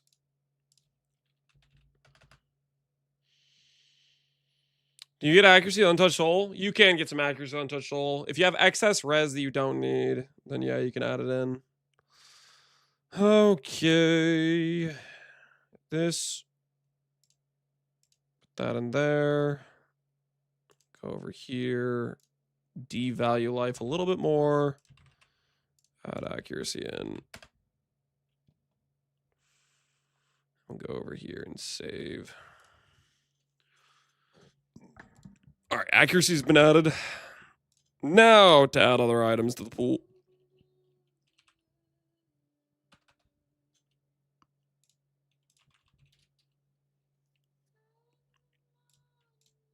Call accuracy will give a 1 weight to.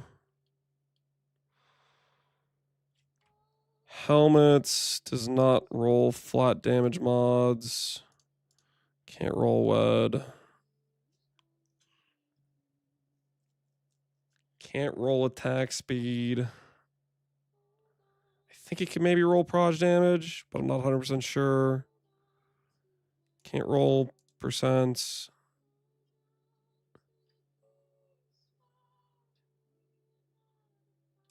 Helmet doesn't really have a lot of stats we care about, does it? Can't roll recoup. So arguably this is a much more important slot to get accuracy on then. Because there's more valuable damage affixes on other gear pieces.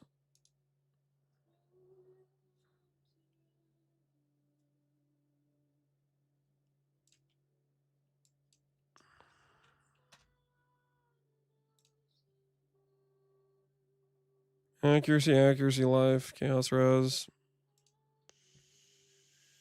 Okay. This feels weird.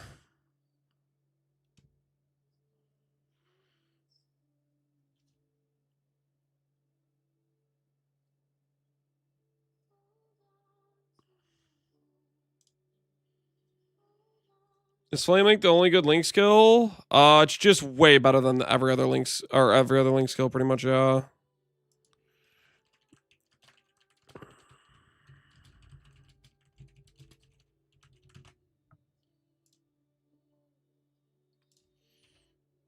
Okay, gloves can get flat damage again, so I'm gonna yoink the. Oh, I need to add increase that global accuracy, don't I? To this as well, because rings can roll it.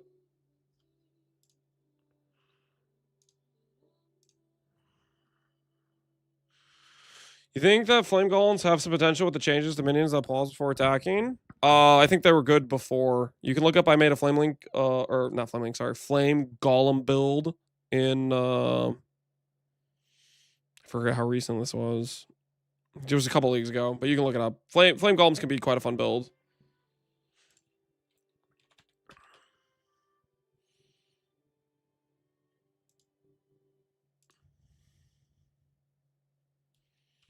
Damage, chilled enemies, crit chance, shocked enemies.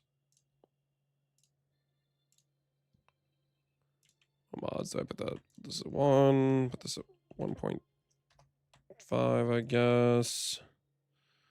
Fire damage can't roll. Percent damage can't roll. Attack speed definitely can roll. We really want attack speed. Flat damage, wed can't roll.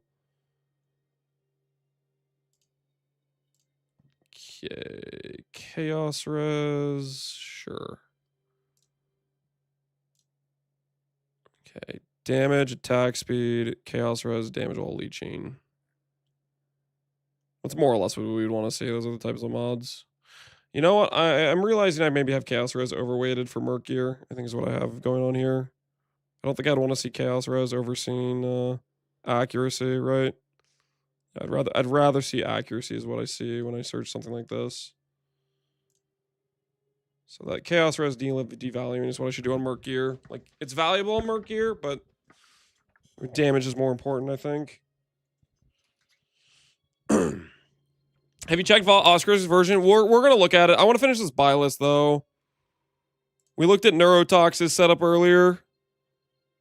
We yoinked some of his tech. It'd be nice to see Oscar's setup as well. Okay, Merc. Rare gloves. Adjust to upgrade.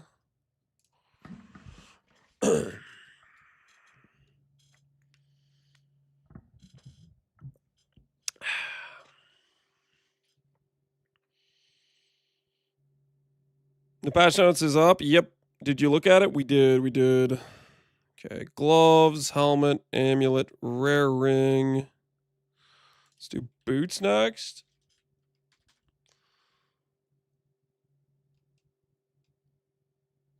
Boots. Oh, wait. I need to adjust the chaos res rolls. Update that.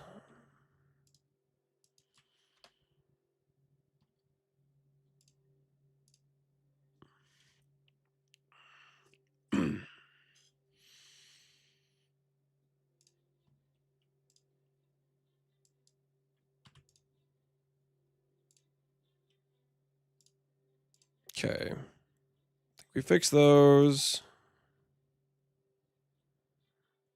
It's boot time.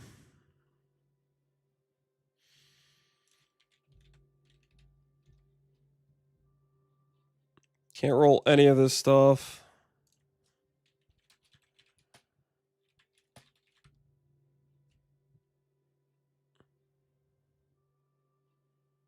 Is there any like particularly good affixes for us on boots?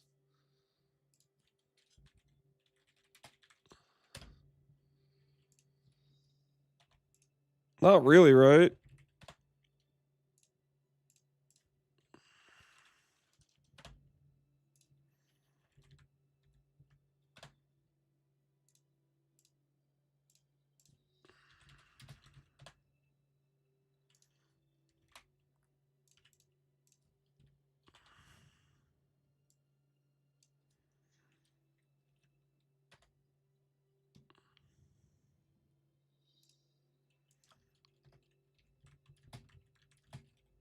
So we definitely would want Chaos Res to be on these for sure, right?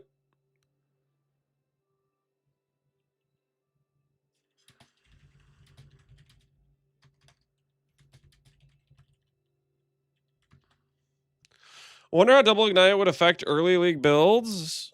I mean, it'll be nice for a lot of Ignite builds. Honestly, a lot of those keystones are really, really strong. Which got some nice league start power from those changes, I think.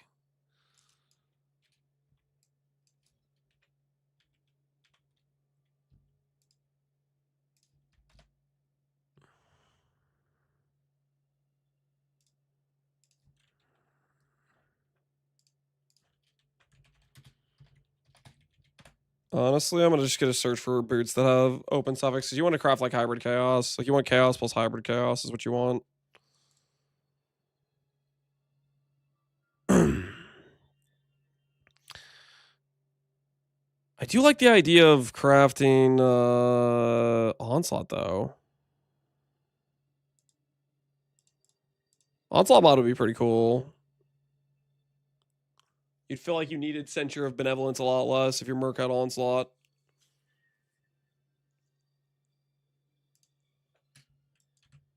I'm going to go back to this.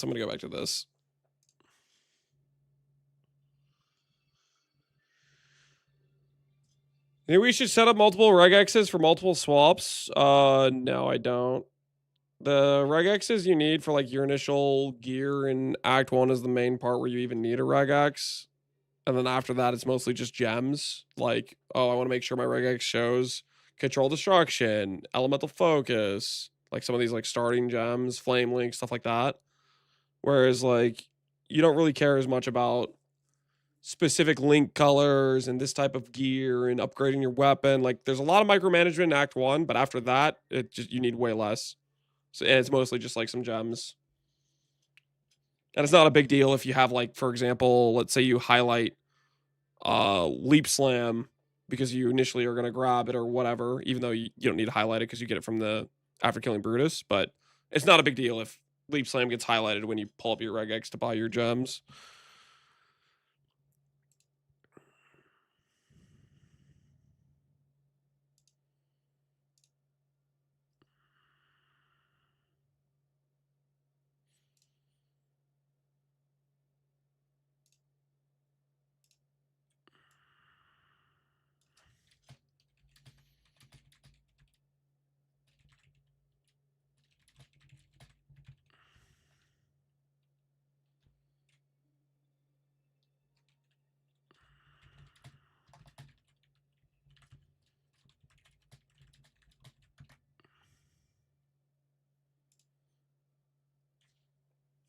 Okay, I think it's good to target the onslaught mod, onslaught on kill for your merc when you can, but you don't have to do it initially. I think that's more important than like going for fishing for a big weight. But if you find a pair of boots that has like chaos res, hybrid res, plus open prefix, plus life, like that'd be a pretty sick situation.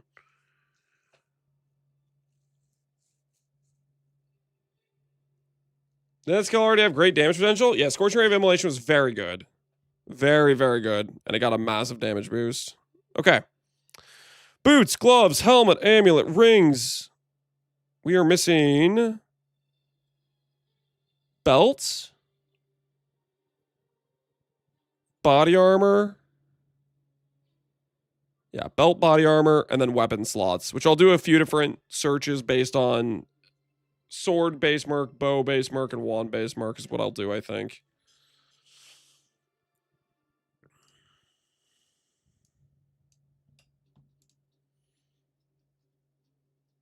Void Eye for Link early. You could do Void Eye. You could also just do a rare ring. You have to remember, a lot of your base damage is from your life scaling. Gem level scaling matters a little bit, but life scaling matters kind of more. And also, it makes you tankier when you get more life and stuff. Void Eye is not the worst. You can definitely do it. Especially like early. Like if you get it like right when you get your merc, +5 levels on the flame link is going to be actually huge at that point. So keep that in mind. Okay. Okay,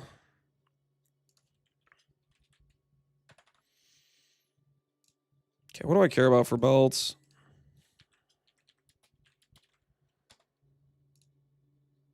Elemental damage with attacks, chaos res, life.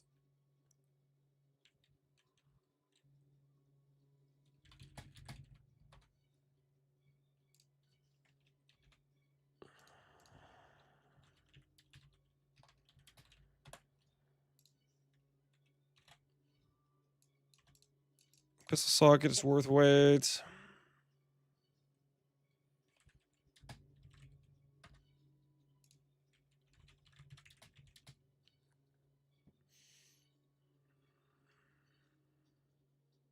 Generic increased damage, unveil. Prefix is worth, empty prefix is worth 30. Because you can craft % damage on it.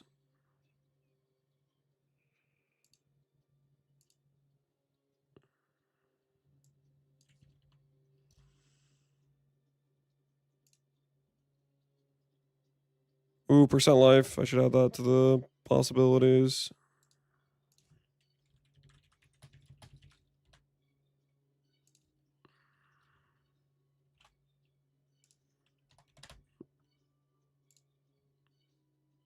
Fantastic.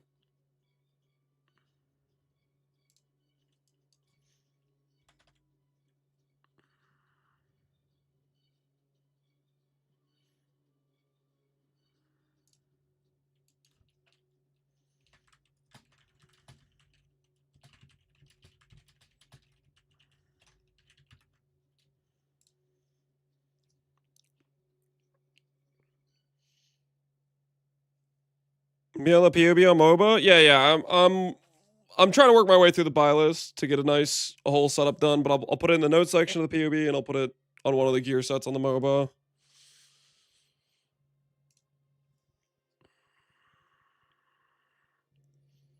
Did Relic God get any buffs? It mostly got nerfs. The buffs are less people are going to play it. It's still a pretty strong build. So that's the way I would put it. I think honestly, we'll see. Maybe it really depends how many people still log in. I don't think many people will still log in, so you probably get it on like discount bargain prices, which means it's insane. But maybe there's enough people that are still like realize how good it is, and that it'll still be expensive-ish. So I'm not sure how it'll play out. My gut instinct tells me it'll be like a discount bargain price, and it's just insane at a discount bargain price. But that's kind of what you're like. That's what you're betting on, right? You're betting on, are more people going to be trying to compete for it? Like if it's like it was this patch and it starts at a 10D, that's pretty rough. But if it starts out and you can snag it for 1D and you're killing Ubers, like you're having a good time, right? So that's kind of like what you're gambling on a little bit as the cost. Holy Death's Oath buff. Do not act like that's a good thing. Like it changes anything.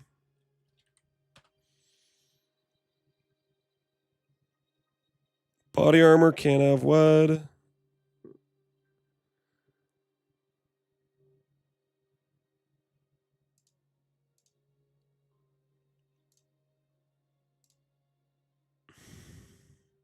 Basically, it just does the body armor have life on it.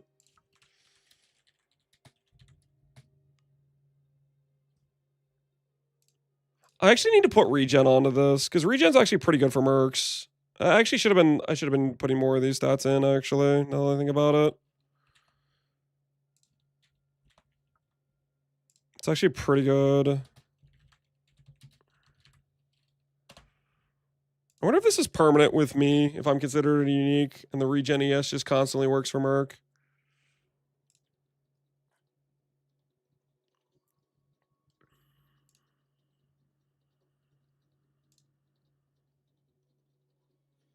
Regen mod, percent life. Yeah, okay.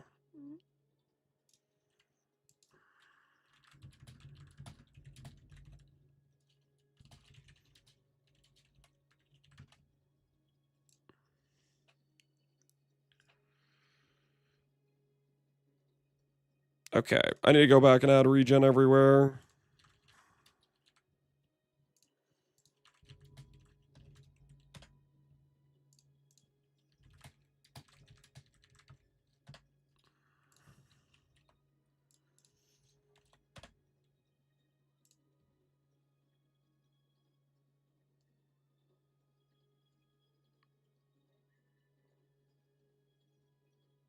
Mm-hmm. All right.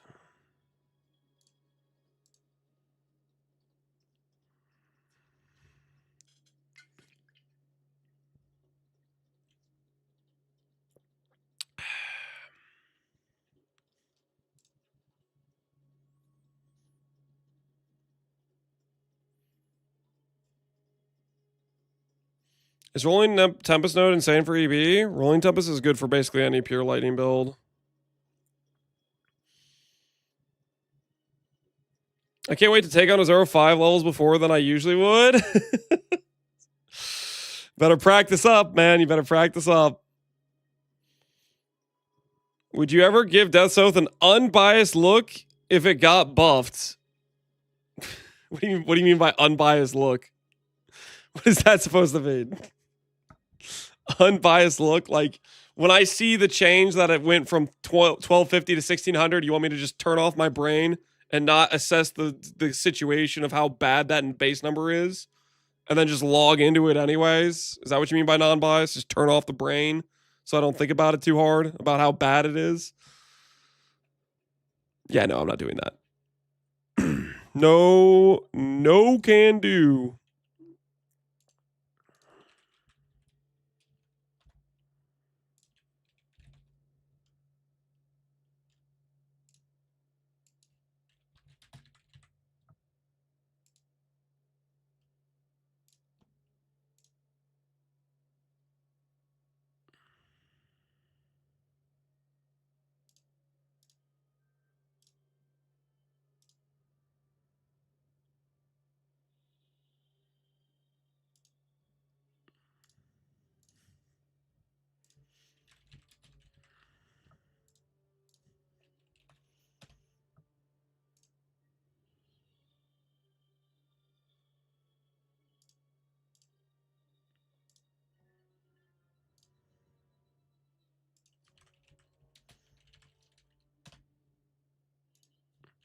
Okay, for some of these, I'm making the life regen a little bit worse. For some, I'm making it better.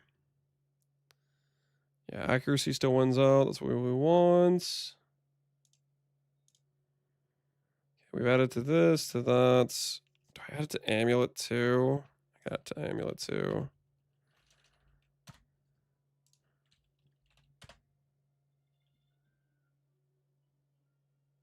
Okay.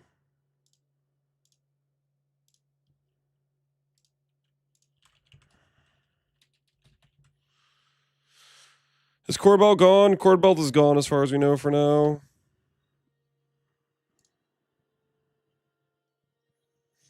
Manifold.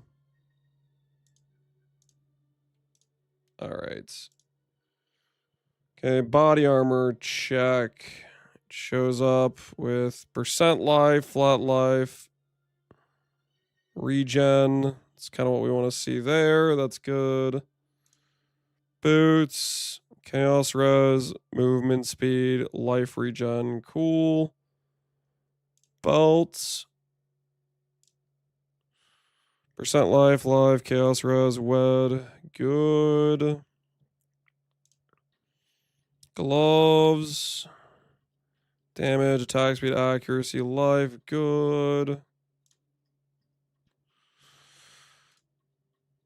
Accuracy, regen, life. Good. For helmets.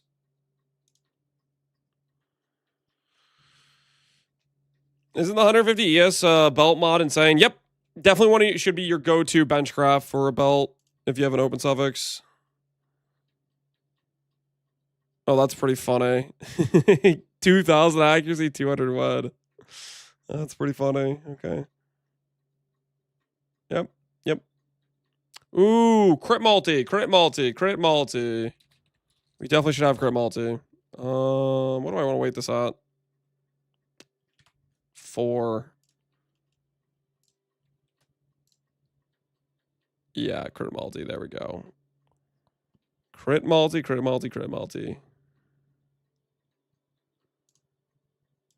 Definitely should be on the consideration for sure.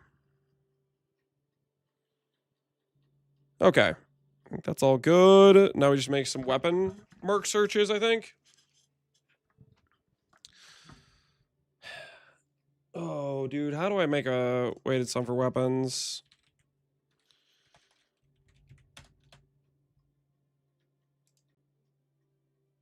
Wand.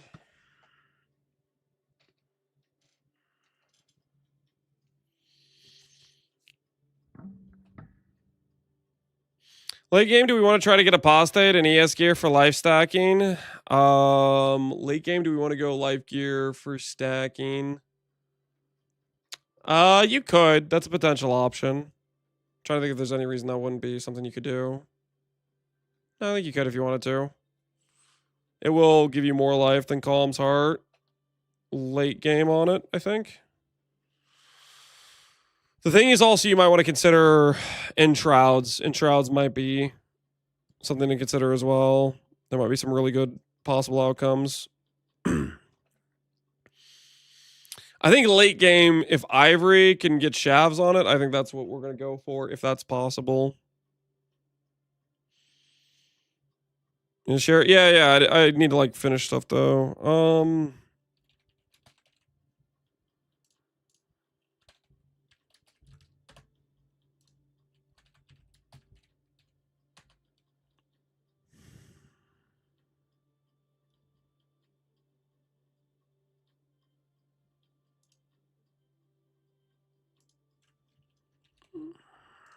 Means it has to be the fastest attack speed base. What do I put the weighted sum for?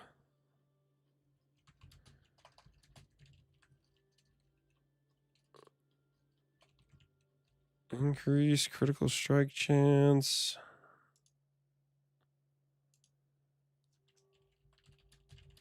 Spell damage increase.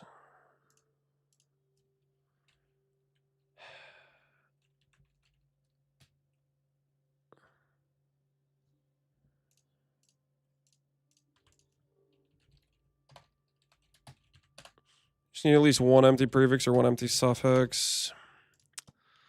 Flat elemental rolls, spell damage mod, crit chance. Should I add anything else?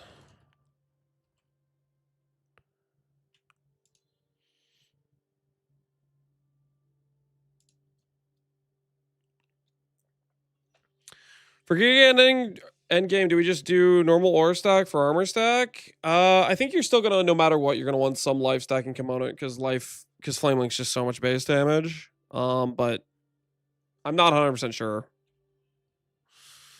I'm not 100% sure.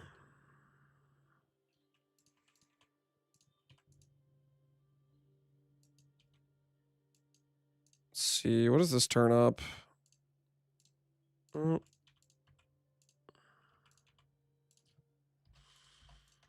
How good of a wand do I get if I just type something like this? Flat, flat. Spell damage, crit chance. Okay. And that's considered a 600 roll. Interesting. Interesting.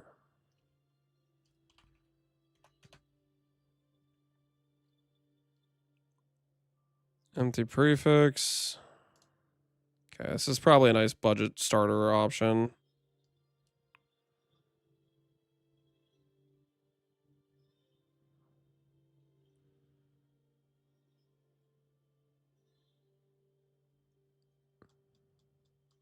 The Connor bet's off. Yeah, we'll have to figure out a new bet for Connor.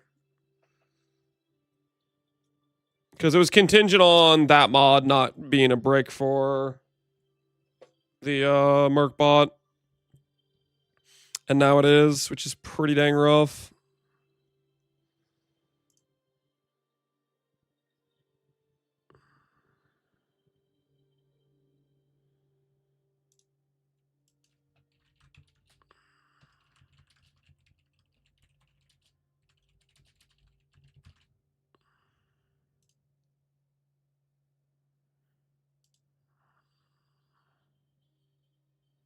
I don't even know if I should put crit chance on there because it really depends what kind of base you have anyways.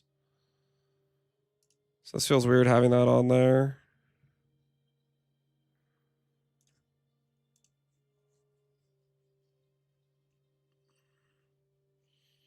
Do imbued wands have 1.5 base attacks per second?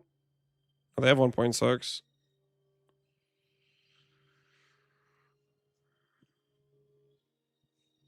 How easy do you think this build will be for somebody who gets the T16s on day 2? I think I think it'll be pretty easy, is my guess. Okay, rare wand. Let's do a search for some other base weapons.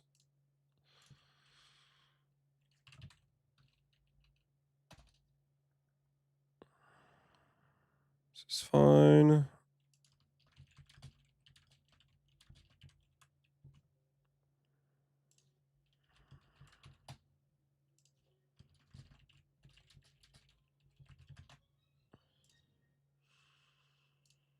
Okay, we'll do it for bow as well. Wait, the sword attack speed should be lower though. 1.5 is probably fine for most of the sword bases.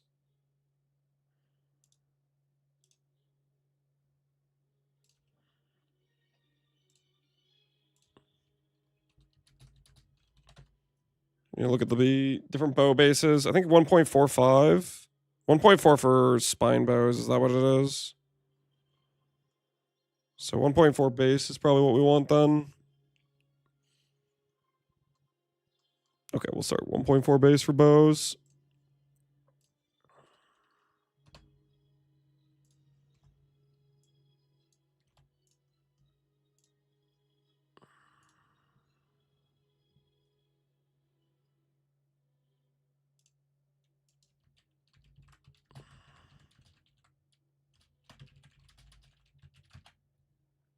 All right. So we have one for rare bow, rare one-hand sword, or a wand, which works for all of the mercs we have here in the recommended list.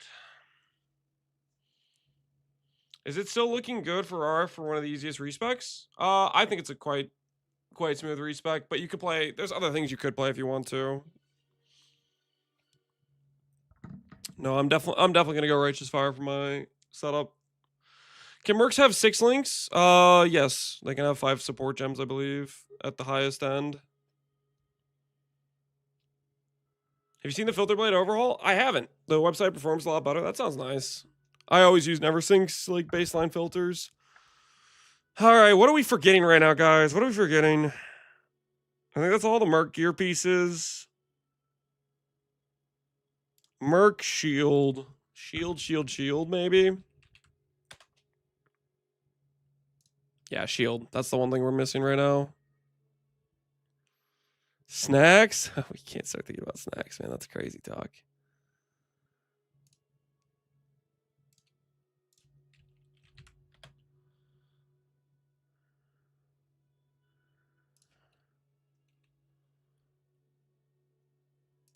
Shield can't roll global accuracy. Can't roll this stuff.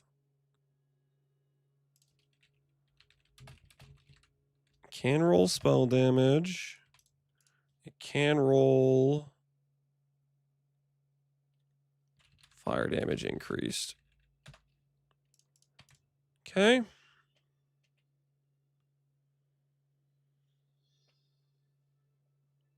Will you not prep an item filter for Merc stuff? Am I going to prep a custom filter? No. I'm not going to prep you a custom filter for Trade League. I'll put it this way. I could say, hey, this is the gear that's relevant for Merc. And that would exclude gear that would be relevant to sell on a Trade League. You don't want that. Because then you'd be hiding stuff that would be valuable that you could sell to then buy yourself upgrades. Lance can't even fix the crude bow tank? I'll fix it eventually. Don't worry about that. I'll fix it eventually. You don't know me.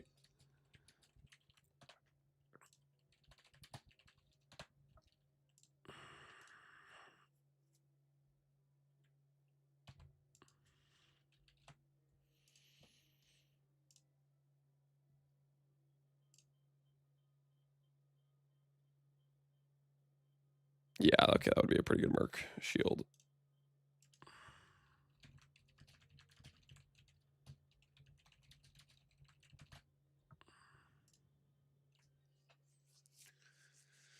We're gonna need a trade list. I'm working on it. Okay, so we have our Merc rares, we have our player rares, we have our early cheapo unique options. Now let's add some of the more expensive uniques. Hallowed is quite strong. I don't remember what other more expensive uniques we even had earlier on the list.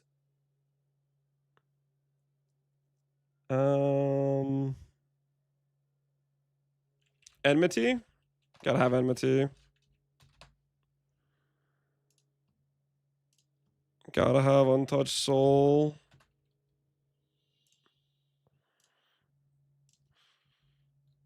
What else do we gotta have? What else do we gotta have?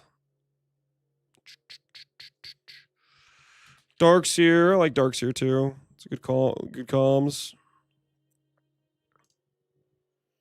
Does Darkseer beat Nycta's late game? Maybe for the armor stacker with the plus levels. I'm not sure if it beats it for before that with just how powerful Flame Link is with the 50 buff effect.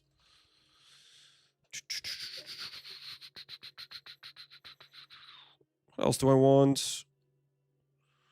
Untouched Soul, Darkseer, Calm's Heart. I know we want Nimbus eventually on like armor stack setups. Something to add there to consider.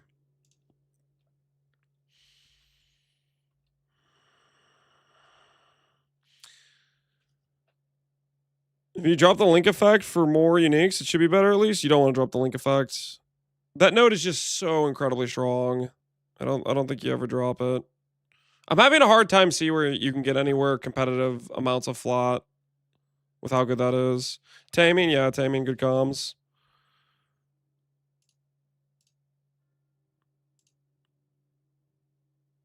I don't think I should have Nimbus on here anyways.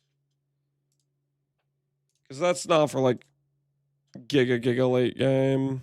Like Mageblood, Nimbus, do you really need a trade search for that? You know when you're thinking about buying those items a mile out.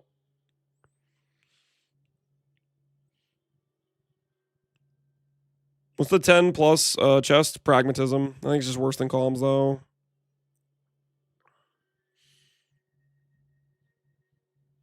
The low life ring.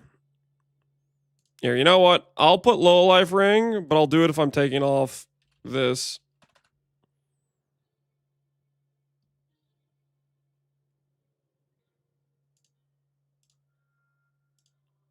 I'm not a believer in Anapharisha.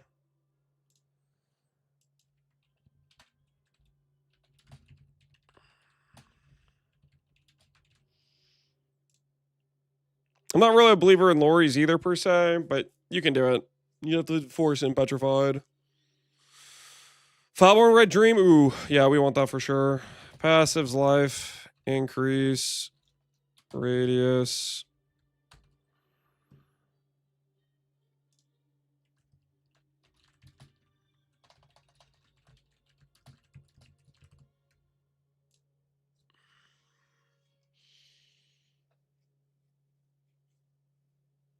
What about melding?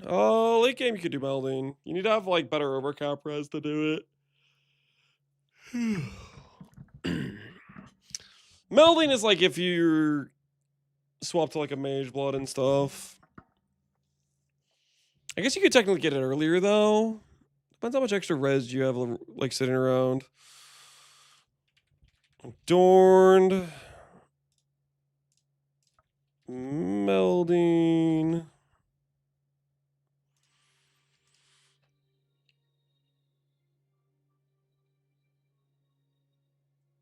Anyone using Loliths on a Lumi is stupid. I don't know about that, man. I don't know about that. Yeah, chill, man. Okay. Do I want to bog down the buy list more? There's other like late game stuff we can add, but I don't think I want to bog down the buy list more. This is already pretty bogged down as is. I think I might leave off melding. I think I would do Adorn before I do melding. This says like something like a lot of the important life stack stuff. There's like more late game stuff, but I don't want to like bloat up the list for stuff that you only buy once and you're not gonna like. It's gonna be a real long time before you're even thinking about it, like Mage Blood and Nimbus and stuff like that.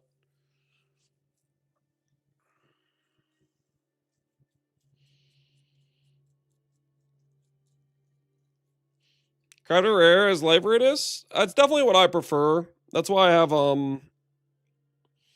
the Rare Ring Search with a mandatory light radius roll on it.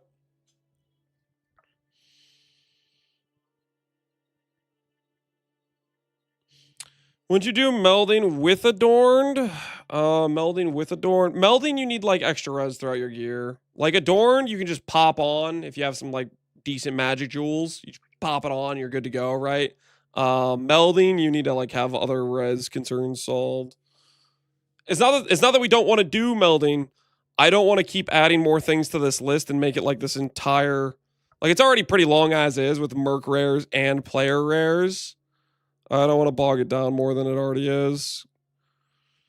The buy list is mostly just to be like, okay, you're leveling through the campaign. You dropped your first chaos. Oh, maybe I could chuck a Leer cast on my character right now. That'd be pretty solid for my current situation. Give me a bit of dex, give my dude some damage, you know, like that sort of thing. But once you're talking about like Mage Blood gearing, you're way past the early progression stage, and you're looking for like some min-maxy upgrades, which you're going to take way more time thinking about. Did we see the patch notes? Yes, we did see the patch notes. All right. If I think of more stuff, I'll try to add to it, but I feel like this is fairly thorough.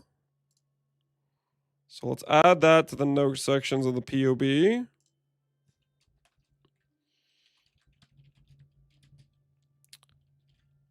Better trading buy list. Highlight entire text to copy or it will bug out.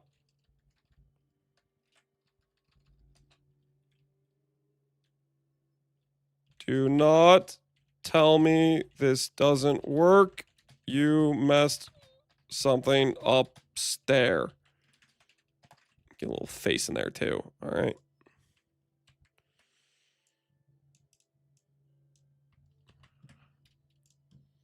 Highlight the list. Import folder, 34 bookmarks, Luminary, Merc, bot. Cool. Well, I should probably do it just to confirm. And rare shield, trade search works, Merc item, trade search works. All right, cool.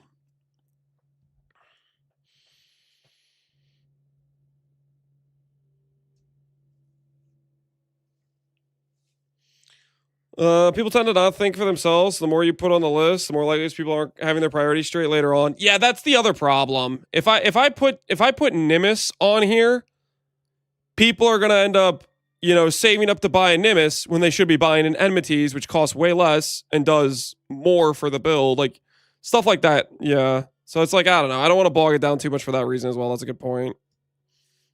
People won't prioritize correctly. They'll go for some super late game costly options before like the more important like piecemeal options that do tons for the build for way less.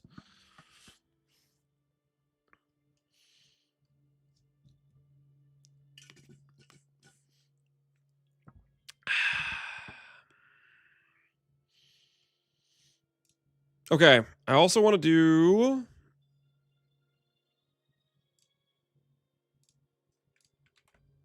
I want to put this on the notes section, don't I?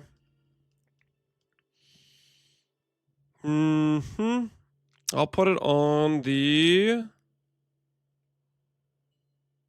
mid game is where I'll put that's where I'll put it, I think. Okay, let's do this.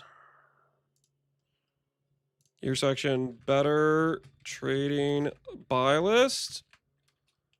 Must highlight, copy entire text to then import.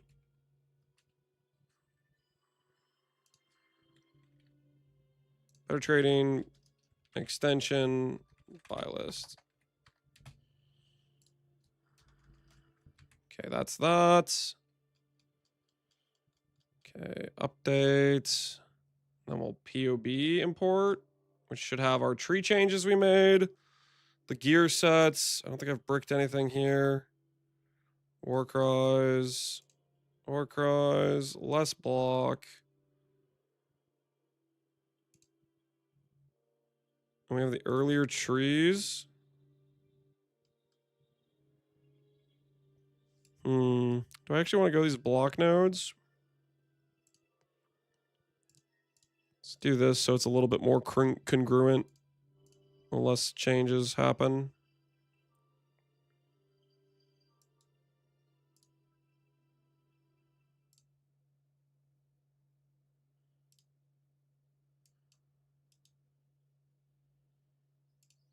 Okay, we'll call this level 59.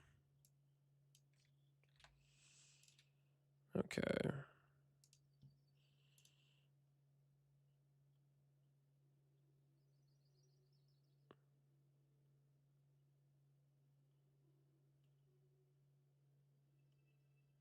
All right. That is not too much changing there.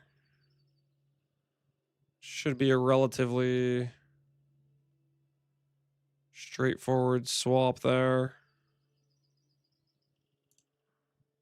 Put the mid-game tree up sooner so it's in the correct order. Okay, that shows the progression, right? Spectral throw. Ooh, I want to adjust spectral throw, actually. I think I'd rather have the 4 attack speed initially over the 10 proj damage. Okay.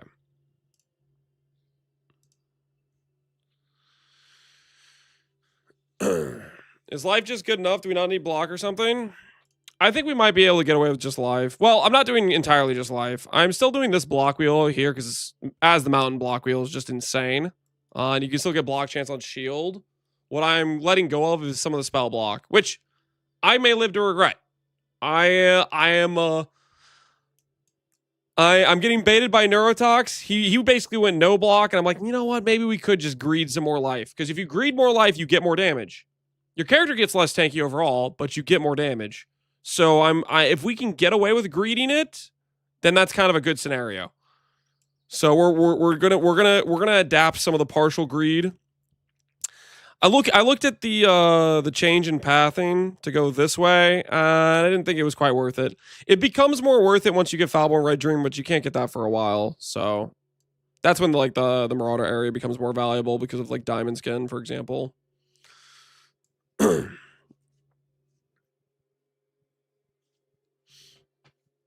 It's not a hard respec. No. Block is pretty close by. Block wheel here, block wheel here. It's not far.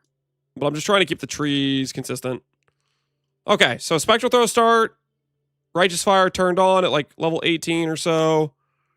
We have done Righteous Fire.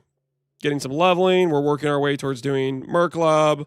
We do Merc Lab. We capture our first Merc. We grab our first Warcry thing. We're looking at getting urgent orders. Oh, I'm getting called from my wife. Hold on.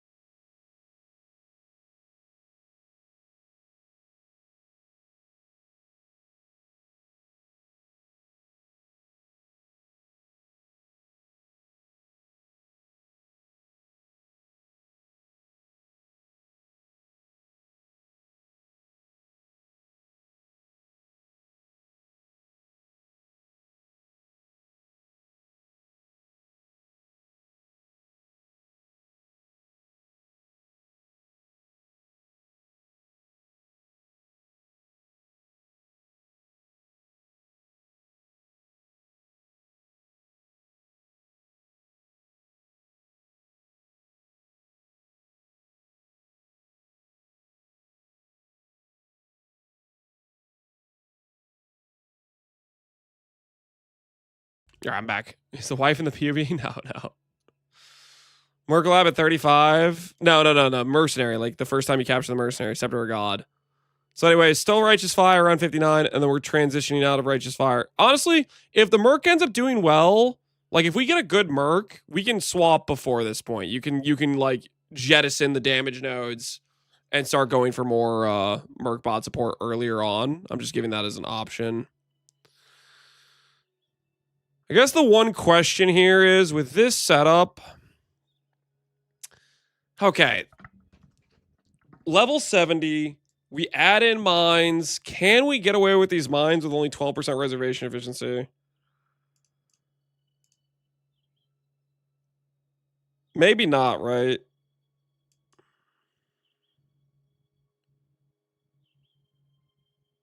This might have to be a scenario where we...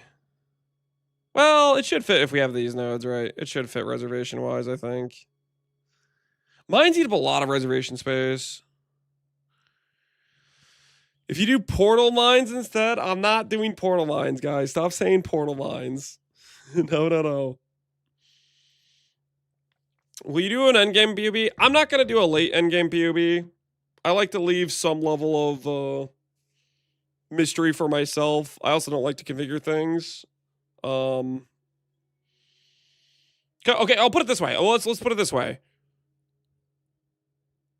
The endgame POB could entirely change on one singular thing in the game.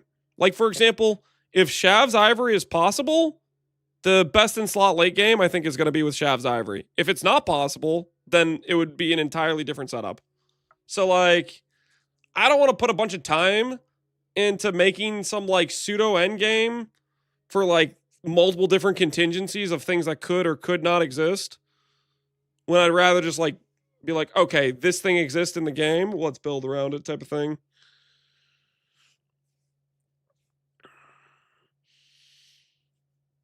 How do we get white sockets now? With Untouched Soul, how do we get white sockets? Much more easily. It's an insane buff to how much our items cost to make, because they want to default to white sockets.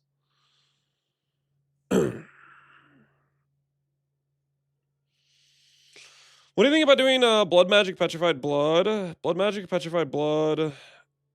You also want precision, you want vitality. You don't want to give those up. If you go blood magic, petrified blood, your survivability gets a lot more cooked. You're like gonna be sitting on like 40% of your life available type of thing. You have to spend a lot more for these nodes. The answer to this still might just be doing this and giving up, this might still just be the right answer. Letting go of haste.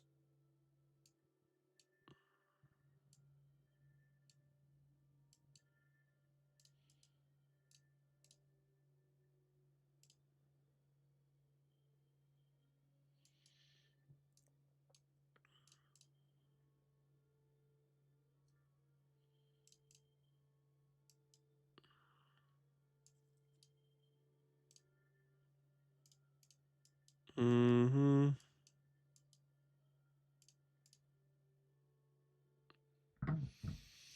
All right, let's look at the skills real quick for this.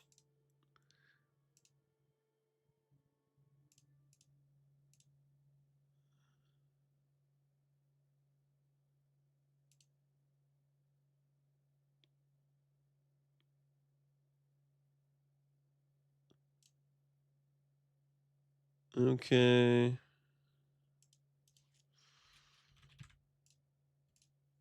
All right, there we go. Life tap is gone. You are now going to be weapon 1. You are now going to be called boots. And you're going to be meat shield. We'll do it that way. Okay, so 4-link, 4-link, 4-link, 4-link. Decisions has been made. We're going to enter maps with blood magic, and our life problem is going to be solved. Decisions have been made. We've let go of haste. We'll be able to get haste back with Kineticist Merc. We have block. We have better life scaling. Are you not tired? I am pretty tired. But I think I'm pretty happy. I'm pretty happy with what we've set up today. I like our buy list. I like our progression trees. I think we've ironed out some of the problems. This should be pretty smooth. I'm looking forward. I'm looking forward to this. There's still a few more things we probably want to prep for, but I feel like this is pretty dang good.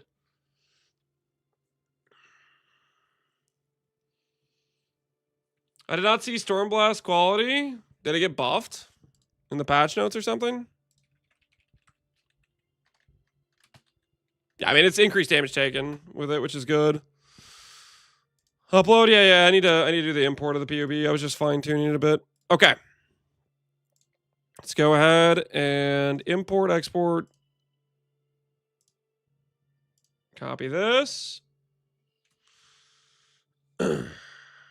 Lance's family trip died so this stream could live. Yeah, pretty much. I mean, it's okay, guys. We rescheduled for a couple weeks from now. Surely we're not gonna have like bad bad weather next in a couple weeks. Surely it's gonna be like a moderate temperature, not blazing, burning hot. You know. Okay, do this. I gotta go through and delete a couple things. Delete this.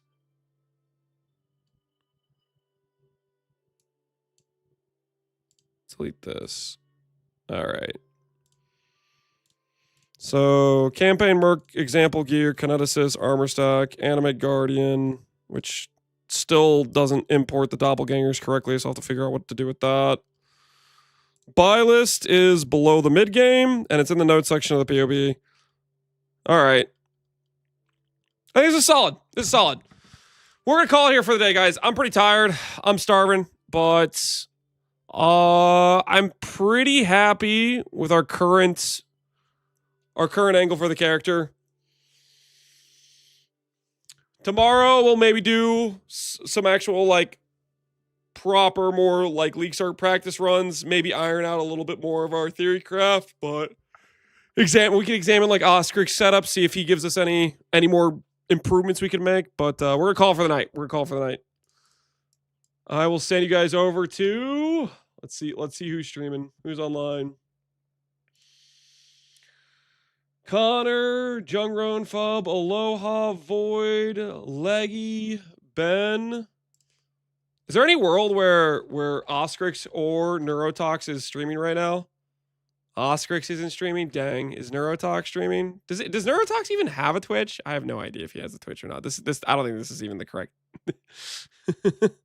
I don't think that's not even like his Twitch handle or whatever.